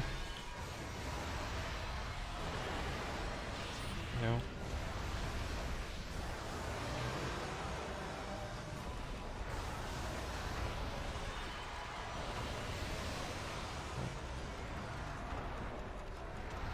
So cows, yeah, basically. They're demon cows.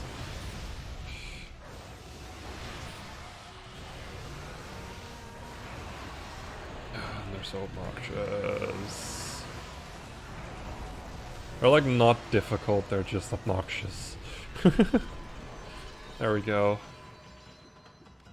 That's that Demon Gate trial.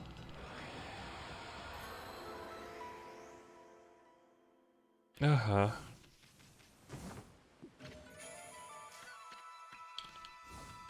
No, there's just one more. Mm-hmm. Luckily that one is the easiest one to do. But before we do that, we have something very important to do. Probably the best part of this speedrun. We're gonna have to finish the fish tome, so that means we're fishing! Yay! Yay. In case no one picked up on my obvious sarcasm. Oh my lord. Not more fishing. Best master. Luckily, this is the shortest amount of fishing we need to do. Most of the fish we already caught. Just a couple more that we need to do. Okay, that's the striped snapper. We already got all the small fish, so now we can just focus on the larger fish, which is nice. It's always a good feeling having finished all the smaller fish, because then focusing on the bigger ones becomes easier. Mandatory RNG. Yay!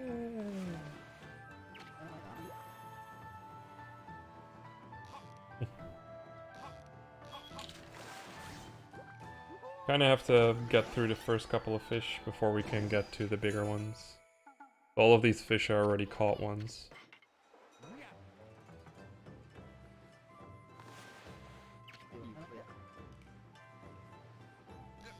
And you just keep catching the bigger ones until you get to the next weight class.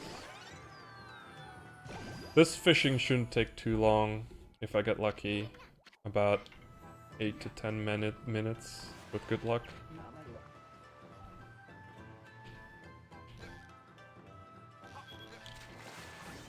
But so far, we're not getting very good luck, so that's a good thing.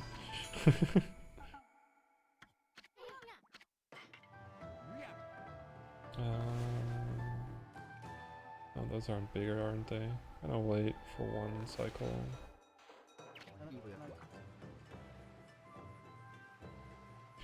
This should be medium. No, it's still small. I need medium fish, guys. I need medium fish.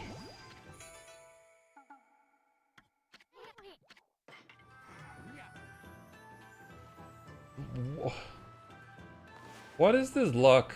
It's just not going up to the next weight class.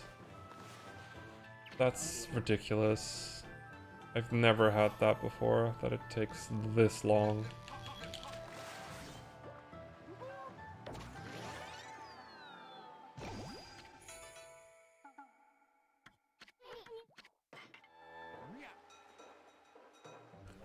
Still?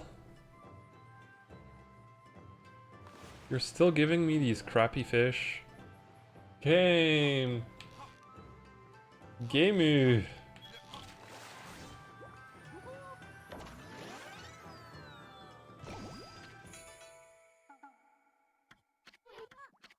Blowfish thumb. There we go. Thank you, game. Finally going to the bigger ones.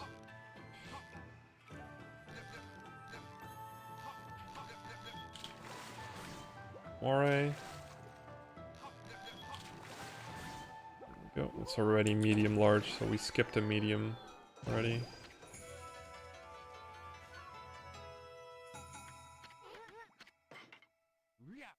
Okay. Lorge. I want lorge fish.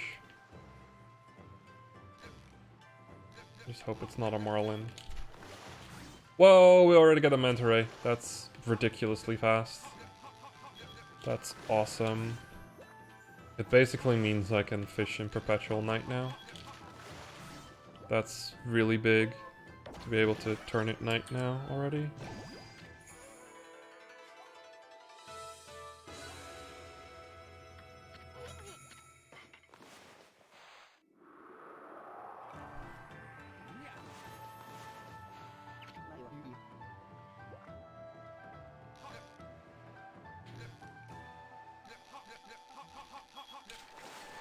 Nice, we got a turtle.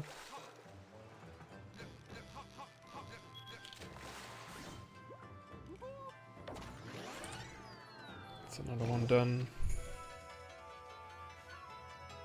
So now we only need 4 fish. It's going pretty well. Go for this one. Should be a medium fish. And hopefully we get the red snapper.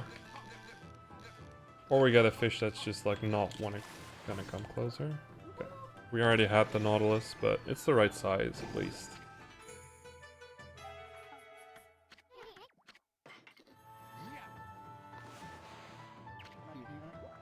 Narrating fishing is basically just like, what's going through my head? Other than garbage.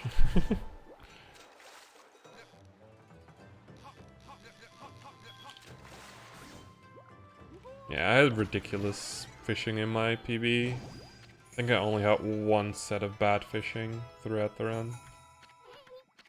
Which is pretty dang good. But this run has had pretty mediocre fishing. Not terrible, but just mediocre. Another Nautilus, come on guys. Just give me the red snapper.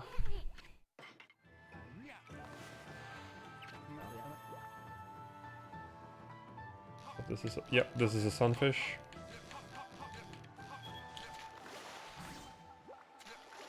Sunfish just like moves very slowly, but the meter goes up ridiculously quickly. Almost as fast as the oarfish. Okay. So now all I have to focus on is medium to medium large fish, which is nice. Don't have to focus on the big boys.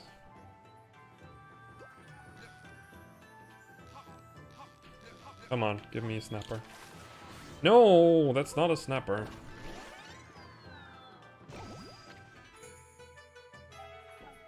What's the estimated finish time? Currently, we're on about 10 hours. We had a pretty big crash that lost us an hour.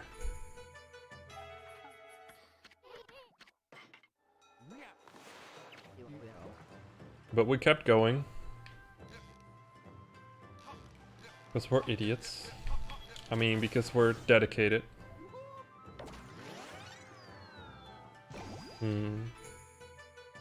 Alright, are you still there? I am. Can you quickly look up on the Okami Wikia what day and night cycle the red snapper appears in? I'm not 100% sure my notes are correct.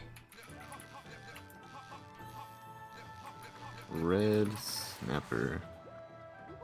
Red snapper is day and night in North Ryoshima. Okay. It's a medium 1/fish.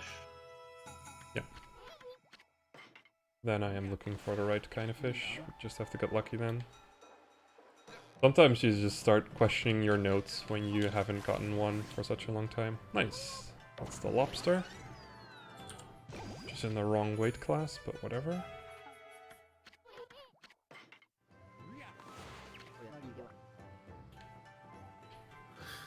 We're going to cause an ecological disaster.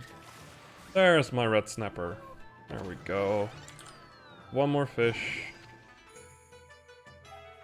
And then we can put this garbage behind us.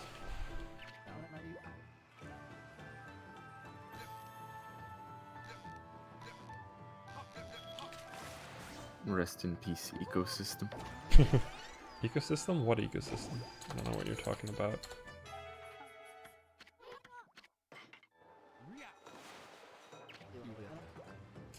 I think I'm still grabbing, yeah, I'm still grabbing the wrong size.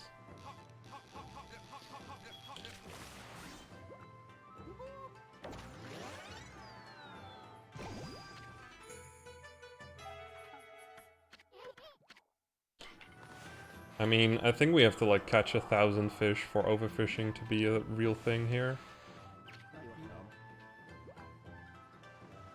We should be fine. I don't hope that I'm gonna catch 1,000 fish before I get the one I want. That would be something.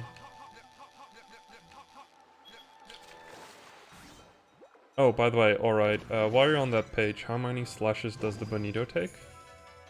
The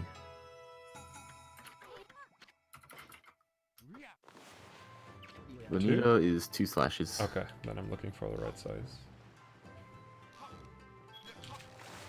That's a loggerhead. No, save the turtles. Never! If there would be a mechanic where you can just like let a fish loose once you know it's not the right one, that would be really nice, but sadly you just have to catch them all. 1,000 fish category. Oh my god. That sounds disgusting. That sounds like a death sentence right there. Catch 1,000 fish.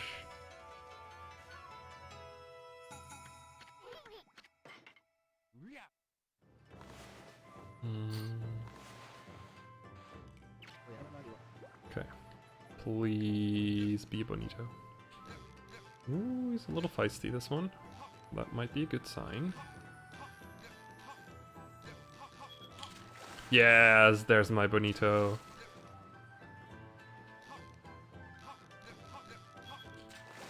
Awesome, we only lost 3 minutes. Woo! Nice.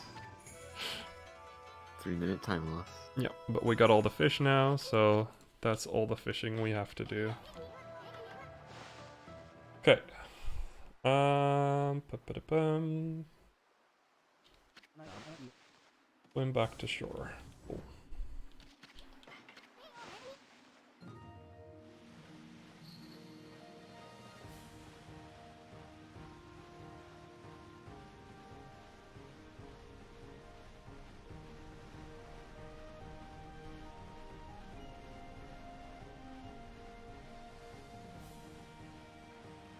I'm gonna swim to a very specific part of the shore because for the next bit I'm gonna have to use the mermaid spring to continue on.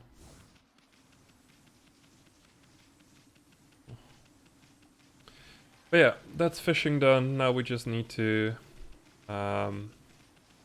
gather up our final amount of praise, do a digging game, finish up all the wanted lists, and If get you're just going to the mermaid spring here, I think it would actually be faster to drown from fishing. No, because you would... Would it? When you drown on the islands in North Hiroshima, it actually sends you back to the origin, Hmm. which is an interesting mechanic. Hmm. Could be something to look up. Okay, so now we are going to get ourselves something really cool. We're going to get the water tablet. And with the water tablet, we become Jesus but better. Because the water tablet allows us to walk on water. Right, I got way too many Demon Fangs, actually. That moment you overfarmed on Demon Fangs. I'm just gonna equip it now instead of the fire tablet. We're not gonna be needing fire protection for a little while longer. So yeah.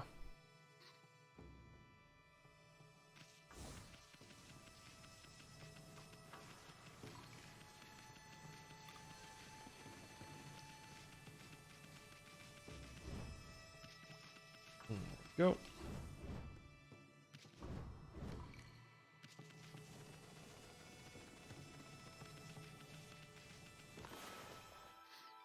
So here we have come to the grave of Queen Himiko, and we're gonna water her stones, which I think is a Japanese custom. And by doing so, we get ourselves a new brush power. Yes, Kinnin11 is my Twitch. If you wanna follow my Kokam, he's also a really cool Okami speedrunner. Go follow Love Oride. We'll probably be typing something in the chat in a bit. There we go. There we go. He is currently the new game Okami god, so... Yeah, I hold world record in any percent and new game all brushes. But I can't say that I'll ever beat Kinnin in Top Dog.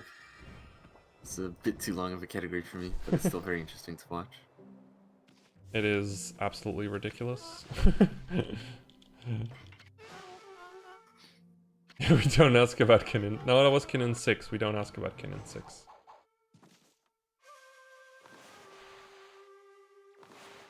Come on. There we go. Now we got Thunderbolt, which basically allows us to summon lightning everywhere. However, we got this cool weapon on our back that basically gives us lightning everywhere. Yeah, Thunderbolt isn't a very useful brush power, but it fills out the series. Mm-hmm. And it gives you 50 praise for getting it, so it's permissible. Oh, come on. We need that on there. There we go. And we got a little stray beat here as well.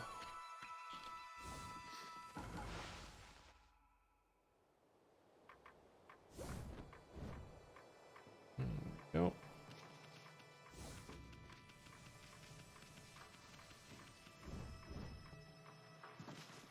And now we've completely cleared Aristocratic Quarter. We don't need to come back here anymore. And now we're gonna clear out Communist Quarter, which still has a couple of neat little mini games we need to do. But first and foremost, I need to make sure it's night. So it might look like it was already night, but basically in the current story right now, there's almost a solar eclipse happening, so it always looks like a little bit dark in the entire world. So yeah.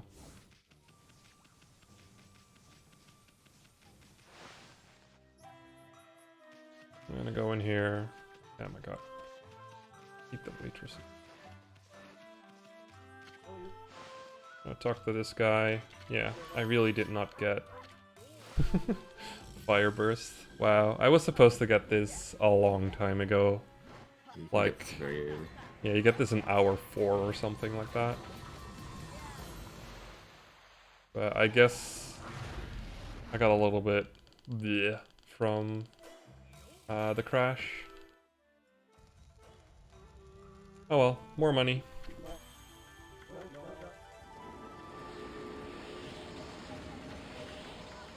This food contains 26,000 yen.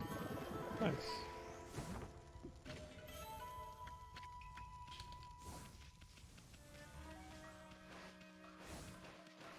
We didn't because I had to reload that bit. Chaos Lord. Oh wait, stop. Not ready there yet. Another thing I need to do before leaving. Talk to this guy. There we go.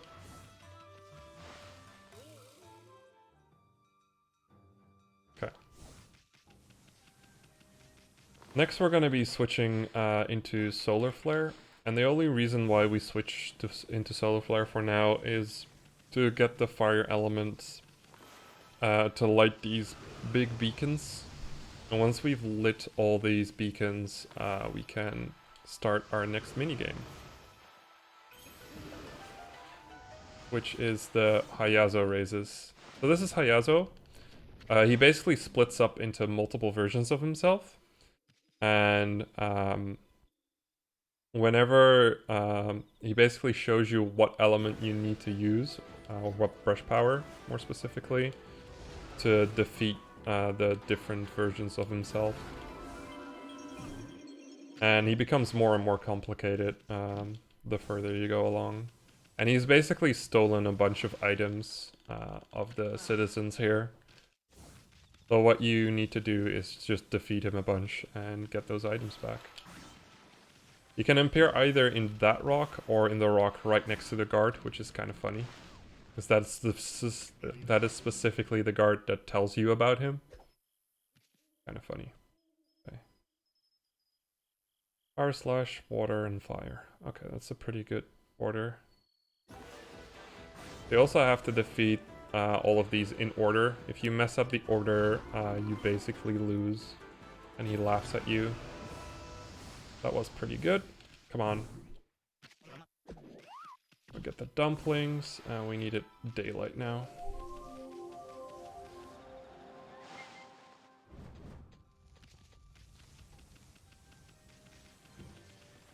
Okay. So here we have Camilla again, which we whacked a moment ago. Now we have to draw a tree. She's like, what? That's not how that works. First you have to make sure that there's water.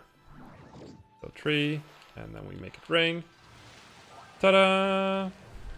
And that gives us another stray bead. We have to talk to her. And that's how you make people religious. Mm-hmm. Okay, yeah, okay, got the stray bead. Oh, sorry, lady. Advice for all of you evangelists out there. Good strats. Mm-hmm. We talk to her. So we bought an item called the herbal medicine, which basically makes this guy a little bit better, but he won't come out of bed unless we bloom all the trees in Sion. Which we're not going to be doing because that's slow, and it doesn't give you all that much praise. Oh, I'm going the wrong way. I might do it like if I'm really, really behind on the praise route eventually, but I should be fine. So on to the next Hayazo race.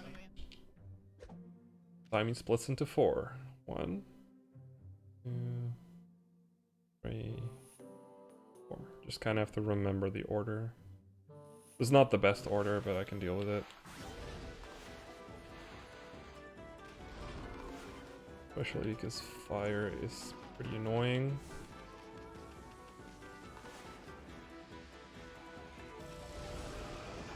The fire recognition can be very obnoxious. Now we just got to follow this guy a little bit until we hit some water. And we miss, of course. Does Deluge not work on him? I haven't actually tried. I can try real quick. Nope, doesn't seem to work. Unfortunate. Well, it wasn't very close, but still.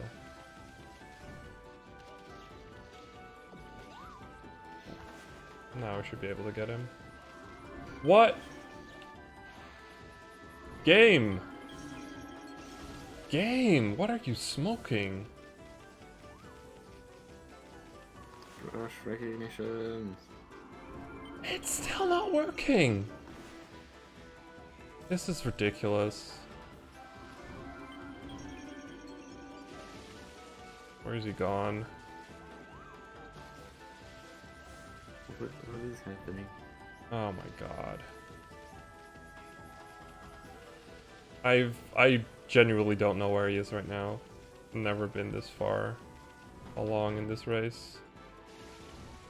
I think he might reset over here at one point.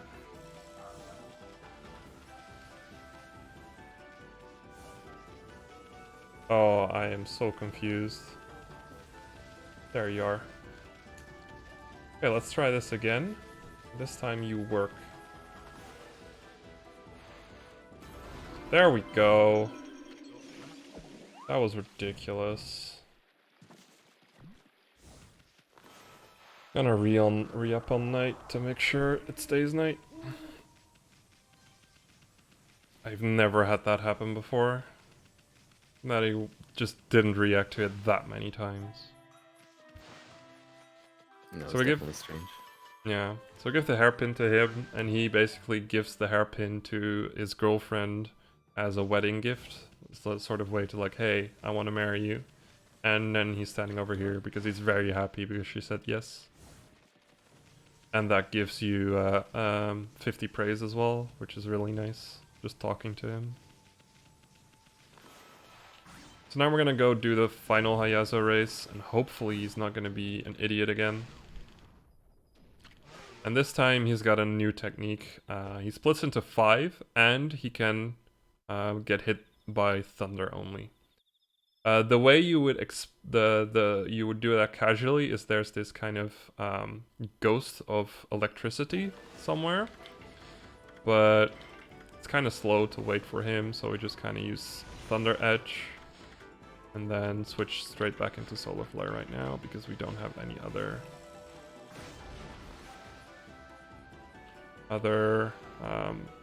stuff like that. Ah, damn, missed it. Next up was water. Hope water isn't gonna be an idiot again.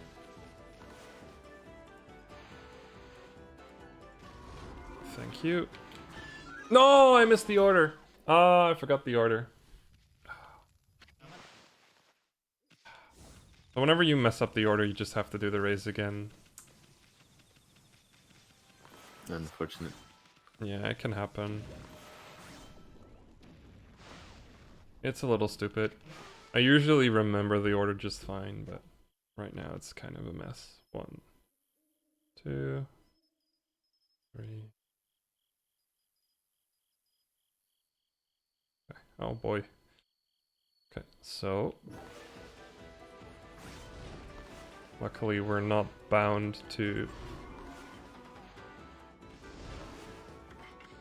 a lot of difficult stuff.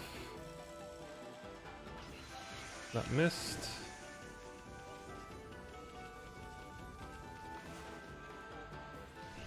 That missed. That missed. That missed. There we go. Now fire.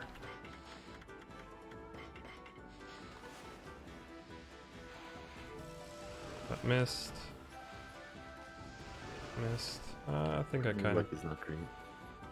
There we go. Okay, I kind of got why I kept missing.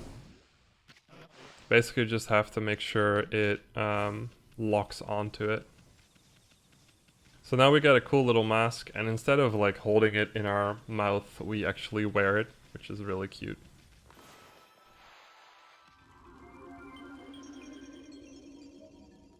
Thank you, Lemon Kitsune.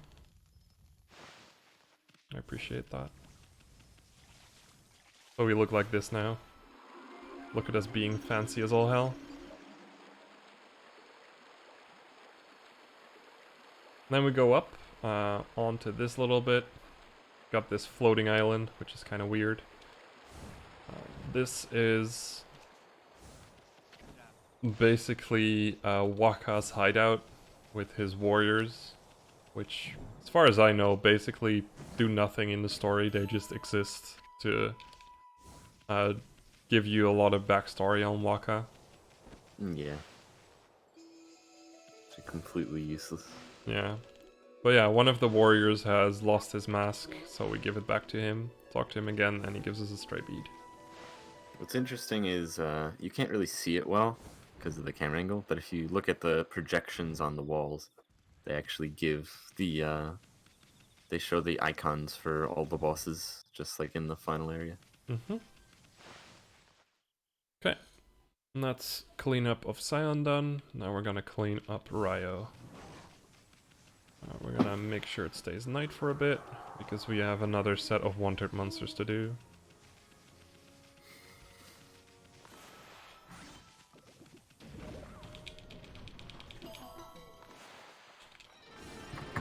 Yo. I really hope I didn't mess up the praise route. I kind of feel like I've forgotten stuff.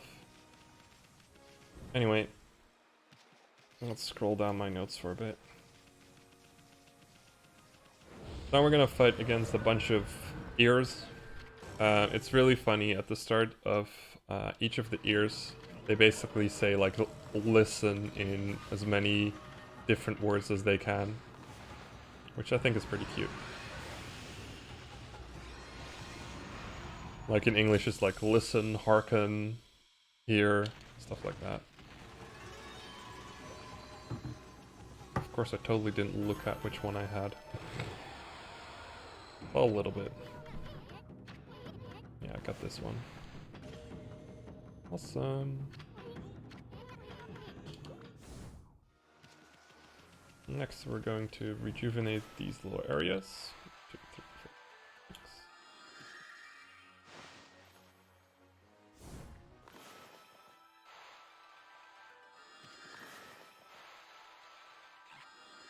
Oh, come on.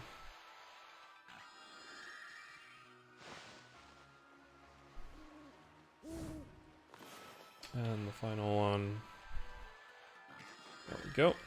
That gives us like 45 praise in total, which is pretty neat.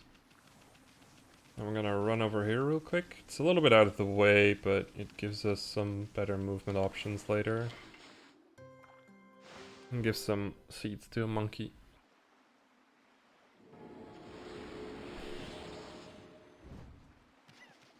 Next we're gonna turn it day again.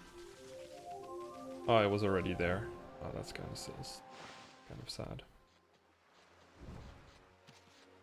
And we're gonna do the Hayate races. Now the Hayate races are very similar to the Ida races. However, Hayate is a lot faster. To the point where you can very easily miss him. Oh wow, I went too far. The strat is basically to kind of cross his path and just hit him in the face. Rather than trying to hit him from the side at all. But you do have to be careful not to go too far away from him, because then the game is like, oh, you lost. You won too hard. Yeah. This injustice will not stand. And if you miss the timing for the bonk, it's actually just... Oh wow, what the... I'm trying too hard. Trying too hard on this one. He's just so difficult. Because he moves so much faster than Ida, you can't really gotcha him much. Oh, there went the frame rate a little bit. That scares me.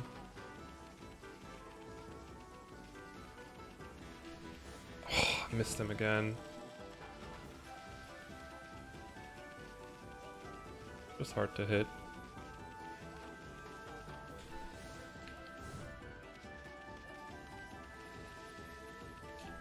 There we go. Turn it night. I think no, turn it day. Hello? Rush powers work, thank you. It was already day. It's so hard to tell when it comes to when it's day and night at this point. Yeah, after the eclipse starts when you beat Waku Shrine, the day and night sky colors become very similar. You just have to remember. Oh wow, how did I miss that? That's ridiculous.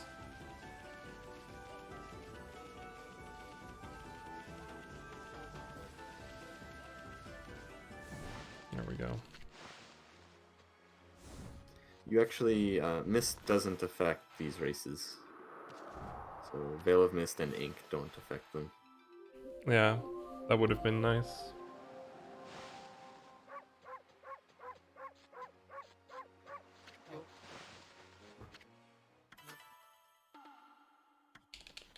I mean, I probably would have made 9 hours if the crash didn't happen, Yume. So...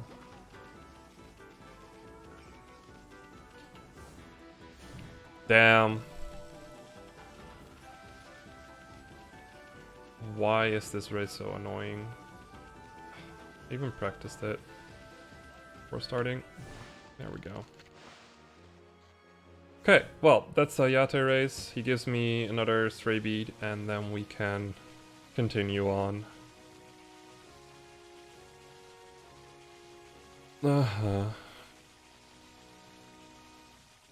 Sorry, Yume. So going on to the sunken ship, there's also one or two... Well, there's one stray beat right here. One thing that's interesting is that if you have the water tablet, it's super easy to clip into the sunken ship. Mm-hmm. Sadly, it's There's not no really need to do useful.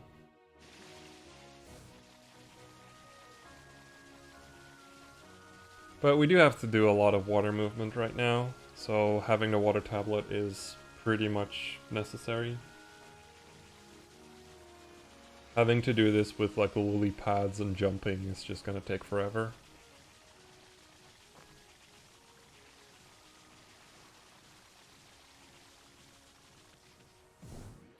Especially because there's the snake statue.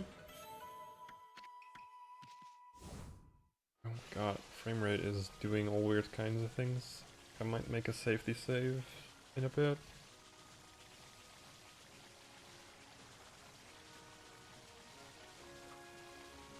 My Switch might be overheating a bit, which is kind of weird. It's never done that before during Top Dog runs.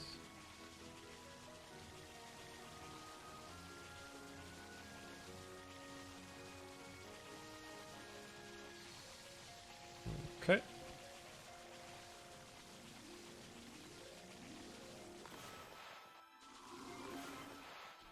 Oh, come on. Give me a Power Slash. Thank you, game. Yeah, that was the example what Orat was talking about, like having a lot of elements to deal with makes Power Slashing really difficult. Okay, beat the foxes.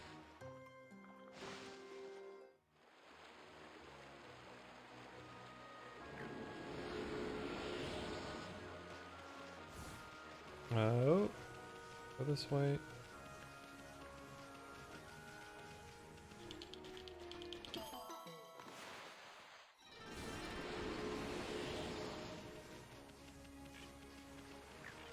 Go around this way, which I'm probably gonna rat out at some point. This is kind of slow.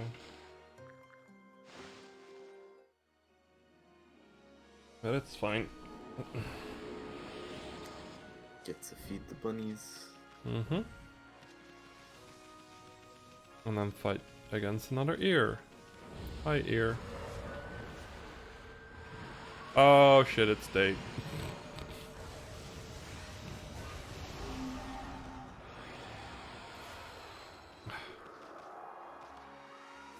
Should have realized that it was day. There we go. Now we get the right fight. So yeah, these fights only appear during daytime, so it's kind of silly of me to forget this.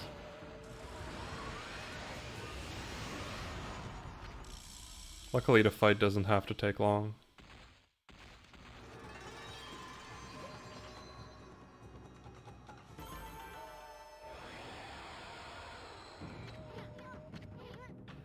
That was this one. Wrong way. Okay. And then we're gonna go on to the final Demon Gate trial, which is supposed to be the first one. But first we have to defeat one more ear. Here.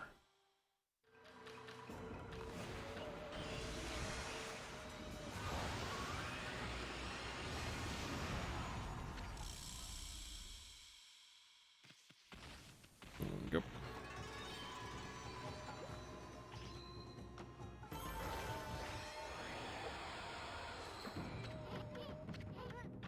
That's that one.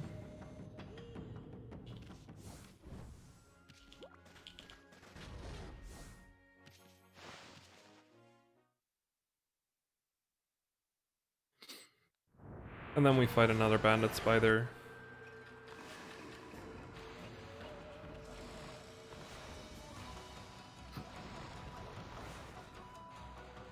You have to fight this boss way too many times. Mm-hmm.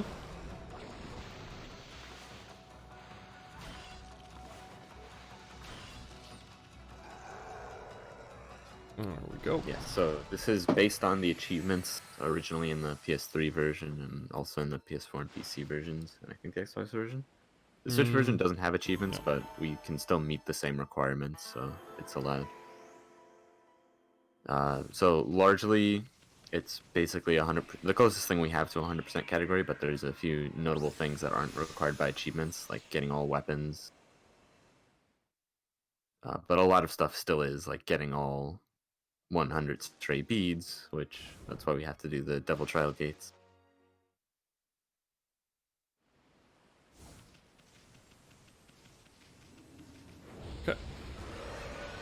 So this one's going to be a mess of constantly dying enemies. Because there's just... I just one-shot most of these. There we go. Too overpowered. It's kind of... Oh, but that one's still alive. Let's kill it. Okay. It's not gonna slow down because of mist, it's gonna slow down because of dying enemies, basically.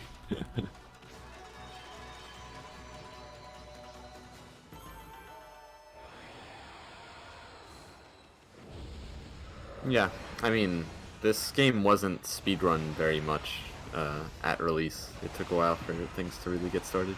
Yeah. Although we do have a few runs that are like from 2006 and 7, I think. Yeah. Very old ones. But yeah, it's become popular over the last couple of years now. And this category has been around for, I think, like 4 years, I think. So it's also a pretty recent category. We just at one point kind of decided to do it. It sounded like a fun challenge. And it is a fun challenge, especially now that we've managed to optimize it. Like, the first ever speedrun of this category on the PS3 took like 24 hours to do. And now world record is 8 hours and 40 minutes, so to kind of give you an idea of how much we have been able to tinker with it and how much new versions have changed it. The Switch version is pretty good. I didn't really play it portably, but I imagine it's still a fine port. I haven't really tried playing it much on the go either. I mean, like, I do sometimes take my Switch to work and go for practice there. It's pretty useful as a speedrunner. Okami definitely got critical acclaim at the time of its release. It's just that speedrunning wasn't a very big thing back then. Oh, I was not expecting a world record this run. And the run is invalid anyways, so... We made a lot of, like, changes to the route over the past few weeks, but we still need to route a couple of extra things in. And then I might do, like, a couple of more runs to grind the RNG a little bit. Hopefully get decent fishing.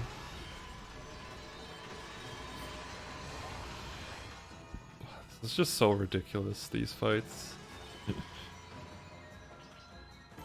They die so fast.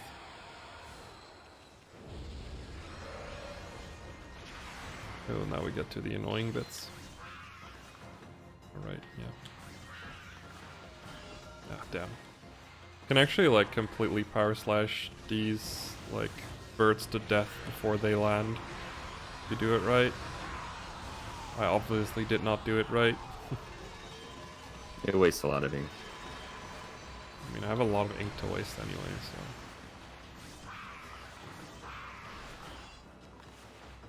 also because of Devil Gate Trial buffs and nerfs or whatever.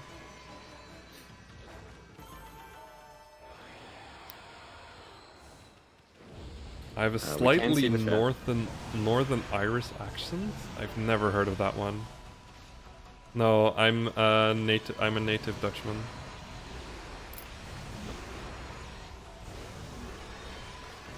I'm just a regular American. I've never heard my accent be compared to Northern Irish before. That's cool. I could sort of imagine it.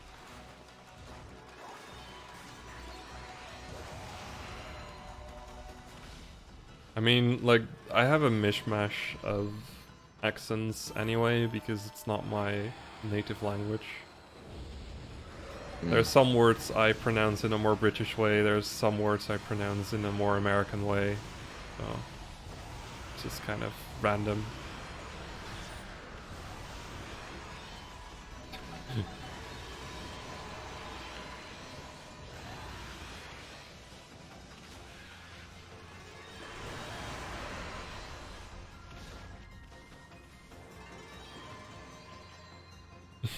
Usually only hear Southern Irish. Oh boy, this one.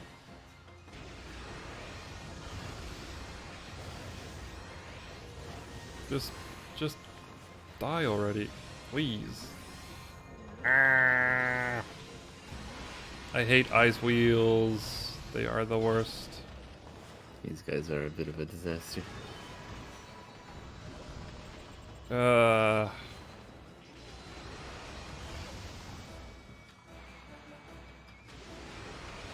You just don't have an easy counter to them, even with the fire wheel there.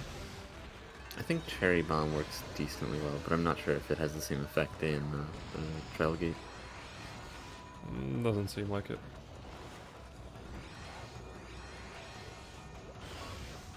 Wow, I'm actually losing a lot of health.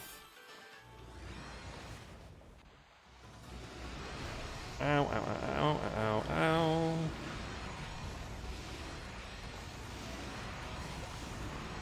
There we go.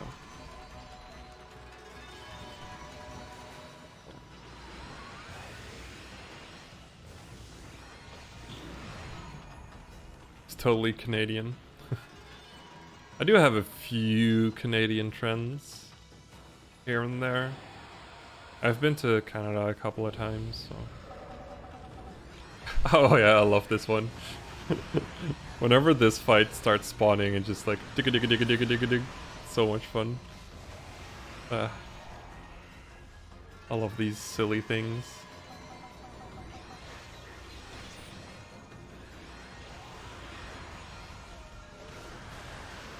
There we go.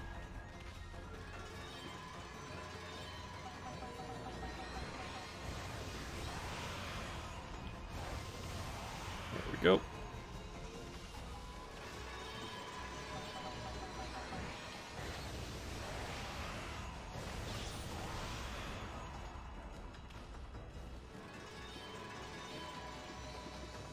And that's that Demon Gate trial done. It's a lot easier than the other ones, luckily. Be something this one was as hard as the Kamui one. Yeah, you're supposed to do this one a lot earlier. I think this one opens after Blight. Sounds about right.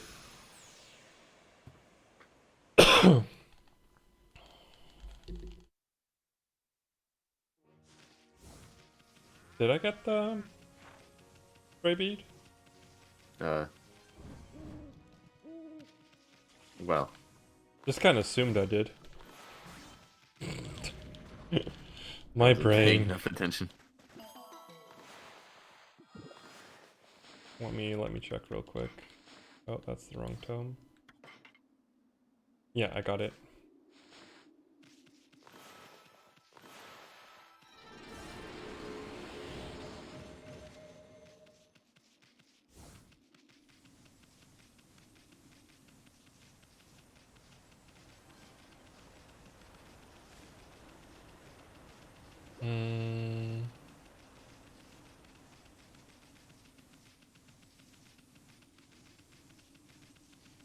Yeah, I'm only fixing it a little bit. The game is doing the rest.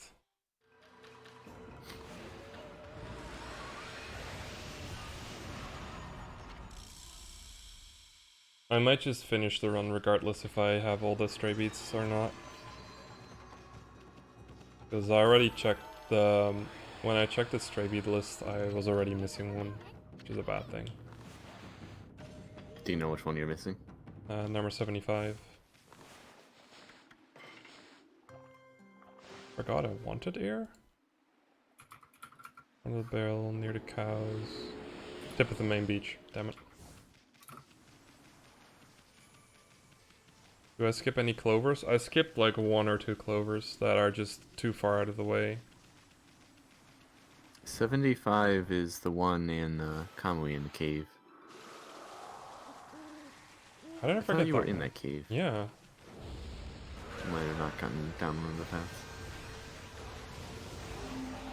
I guess I'll have to go there again in a bit.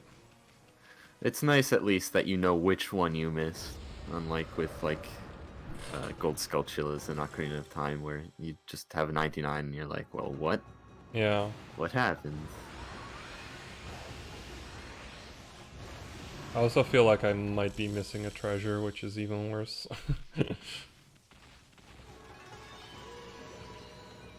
But with those I really can't be bothered. It's already an invalid run, so...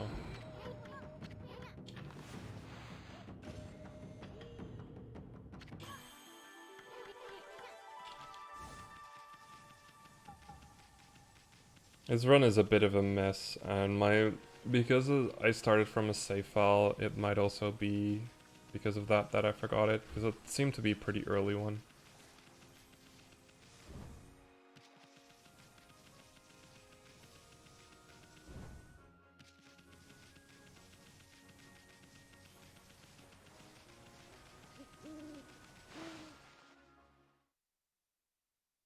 Okay, on to the next bit.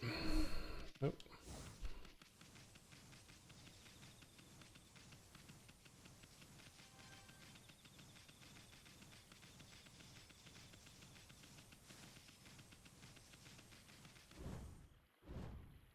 So this is another reason why we need the water tablet. We got this really strong current over here, which you can't really use the lily pad to get over. So it's so this is basically the best way to get this bit. Got a nice juicy clover and a nice tree. I think we did do a little bit of thought into what like a true 100% category would entail, and it's very tedious and complicated. Yeah. We very quickly decided that getting all achievements is good enough. Like, if someone wants to go ahead and like literally get everything, be my guest, but that's gonna be like a good solid 12 to 13 hour run. Which is going to be like 12, like those extra like hours that you're gonna have to put in is gonna be the most boring hours of extra stuff. Okay, maybe just 1 hour, but it's just an hour of boring stuff. And there's better things to do. Okay. That was city checkpoint done.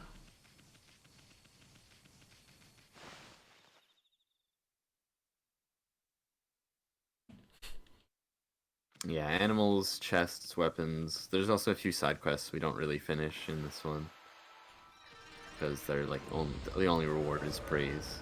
Yeah. So right here we're finally gonna finish off this final fish wanted monster. We started this one around hour 2 and we finally finished it. Just kind of funny. Takes so long to finish off the last one.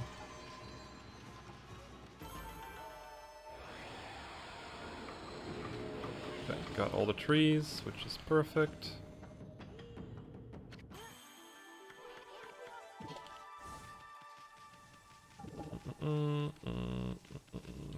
Need to do the foxes, right?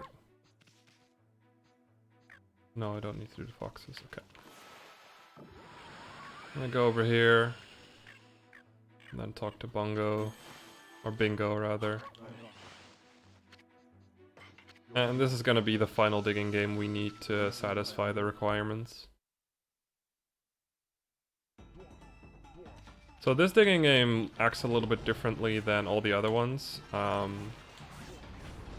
You basically have very little time, so getting these little time capsules is worth it. And you basically have to do a few different tricks than you would usually do to get to the other end quickly. The important part is don't use Cherry Bomb, because if you use Cherry Bomb, you will destroy more than you want. Just Yeah, kind you of can actually get locked out and have to restart. Yeah, kind of just carving out most of the path already. Don't have to deal with that for a little bit. There you are.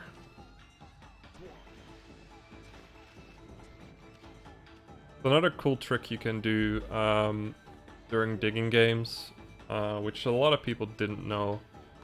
You can use... Come on.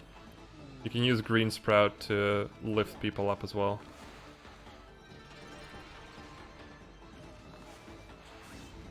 And it's basically what makes this one doable. Without it, it's just almost impossible.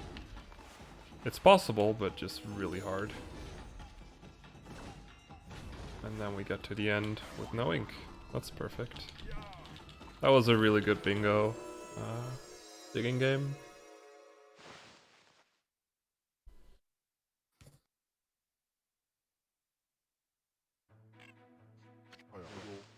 What you get from that digging game is a sun fragment, and like we've discussed before, those are completely useless. Okay, there it is. I made it night real quick because I couldn't find this stray bead. There we go. Yeah, all health would also be a requirement for a 200%. Mm-hmm. Which is even more tedious. All praise upgrades in general. There would even be the question of, well, do you need to get all praise, since there's a limited amount of praise available? Yeah. And a lot of it is missable. I mean, technically, we probably didn't even get all the praise yet. Yeah, boy. we might not even know about all the praise. Maybe we missed some when we were cataloging it. There's like, we found a couple of extra bits of praise not too long ago. For instance, that no one actually remembered.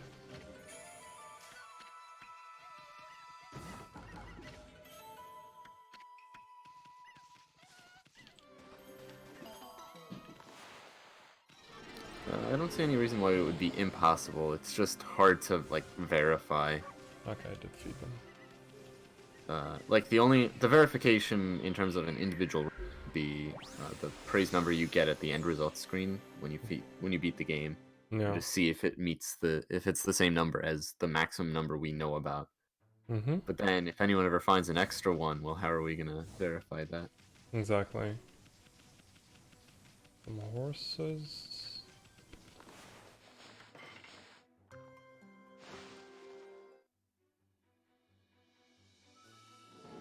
Okay. That's Yeah. the horses. Then we go right there. Cool.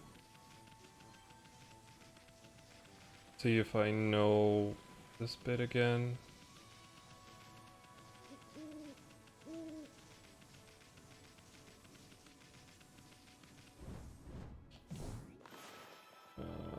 We are. Nope, not close enough. Right here we can skip going around for a bit by doing a double jump bonk to get a vine thing to lift you up. But it can be a little bit finicky. Not even sure if that's the right one.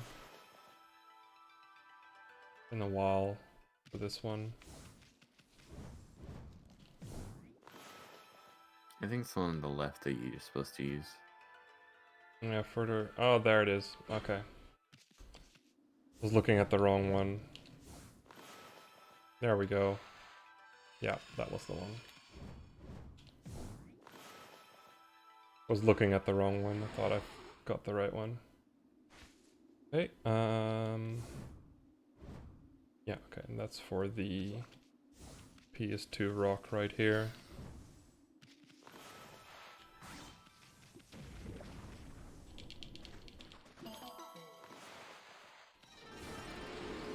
There we go. And then we jump back over here. And I swear at one point I'm gonna find a way to make that jump. I know how to make that jump. Been trying for so long and I just can't get it. I think you need to use a wall jump to make it. Yeah. Okay. I was actually considering routing this into any percent. Because it would let you get a safety health upgrade later in the run. Yeah. But it's just not really worth the couple seconds it takes. Anyway, that's Takapa's done. So now we're gonna go all the way back up to Kusa. And we're gonna finish off a couple of dogs.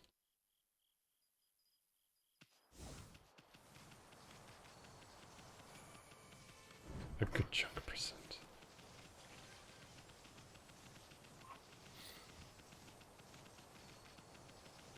Everything we know about. That's what I would name the category. I still wouldn't run it, but... EWKA for short. And I kind of...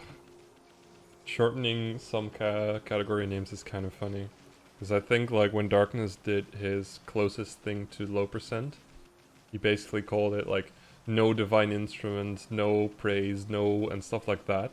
So it basically became an acronym of like 15 letters, which was just ridiculous.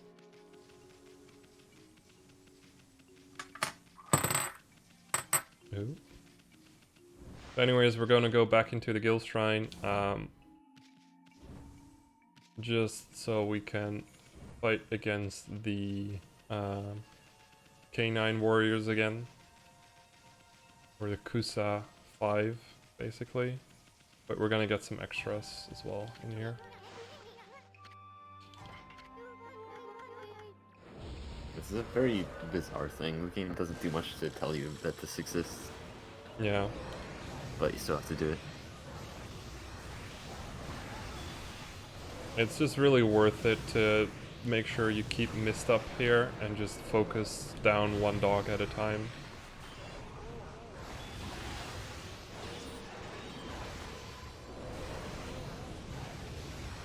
Because every dog you get rid of is a dog you don't have to pay attention to anymore. And that was pretty decent. And then we're gonna continue on with a bit harder fight with the other 3 dogs that we're missing. So for this one, I'm gonna be using an SFS to make it go by a little bit quicker.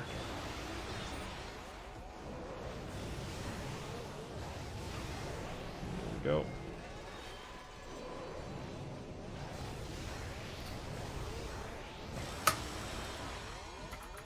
Okay. It's me. I'm Kokam. And then we're gonna go on to the next one, which is Tai, which is supposed to be the strongest one, but because he's alone, he becomes a lot easier to fight against. He's a big boy. Yeah, he goes fast, but once you get missed, he just becomes kind of a cakewalk. And that's the Kusa 5, which can be a little bit challenging, but with the right setup, everything is just kind of easy.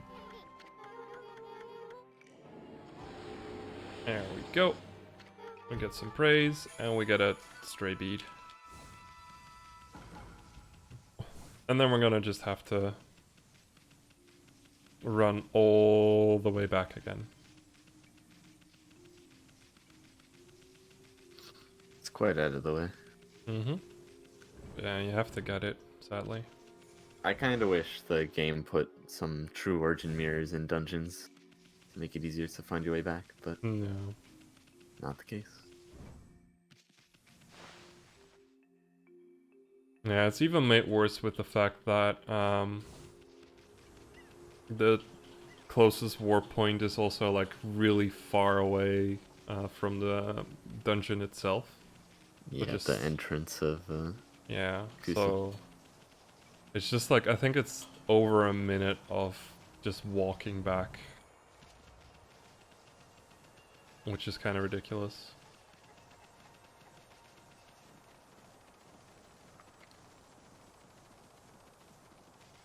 in New Game Plus, you never uncurse Kusa. In New Game Yeah. Plus, 90% at least, and that comes with the side effect that if you void out in cursed Kusa, you automatically spawn at the entrance, no matter where you voided from, Yeah. which lets you save the travel time because you can like jump over an invisible wall and just void out really quickly. It's really nice. Over here, we're gonna go Sorta. into Madame Fuse's house. So Madame Fuse is, no, well, Madame Fawn, my bad, is kind of special. She just kind of shows you the future, basically tells you where to go in case you're stuck. But we never need to talk to her, so we just come in and grab a straight beat and then leave again. We don't need no hints. Mm-hmm. We know what we're doing. I don't actually remember which chest I need to... Ah, middle one. Awesome. And then we got the PS3 rock.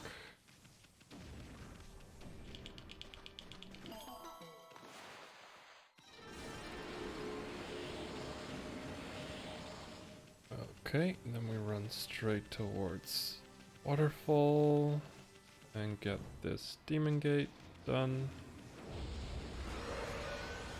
She's basically the hint guy, or the Sheikah Stone. Mm-hmm. I mean, it's useful to have that in the game for people that get stuck. Because there are some things in the game where it's just very vague where you need to go in general. Even when you're not returning to a save. Okay. I think her predictions are one of the things on the start menu, but I don't know if they're permanent. I don't remember. Another thing that's on the start menu is any like actively story relevant dialogue is stored in a journal, but No. it disappears after you like make use of that information. So I wonder if you'd have to find all of the flags for things that can appear in the journal, even though there would be no way to verify it in a run No. without constantly checking. That would be super weird. Oh, I'm slightly doing the route wrong. Need to go over here first. Oh, I think this is the missing treasure I still needed to get. That I saw. The bull statue.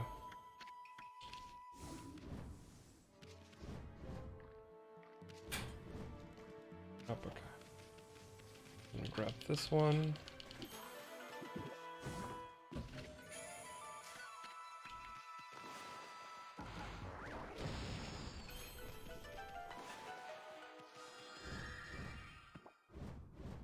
Okay, and this clover is actually worth it. Gives you a lot of praise.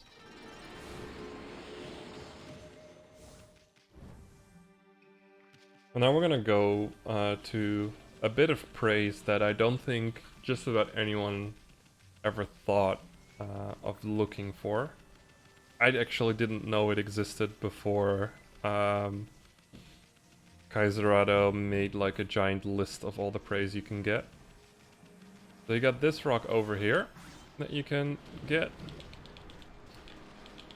I actually found out about this myself, Wow. just because I spent a lot of time looking around this particular area, because Yeah. as it turns out, in any percent, if you could just jump over this river, it would save 3 minutes. So I've spent a lot of time trying to figure out ways to do that. Oh, and then and you there's found this, this like- clover. Yeah. Yeah, I incidentally ran into this while I was looking for stuff. Yeah. But I have no idea how you'd find this casually. Me neither. I had no idea how Kaiserado found it either. But it's hella worth to go for.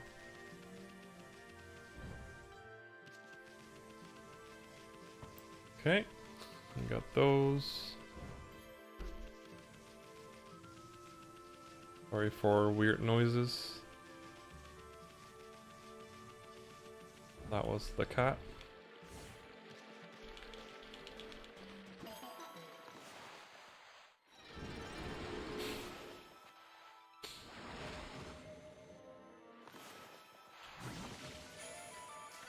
Sorry, the cat is being a dork.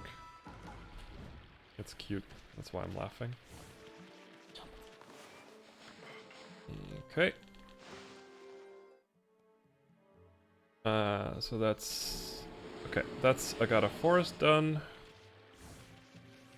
Now all we have to do is Shinshu, and once I get Shinshu done, we should have everything except stray beat number 75. Just the only one I'm missing.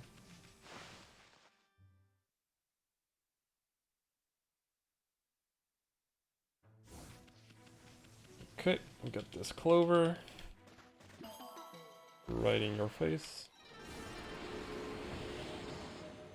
Oh, we get that one anyway. Oh, I thought we didn't get that one.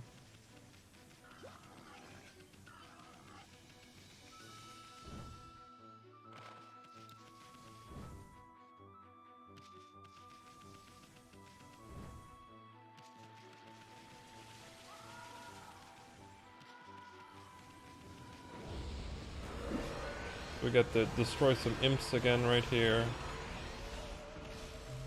This is even more sad because they just die when I look at them rather than when I even touch them.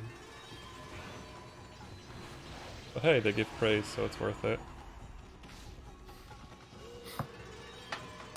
I just love, like, at the start you had so much difficulty with the yellow imp, and now he's just a joke. I messed up my feed bags. That sucks. Okay. That's fine. I'm gonna do something real quick. A little bit early, but I just want to make sure my praise checks out for the next bit. Sum of 180. So I am 10 praise short right now.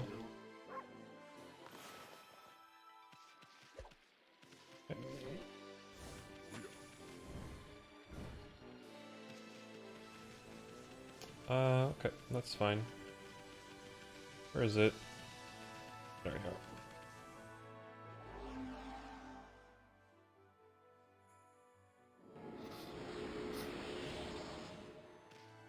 I got a good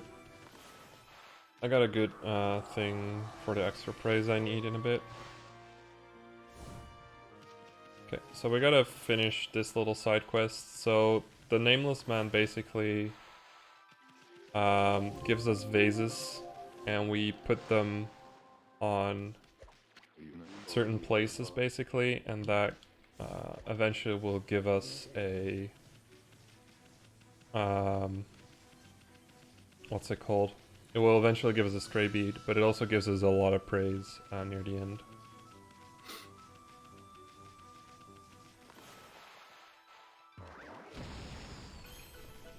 Go. That chest is completely worthless at this point. There's like an S slip in there. Not really worth anything.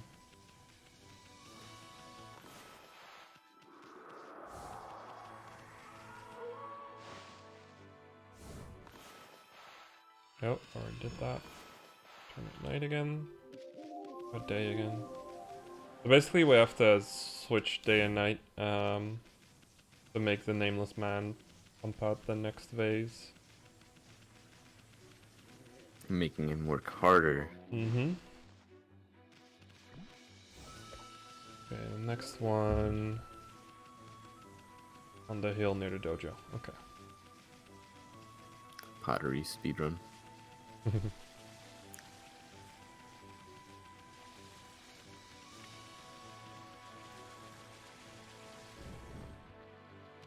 And with the water tablet we can use some interesting movement options that weren't available first.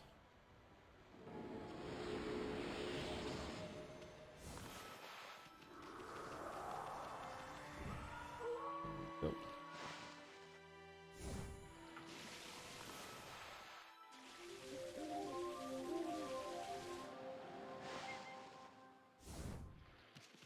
And there we go.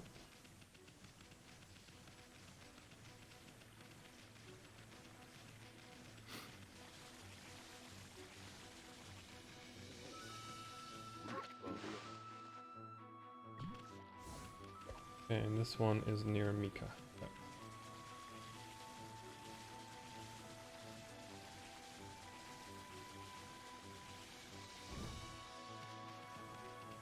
But for this one, we just basically don't even go up the hill anymore.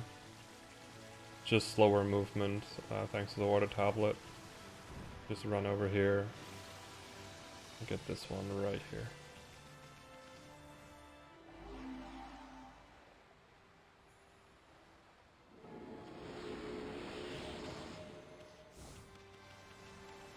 Now we're gonna go over to Tama. He's the one all the way at the beginning that that allowed us to gain Cherry Bomb. But for some reason he's in a slump again. Oh, I can actually beat these birds. How much praise does that give me? Okay, awesome. So I just need one more feedback and I should be fine on praise. That's awesome. To help him out, we're gonna be showing us all the cool new cherry bombs we have. So we show him cherry bomb 2, which is pretty cool. And now we're gonna do cherry bomb. I'm gonna go back in and show cherry bomb 3. Just slightly harder because of all the other stuff in the area. So first I just draw one to clear a little bit, so I can draw the third one. There we go. And that gains us a stray bead as well. And there we go.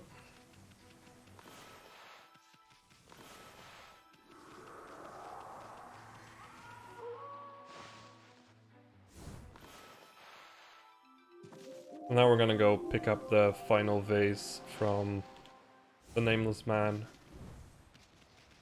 And after that, we finished with all the vases, which means we should have all but one of the stray beads. And the one I'm missing, I'll be picking up as soon as possible. I need to go to Kamui anyway, so it's kind of perfect in that sense.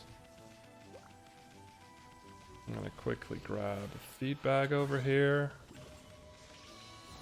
It's actually one of the first feedbacks we grabbed, so it's kind of funny.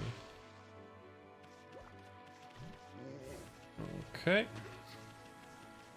So that's the final vase. And we have to put that all the way where the moon cave used to be.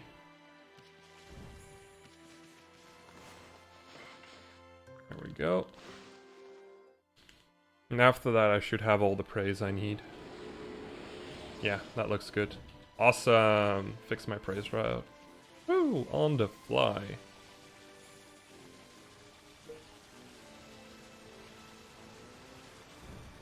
That's always a good feel.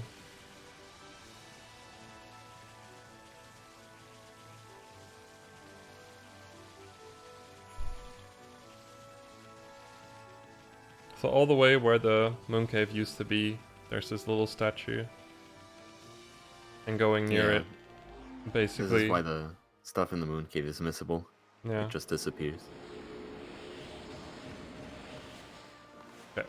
And now we have everything upgraded, so that's perfect. I'm gonna have to walk back to the Nameless Man. I'm not sure if I have to do day and night again, but I'm just gonna do it for safety. I'm not 100% sure. And after that I'm gonna do a quick check on stray beads to see if I'm missing any.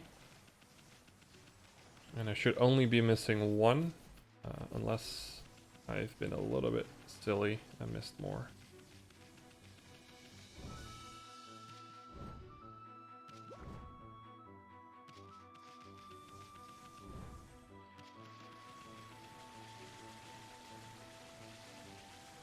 I wonder if it's faster to warp to Webgear here and then go back through.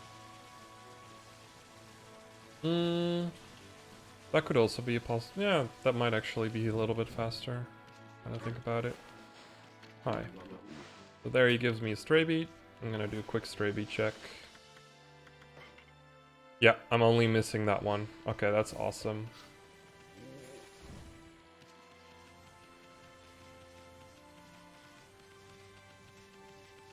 Rogue Galaxy is AWOL? Well, don't worry, he's got like half an hour to show up. Still need to finish the game. That's just the unfortunate nature of online marathons. Yeah. Let's see, need to go to web gear. Okay.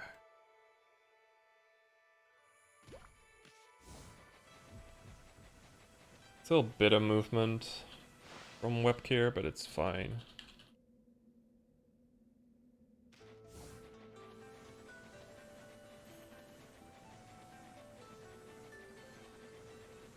So I kind of think I know why I missed the stray beat, and it's really stupid. It's so very stupid. Because I didn't go into this section, basically. This is where the stray beat is. I remember not going here. I thought there was nothing in my brain. So yeah. Good thing this ran long. Yeah. Well, Thon was already ready for a filler after I finished anyways, so as far as I can remember.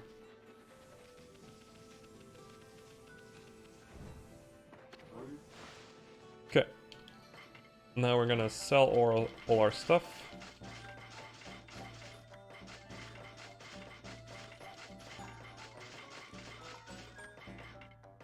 Which is a lot. Yep. I should be good on money. Awesome. That should be the right amount. Money. Oh wow. Super able. So why do we need so much money? Well, one of the achievement is getting all the tricks, getting all the techniques. It's literally called "You can't teach a dog, an old dog." No, something about like teaching an old dog new tricks, at least. So we're gonna be seeing this bit a lot for the next 8 minutes or so.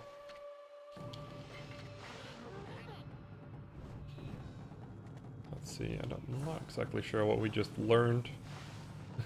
The first one is always like, which one did we learn again? Probably learned like hard head or something, which is not useful anywhere. Okay. There's a bunch of techniques that are like, just don't end up being useful with the way we do things. Like there's techniques for powering up all of the other weapon types in the same way that we powered up the glaive, but obviously we don't use those weapons, so. Yeah. And we just learned Fleetfoot. We don't really use Fleetfoot at all. It's like a kind of dodge mechanic thing, but it's just very awkward and slow, so we don't really use that one. Fleetfoot is mostly useless. What's interesting is that they devoted an entire button on the control scheme to Fleetfoot, but it just doesn't end up getting used. Yeah. There we go. They even have like a way to let it deal damage. The only good thing about Fleetfoot is that it gives you speed. Because during some parts here, instead of being able to do a dash, you can only do like an attack. And doing Fleetfoot is slightly faster than doing an attack to gain speed, which is kind of funny.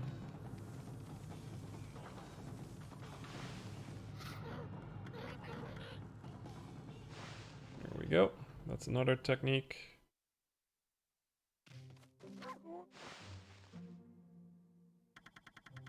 Nope. Okay. And now we're gonna go into the combo section.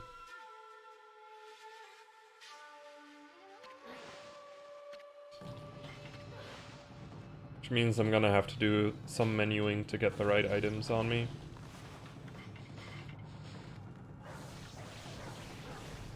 There we go, that's the reflector combo. Just gonna put on the default weapon for a bit. That's just faster. Divine Retribution.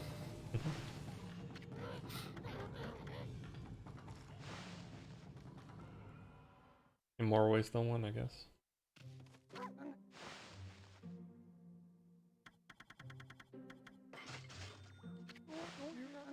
Need to keep a small eye on my money. If I drop below 2 million, I'm basically screwed. I'm gonna have to do a couple of fights in Kamui to get back up. But Fortunately, Kamui is actually one of the fastest places to grind yen. it's like the second fastest. So that's pretty nice.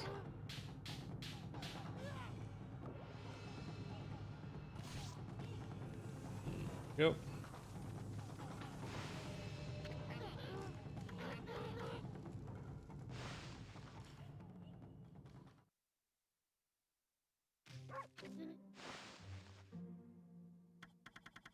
Okay. Nope. Ah, damn it. I accidentally cancelled out. That's the worst thing. When you cancel out, you have to reload the room. Because then he's like, oh, you don't want to learn anything? Well, then go away. So annoying.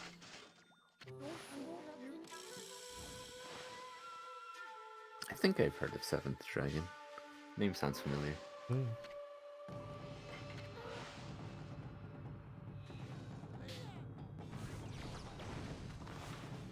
Okay, next the rosaries. So we're gonna put those on main.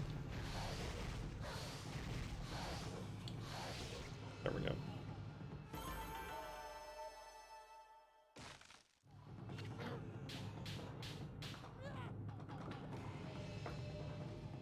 Yeah, this is what the main rosary does. It's basically a really long range attack that homes in on enemies and does a lot of hits.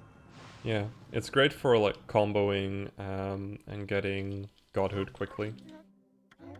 Yeah, it's just that the DPS is no good, so There we go. not for us.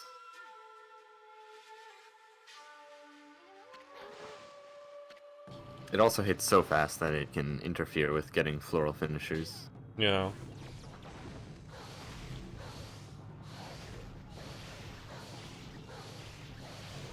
Just doing single taps, slightly faster than mashing the button, something that you're used to doing. Mashing the button creates more combo, but single taps basically makes the combo go faster.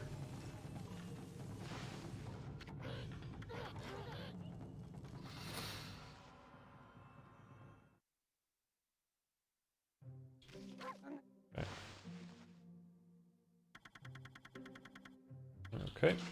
I'm gonna learn the second one rather than the first one there on that little list. Mainly because the second one is the rosary one, so it basically makes my menuing slightly faster to do. I just have to equip a rosary on sub and be done.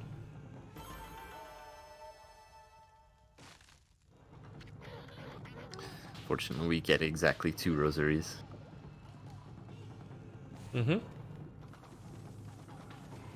Which is just what we need. Well, technically we could get the basic one as well, but it's just attached to a very long cutscene that I think most of it is unskippable. So Yeah. that would be kind of annoying. Okay. My money looking, we're still good. We should be going on to the best techniques in a bit.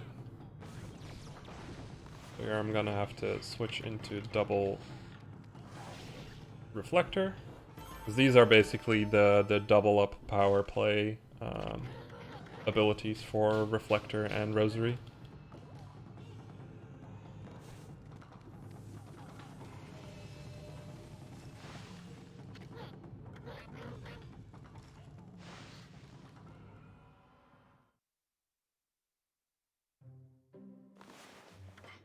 Okay, now that we're done with that, I'm gonna switch back to my main weapons.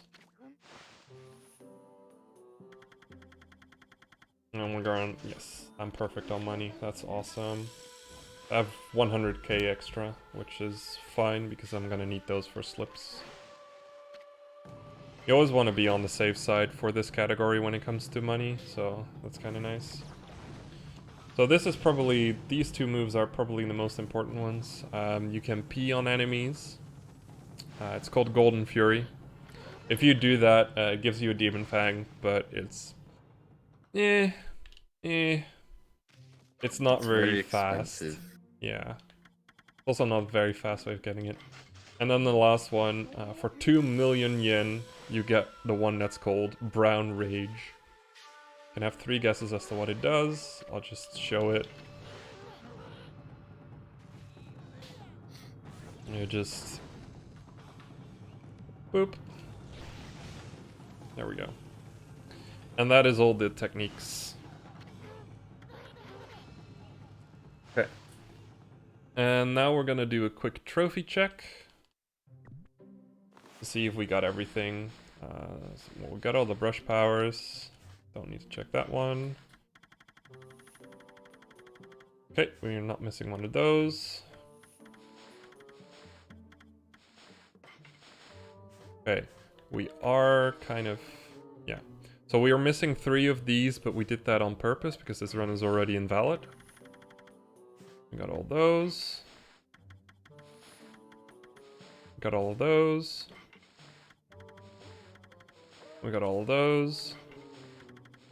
We got all of those. And we got all of those. Okay, awesome. That's the trophy check. Complete it. So now we can finally go and beat the game. Woo!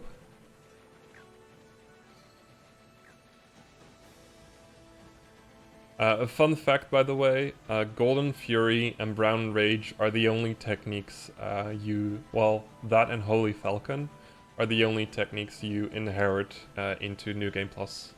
So once you get it, if you keep your New Game Plus file and keep playing on it, you keep those abilities, which is just a ton of fun.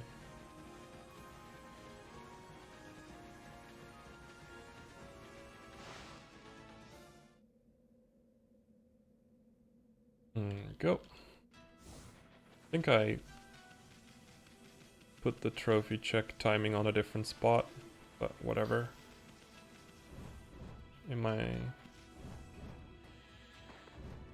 Yeah, not the best movement.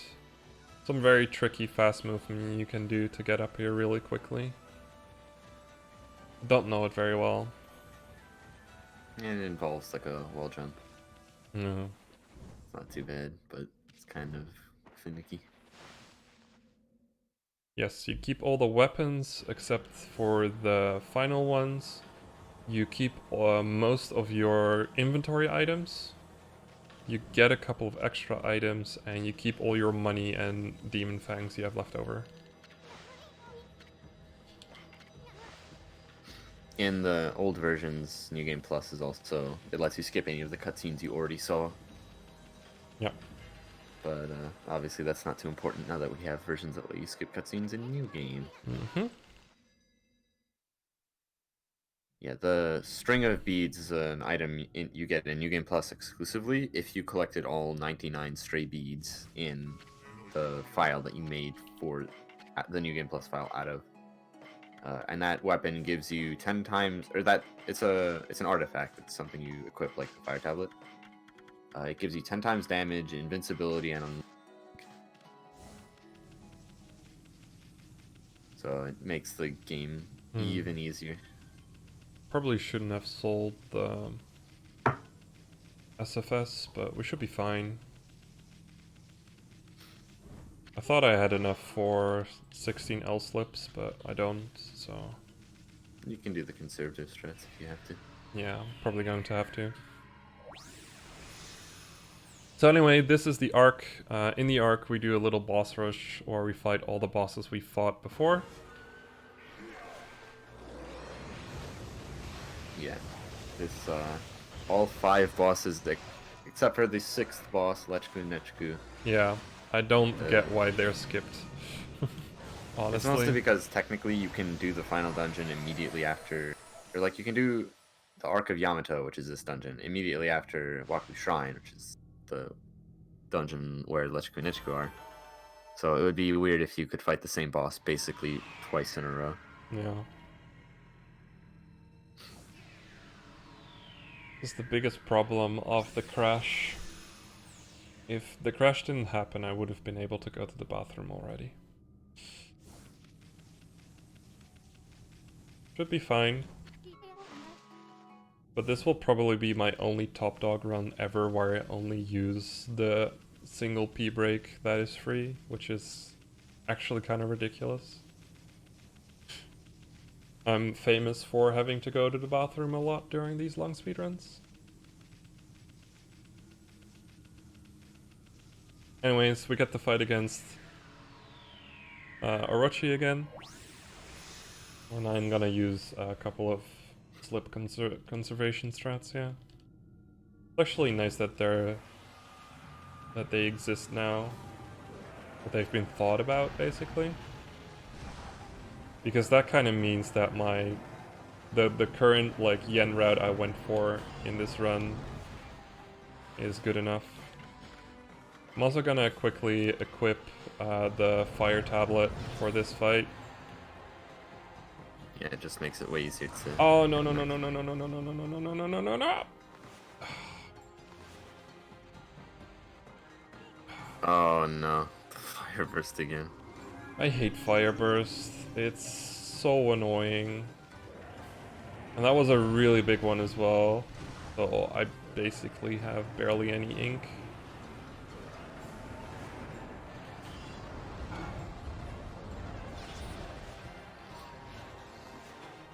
Yeah, the thing with a lot of the secret techniques is that you get extra... or you use extra ink if you draw them physically larger. Yeah. I mean, they do become bigger. But still. It's the worst part. Like, you have a lot of freaking ink and then you can't use it. But for this bit, we are still not powerful enough to basically just one-shot these heads. So we still have to do this little strat. That is literally a New Game Plus only thing where you can just like one-shot them.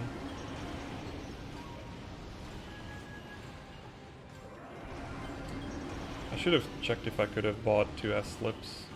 Well, I mean, you can still kill them pretty quickly with all the power-ups you have. It's just not really worth it since you have to do it so many times. yeah. And it's really not too hard to afford slips for this. Have to reset that one because of ink. That fire burst really screwed me up. You handled it pretty well. This went smoother than I would have done. If you run the game for as long as I have, you eventually just like stop caring.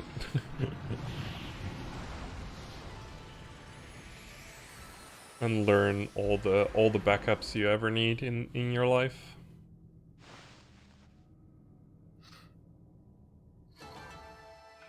Yep, boy, that's not good. I might have to bullshit my way through Yami as well. By the way, sorry for all the S-bombs during this run. I hope it's not too annoying. I've only had 2 F-bombs, so I'm okay. For 10 hours of speedrunning. Could have been worse. What? Okami is a pretty lovely game. Mm-hmm. Especially when it wants to work with you.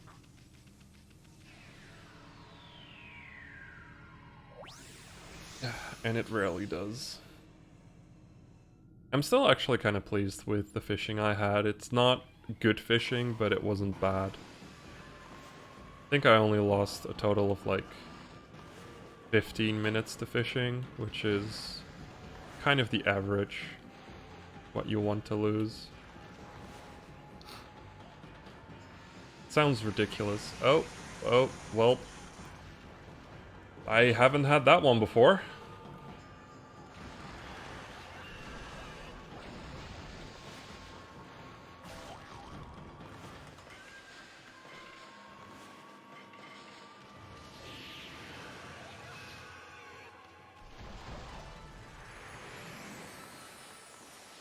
But the charity will get upset.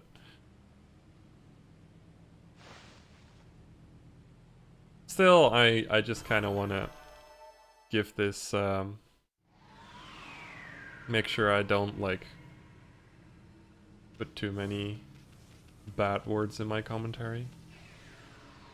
Yes, we have seen this boss before, a long, long time ago, back in hour 1, or hour 0 even.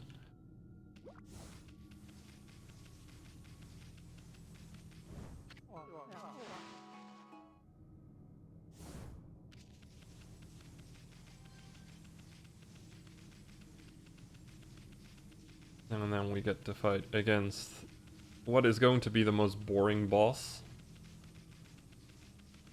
It's kind of funny, when you fight Crimson Helm during the Guild Shrine, he's really tight and it's really difficult to get that one cycle down. But once you get into the arc, he just becomes a giant pushover. Yeah, you can do him slipless by just spinning Power Slash if you want. Oh, that's a good one, actually. But you need to break his armor with the slip. That's the one thing. Ah, yeah, okay. I was hoping I didn't need to, but don't need to.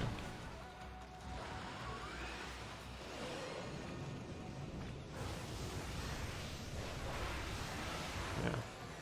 But in Top Dog, you basically just, you're so powerful you can just do that. Oh, that works too.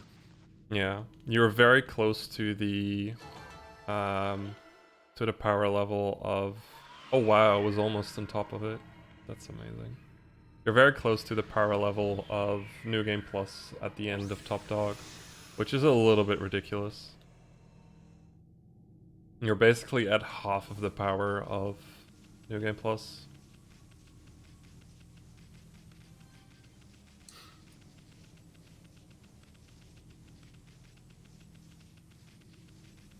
Actually, no. Let me think. Yeah, no.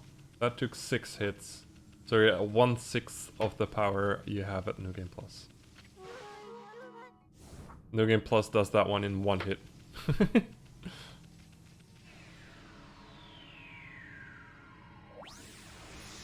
Okay, and then we only have to do 9 tails, and then we can get to the final boss. And then we're done. There's nothing. There's absolutely nothing we can do to skip this boss rush. Yeah. In any version. We have tried our best multiple times, and we haven't found anything. We found a lot of cool stuff in this bit, but not the stuff we need. Like, there's some cool walking while talking glitches you can do here, but none of them are worth it. There's more like New Game Plus runs on the leaderboard, but that's largely a function of only recently have we gotten versions that are good for running New Game. Yeah. So New Game's seen a lot of activity recently, but New Game Plus is still a pretty popular category. Basically, like, recently the focus has really shifted towards New Game runs. But yeah, back in the day when we didn't have a good New Game version basically to run, the New Game Plus version was definitely favored. That wasn't the best fight.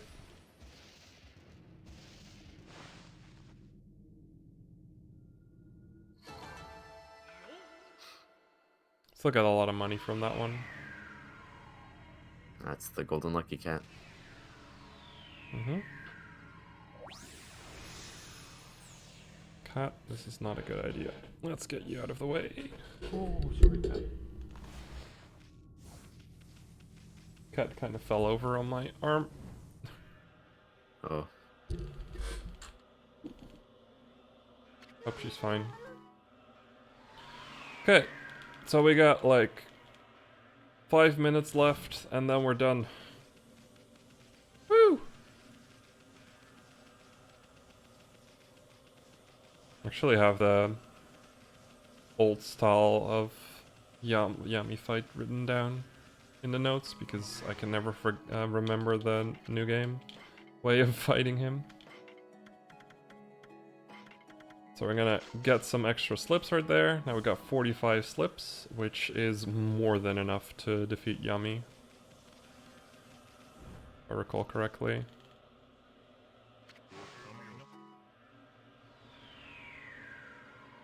Time to snag one more fish. Heck yeah.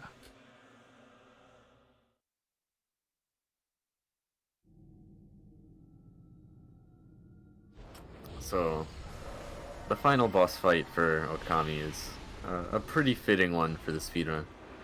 We spent this whole time getting super overpowered, and now we're just going to roll our way through the final boss. Yeah.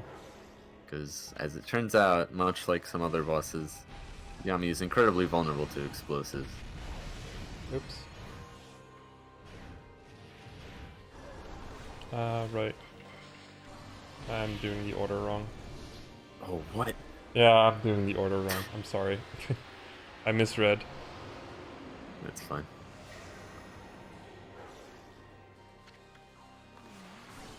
There we go. And then another slip.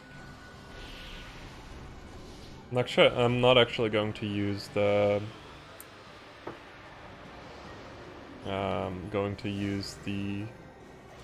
cherry bomb.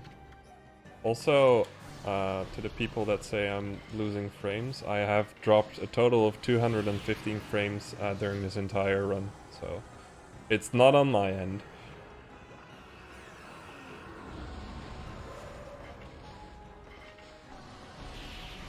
This music, by the way, my favorite track in the whole game.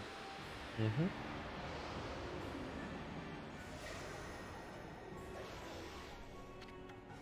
Oh, definitely. It's a really rough game to speedrun, especially when doing this long of a category. I mean, the gameplay is really nice, especially for its time period. But even now, it stands up well. Mm-hmm. But for the speedrun is quite difficult because there's a lot of challenging stuff to it. Like it really is an amazing game. There we go.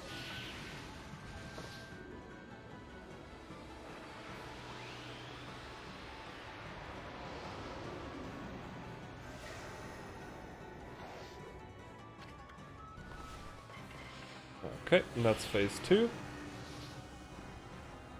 For phase 3, the note literally says use 6 L slips.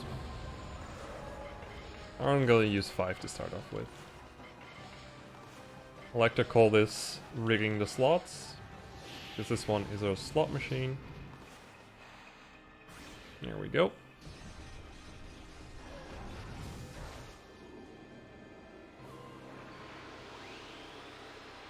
Oh, rough like that. Yeah. To play, it's definitely smooth. It's not a bad gameplay-wise, it's just very difficult to keep up the high level all the way to the end when you're running for 10 hours.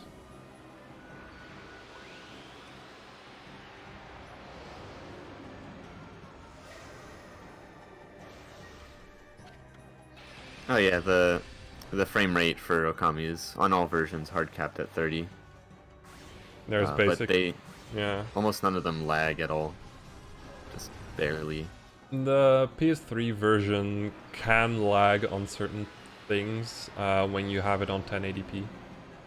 But that's because on the PS3 version, they basically render the game at 4K and then they downsample it to whatever resolution you put the game in.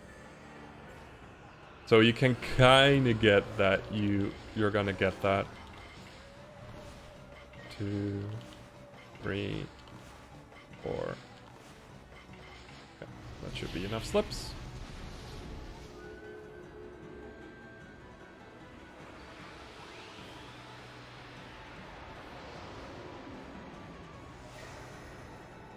Platinum bars instead of clovers. I would love imagine them they'll come to up with keep something. the clover Easter egg in there. They'll probably reference their more recent titles like Bea and Astral Chain. There go. Still need to play Astral Chain. Looks pretty cool. Yep, same. And there's dogs in that game too, so it's a good game. Okay. So now we're gonna move on to the final phase. This load always takes too long. I'm always slightly afraid that it's going to lock again, like it's going to die. I think it's actually, yeah, slightly faster to just use this. Okay, get ready on time. Sorry, that was a little bit late. And time. Whew. So this run is invalid. The game timer says 9 hours and 15 minutes, which was probably going to be the time I was gonna get anyway, but because of the hard lock, this kind of happened. Let's see. Cool, we got everything, so that's really nice. So yeah, that is Okami Top Dog, where we got everything. The game tells us that we've done a good job. Woo! It was a pretty good run, all things considered. Yeah. And then you get a little show of all the cool stuff you get. Got all the stray beads. All the karmic transformers. String There of we go. beads. And that's Okami. So yeah. Thank you everyone for watching. It was quite the ride. You've been an amazing audience. It's been a lot of fun hanging out with you guys, and it's been really fun having you as co-com as well, Alright. Thank you.